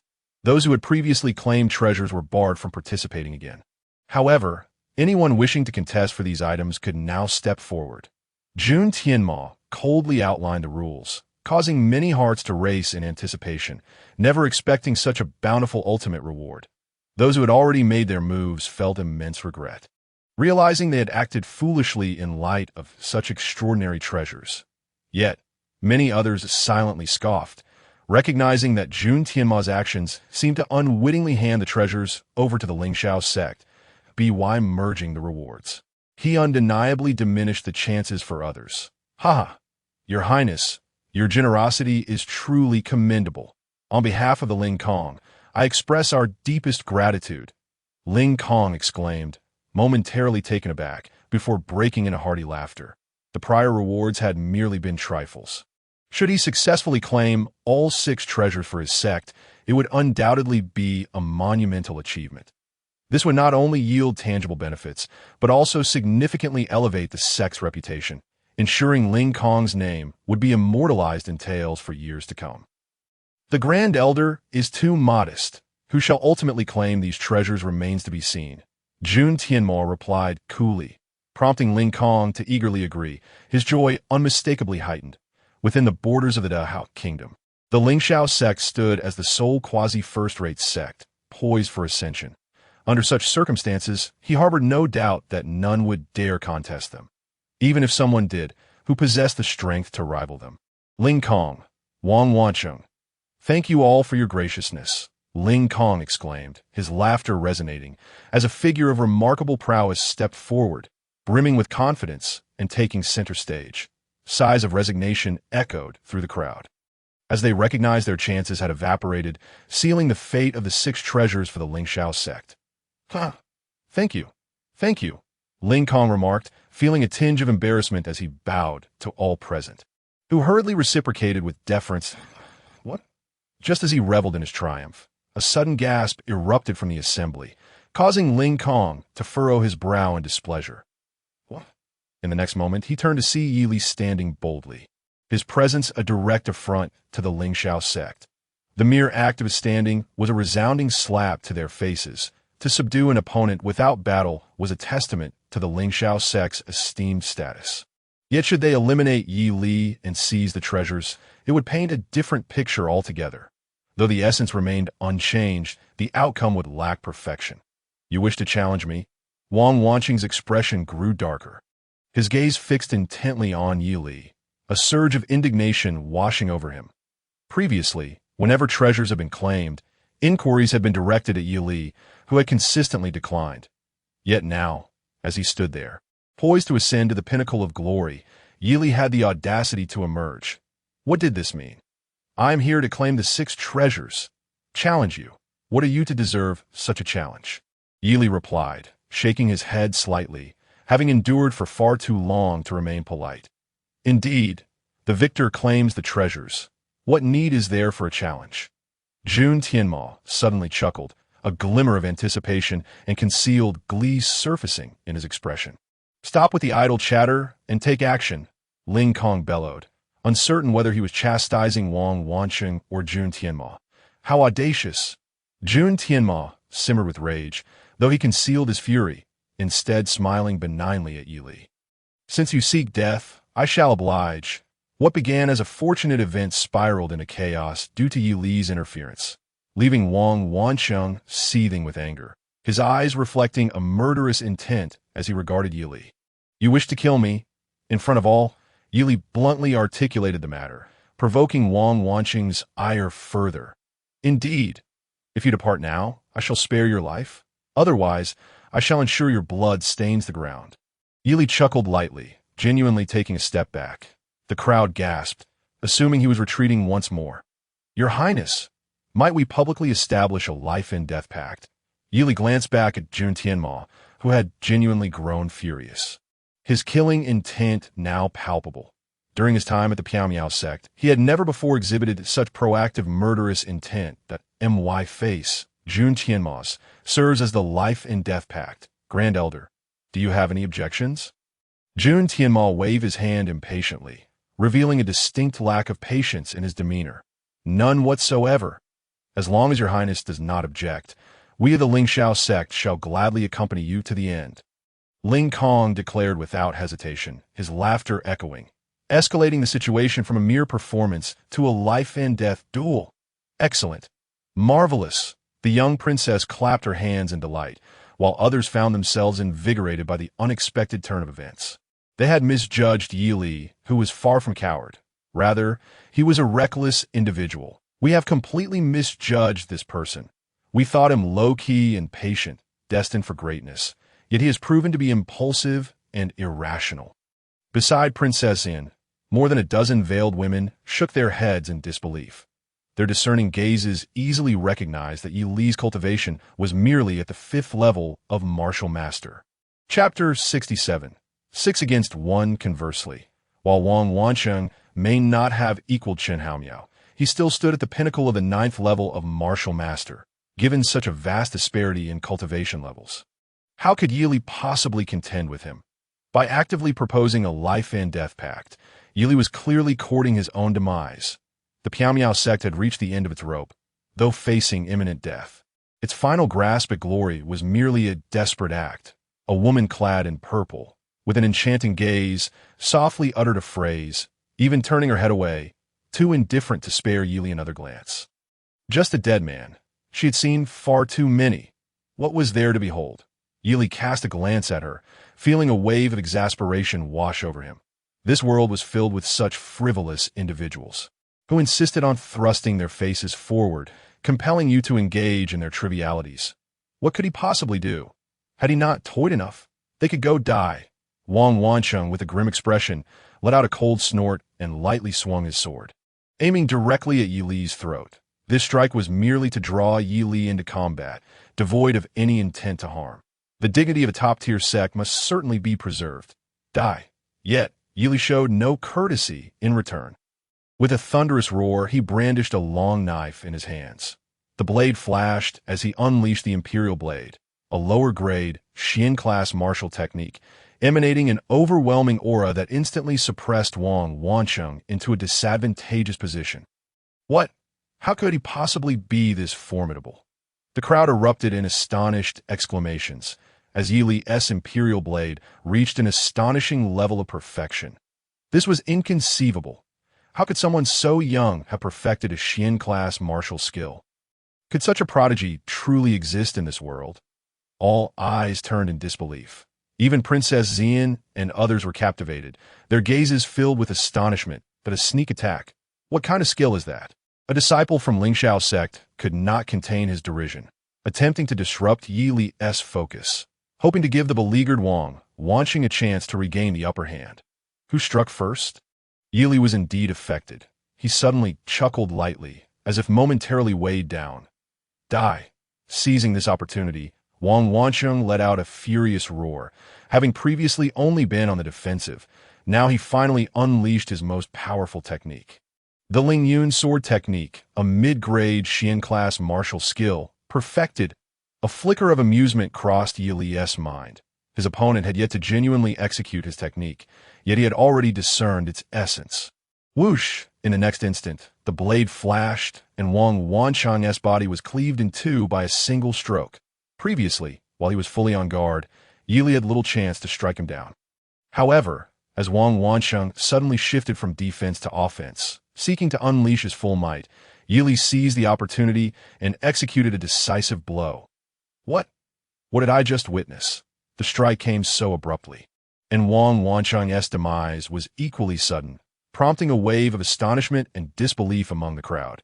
Almost no one anticipated that the seemingly powerful Wang Wansheng would meet such a bizarre end. Damn it, Wang Shidi fell for it. His flaw was merely an act. Chun Haomiao exclaimed in shock, yet it was too late, for Wang Wansheng had already become a lifeless corpse, unable to hear his lamentations. Ah! The previously self-satisfied disciple of Lingxiao sect stood aghast, covering his mouth in horror. His only thought now was to wish he could strike himself dead. He had carelessly uttered words that led to the demise of a crucial disciple of Ling Xiao Dao. Upon returning to Ling Xiao's sect, how could he escape severe punishment? Good. The imperial blade indeed wields tremendous might, an imposing presence. The atmosphere in the arena was chaotic, yet Jun Tianma erupted in laughter, rising to cheer. He raised his cup, downing its contents in one gulp before refilling it, lightly snapping his fingers, sending a stream of wine flying towards an outsider. It would appear as though Yi Li were one of his dispatched warriors. Yi Li felt a sense of helplessness, yet he opened his mouth and swallowed the wine arrowed at, anyone else willing to try their luck? If you are from Ling Xiao's sect, you might as well sign a life-and-death contract first. Yi Li swallowed the wine and casually remarked, his tone calm, yet his stance unmistakably unyielding. Hiss! The arena was immediately engulfed in gasps of disbelief. Many stared at Yi Li in shock, for he was openly provoking the entire Piamiao sect. If I had another chance to strike, how could I allow this scoundrel to act so brazenly? Chun Haomiao, with a grim countenance, let out a cold snort. He could not publicly violate the rules set by Jun Tianma, so he could only bury his resentment deep within that if no one else dares to contend, then I shall use these 6 treasures to challenge that 7-star sword, Yi Li stated indifferently. Plunging the arena into sudden silence, all eyes turned in shock towards Chun Haomiao, wondering how he would respond to such audacious humiliation. This was an unimaginable affront. The value of those 6 treasures far exceeded that of the 7-star sword by countless times. Yet Yi Li dared to use these 6 treasures to challenge Chun Haomiao's 7-star sword. This was a blatant display of disdain, a complete disregard for his status as a supreme talent of Ling Xiao Dao. Good. Let this battle be fought by Chun Haomiao. Others may withdraw. Ling Kong's expression darkened to the extreme. He had dedicated his life to cultivation, believing he had witnessed countless storms, yet he had never encountered such an audacious youth. Others wore somber expressions, yet their hearts felt a sense of relief. Within Ling Xiao Dao, Chun Haomiao was already an immensely powerful figure. The other prodigies were absent. If even he were to fall, then what hope did the rest have? Yi Li, since his injury, Yin Wanhai, who had remained silent, finally called out, his heart stirred with fervor, his eyes glistening. Why Yi Li did all this entirely for him. Not only did Yi Li seek vengeance for him, but he also remembered his fondness for that 7-star sword. Unexpectedly, I underestimated Yi Li. Young Master Jun. In this battle, who do you think will emerge victorious? The purple-clad woman beside Princess Xian suddenly spoke. Drawing countless astonished glances her way, I wager 10,000 high-grade spirit stones and 100 top-grade spirit stones that Yi Li will win. Jun Tianma furrowed his brow slightly, yet he unwaveringly chose to support Yi Li. Yi Li, if you win, then all the stakes I mentioned earlier will be yours. However, Miss Ling Yu's wager will belong to me. Chapter 68. Yi Li, a martial enthusiast. Yi Li was taken aback, not expecting Miss Ling Yu to exhibit such a bold, gambling spirit. She had not even voiced her thoughts, yet Jun Tianma had already anticipated her intentions. Let the battle commence. Yi Li, disinterested in further discourse, wielded his massive long knife and disdainfully beckoned Chun Haomiao. Whoosh! Chun Haomiao, unwilling to make the same mistake of underestimating his opponent, drew his long sword in silence. As a prodigious disciple of Ling Xiao Dao, he wielded a top-grade spiritual weapon, flying sword. However, much to Yi Li's chagrin, after waiting so long, Chun Haomiao unleashed the Ling Yun sword technique, a style Yi Li had already mastered, but he lightly swung his long knife, an aura of terror instantly radiating outward. Once again, employing the imperial blade, a lower-grade Xin-class martial skill, Yi Li was far too familiar with Chun Haomiao's Ling Yun sword technique, allowing him to consistently seize the initiative, keeping him from ever falling behind. What is happening? Why does it seem as though Yi Li can predict everything, regardless of how Chen Shixiang alters his moves? Could it be that he possesses the ability to read minds? This is absurd. Why do I feel that Yi Li understands our sect's sword techniques better than we do? Observing, everyone noted that despite Yi Li's cultivation level being inferior to Chun Haomiao's and his martial skill grade also lower, he nonetheless managed to subtly suppress Chun Haomiao, leaving all bewildered. What is this? Is it possible that such a defiant prodigy exists in this world, a natural talent for martial arts, who can maintain the upper hand even when outmatched? Ling Yu and the others exchanged glances, struggling to comprehend the spectacle before their eyes. Princess Xian's eyes sparkled with excitement. Her perception of Yi Li had completely transformed. He was no ordinary second-rate sect disciple. He was clearly a piece of invaluable jade. How could he be so powerful? Woe is me. Will I ever have a chance to seek revenge? The little princess was utterly convinced. She shrank back, retreating continuously, not daring to let Yi Li see her again. Damn it. In the heat of battle, Chun Haomiao, who believed he could swiftly eliminate Yi Li, finally found his patience exhausted at in Lingxiao Dao. Only those who had thoroughly comprehended upper-grade Xian-class martial skills could genuinely be deemed prodigies, not mere exceptional talents. Initially, Chun Haomiao had planned to reveal the techniques he had painstakingly honed during the national competition, aiming for a stunning debut. Now, in a state of profound rage and despair, he discovered that he could not even defeat a single opponent.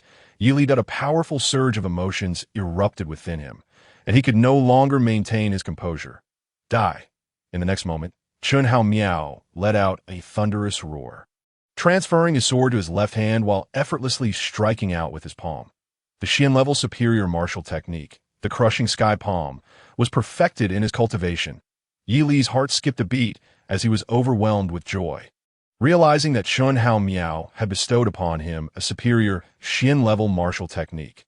The crushing sky palm wielded immense power, its execution utterly unfathomable, akin to a celestial steed soaring through the skies. Its movements as elusive as a gazelle's leap, leaving no trace behind.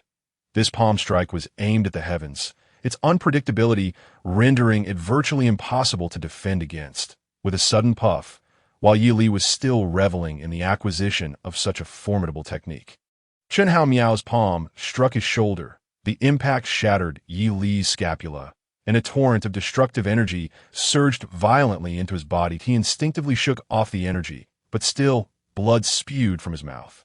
Good! Impressive! Yi Li exclaimed, retreating explosively, his exhilaration akin to that of a victor celebrating a hard-fought battle. His delight stemmed from the overwhelming power of the palm strike, confirming the exceptional nature of this martial technique. However, to the onlookers, astonishment painted their faces. They had not anticipated that such a young individual could be a martial fanatic. Strangely, many felt a sense of relief. No wonder Yi Li was so extraordinary. He was merely an unworldly martial enthusiast, devoid of worldly concerns, which made his demeanor seem harmless. It appeared their prior assumptions had been misguided. Since he was a martial fanatic, his intentions must be pure, lacking any deep-seated cunning. Jun Tianmo's gaze towards Yi Li softened, infused with a newfound sense of ease and familiarity that in this world, it seemed no one aspired to be a fool. Yet deep down, everyone harbored a desire for others to be not. Slash! The next moment, Yi Li roared, wielding his knife as a sword, unleashing the authentic martial technique of the Piamiao sect, the ethereal 13 swords. As this technique manifested, the disciples of the Piamiao sect erupted in cheers. Sensing a surge in their sect's prestige, Xian-level mid-grade. Was this mastery or perfection? Others gasped in astonishment, having believed Yi Li only mastered the Overlord blade due to his pursuit of purity and excellence, which allowed him to cultivate it to perfection. Yet he now unleashed an even higher-grade technique, equally formidable. It felt as if Yi Li were a deep pool, just when they thought they had grasped his depths. He revealed an entirely different reality. I refuse to believe it. You cannot have refined this technique to perfection. Chun Haomiao was once again suppressed, as if he were intimately familiar with the subtleties of the crushing sky palm, and he erupted in furious protest. You wish to know? Yi Li chuckled lightly, his hands trembling as he thrust out 13 swords in rapid succession. Amidst the deluge of sword light, Chun Haomiao was horrified to confirm that Yi Li's mid-grade Xian-level technique had indeed reached perfection.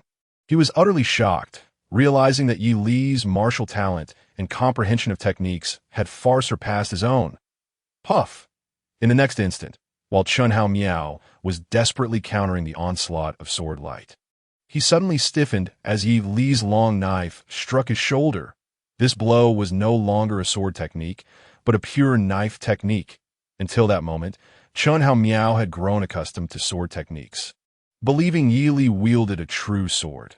But as Yi Li abruptly changed tactics, realization dawned upon him. "You deceived me." Chun Hao Miao roared in anger, blood gushing from his shoulder, and then Yi Li smirked coldly. Having severed one of his arms, "What are you saying?" Yi Li feigned innocence, provoking Chun Hao Miao into a fit of rage as he realized there was no rationale in restricting an opponent's choice of techniques. Yet Yi Li's sudden shifts between knife and sword techniques were truly unprecedented for him. Chapter 69. Will you follow me? In truth, Yi Li felt increasingly wronged. Was it not all due to his impoverished circumstances? Had he possessed a top-tier spirit weapon flying sword, he would not have resorted to such tactics. As the severed arm fell, gasps of astonishment erupted in the arena. No one had expected even Chun Hao Miao to be defeated. The most difficult pill to swallow was that Yi Li had exhibited no overwhelming prowess. Yet the disciples of Lingxiao Dao had succumbed with apparent ease. What left the deepest impression was Yi Li's uncanny ability to read the hearts of others. He always seemed to anticipate his opponent's next move, as if no change could escape his perceptive gaze. "I have been defeated."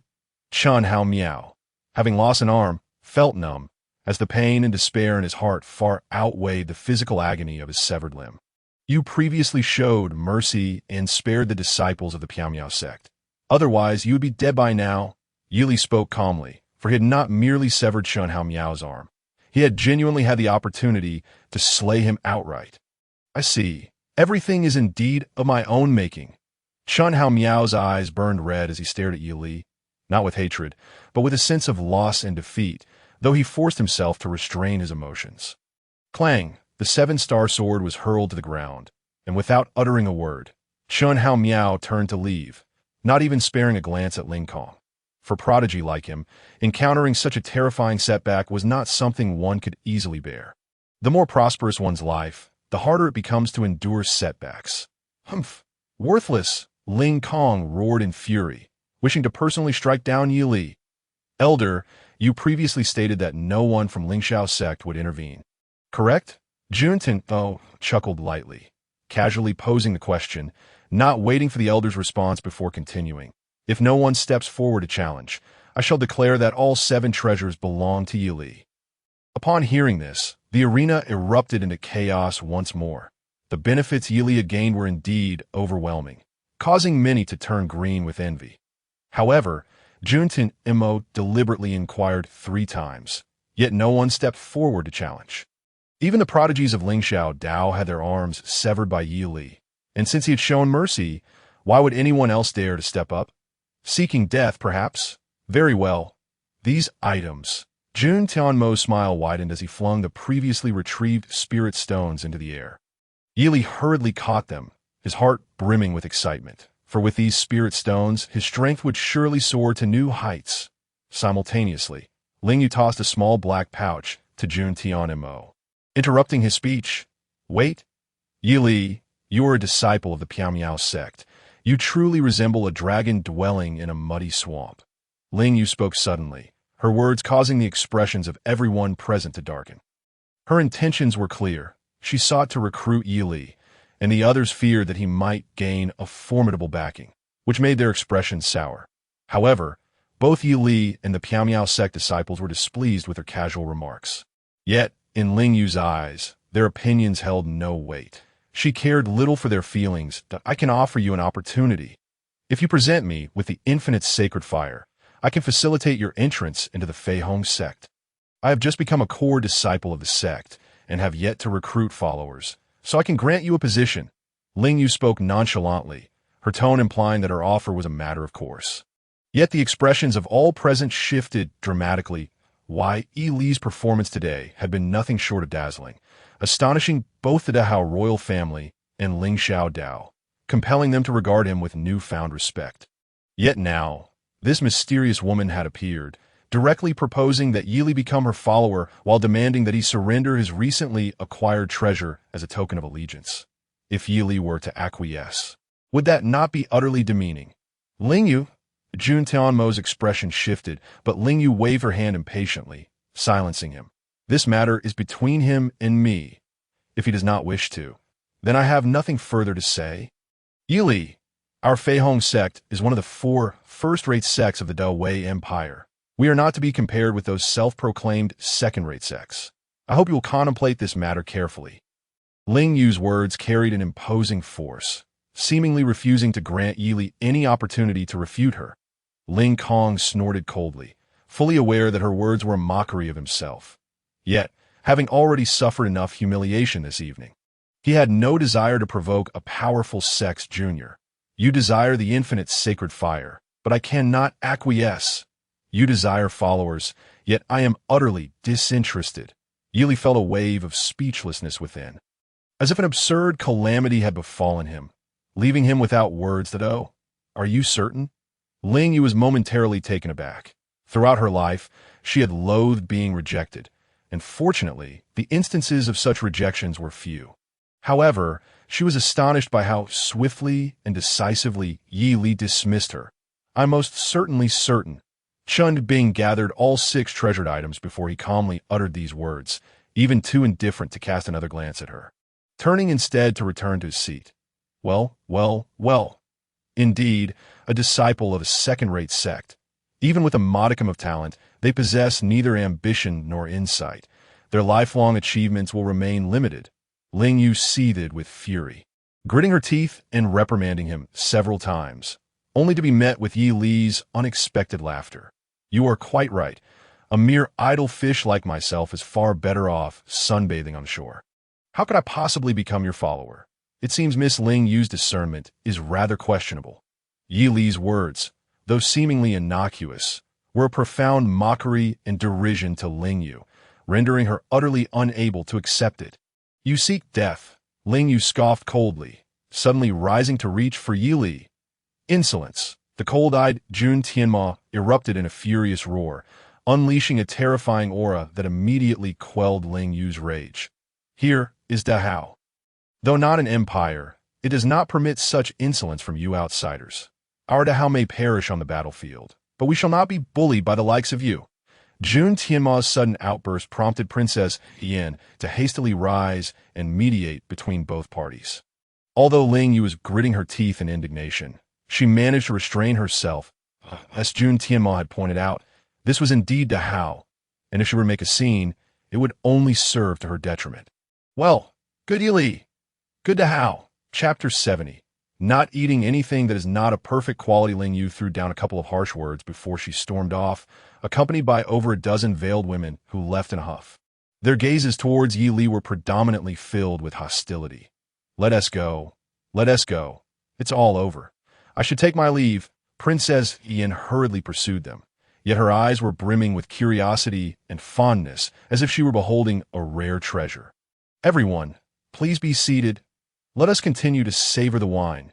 Jun Tianmo coldly beckoned, and though many had little desire to linger, they reluctantly settled back down, compelled to grant him this courtesy. Why Yi Li? The reason the infinite sacred fire was brought forth is due to its peculiar mutation, rendering it exceedingly difficult to refine. Jun Tianmo spoke candidly in front of Ling Xiaodao and Ling Kong. In truth, everyone was aware that had it not been for an unforeseen incident, this item would rightfully belong to Ling Xiaodao. "I possess several unique techniques for refining extraordinary flames.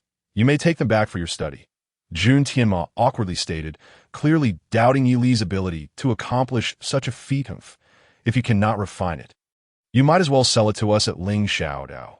Ling Kong surprisingly seemed to have forgotten their previous grievances and earnestly suggested. "Very well." Chun Bing smiled, not wishing to engage in further banter. The banquet continued, and the atmosphere finally eased slightly, prompting some to flatter Jun Mo1, seeking his insights on the various flames within the cultivation realm. To curry favor with someone, it is best not to offer empty praise, but to meet their psychological needs, such as their desire to be a teacher, which is a common human trait. All right, I shall share a few words. The weakest is the mundane fire, which can be manipulated even by ordinary folk, typically distinguished by the intensity and range of the flames. Next is the spiritual fire, which is nurtured by our own spiritual energy, classified by differing cultivation realms. This is also why lower-ranked alchemists cannot concoct high-level spiritual pills. Beyond this lies the pill fire and earth fire. The pill fire is the spiritual fire transformed through special techniques by advanced alchemists. The so-called earth fire refers to the flame from subterranean fire veins, often of formidable power, suitable only for offense and not for alchemy. Additionally, there is heavenly fire. Both earth fire and heavenly fire are extraordinary flames of immense power. Heavenly fire, in particular, descends from the heavens, boasting a multitude of varieties and effects, truly remarkable. Jun Tianma, in good spirits, shared his knowledge, and the audience responded enthusiastically, as if they believed a single speech from him was worth 10 years of study. Yili also learned that the infinite sacred fire was extracted from a meteorite, qualifying it as an extremely powerful, extraordinary flame. However, it was evidently not the source of extraordinary flames. The meteorite lay under the control of the Dahao royal family, periodically shedding small flames, and what Yili possessed was indeed such a fragment. Upon realizing the true origin and value of this item, Yili felt a tinge of disappointment, though he was still able to accept it. "Your Highness, I wish to take my leave. Without refining this infinite sacred fire, I have no desire to waste time here." Noticing Ling Kong and his entourage departing, Yili also stood up. "Very well. I shall see you out." In an unexpected turn of events, Jun Tianma stood up as well. Walking alongside Yili towards the exit, it was notable that even when Ling Kong had departed earlier, he had not received such treatment from Jun Tianma. "Yili, I apologize. I did not anticipate that today events would spiral into such chaos, causing you and the Piao Miao sect to offend so many." As they walked side by side, Yili realized he had much to say, yet he was taken aback that Jun Tianma sought to apologize to him. This sentiment was mutual, understood by all. However, if left unspoken, it would inevitably carve a rift in Yili's heart, preventing a genuine bond between them. Yet, since he had voiced it, it no longer mattered. After all, Yili could not show any offense. Otherwise, how could he still be regarded as a youthful hero? These were trivial matters, yet they had indeed dragged down the Piao Miao sect. Yili sighed, and Jun Tianma's pupils immediately constricted. "Rest assured, I will certainly do my utmost to help the Piao Miao sect grow stronger." Jun Tianma clenched his teeth, seemingly resolved to sever ties with Ling Xiaodao entirely. Yili recognized that his words were somewhat exaggerated. Yet he felt a flicker of gratitude. "Thank you, Your Highness." Yili bid farewell to Jun Tianma, and upon returning to the Dengyun Academy, the atmosphere was distinctly different. All the members of the Dengyun Academy regarded the disciples of the Piao Miao sect with goodwill and reverence. In the martial arts world, strength commands respect. Such is the reality. The Piao Miao sect members were also exhilarated, reluctant to part from Yili's side. "Brother Yun, take this 7-star sword and this 5th-level spiritual pill. The transcendent spirit fruit, back with you." Yili produced 2 items. As for the other treasures, he had other uses for them, and no one else harbored any thoughts about them. "Rest assured, I will not fall into despair. This transcendent spirit fruit can aid practitioners in transforming their innate qualities, significantly enhancing their existing talents. It is a pity, however, that one can only consume one in a lifetime." Yin Wanhai explained briefly before pushing the 5th-level spiritual pill back. "So that is the case. Our sect's alchemical texts do not include the refinement method for this pill. However, I, Yili, shall not consume such a pill that is not of perfect quality." Yili shook his head helplessly, speaking his genuine thoughts, yet his audience was left speechless. Listen, is this even human speech? He refuses to consume a pill that is not of perfect quality. This pill should be auctioned instead. "Brother Yun, you need not consume it either," Yili reiterated before finally returning to his residence. Despite the transcendent spirit fruit's seemingly extravagant claims, it merely enhances acquired qualities. Only the celestial pill can truly mend innate deficiencies. These 2 points are entirely distinct. Hence, Yili did not place much importance on this invaluable pill. "This is rather extravagant. I assent it." The remaining disciples of the Piao Miao sect exchanged glances. Sensing an overwhelming aura of wealth, The infinite sacred fire, once refined into one's body, becomes part of one's self. Any slight misstep could reduce one to mere ashes, devoid of any semblance of life. The information that Jun Tianma provided to Yi Li was exceedingly detailed. It not only included several specialized martial arts techniques for refining, but also contained numerous experiences and insights documented by predecessors. As Yi Li quickly skimmed through the material, he was unexpectedly overcome by a chilling sense of terror. Chapter 71. Half-step martial sovereign. Previously, Yi Li had no inkling of the perilous nature of refining. Such reckless endeavors were utterly incongruous with his laid-back disposition. Offer up and I shall permit you to become my follower. However, just as Yi Li contemplated surrendering, the visage of that ethereal young lady flashed through his mind, sending a shiver down his spine, compelling him to abandon any notion of complacency. With a deep breath, Yi Li steeled himself against the terror surging within him as he released the previously sealed within a small array.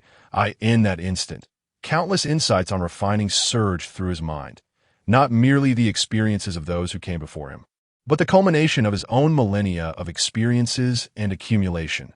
Boom! Gritting his teeth, Yi Li swallowed the flame, enveloping it with his spiritual energy and placing it in his dantian. The wave of terrifying heat erupted within him.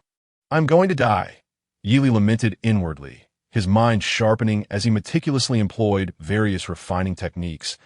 It was not until they nestled securely within his dantian that he felt a measure of reassurance. Yet he continued refining for considerable duration out of lingering apprehension. My aptitude has improved. This time, the enhancement is substantial. The effect is far more potent than that of the Yi Li reveled in his newfound abilities, only to find himself at a loss for words upon realizing that, despite his significant progress, his aptitude remained at an ordinary level, barely qualifying as exceptional. Once more, he opened his mouth, and a flame erupted onto his palm. This time, however, the fire was remarkably docile, resembling a charming little creature rather than a menacing blaze. With the I can undoubtedly refine 5th-grade spiritual pills, Yi Li swallowed the flame once more and retrieved the spiritual stones that Jun Tianma had sent him. With great affection, he carefully examined them before collecting the high-quality spiritual stones. In his current state, their utility to him was minimal. Even if they had some effect, it would be more beneficial to exchange them for pills. A full 100 premium spiritual stones had Yi Li's anticipation at its zenith. Yet despite his painstaking refinement, his cultivation remained stuck at the pinnacle of martial king, unable to break through to martial sovereign. This is unfortunate. What a waste. Yi Li blinked in realization, understanding that the reason for his stagnation lay in his limited aptitude. Given his current abilities, the prospect of advancing to martial sovereign was nearly non-existent. Yet he had still reached his current level, indicating he had squandered a significant number of premium spiritual stones. Gritting his teeth against the pain in his heart, Yi Li resolved to step outside. Someone, I request an audience with the prince. Originally, Yi Li intended to summon disciples from the Piao Miao sect to procure spiritual herbs, but he changed his mind at the last moment. Young Master Yi, please wait. My lord will certainly not refuse your request. Prior to this, the Godwind Blade King had no intention of befriending Yi Li, as he wished to remain uninvolved in the conflicts among the princes. However, following the previous battle, Yi Li's stature had become significant enough to warrant his attention. Even if he did not wish to forge a connection with Yi Li, it was unnecessary to offend him.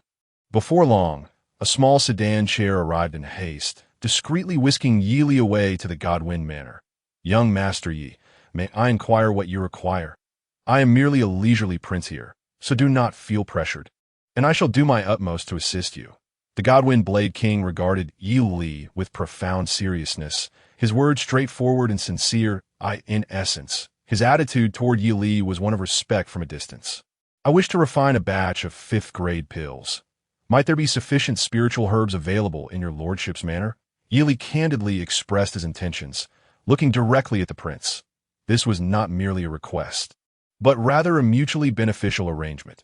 You can refine 5th-grade spiritual pills? The Godwind Blade King could not help but gasp, a storm of astonishment brewing within him.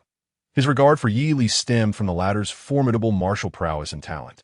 However, The status of a fifth-grade alchemist was no less significant than his own, that I possess spiritual herbs. At the very least, I can supply you for several months of continuous refining. However, I must offer you a word of caution.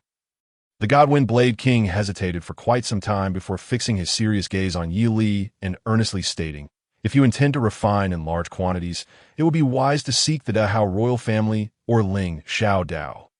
If you only require a few batches, I can certainly gift you the herbs. You may refine them at your leisure."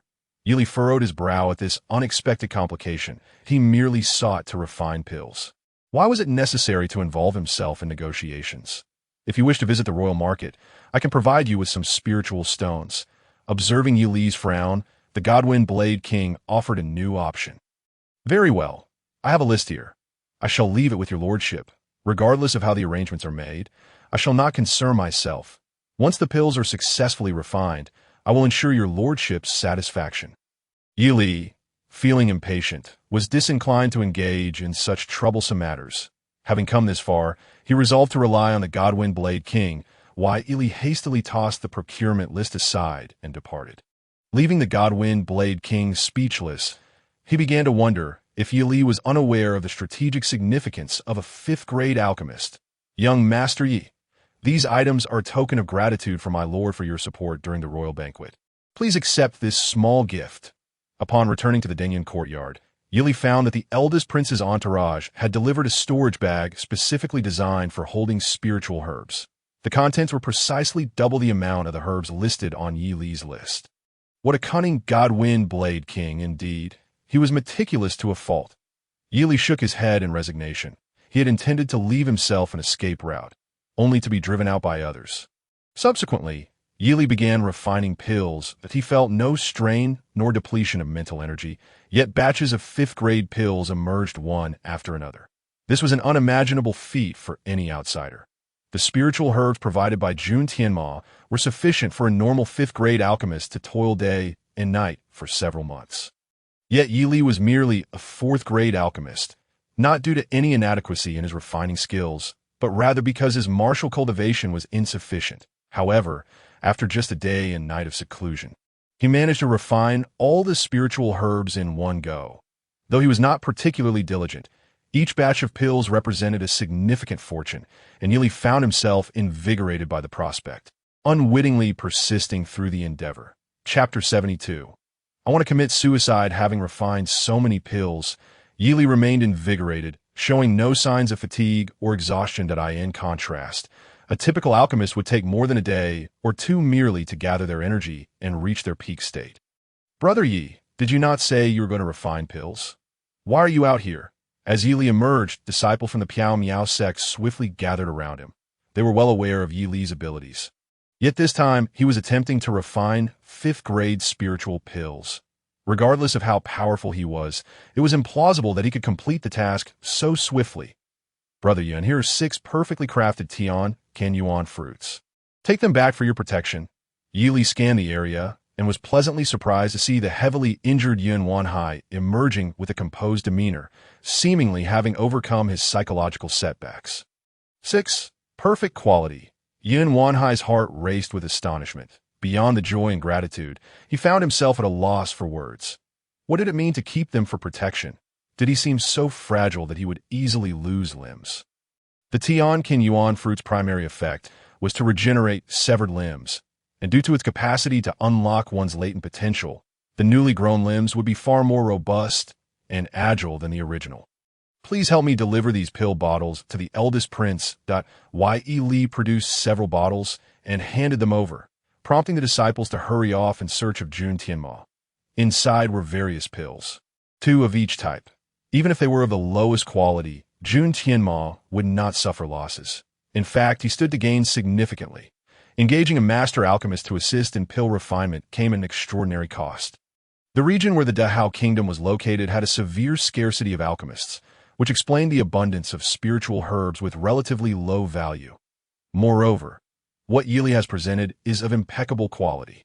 One can only imagine the sheer astonishment and elation that Jun Tianmo must have felt upon encountering these elixirs. "Brother Yun, please assist in distributing these potions to everyone."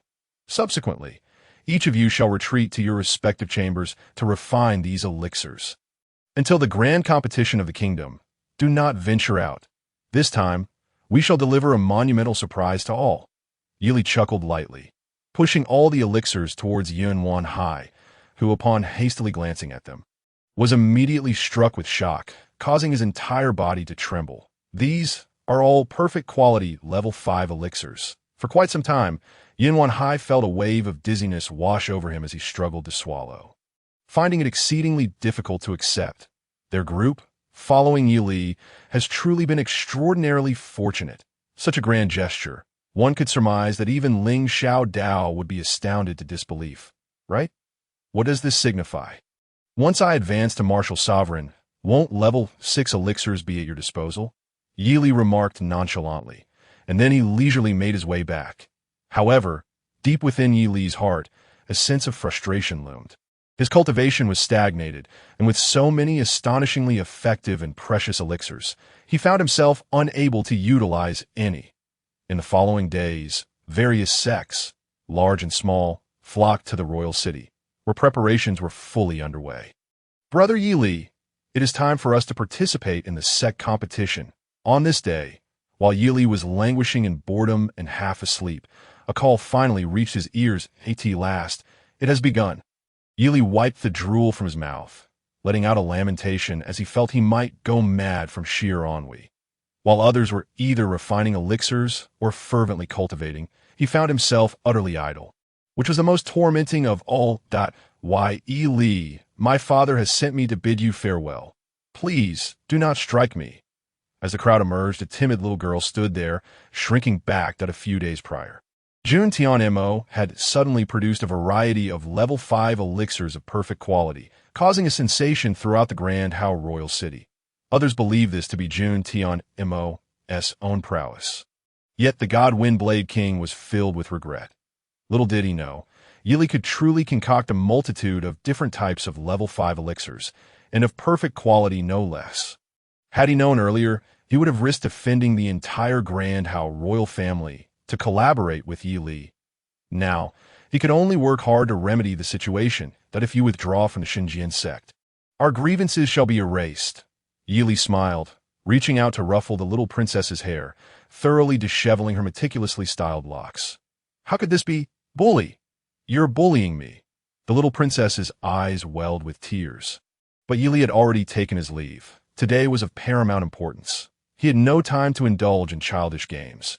Members of the Miao Miao sect, as the crowd emerged, numerous gazes turned towards them, pointing and whispering. Many excitedly recounted Yili's past glories, while others brimmed with resentment and schadenfreude. "Have you heard? The Grand Elder of Ling Xiao Dao, Ling Kong, has issued a death warrant. Today marks Yili's demise." It is said that Yili possesses formidable strength and a mysterious background. It seems he may not meet his end so easily. Rumor has it that within the royal family, there is a noble who holds him in high regard, even going so far as to lower themselves to befriend him. What do you know? When Ling Xiao Dao seeks to kill, even the royal family cannot intervene. A cacophony of discussions erupted around, causing the expressions of the Miao Miao sect disciples to darken considerably. Particularly, Yuan Hai could not help but sneer. Relying on Yili's elixirs, he had already stepped into the threshold of martial sovereign. Furthermore, as he was no longer constrained by his innate talent, he was likely to achieve martial sovereign before Yili. The strength of the others had also seen significant enhancement. Even the weakest among them had attained the terrifying realm of 5th-level martial king. In such circumstances, everyone was filled with determination, eager to shine brightly in this upcoming grand competition. Yet upon hearing that they were targeted by others, their indignation flared, feeling deeply insulted, resolved to retaliate with undeniable proof. "Young Master Yili, my master has instructed me to inform you that Ling Xiao Dao has secretly issued a bounty. The heads of any Miao Miao sect disciples are worth 100 top-grade spirit stones. As for you, young Master Yi, your bounty is a staggering 10,000 top-grade spirit stones. In addition, there are other valuable rewards." Amidst the crowd, a familiar figure suddenly flashed by, approaching Yili and whispering a piece of news to him. "I feel like ending it all. Could someone ask Ling Kong if that's possible? Yili was initially taken aback. Then he began to lament if he had 10,000 top-grade spirit stones. Even if his talent were lacking, he could still attain martial sovereign.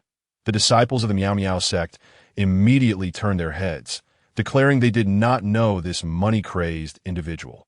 However, their hearts burned with anger. Ling Kong's actions were shamelessly blatant in their bullying. Such an open bounty was not merely a tactic, but evidently a form of humiliation, a display of oppression stemming from their power. Despite their outrage, the Miao Miao sect clearly lacked the financial resources to issue a similar bounty in response. Without money, they could only take lives. Yun Wan Hai coldly snorted, and others nodded in agreement. Yili remained impassive, yet his heart harbored some concern. While his fellow disciples' realms were not low, their martial skills likely remained inferior. Under the guidance of the royal guards, Yili gradually arrived at the designated competition grounds. It was an artificially constructed mountain peak, over 2,000 meters high and sprawling across a vast area. Various sects had already been allocated positions according to their respective statuses and strengths. Jun Tian Mo sought not to make Yili a target for all, but desired the Miao Miao sect to occupy their original positions by royal decree. As Yili and the others began to settle, a piercing cry suddenly resonated, prompting many to look up. Above the heavens, a rare flying spirit beast appeared, carrying a royal guard adorned in exquisite garments, signifying their esteemed status. The crowd bowed in respect. The royal messenger, in a sense, represented the majesty and dignity of the Grand Hao royal family. Yi Li of the Miao Miao sect is hereby appointed as the chief alchemist of the Grand Hao royal family. The royal guard bellowed, tossing a token towards Yi Li before turning to leave. Previously, the combined 6 treasures had rendered any discussions of guest or vassal obsolete. Yi Li had not anticipated that Jun Tianmo would grant him such an exalted position. The title of chief alchemist of the royal family was immensely prestigious. Even the Grand Hao monarch would engage with Yi Li on equal terms. One could only wonder the lengths to which Jun Tianmo had gone to secure such a status for Yi Li. Clearly, this title served as a shield against death for Yi Li. Even if Ling Kong were to go mad, he would not dare to publicly execute the royal family's chief alchemist. Preposterous, a profound silence enveloped the arena.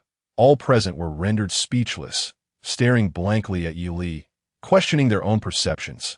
Yet a furious roar echoed from the summit of the mountain. Among the royal alchemists, there were 2 level 6 masters. What is Yi Li, that he dares to claim such a position? Ling Kong trembled with rage, unable to fathom that Jun Tianmo would resort to such despicable tactics to protect Yi Li. Such actions were indeed reprehensible. Did he not fear that the royal alchemist would be disheartened? His reckless behavior was tantamount to undermining the foundation of the Grand Hao royal family. Grand Elder, this matter concerns our Grand Hao royal family. Are you acting on behalf of the Jun family? A notably displeased voice thundered from afar, causing Ling Kong's face to shift with unease. He grunted softly, falling silent. It was the war king of the royal family, Jun Zhangquang. The next moment, a towering figure riding a fearsome war beast emerged into view, eliciting gasps from the crowd. The war king held an extraordinary status, being Jun Tianmo's uncle and the second most powerful figure in the Grand Hao kingdom, the foremost in the military. No one had anticipated that he would personally preside over this grand competition. Under normal circumstances, no one could easily suppress Ling Kong. Something significant must be afoot. The war king was not one to attend personally unless there were matters of grave importance that could not be managed otherwise. In the midst of a reverent atmosphere that gradually fell into silence, many were suddenly jolted by a realization of the crux of the matter. Yi Li had ascended to the position of the royal chief alchemist. A proposal initiated by the crown prince, yet one that garnered unanimous consent from all alchemists. This matter required no further elaboration. It was not for outsiders to interject their opinions. Jun Zhangquang slowly ascended the mountain's peak and, with a voice that commanded authority, made a proclamation that rendered the others speechless. Given this individual's formidable character, any daring soul who uttered a word would be deemed disrespectful, both to him and to the royal family, and would undoubtedly face dire consequences. In the realm of Dahao, Zhan Tianwang epitomized unrestrained madness, a fact beyond dispute. Some even claimed that it was precisely his erratic disposition that cost him the throne of the Dahao kingdom. Yet he bore no regrets. He had no desire to manage trivialities. Rather, he sought to traverse the battlefield, with the national protector, Luo Tianyu, being his favored general, thus earning such a unique and exalted status. Although the crowd was skeptical of his grandiose claims, silence enveloped the arena, and not a single soul dared to utter another word. I represent the Dahao royal family, and, alongside Ling Xiaodao, I am here to announce certain matters. Observing the absence of dissent, Jun Zhanquan continued. In the near future, the Dahao kingdom will elevate to an empire. At that time, we shall willingly accept the challenges posed by the Dawei Empire. These words ignited a tumult of astonishment within the assembly. Yet Jun Zhanquan's cold and formidable gaze swept over the crowd, compelling them into silence. In such a pivotal moment, our Dahao must unite as one. Everyone must contribute towards the empire's advancement. The royal family and Ling Xiaodao had deliberated and concluded that, for the time being, only 10 second-tier sects need be retained within Dahao. These 10 sects shall receive greater cultivation resources and attract more exceptional disciples. As for the other minor sects, they may either dissolve or merge into Tian House sect before others could fully grasp the situation. Jun Zhanquan swiftly laid out his plan. The so-called Tian House sect he referred to was indeed an organization established by the Dahao royal family, with none other than himself as the current sect leader. Ling Kong furrowed his brow slightly, but refrained from voicing any objections. This time, the Dahao royal family was destined to reap substantial rewards, undoubtedly profiting immensely.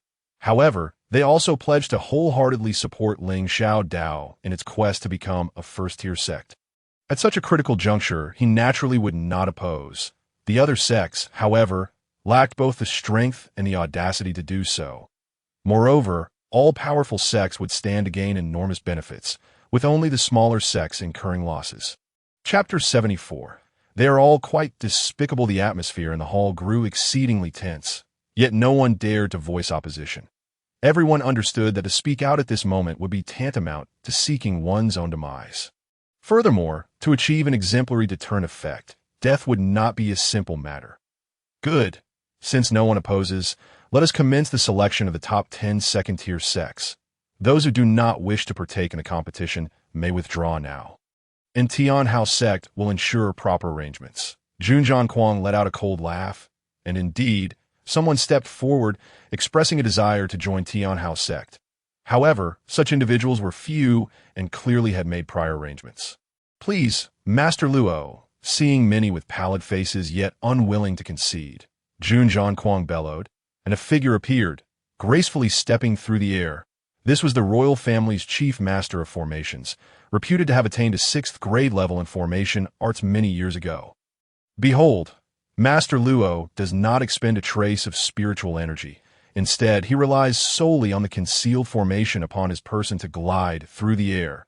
Amidst the gasps of the crowd, the individual lightly flicked his wrist, and a stream of light descended from the heavens, enveloping the entire mountain peak. The prearranged formation activated, and a mist of ethereal white vapor began to rise beneath their feet, swiftly obscuring their vision. This was the 6th grade formation, Dragon Binding Pillar. The first 10 sects to emerge from this formation will constitute this round's top 10 second-tier sects. You may commence unraveling the formation. Jun Zhanquan's voice resonated clearly in each person's ears, leaving Yi Li and the others momentarily speechless. Who could have anticipated that this kingdom's grand tournament would unfold so straightforwardly, with rules that were utterly uncomplicated? I shall take the lead. Yi Li, you remain at the center, and we shall hasten our escape. Yin Wan Hai called out urgently, navigating his way down the mountain based on memory. In the swirling mist ahead, a puppet suddenly emerged.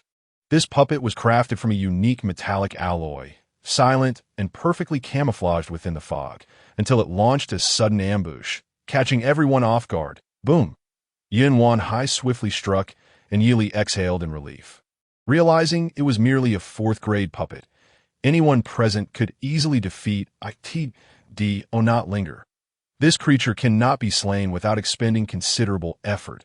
Yi Li urged, prompting everyone to surge forward alongside him. While Yunwan Hai held back, pushing past opponents to reach the forefront. Why, Yi Li, are we lost? Not long into their advance, someone voiced a concern, and Yi Li frowned. The densest fog corresponded with the greatest concentration of puppets, indicating it was likely the correct path. That if they were mistaken, it mattered little. After all, these puppets posed no significant threat. Yi Li swiftly assessed the situation, easing the minds of his companions. Simultaneously, a series of anguished screams erupted from all directions, sending chills down their spines. Something's amiss. The previous presence was formidable, clearly a warrior of at least the 7th rank. How could he have easily fallen to a puppet? Yun Wan Hai suddenly cautioned, causing everyone to shudder. Jun Tianmo is not letting us off easily. Why Yi Li felt somewhat helpless. The puppets they faced were at most of the 3rd rank, posing no real danger. Let us proceed without concern, Yi Li urged, and the group raced forward, increasingly surrounded by 4th-grade puppets, yet still unable to face any real peril. The cries of despair grew more frequent, yet Yi Li and his companions gradually glimpsed the path ahead amidst the onslaught of over 200 4th-grade puppets. If we exit like this, could we possibly be the first? Should we wait for the others? The disciples of the mysterious mist sect felt a twinge of uncertainty as the surrounding fog began to thin.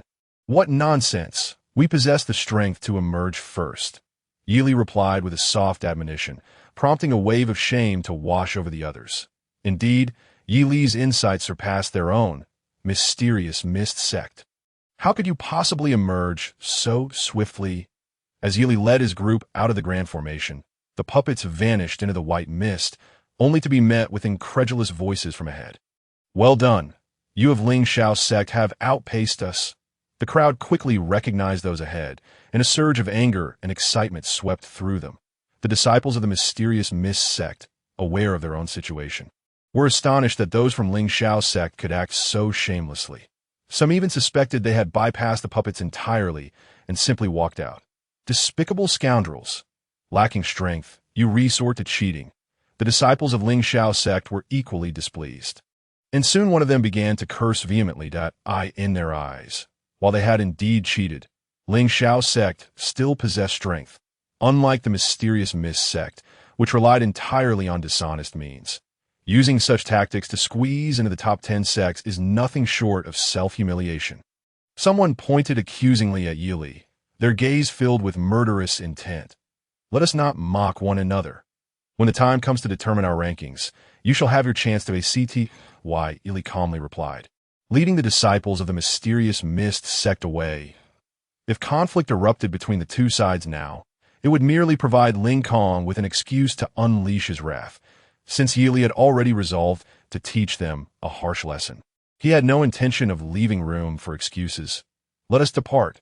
Do not expose our strength, Yun Wan Hai urged softly, and the disciples of the mysterious mist sect willingly retreated into the distance, prompting the disciples of Ling Xiao's sect to revel in their triumph. Pay them no mind. Their strength among the top 10 sects is hardly impressive. Yi Li shook his head. Although it is often said that one can find shade under a large tree, the Ling Xiao sect had only recently emerged from a split, and their strength and foundation were not particularly formidable. The Divine Sword sect, Wank Mountain, Chinchio Lake, Taiyin Valley, Badu sect, Wanfamin, Beast Control Valley, Tianhao sect, Ling Xiao sect, and Piaomiao sect. Ultimately, the 10 major sects were determined. Jun Zhangquang's gaze swept over the Piaomiao sect and Ling Xiao sect, clearly filled with disdain and contempt. The representatives of the other sect had emerged from fierce battles, their appearances disheveled and suffering heavy casualties in stark contrast. These two sects were impeccably dressed, showing no signs of injury whatsoever. Why Yi Li was momentarily speechless. Weren't the members of Tianhao sect also well-groomed and composed? In the eyes of the other 7 sects, these 3 sects were indeed quite contemptible. Chapter 75. Until no one can be sent forth, the perception of martial arts experts is remarkably keen. Yi Li's intentions were laid bare without the slightest concealment. Jun Zhangquang first expressed his anger, but soon he chuckled softly. Not mind the others. Having reached this point indicates your strength. Continue to safeguard your sect's heritage. However, The ranking one could achieve ultimately depended on strength. Jun Zhangquang emphasized the word strength, clearly expressing his absolute confidence in the might of Tianhao sect. Of course, all of this occurred in the context of the Lingxiao sect, not participating in the ranking competition of the second-tier sections. Bring forth the map. Everyone quietly observed Jun Zhangquang. Even those who had suffered losses had no retort. He then waved his hand lightly. Before them appeared a vast map of the entire Hao kingdom. Not merely a piece of paper, but an artifact, with luminous lines representing the territories of various sects constantly shifting. Do you all understand? If your ranking is high, naturally, you can secure more resources for your sect. If your ranking is low, you will have to cede a portion.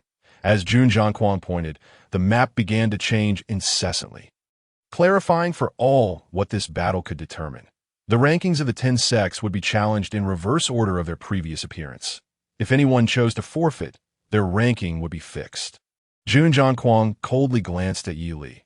At this moment, the Piaomiao sect ranked second, and even a fool could discern that this ranking was exceedingly inflated. The 8 sects behind also gained the qualification to challenge them.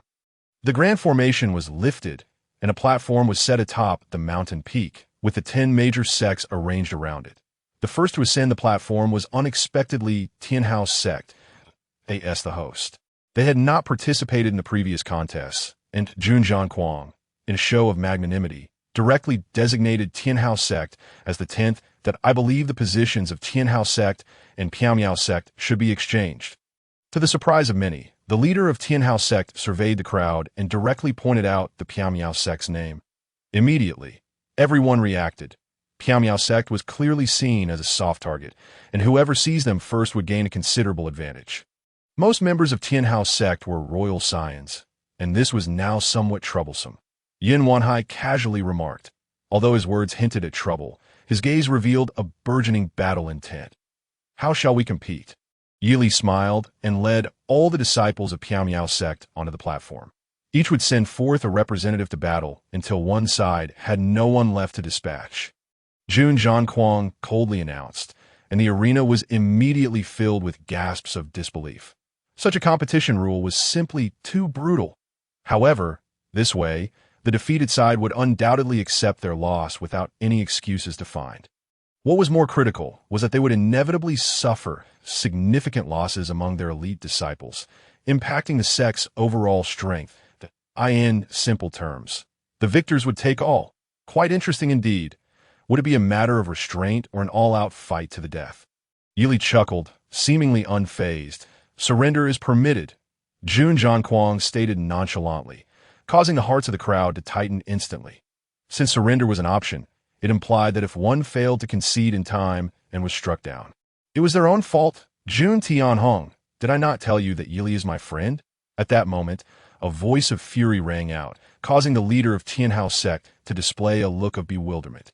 He bowed slightly, somewhat helplessly stating, I allowed Piaomiao sect to directly occupy the 10th position to protect them.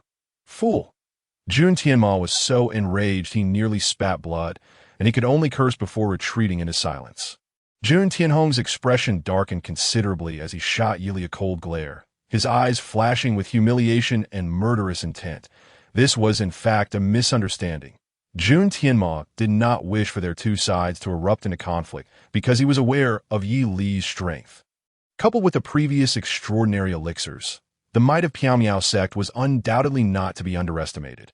Little did he know that Jun Tianhong had misconstrued this situation, assuming that Jun Tianma wanted him to take care of Piaomiao sect. In his view, merely showing mercy and not slaughtering Piaomiao sect as disciples in large numbers would suffice as a result. He was publicly humiliated, and a surge of resentment lodged in his chest, transforming into a heavy killing intent. Calm yourself, Jun Zhangquang admonished with a frown. Jun Tianhong's heart raced, and he broke into a cold sweat, hastily bowing in silence. Let the battle commence, since the challenge has been issued. Show no mercy. However, do not forget, those who are intent on killing often meet their demise the quickest.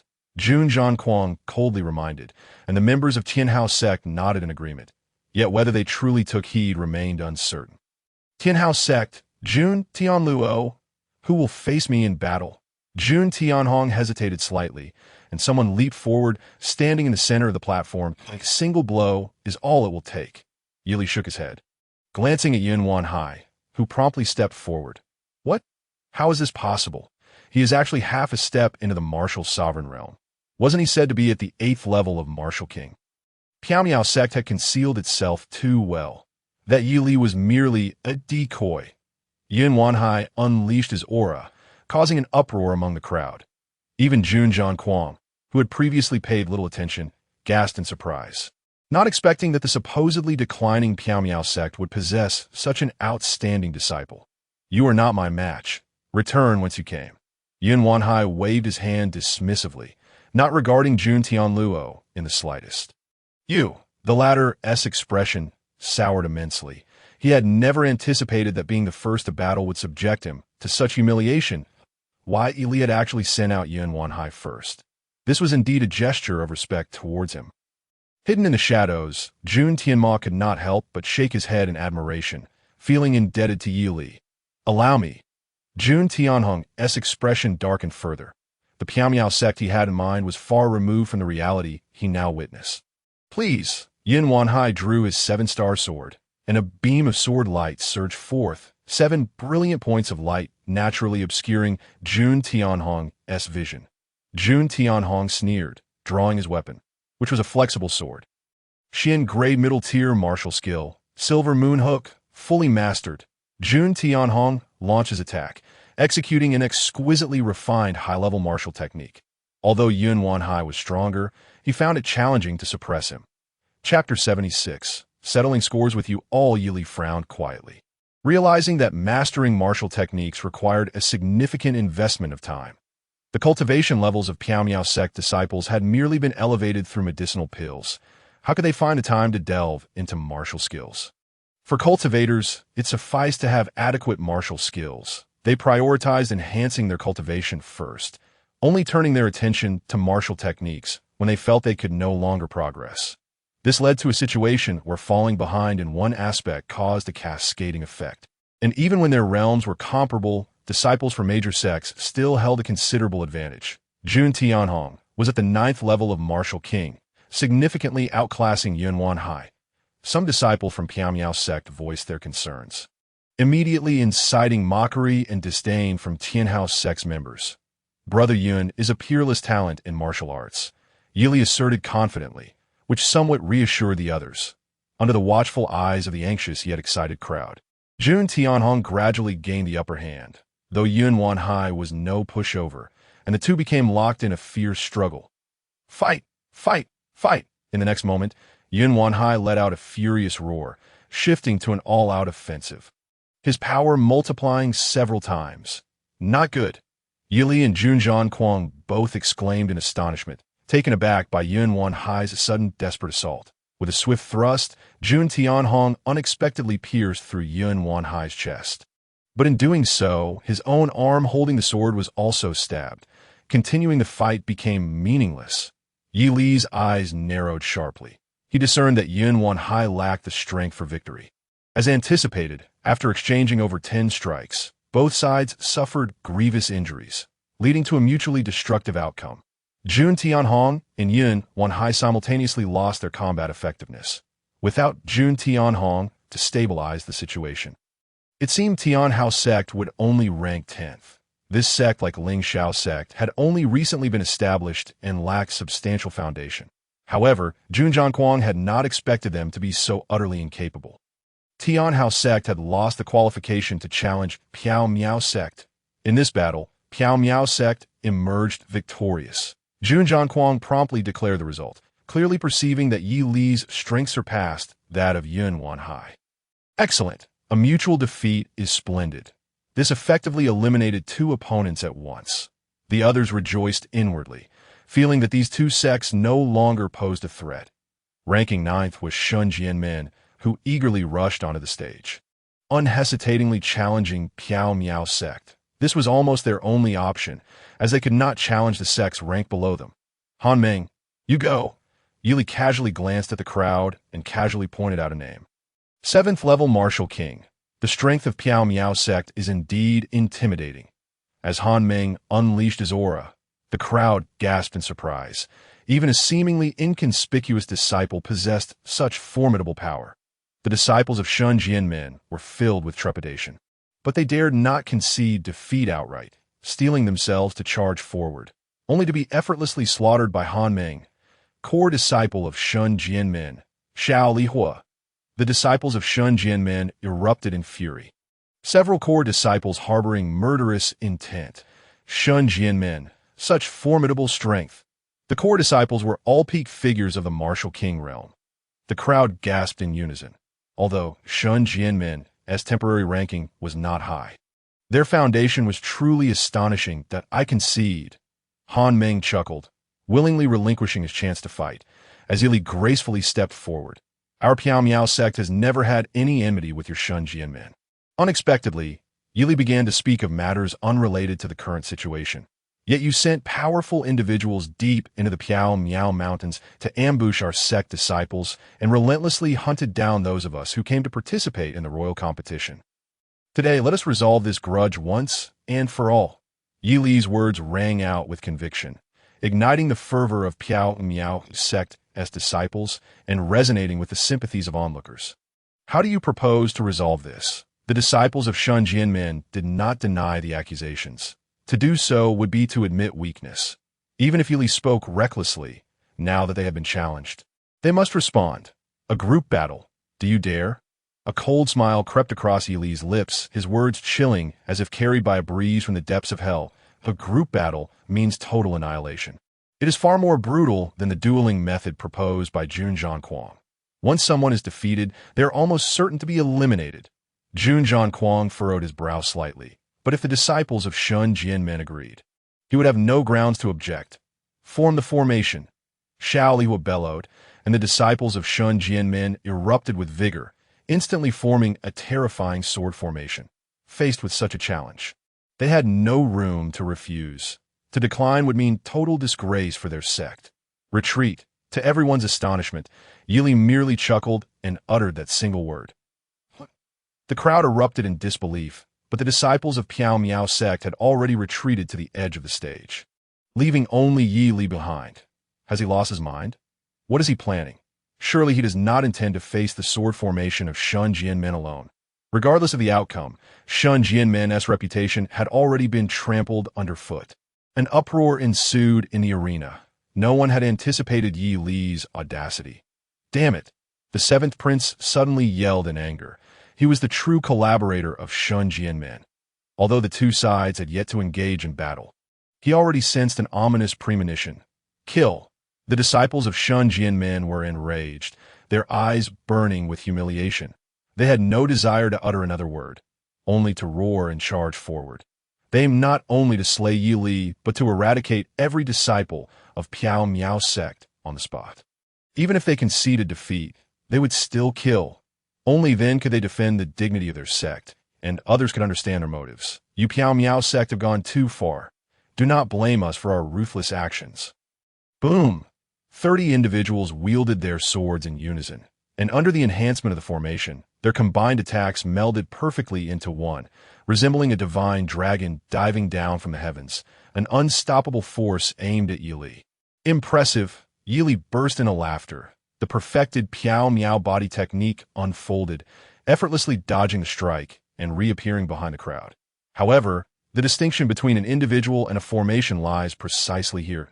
An individual has front and back, while a formation does not. The disciples of Shun Jianmin adjusted their positions according to the formation, and the attack did not cease but continued its relentless pursuit of Yi Li. Chapter 77. Obeying the elder's command, Yi Li silently praised his luck. Had it not been for his special abilities, he would truly be outmatched against such a large formation, a third-level formation. The Great Five Elements, Three-Talent Sword Formation, with complete mastery. As Yi Li activated the system's capabilities, a torrent of intricate and profound information flooded into his mind, rendering the sword formation before him devoid of secrets. What? He has lost his mind. In the next moment, Yi Li's figure flickered as he charged directly at the strongest point of the sword formation. 30 powerful martial kings united to form a sword formation. Even a martial sovereign would be instantly slain. Kill. Seeing Yi Li willingly walk to his death, the disciples of Shun Jianmen roared in outrage, determined to give him no chance of escape. Boom, boom, boom. The 30 strikes melded perfectly, each individual striving to amplify their attack, wishing to obliterate Yi Li in a single blow. Right here, Yi Li moved like lightning, yet he felt as if he stood serenely in a flowing stream. Gentle currents swirling around him. Amidst the convergence of these 30 streams, he suddenly identified an opening, and with a flash, he surged into the heart of the formation, with 30 individuals forming the array. They had long since become a cohesive entity, akin to a living being. Yi Li's abrupt entry into the formation resembled him infiltrating a single body. Impossible. From a distance, the disciples of Shun Jianmen, led by their grim-faced sect master, gasped in astonishment. The master of a sword sect and a formation grandmaster. He was even more shaken and bewildered. What is happening? What are the disciples of Shun Jianmen doing? Why are they not killing Yi Li, but instead allowing him to enter the formation? Have they lost their minds, hoping to surround and kill Yi Li bit by bit? Everyone stood dumbfounded, utterly unable to comprehend the unfolding events.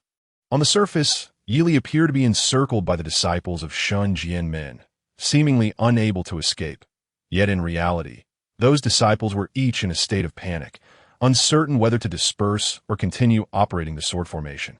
Since you are so accommodating, I shall not hold back. Yi Li's feet moved, stepping atop a disciple of Shun Jianmen, effectively merging with the formation and becoming an integral part of it, rendering him invulnerable to harm from the others. Disperse, quickly disperse. Do not maintain the sword formation any longer. Xiao Lihua shouted frantically. These individuals were utterly foolish. Why Yi Li had already integrated into the formation, yet they still wished to suppress him with it. This was sheer folly. Upon hearing this, the disciples finally snapped back to reality and hastily retreated while Yi Li's long knife gleamed, and a series of heads soared into the air. It was not that the disciples of Shun Jianmen were incompetent, but rather that when they dissolved the formation, they possessed almost no defensive capabilities, a habit formed over many years. You dare? In an instant, Yi Li not only shattered their sword formation, but also claimed the lives of 12 fellow disciples. The members of the Divine Sword sect were instantly engulfed in a tempest of rage and fear, their gazes reflecting both fury and terror. What can I dare? Yi Li chuckled lightly. With a subtle twist of his body, the Divine Sword sect disciple still pinned beneath his foot let out a wretched scream before collapsing to the ground. In the blink of an eye, nearly half of the Divine Sword sect's disciples lay dead. Yet more bizarrely, the majority remained oblivious to the unfolding chaos he is, after all, a master of formations. This youth is far too monstrous. If he were to survive, would he not turn the heavens upside down? The Grand Elder of Ling Xiao Dao, Ling Kong, felt an unsettling tremor in his eyelids, a whisper of fear creeping into his heart.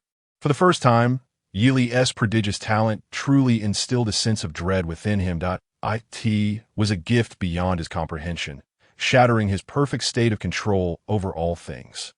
Kill, slay him, avenge our brothers, Xiao Lihua bellowed, and the other disciples of the Divine Sword sect, their eyes aflame with rage, were momentarily blinded by vengeance, forgetting their fear. Boom! With a smirk, Yi Li took a step forward, and a terrifying, overwhelming aura instantly suffocated the entire arena, as if an ancient overlord had descended, a consummate martial skill. How fearsome the overlord blade is! Gasps of astonishment rippled through the crowd as Yi Li swung the long blade in his hand. Splatter! Blood sprayed once more as the disciples of the Divine Sword sect, paralyzed by his overwhelming presence, stood frozen in place, only to be mercilessly slain by his blade, 3 at a time. It was evident that there was no longer any need for this battle. Yi Li's displayed might utterly crush the Divine Sword sect. I will kill you! Yet the disciples of the Divine Sword sect, blinded by bloodlust, rushed forward, with Xiao Lihua, frantic and desperate, charging heedlessly. Since you seek death, I shall grant it, Yi Li coldly declared, his gaze unyielding with murderous intent. Today, it was the Divine Sword sect that faced defeat, appearing tragic and helpless. But should the Miao Miao sect falter, their fate would be even more dire. Splatter! The gleam of the blade flashed, and the once formidable Xiao Lihua, now thrown into disarray, could not muster his true strength and was easily dispatched by Yi Li. "Stop! Quickly cease!" the sect leader of the Divine Sword sect shouted in a frenzy. Unable to bear witness to the obliteration of his sect's elite and future. Splatter! Upon hearing the sect leader finally speak, the disciples of the Divine Sword sect instinctively exhaled, but before they could recover, another two of their own were slain by Yi Li's blade, both of whom were prodigies of the sect. What is happening? Yi Li is slaughtering them as if they were mere vegetables. What is the point of this competition? Observing the Divine Sword sect's tragic plight, the onlookers fell into a stunned silence. Yi Li's might had utterly disrupted the balance. Rendering this contest meaningless, we concede. We concede. The Divine Sword sect concedes. The sect leader of the Divine Sword sect, witnessing Yi Li's actions, was so enraged he spat blood, suddenly realizing that calling for a ceasefire was futile. He must instead call for surrender. Obey the elder's command. In that moment, Yi Li severed the lives of 3 more disciples from the Divine Sword sect, thoroughly annihilating the foundation of their generation, before suddenly retreating, bowing respectfully, seeing Yi Li's feigned humility. The crowd was rendered speechless, while the sect leader of the Divine Sword sect was so incensed he nearly blacked out. Chapter 78. Ling Xiao Dao loses all dignity. The Divine Sword sect challenge against the Miao Miao sect resulted in the near annihilation of the entire sect at the hands of Yi Li alone. For at least several decades, this sect would struggle to regain its vitality. Moreover, the repercussions of this defeat would echo for even longer, potentially plunging this ancient sect into centuries of decline. The Divine Sword sect now ranked 9th, while the Miao Miao sect held firm in 2nd place. The Beastmaster Valley participants were now permitted to select a sect to challenge. Junjian Quang felt a surge of astonishment as he coldly announced. And all eyes turned to the members of the Beastmaster Valley. This sect had only a handful of disciples, yet each was accompanied by a formidable battle beast. Their individual prowess may not have been particularly high, but their combat strength was undeniably astounding. Would they challenge the Miao Miao sect? After the earlier battles, Yi Li must have sustained considerable exhaustion, making this the prime opportunity, as the members of the Beastmaster Valley hesitated slightly. The crowd erupted into discussion, the outcome of this contest becoming increasingly enigmatic. The previously inconspicuous Miao Miao sect had suddenly emerged as the dazzling protagonist that we challenged the 10,000 Dharma sect. The leader of the Beastmaster Valley, filled with reluctance, cast a glance at Yi Li, but ultimately chose to withdraw it. He understood that this was the best opportunity to challenge the Miao Miao sect. Once missed, there would be no second chance. Yet despite knowing Yi Li was likely fatigued, he still dared not proceed. The fate of the Divine Sword sect loomed vividly in their minds, and none would risk such peril. Fools! Cowardly weaklings! The members of the Ling Xiao sect furrowed their brows at the Beastmaster Valley's choice, feeling that their failure to assist in depleting the Miao Miao sect's strength was utterly reprehensible. Mind your own business. Do you truly believe no one would dare challenge you? The disciples of the Beastmaster Valley retorted in anger, while Yi Li secretly breathed a sigh of relief. As the saying goes, a single push leads to a decline, and since the Beastmaster Valley had chosen not to confront the Miao Miao sect, those that followed would surely imitate their example and avoid engaging the Miao Miao sect. Indeed, as the lower-ranked sects took the stage to challenge, none dared to confront the Miao Miao sect again. Yi Li's earlier display had been so fearsome that it had quelled them all. Miao Miao sect, do you wish to challenge? With Yi Li having mastered the martial techniques of numerous sects, Junjian Quang finally called his name. Of course, we, the Miao Miao sect, challenge the Ling Xiao sect. Yi Li shouted without hesitation, causing the disciples of the Ling Xiao sect to darken in countenance, their eyes glinting with hostility. During the previous challenges, they had not exhibited their absolute strength, yet their formidable reputation had discouraged any challengers. Even if one were to win, offending the Ling Xiao sect would render future days unbearable. Only the Miao Miao sect, having long been at odds with the Ling Xiao sect, found Yi Li unconcerned with such matters. Wang Tianxing, Chun Haoyu, Fang Hongyu, you 3, having been negligent in your training and lacking in talent, shall be expelled from the Ling Xiao sect immediately. At that moment, Ling Kong suddenly roared, leaving many in a state of bewilderment. The three names he called were the core disciples of the Ling Shao sect. Grand Elder, have you lost your mind? We have important matters to attend to, Jun Zhan Kuang exclaimed. Incredulity etched on his face as he stared at Ling Kong. Believing him to be a fool. What important matters? Do outsiders have any say in how the Ling Shao sect punishes its own disciples? Ling Kong snorted coldly, refusing to back down, his eyes flashing with murderous intent. Get out of my sight! He turned and shouted in fury, causing the three core disciples to pause for a moment before they knelt in respect and silently departed, in the astonished gaze of countless spectators. They did not truly abandon their stand, but rather bowed their heads as they merged into the ranks of the Ling Shao sect. Is this acceptable? Many were left dumbfounded, unable to believe that the Ling Shao sect would stoop to such a ludicrous tactic. Such a tactic was nothing short of childish, tarnishing the reputation of a vast sect that, in a bid to thwart Yi Li, the Ling Shao sect had utterly cast aside its dignity. Ling Kong. What is the meaning of this? Jun Zhan Kuang's face turned ashen with rage, his tone devoid of any politeness. Is there anything wrong? I expelled 3 useless waifs from my ranks, and they willingly joined the Miao Miao sect. What is inappropriate about this? Ling Kong spoke with unabashed calmness, leaving the crowd exchanging glances, questioning the depths of his shamelessness. Let's begin. Just as Jun Zhan Kuang was about to speak again, Yi Li suddenly urged him on, causing Jun Zhan Kuang to erupt in fury as he shot him a fierce glare. You brat, what do you know of the underlying intricacies? Ling Kong suddenly burst into laughter. No one knew the immense pressure he had been under. Should the Ling Shao sect falter, he, as the leader, would have no way to justify himself. Now, with the 3 core disciples dispatched, even if Yi Li possessed the ability to turn the world upside down, he would still meet his demise here. Once Yi Li meets his demise, he must deliver a devastating blow to the Piao Miao sect, ensuring that not a single disciple of theirs returns alive to the Piao Miao mountains. Who will dare to challenge me? From within the Ling Shao sect, a figure strides forth, yet his gaze avoids it is evident that he understands he is far from being Yi Li's match. For quite some time, the others from the Piao Miao sect have scarcely engaged in combat, and Yi Li narrows his eyes, remaining silent. The 2 sides begin to dispatch their champions for a series of clashes, astonishing everyone present as the overall strength of the Piao Miao sect seemingly suppresses that of the Ling Shao sect. Ling Shao sect's prodigy, Lu Hanzhui. Almost all members of the Piao Miao sect have participated in the fray.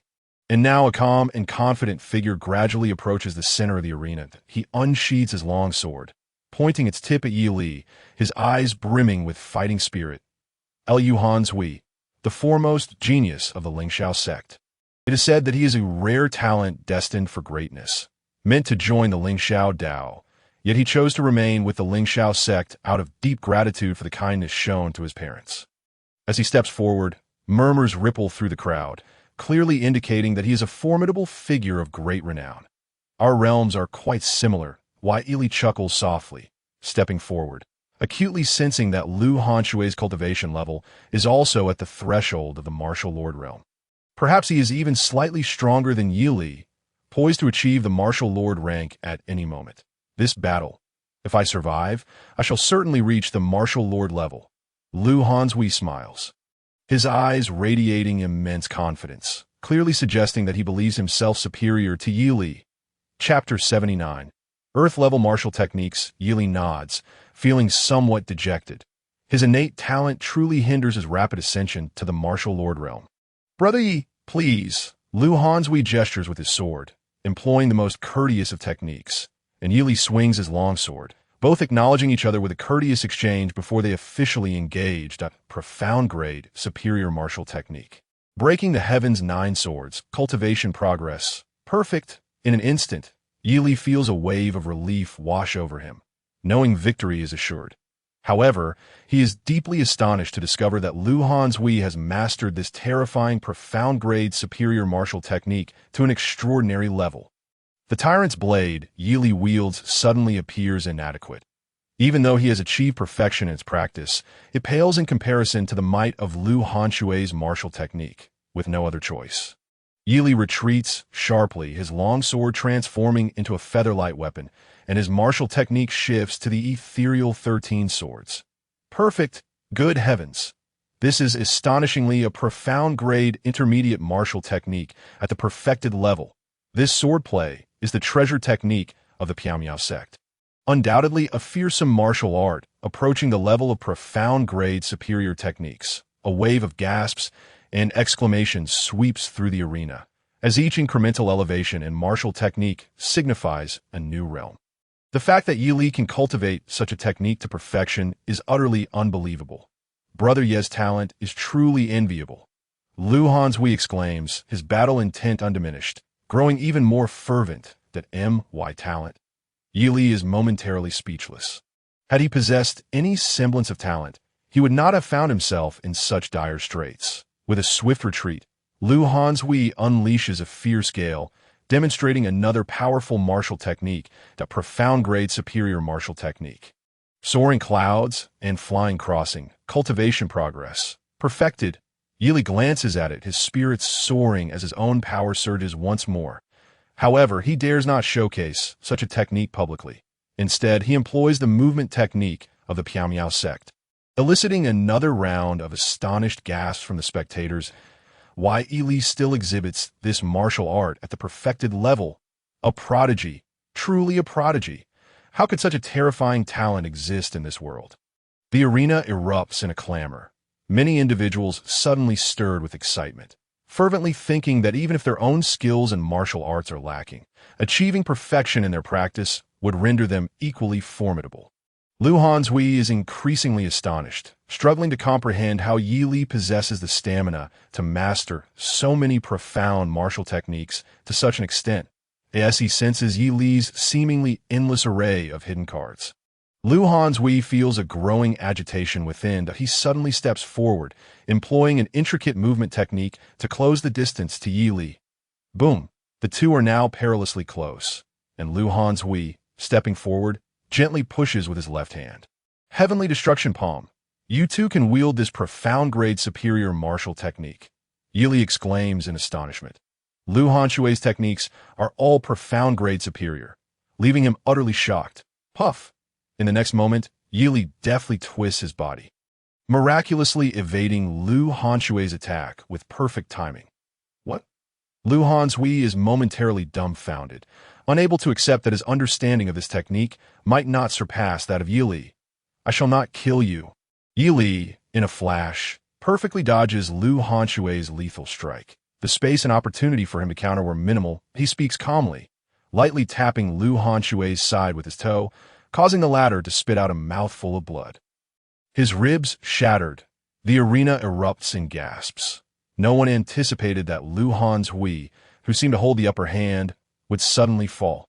The members of the Lingxiao sect roar in fury, instinctively hurling insults at Yi Li, accusing him of resorting to underhanded tactics. The "It is I who is lost," Lu Hanzhui suddenly shouts, casting a bewildered glance at Yi Li, yet ultimately shakes his head in a bitter smile as he departs. He truly feels his defeat is somewhat inexplicable, yet deep down, he suspects that Yi Li may have shown him mercy. After this battle, he senses that Yi Li is unfathomable and that he is entirely outmatched. This is an instinctual perception of a martial arts prodigy, one Lu Hanzhui firmly believes. Indeed, there are some hidden tactics. If we remain passive, we can no longer refrain from acting. The three core disciples of the Lingxiao Dao exchange glances, their expressions turning grim. They stand here merely as a precaution. If possible, they would prefer not to intervene personally, for such a farcical situation is utterly unacceptable. Should they act, both the Lingxiao sect and the Lingxiao Dao would become the subject of ridicule. However, with Lu Hanzhui's defeat, they can no longer avoid taking action. That I shall slay him.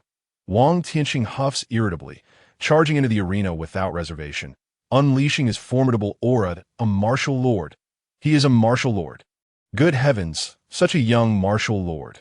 Gasps of astonishment fill the arena, not only from the disciples of various sects, but also from many prominent figures within the sects, who are struck with trepidation.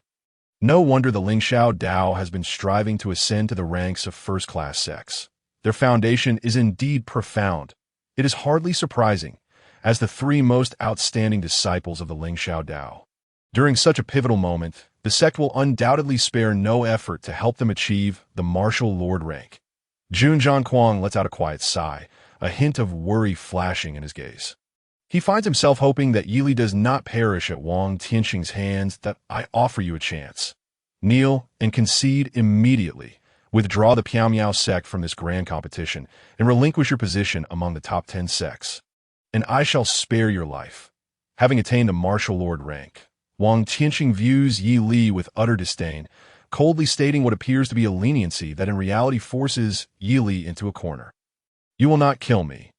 What will you use to kill me? With that filthy mouth of yours. Yi Li chuckles, his expression one of bemusement as he regards Wang Tianxing, as if observing a fool lost in his own words. You seek death. Wang Tianxing roars in fury, his aura erupting as both hands swell to twice their size. Earth-level inferior martial technique. Lingxiao thundercloud hands. Cultivation progress. Perfected. Yi Li's eyes narrow, astonished to find that his opponent is employing an earth-level martial technique. Wang Tianxing does not wield a weapon. Instead, he grins malignantly, extending his massive hands toward Yi Li. Chapter 80. All cards revealed. This lunge is as fierce as a hawk swooping down on a chick. Exhibiting overwhelming power, Yi Li feels a darkness envelop him. An immense mental pressure that renders the world around him dim, as if a monstrous beast were bearing down upon him. Boom! The terrifying sound waves echo in Yi Li's ears like the wails of 1,000 ghosts, sending his mind into a state of panic, almost compelling him to vomit blood in a desperate bid to regain clarity. How formidable!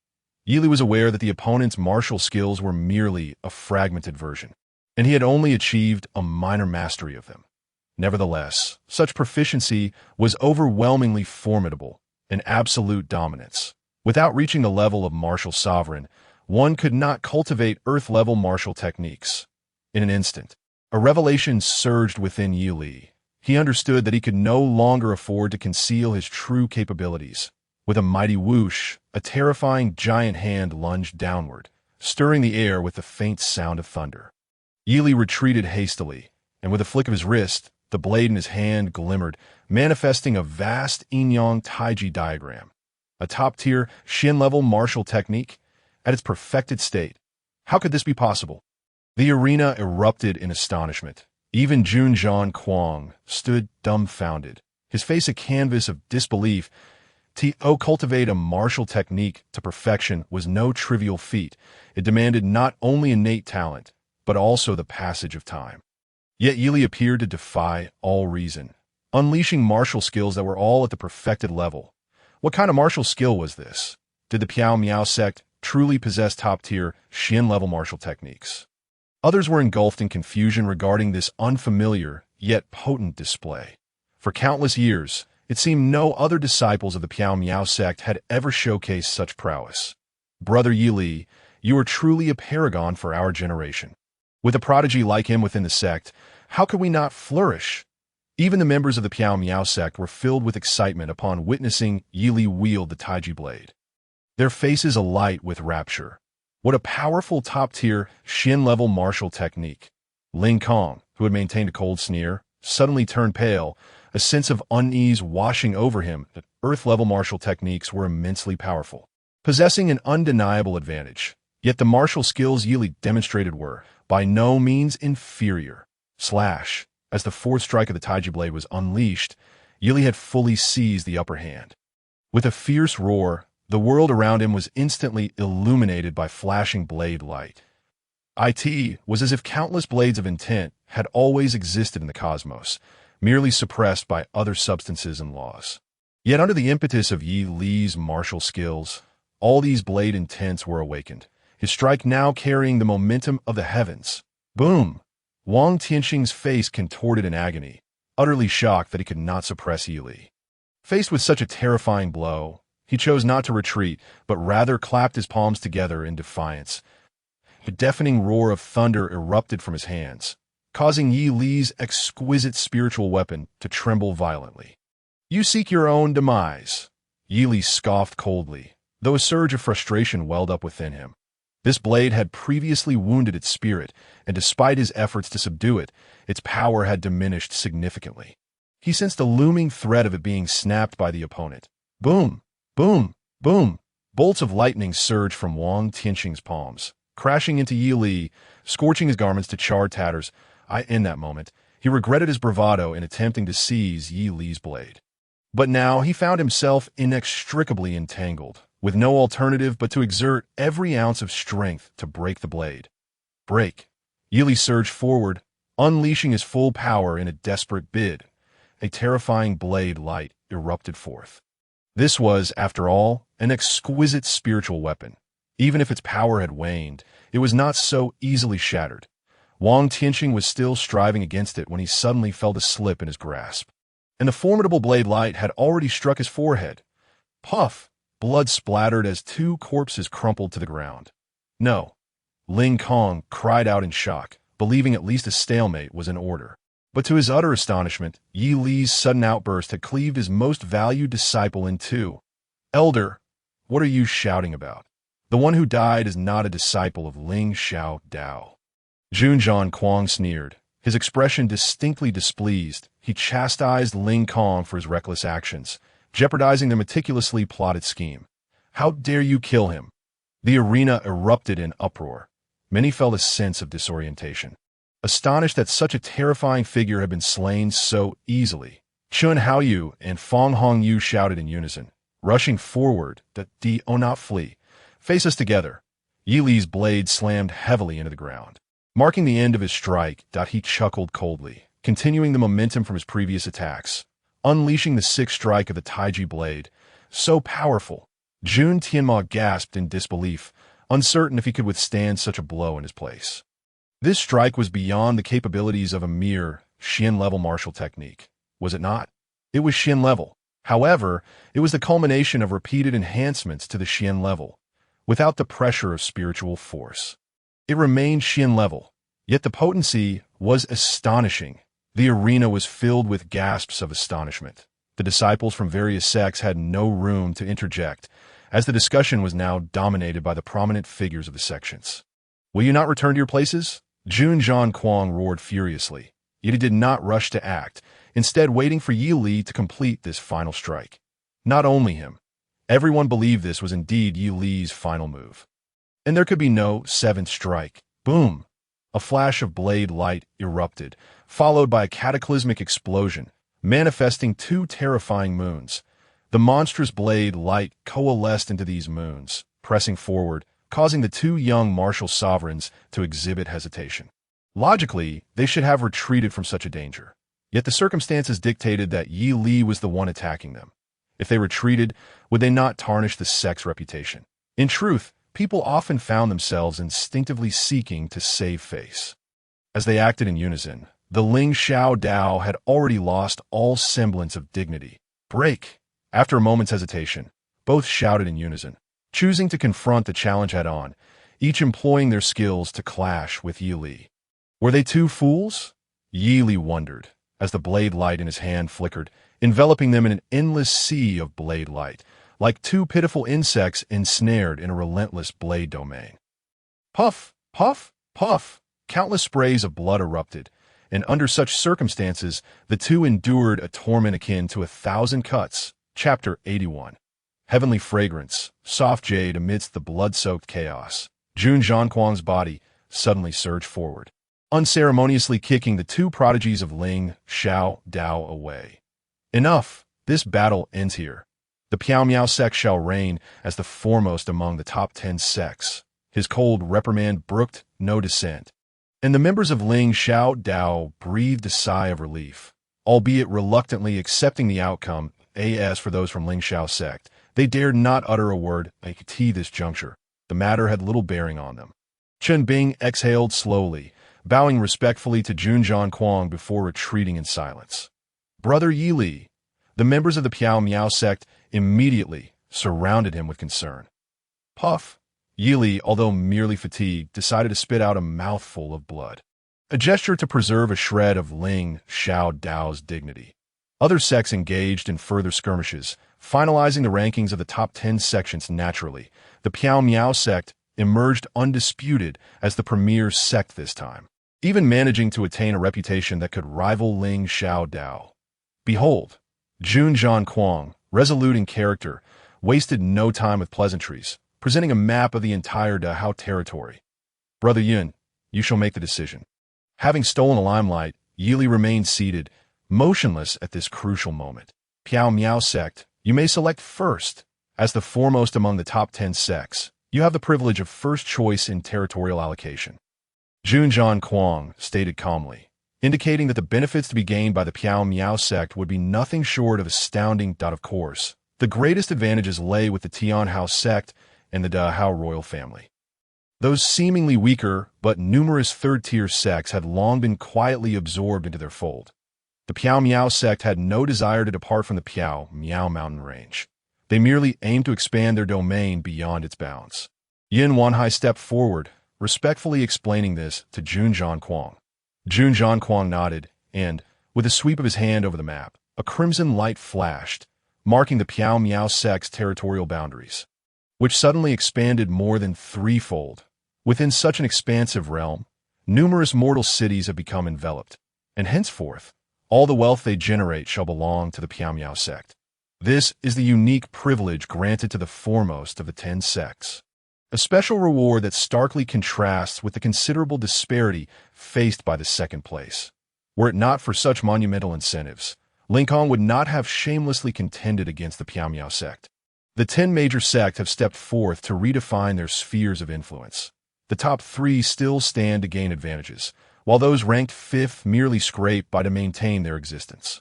For the sects trailing behind, aside from the Tianhao sect, even the hope of retaining their original territories seems unattainable. That it is glaringly evident that if they cannot swiftly rise in strength at the next national competition, these sects will inevitably devolve into third-rate factions and be consumed by the Tianhao sect.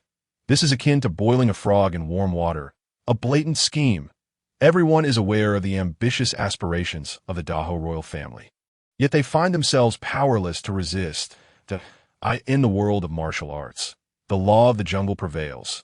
They have no one but themselves to blame for their lack of strength, leaving no room for further lamentation. Just as the currently low-ranking sects do not extend sympathy towards the smaller sects devoured by the Tianhao sect, they too believe that the weak ought to endure the whims of the strong. Besides redefining the territorial boundaries of the sects, the 10 major sects will each receive rewards, a testament to the sincerity of the Dahao royal family. Observing the somber expressions of the crowd, it is evident they have recognized the long-term intentions of the Dahao royal family, and to everyone's surprise, Jun Zhan Kuang even offered a gentle smile. This is a 7th-grade alchemical material. Tianxiang Wanyu, Yili, since you are a master alchemist, I present this to you. With a flick of his hand, a delicate storage bracelet soared towards Yi Li. Tianxiang Wanyu. Yi Li's heart surged with astonishment. He was well-versed in the alchemical texts of the Piao Miao sect and had heard tales of this extraordinary treasure. While it is deemed a material for alchemy, it is, in truth, more of a legend. Presently, the Dahao kingdom lacks the formidable alchemists capable of producing 7th-grade pills. According to ancient records of the Piao Miao sect, this substance is actually a peculiar living organism. It is alive, if refined and absorbed into the body. It attaches to the bones, growing alongside the practitioner. In this symbiotic state, it can gradually and steadily enhance the practitioner's aptitude, while simultaneously elevating the quality of the Tianxiang Wanyu. The ancient adage, humans nurture jade, and jade nurtures humans, refers precisely to this Tianxiang Wanyu.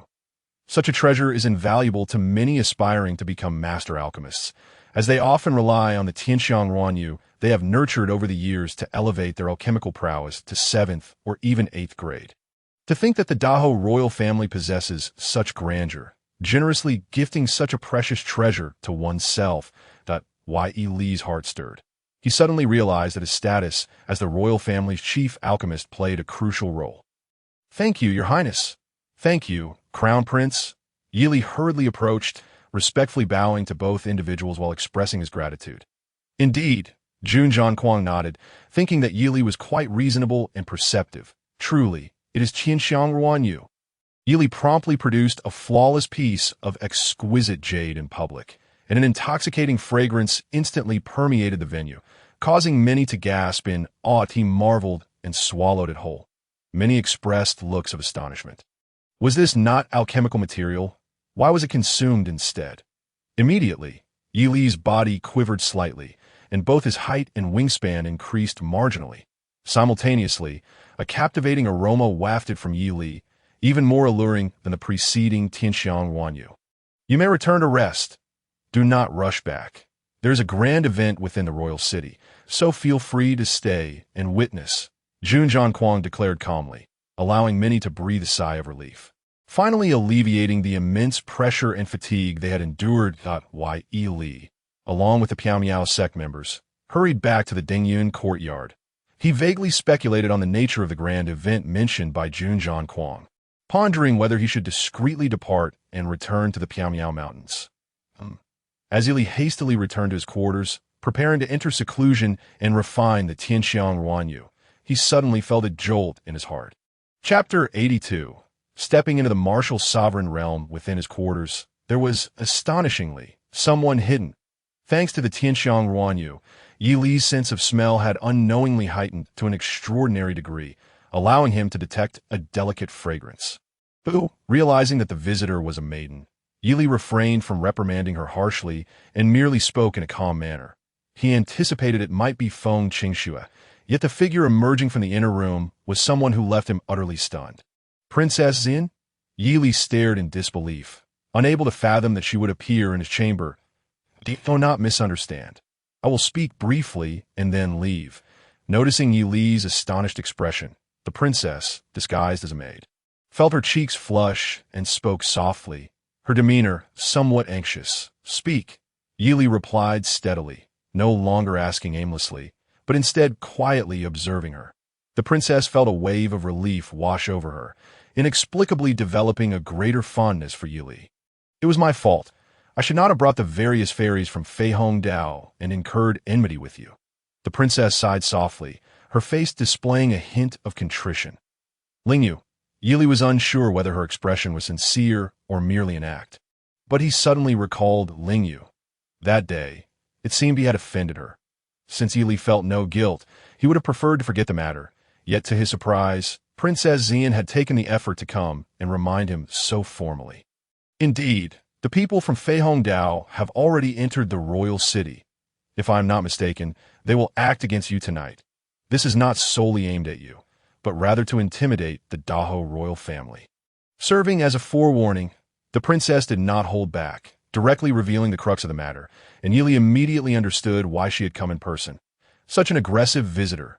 What logic is there in arriving at a hostess abode merely to issue a warning? Yili chuckled softly, his expression filled with tranquility and composure, devoid of any sense of grievance or anger. You are correct. However, the first-rate sects that have entered the royal city are not limited to Feihong Dao alone. Even the people from the Dawei Empire have already arrived. We truly lack the resources to dispatch strong individuals to assist you. Everything now rests solely upon your shoulders. The princess expressed her apologies. Performing a respectful bow, she flipped her hand and produced a token. My elder brother suggests that you seek refuge within the royal city for the time being. In a few days, this matter will pass. She placed the token into Yili's hand, yet to her astonishment, Yili promptly returned it. Thank you for your kind intentions, princess. However, how could I, Yili, abandon my numerous brothers and sisters to seek refuge in the royal city alone?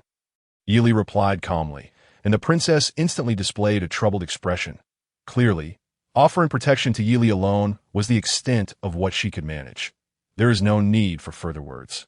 I shall remember today as kindness. Yili firmly ushered her out, and though Princess Xian opened her mouth to speak, she merely sighed and left in haste. Yili's senior brother. There is actually a woman in your room?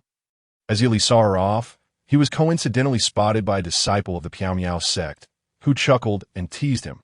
What concern is it of yours? Yili laughed heartily and returned to his quarters. My aptitude is merely a hair's breadth away. Upon returning, Yili focused entirely on refining the Tianxiang Wanyu. The increasingly rich fragrance continuously emanated from him, as the peculiar organism that had already adhered to his bones began to penetrate inward, perfectly merging with his body. Why Ely even sensed that he possessed absolute control over it, more agile than his own flesh and blood. Martial sovereign, break! Ely suddenly roared, an immense potential for life erupting from within him, relentlessly assaulting the barrier of his cultivation. Yet it still fell short. Indeed, it is quite marvelous. The limitations imposed by aptitude on cultivation are truly formidable. Ely felt a peculiar sense of bewilderment. During his time at the Meow Meow sect, the leaders of the various estates were relegated to their positions due to their limited qualifications, which rendered them incapable of advancing in their realms. To his astonishment, he found himself in a similar predicament. Despite possessing no deficiencies, he was hindered from progressing solely due to a slight shortfall in aptitude. Suddenly, a tremendous shock coursed through Yi Li's entire being, as an unimaginable and potent fragrance emanated from within him. His previously ordinary peak qualification underwent a remarkable transformation, painstakingly evolving into something exceptional. In an instant, an indescribable wave of exhilaration surged within Yi Li. Akin to a man who had borne the weight of shackles for countless years, finally experiencing the sweetness of freedom. With a furious roar, the spiritual energy within him surged forth like a tempest, relentlessly battering against the confines of his realm. Remarkably, he expended little effort, effortlessly breaking through to the martial sect level. This indicated that a minute discrepancy in qualification could render one incapable of advancement, while a slight improvement could facilitate an effortless progression. Such circumstances were undeniably unfair, leaving one with a chilling sense of dismay. Yet, Yi Li understood that lamenting would serve no purpose. It was better to let nature take its course. He resolved to see who would dare to challenge him.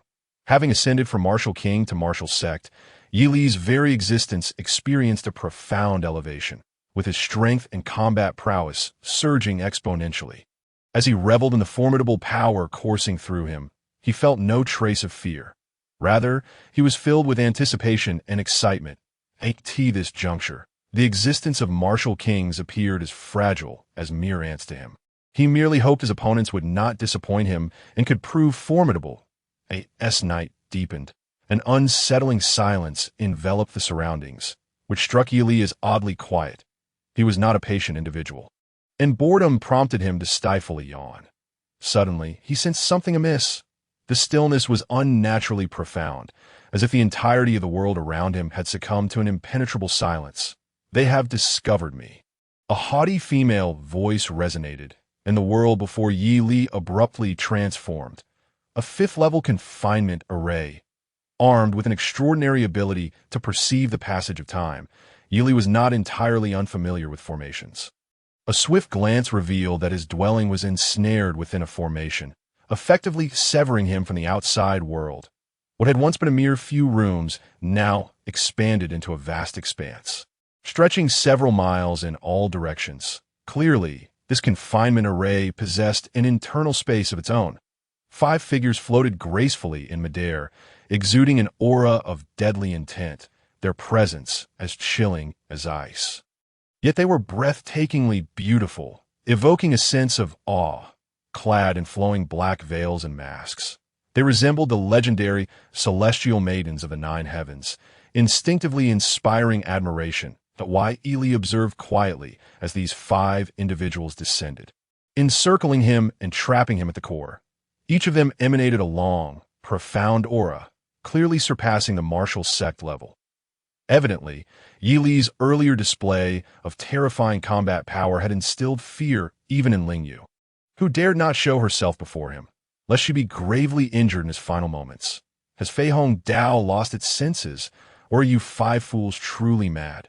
Yi Li sneered coldly, his expression devoid of courtesy. In his eyes, these 5 were already as good as dead, and there was no need for him to extend any pleasantries. The great Hao kingdom is ambitious, and with you as an unpredictable variable. Even without Ling Yu's affair, we cannot allow you to remain. One of them declared, "Do not harbor resentment. It is merely fate that you were born in Great Hao, a fitting consequence for your existence." The women seemed unfazed, offering a few casual remarks before elucidating the reason for Yi Li's impending demise. When did a hunter ever feel angered by the cries of its prey? In truth, both sides harbored similar sentiments, so you intend to make an enemy of Great Hao. Yi Li's murderous intent boiled over. In reality, the matters of Great Hao had little to do with him. No. After your death, Great Hao will also suffer tremendous losses. That time. We of Feihong Dao will ally with them to contend against the Wei Empire. We do not require a powerful ally. Do you understand? To Yi Li's surprise, these individuals harbored such intentions. Their plot to eliminate him was not to oppose Great Hao, but rather to forge an alliance with them. At first glance, this seemed utterly nonsensical. Yet upon deeper reflection, it was not entirely incomprehensible. However, as the party directly involved, Yi Li found the notion revolting. This was more nauseating than any other rationale. Fortunately, he had never considered himself a citizen of Great Hao. Otherwise, he might well be driven to the brink of despair. You believe you have control over everything, yet there are matters you remain blissfully ignorant of. Take, for instance, my true identity. Yi Li chuckled softly, the anger on his face dissipating, replaced by a mysterious, self-assured smile. Enough of this charade. Since you have chosen to play the role of an enlightened ghost, let us not waste any more time. A voice behind him scoffed disdainfully, and in an instant, 5 murderous intents enveloped his being. Why Yi Li instinctively turned to look, only to find that the figure behind him had remained steadfastly at his back. 4th level formation, 5 emperors guarding the heavens, cultivation progress perfected. Yi Li's body gradually rotated, yet a cold smirk flashed in his eyes. He was intimately acquainted with this formation. The 5 individuals had indeed exercised adequate caution. The collaboration of 5 martial sects, utilizing a formidable formation, was a commendable strategy, yet they had unwittingly encountered a peculiar anomaly in Yi Li. Kill. The formation activated in full force, as a soft starlight pulsed from the 5, seamlessly merging them into one entity, gradually radiating a brilliant glow as they pressed toward in an instant. The 4 veiled women took their positions, while one lunged directly at Yi Li. The aura emanating from this woman surged exponentially, enhanced by the collective power of the remaining 4, rendering her nearly invincible within the martial sect realm. Yi Li stepped forward with a chilling smile, his own aura erupting suddenly, sending shockwaves through the hearts of the 5. They had not anticipated that Yi Li had concealed his strength so deeply. You are already a martial sect, one exclaimed. Fortunately, we arrived in time. You shall perish. The foremost woman brandished her longsword, and an endless cascade of starlight surged forth, enveloping Yi Li in a dazzling spectacle, as if he were ensconced within a dream. Yet, to the astonishment of the 5, Yi Li refrained from drawing a weapon. Instead, he lunged forward, arms outstretched, seizing his opponent with his bare hands. A flash of blood erupted, and only when he unleashed his true might did the 5 realize that Yi Li had deployed the earth-level martial skill of Ling Xiao Dao. Ling Xiao Thundercloud Hands. Why have your hands not mutated? The woman shrieked as Yi Li grasped her shoulders, his fingers embedding deeply into her shoulder blades, even as she continued to resist. Unbeknownst to her, the Ling Xiao Dao martial skill she faced was a flawed version, containing errors within the technique that resulted in her hand's mutation. However, Yi Li now executed the complete Ling Xiao Thundercloud Hands, flawless and without any trace of imperfection. Fool! Yi Li laughed heartily, devoid of any compunction, as he suddenly expanded his arms, tearing the woman asunder. Boom! Boom! Boom! Amidst the blood mist, lightning crackled, charring her remains to a blackened crisp, rendering the scene less gruesome. With his first strike, Yi Li shattered their formation, leaving the remaining 4 women in a state of shock and horror. They had never envisioned that Yi Li would prove to be so terrifyingly powerful, having relied on the might of Feihong Dao. They had always wielded life and death at will, never contemplating that their intentions might fail, let alone that they would face such a dismal fate. Why do you not kill me? Yi Li queried, a playful smile gracing his lips as he swiftly closed the distance, seizing the shoulders of 2 women simultaneously. Stop! What do you intend to do? The two remaining women cried in unison as Yili suddenly unleashed his power, crushing their delicate forms into oblivion. Two grotesquely twisted skeletons, their flesh and blood rendered a horrific mess by the thunderous strikes, slowly collapsed to the ground. The sight of their demise was utterly ghastly, leaving Yili somewhat speechless. He had not anticipated that the martial arts of Ling Xiao Dao could be so ruthlessly brutal. You dare to forge such a deep-seated enmity with our Fei Hong Dao. You are courting death. The remaining two, trembling in fear, gritted their teeth as they threatened Yi Li, appearing less like formidable warriors and more like two frail, helpless women. Chapter 84. Framing Yi Li upon hearing their words. Yi Li was momentarily at a loss for words. How could they insinuate that he was the one seeking trouble with them? Of course, I would not dare provoke Fei Hong Dao, Yi Li stated earnestly, causing the terrified women to brighten momentarily, as if they had found a glimmer of hope in the abyss of despair. However, I truly would not dare to take my own life. Yet, Yi Li shook his head once more, unleashing the ferocious Ling Xiao thundercloud palm again. No. After experiencing the earlier gruesome scene, the two women were already mentally shattered. They screamed in terror, lacking the courage to confront Yi Li, instinctively turning to flee. Is this what the scions of prestigious sects are like? Have you become so accustomed to killing that you've never witnessed someone daring to fight back? Yi Li scoffed coldly, his expression one of utter disbelief, as he once again executed the merciless Ling Xiao thundercloud palm, his hands piercing directly into the women's vulnerable backs. With a flash of crimson, their bodies crumpled to the ground, their upper halves utterly obliterated. The might of this earth-grade martial skill could surely crush a top-tier spiritual artifact, Yi Li thought, astonishment coursing through him, but he suddenly realized that he required treasures of far superior quality to wield effectively in his current state. However, such items were nearly non-existent in the Great Hao Kingdom. Even if they existed, they were national treasures, far beyond his reach. How do I escape? Yi Li searched around, feeling a wave of frustration as he discovered he was ensnared within this formation. Although there were no visible operators outside, several treasures lay in suppression, making it necessary for him to exert considerable effort to break free. Meanwhile, Princess Yan, hurrying towards the imperial city, abruptly came to a halt. Deputy Sect Master Liao, what are you doing here? Upon her cold reprimand, a tall figure emerged from the shadows of the street ahead. Liao Qianshan, the deputy sect master of the Divine Sword sect. Additionally, he was the master of the young princess. This was due to the nature of the task, which others were unwilling to undertake, having heard of Yi Li's nefarious schemes and collusion with outsiders to ambush the princess. I specifically came to offer assistance. Liao Qianshan spoke with indifference, a man who always pursued hollow fame, calling himself the sect representative despite merely being a deputy master. I see. Since all is well now, you may return, Sect Master Liao. Princess Yan sensed something amiss but lacked the leisure to elaborate further, simply ordering his departure. This was not the Divine Sword sect. She could not fathom Liao Qianshan's reasons for not yielding her face. You are mistaken, Princess. You are in fact already dead. It is my failure to rescue you. By the time I arrived, all I found was your corpse. Liao Qianshan smiled eerily, his words chilling enough to send shivers down one's spine. What are you saying, Liao Qianshan? Have you lost your mind? You are courting disaster for your Divine Sword sect. Princess Yan was no fool. She understood the implications of his words. Enraged, she surveyed her surroundings, noticing that while it appeared normal, it was evidently severed from the external realm. Yan, do not shout so loudly, as if the Great Hao Kingdom were under your dominion. At that moment, a voice that sent shockwaves through Princess Yan suddenly drifted forth. Seventh brother, what do you intend to do? Princess Yan stared in disbelief, her eyes widening.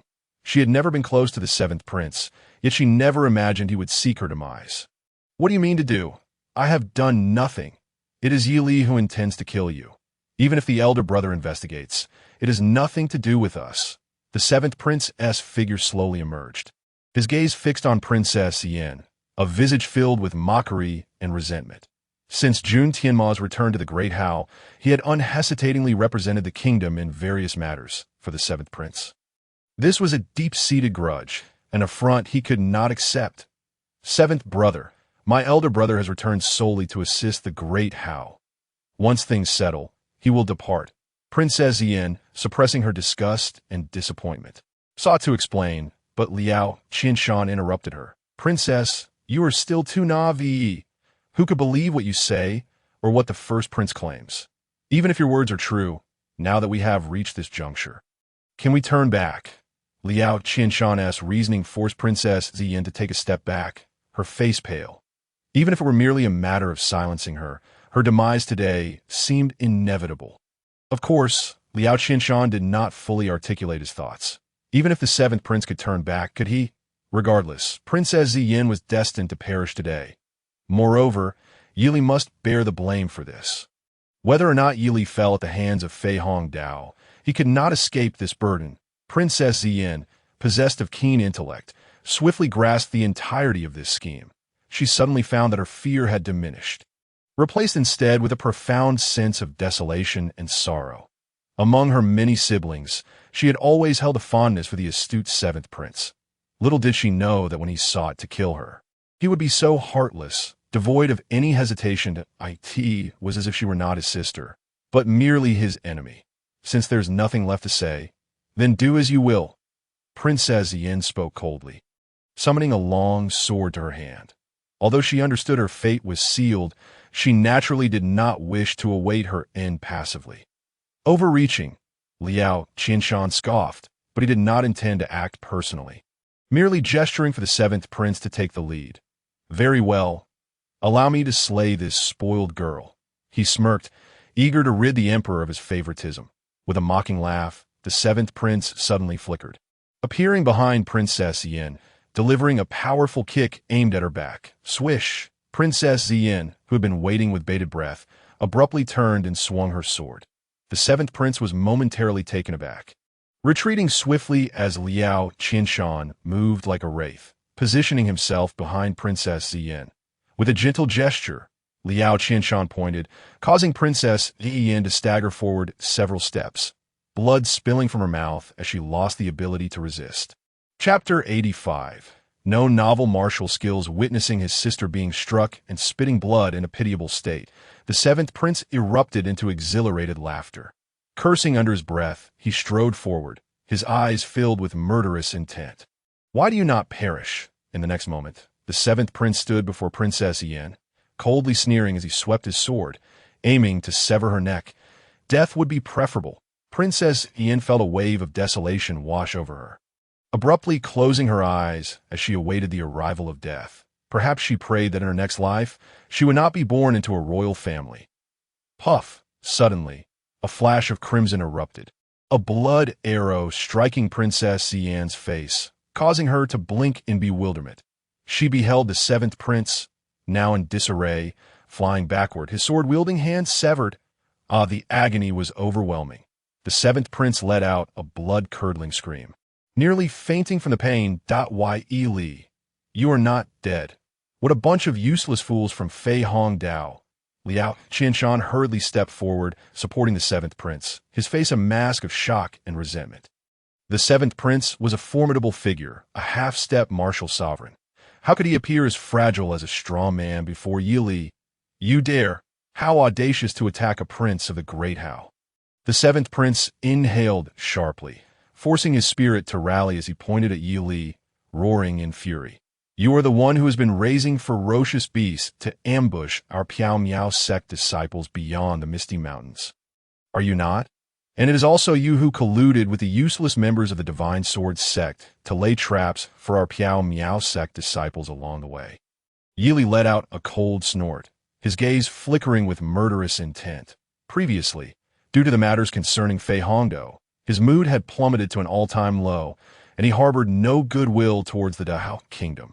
Yili was acutely aware that if he were truly to be killed by the followers of Fei Hongdao, it would not in any way affect the amicable future between Dahao and Fei Hongdao. His demise would be as inconsequential as a feather, utterly negligible. Coupled with his own surge in strength, he felt little reverence for Dahao, which led him to unleash a fierce attack, severing the hand of the seventh prince with a single motion. What did you say? you shall pay for this.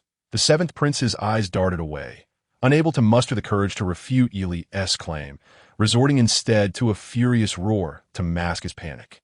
Yili, have you attained the rank of martial sovereign? Liao Qianshan's gaze was filled with uncertainty. His words struck at the crux of the matter. In the martial world, principles were of little significance. What truly mattered was the comparison of strength between individuals. Vice sect leader Liao, since you are so intent on suppressing our Piao sect, let us resolve our grievances once and for all. Yili stated coolly, suppressing the rage and killing intent within him, his eyes icy and calm. Such a demeanor was undeniably more terrifying. Ridiculous. You foolish little brat. Do you truly believe that a modicum of strength grants you the right to look down upon the world?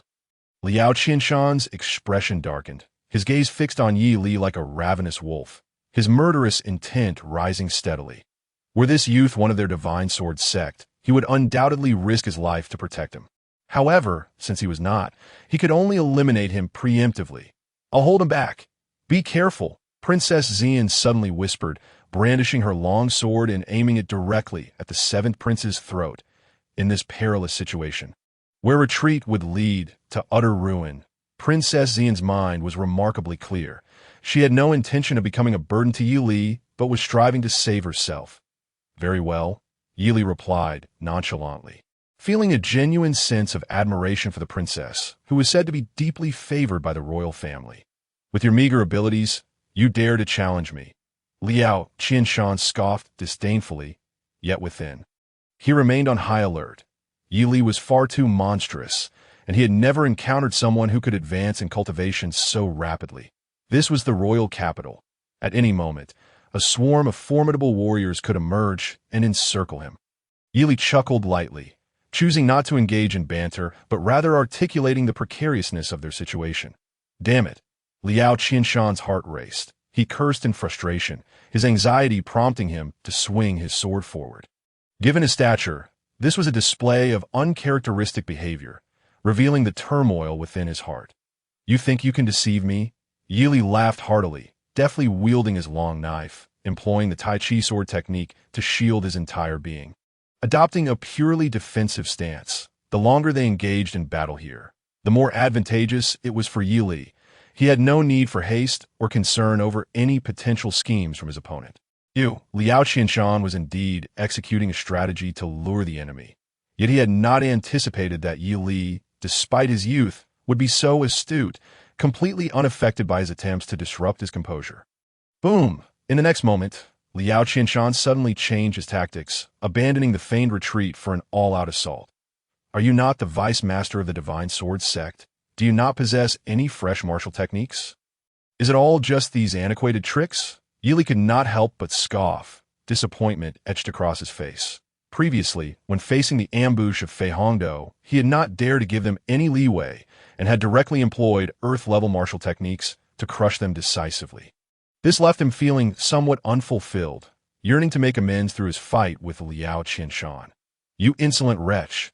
Liao Qianshan's face flushed with indignation. Feeling utterly humiliated, in his rage, he unleashed his most profound martial skill.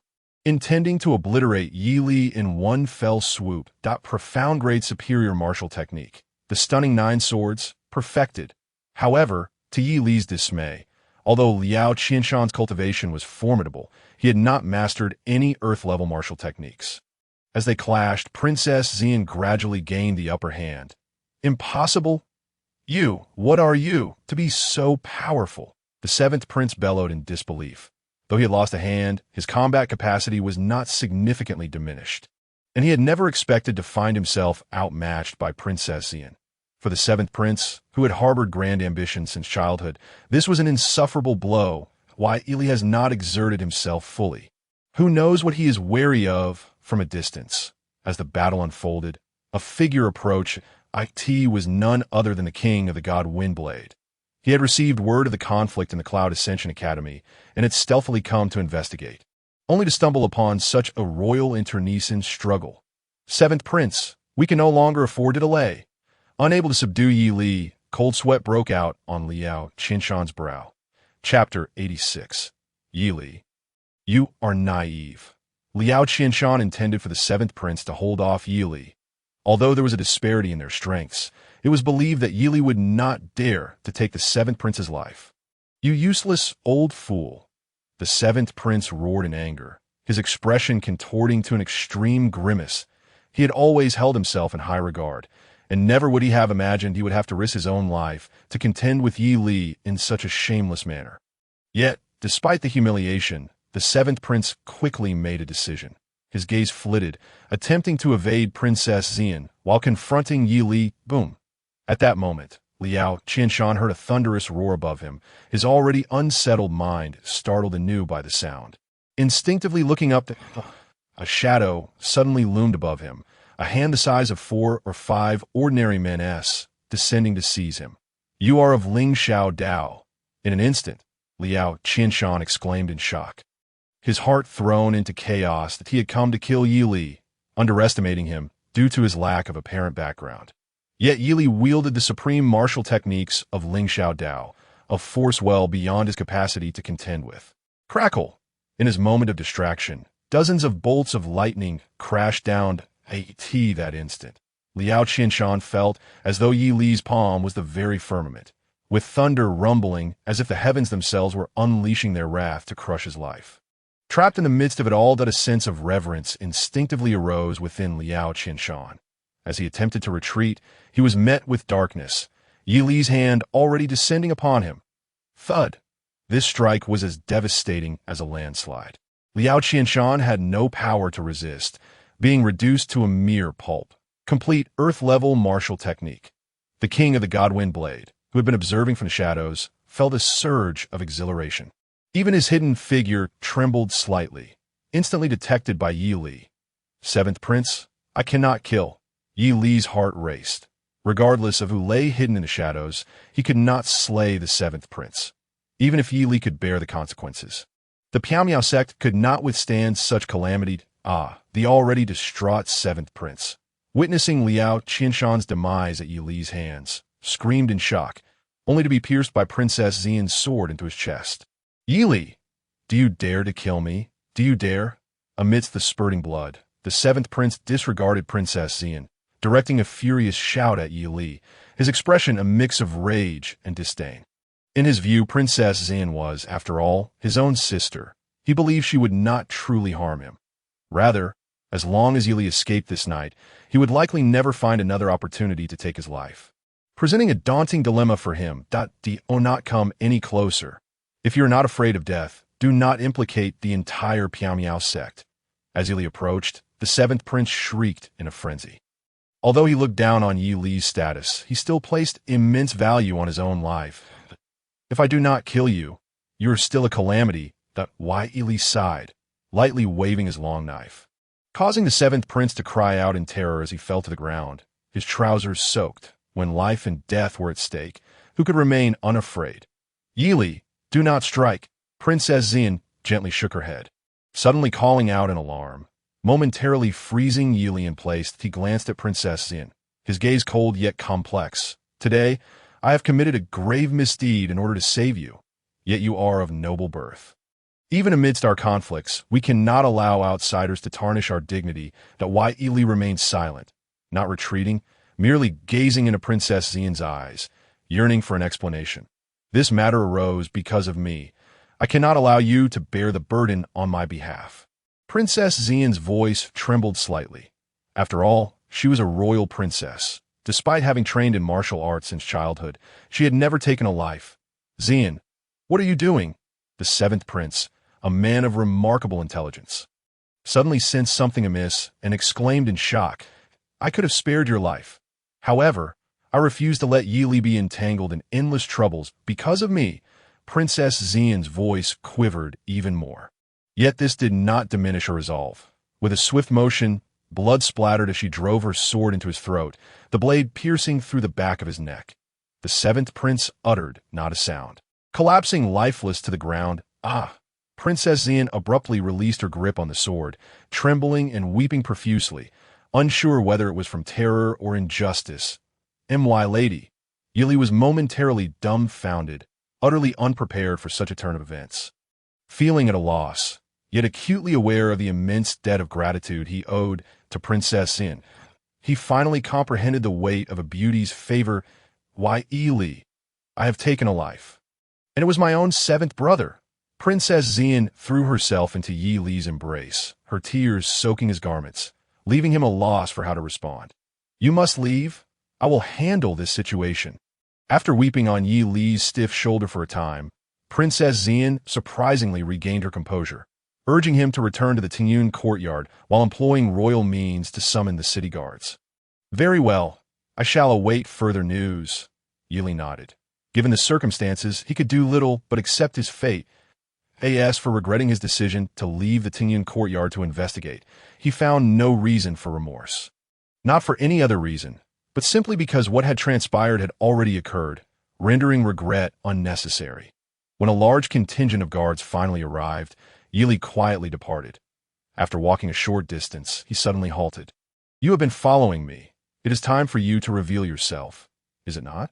Yi Li remarked casually, and a figure emerged from the shadows, approaching him without hesitation. Why, Yi Li, you are far too naive. Even if Princess Xian staunchly claims that the seventh prince's death was solely her doing, many will still hold you accountable for this blood debt. The Godwind Blade King stood before Yi Li, his expression grave as he stated unequivocally, revealing the truth of his presence at the scene. My lord, please. Yi Li gestured, inviting the Godwind Blade King to the Tingyun courtyard. That place is inherently his domain. And given the events that transpired, it was only natural he would take notice and dispatch sufficient strongmen. Excellent. Let us discuss further within. Chapter 87. Ascension to Empire. Indeed, the Godwind Blade King showed no hesitation. Both figures swiftly gliding like phantoms into Yi Li's abode. My lord, how delightful it is to witness your enthusiasm. Yi Li's heart had settled, a light chuckle escaping him, tinged with a hint of sarcasm. Yi Li, do not blame me for not revealing myself sooner. Whether I appeared or not is inconsequential. What truly matters is how much that girl Xian can assist you, setting aside the Dahao royal family for now. You have already offended Lingxiao Dao and further antagonized Fei Hong Dao, not to mention the irreversible enmity you have incurred with the Divine Sword sect. Yi Li, have you contemplated the consequences? The Godwind Blade King wasted no breath on pleasantries, launching directly into persuasion. My lord, please speak candidly. Yi Li smiled, contemplating that with his current strength, even a life of fleeing would not amount to much. The foundation of the Dahao royal family runs deeper than you can imagine. Should you wish to escape your fate, you have two paths before you. The first, you must wholly pledge allegiance to the first prince, resigning yourself to be Dahao's hound. The Godwind Blade King gazed earnestly into Yi Li's eyes, articulating his suggestion with sincerity. Yi Li's heart skipped a beat, astonished that the Godwind Blade King would dare utter the term hound. The implications were undeniably clear. And the second?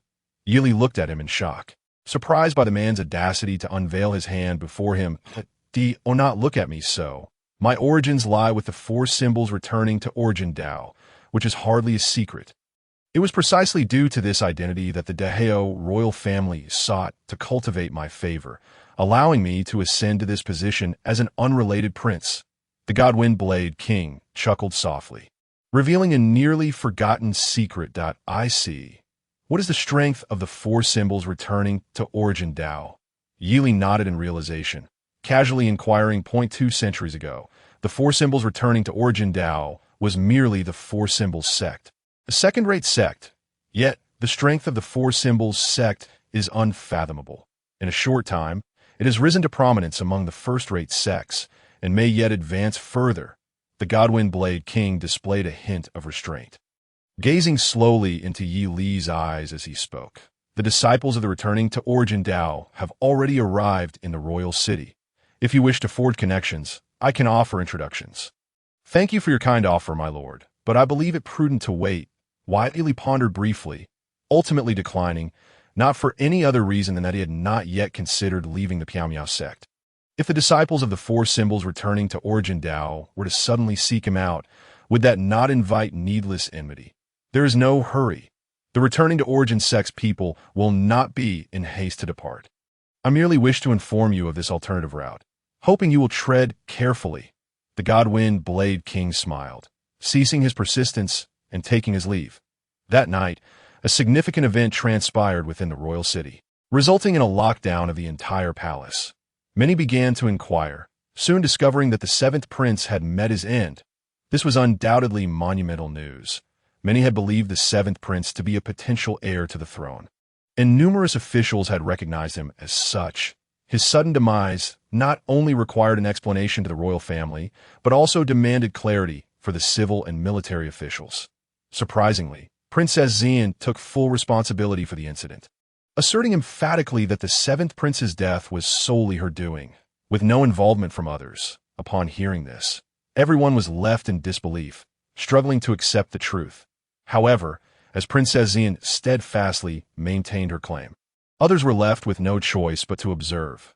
Simultaneously, fresh news emerged that Liao Qianshan, the deputy sect master of the Divine Sword sect, had mysteriously vanished.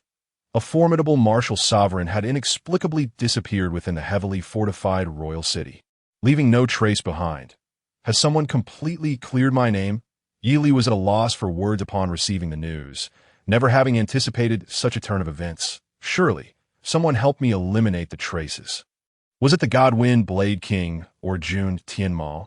The Godwind Blade King likely lacks such capability, Yili mused, pondering how this situation could have been so artfully concealed that, of course, the enmity between himself and the Divine Sword sect was irreconcilable. Allowing this sect to persist would inevitably lead to disaster.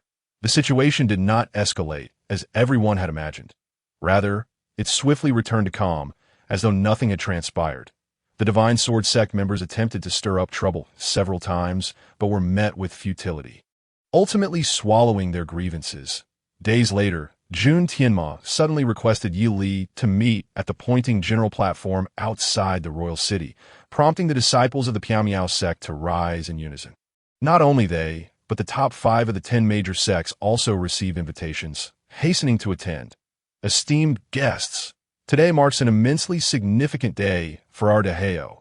While your involvement may not be necessary, I beseech you to unite as one, sharing in the glory and disgrace of Dahao, advancing and retreating together. Jun Zhanquang, accompanied by the Tianhao sect, personally welcomed everyone, leaving them stunned with the anticipation of monumental happenings. Could it be that we are truly on the verge of ascending to imperial status? All eyes turned toward the Lingxiao sect members, knowing that if any significant movements were afoot, they would undoubtedly be aware. Should we succeed in this ascension, all would benefit. The sect master of Lingxiao sect, Zheng, nodded gravely, as all present bore solemn expressions, feeling the weight of the moment. This does not concern us, does it? The members of the Miao Miao sect, however, exhibited little emotional response, exchanging glances of confusion, uncertain of how this situation pertained to them. The crowd streamed into the venue, revealing an arena adorned with elevated platforms, where numerous esteemed figures had already taken their seats. At the central position sat the monarch of the Dahao kingdom, alongside the princess Jun Tianmo Xian and other dignitaries, all quietly positioned behind him. On the opposite side were the envoys from the Dawei Empire, reportedly led by a prince consort. That it was customary for the Dawei Empire to dispatch either a prince or a royal duke. Yet the presence of merely a prince consort felt somewhat insulting. Nevertheless, the monarch of Dahao appeared unperturbed, extending a formal and cordial reception instead. To the other side, members of the renowned Fei Hong Dao sect were gathered. With the arrival of Yili, many icy, unmasked gazes converged upon him, that why Yili met their stares calmly, recognizing Ling Yu, who glared at him with blood-red, vengeful eyes fixated upon him. Chapter 88. Let me seek Yili. Yili chuckled lightly, dismissing the hostility, yet his nonchalance was perceived as a provocation by the numerous formidable figures of Fei Hong Dao. Opposite them sat the esteemed Si Xiangui Yuan Dao, invited to bolster the Dahao kingdom's cause. This congregation of 4 major powers was convened to deliberate on the ascension of the Dahao kingdom to imperial status. Historically, Dahao had been a vassal of the Dawei Empire, though the relationship was fraught with discord, often igniting wars. Despite the Dawei Empire's dominance, It had never truly subjugated Dahao, leading to the current impasse. Should Dahao successfully elevate its status, it would stand on equal footing with the Wei Empire, a prospect that was naturally unwelcome to the latter. Ladies and gentlemen, observe the might of my Dahao soldiers. With a sudden roar from the monarch of Dahao, an aged general ascended the command platform, bowing respectfully before the monarch and subsequently brandishing the military flags to mobilize the troops below. 3,000 elite heavy cavalrymen displayed an array of military formations, showcasing the military prowess of Dahao. The arena fell into an oppressive silence, with no sound uttered, as the 3,000 armored soldiers, all seasoned warriors, demonstrated their valiance. Even the weakest among them was a master of martial arts. As these 3,000 warriors formed their battle array, the atmosphere surged with an overwhelming aura that even the strongest martial sect masters would hesitate to confront. What do you think? The monarch of Dahao could not contain his excitement, his face radiating pride as he presented his battle-hardened troops, instilling in the royal family the audacity to harbor grand ambitions. The mountains are high and the waters vast. The Dawei soldiers find it inconvenient to be here. The members of the Dawei Empire scoffed, yet they acknowledged the prowess of Dahao soldiers, recognizing their equal caliber. Withdraw. The monarch of Dahao abruptly gestured, causing the 3,000 soldiers to swiftly retreat, transforming the command platform into a grand stage for performance. Under the watchful eyes of the assembly, Chun Haoyu and Feng Hongyu, previously expelled from Ling Xiaodao, unexpectedly donned the sex attire and leapt onto the performance stage. Yi Li and the others exchanged incredulous glances, questioning the audacity of such shamelessness. Today, as Ling Xiaodao advances to a first-rate sect, we implore the esteemed talents of Fei Hong Dao to descend from the stage and impart their wisdom. The two proclaimed in unison, their faces alight with excitement and fervor. Should Ling Xiaodao truly ascend through their efforts, it would be a monumental achievement, securing their legacy within the sect. These two incompetent fools. Weren't they defeated by Yi Li? What? Has everyone in Ling Xiaodao perished, leaving behind only these two worthless individuals? A member of Fei Hong Dao sneered derisively, dripping with mockery and leaving no dignity intact. Initially, Ling Xiaodao had made arrangements with Fei Hong Dao for their ascension. However, after suffering a significant defeat at the hands of Yi Li, Fei Hong Dao had resorted to using them as scapegoats for their frustrations. We cannot truly represent Ling Xiaodao. However, we can serve as a stepping stone. The two, their faces flushed with embarrassment, attempted to maintain composure while their hearts simmered with rage. Tio Slay, a few members of Fei Hong Dao. Do you truly believe you are formidable? No need. A defeated general is unworthy of boasting about valor. I heard you two couldn't even defeat a second-rate sex Yi Li, and you dare challenge us from Fei Hong Dao. Leading Fei Hong Dao was a middle-aged woman, who coldly huffed, her words dripping with acerbity, leaving no room for rebuttal. Elder Yu, this is hardly in accordance with the rules. The monarch of Dahao furrowed his brow, emitting a cold huff. Given his status, he could not be subservient, and an air of unspoken authority emanated from him. Rules are of little consequence. How about this? Let Yi Li take the stage. If Yi Li is defeated, then Ling Xiaodao shall not mention any prospect of ascending to a first-rate sect. Elder Yu sneered, leveraging her status as a woman to utter such outrageous words. If the rules were to be disregarded, would that not lead to chaos? In chaos, not only would the weak be overpowered, but the interests of the strong would also be jeopardized. Predecessor, you are mistaken. Why should I, Yi Li, stand up for Ling Xiaodao? Yi Li suddenly laughed heartily, outright rejecting the notion. The atmosphere in the arena became exceedingly awkward that in such a setting, Yi Li had no obligation to speak. Yet Elder Yu had already broken the rules, leaving her unable to reprimand him. Should she do so, Yi Li would have all the justification to refuse to participate. Defending the honor and dignity of Dahao is a shared responsibility. Since Elder Yu has proposed such an idea, why not allow Yi Li to take the lead? Jun Zhanquang suddenly interjected, dissipating the tension in the air.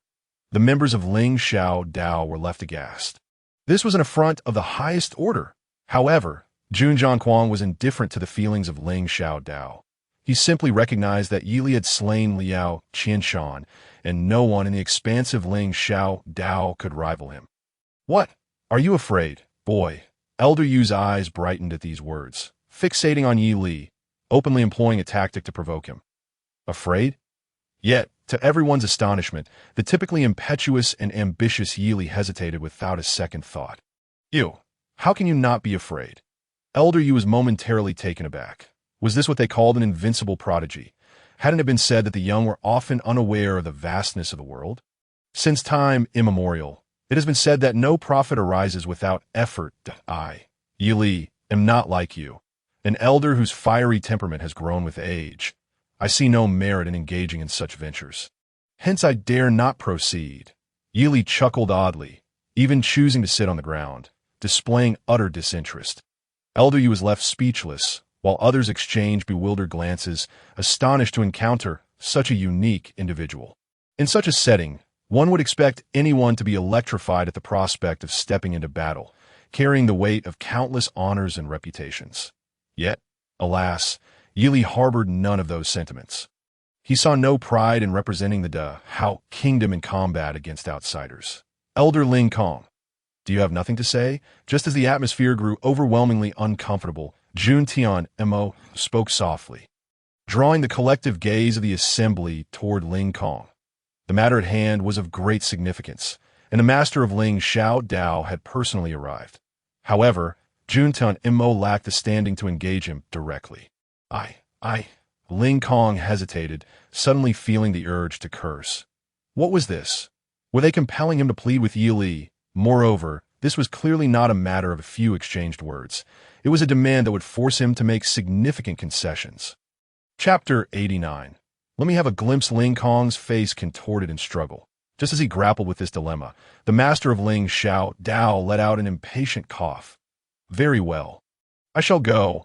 A wave of desolation washed over Ling Kong as he realized that, despite his esteemed status, he found himself in such a humiliating predicament that Yi Li. What do you desire? Ling Kong's figure flickered, and he approached the gathering of disciples from the Miao Miao sect.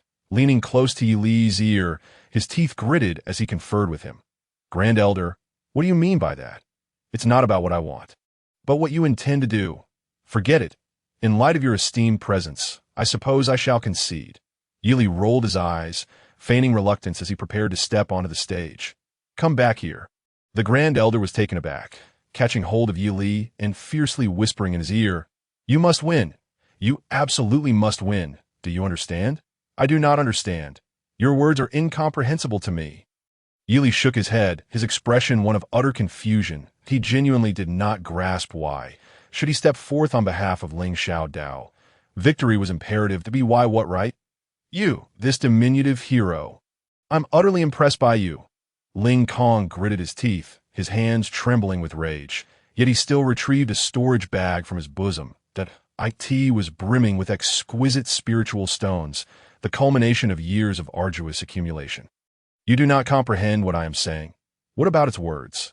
Ling Kong, having lived for quite some time, understood the basic principles of life. He pointed at the spiritual stones within the storage bag and asked fiercely. Understood. I comprehend. However, I have one more condition. Yi Li's eyes sparkled, his spirit probing through the gaping opening, instantly confirming that there were at least 10,000 exquisite spiritual stones. Speak, young man, do not be insatiably greedy. This is the entirety of my life as fortune. Ling Kong glared at Yi Li, his eyes nearly bulging out, veins throbbing on his forehead, as if he were about to bite someone. Of course. These were merely the exquisite spiritual stones he had gathered. He possessed numerous other cultivation resources as well. I wished to catch a glimpse of the martial technique from the Ling Xiao Lei Yun hand. Yi Li sighed inwardly. This condition was truly a source of tears. He had long since mastered this set of martial techniques, and in fact, it was far more complete than what those from Ling Xiao Dao possessed. Yet, to publicly showcase it, he had to present it as a condition. How pitiful was that? Impossible. Ling Kong was suddenly taken aback. This condition was simply too excessive. I merely wished to take a glance. Just one glance. That is still unacceptable. Ling Kong erupted with fury. Seizing his storage bag, and turning to leave. Li, in a moment of resignation, shrugged his shoulders, wondering why one would refuse a free benefit. Sect Master, that little beast has gone mad. Upon returning, Ling Kong hurriedly sought out the sect master of Ling Xiao's sect to report, but to his astonishment, the sect master pondered for a moment and then sighed. It is indeed our Ling Xiao Dao that must endure such a trial. What harm is there in just one glance? Show it to him. As he spoke, he flipped his palm, revealing an ancient jade slip in his hand. However, this was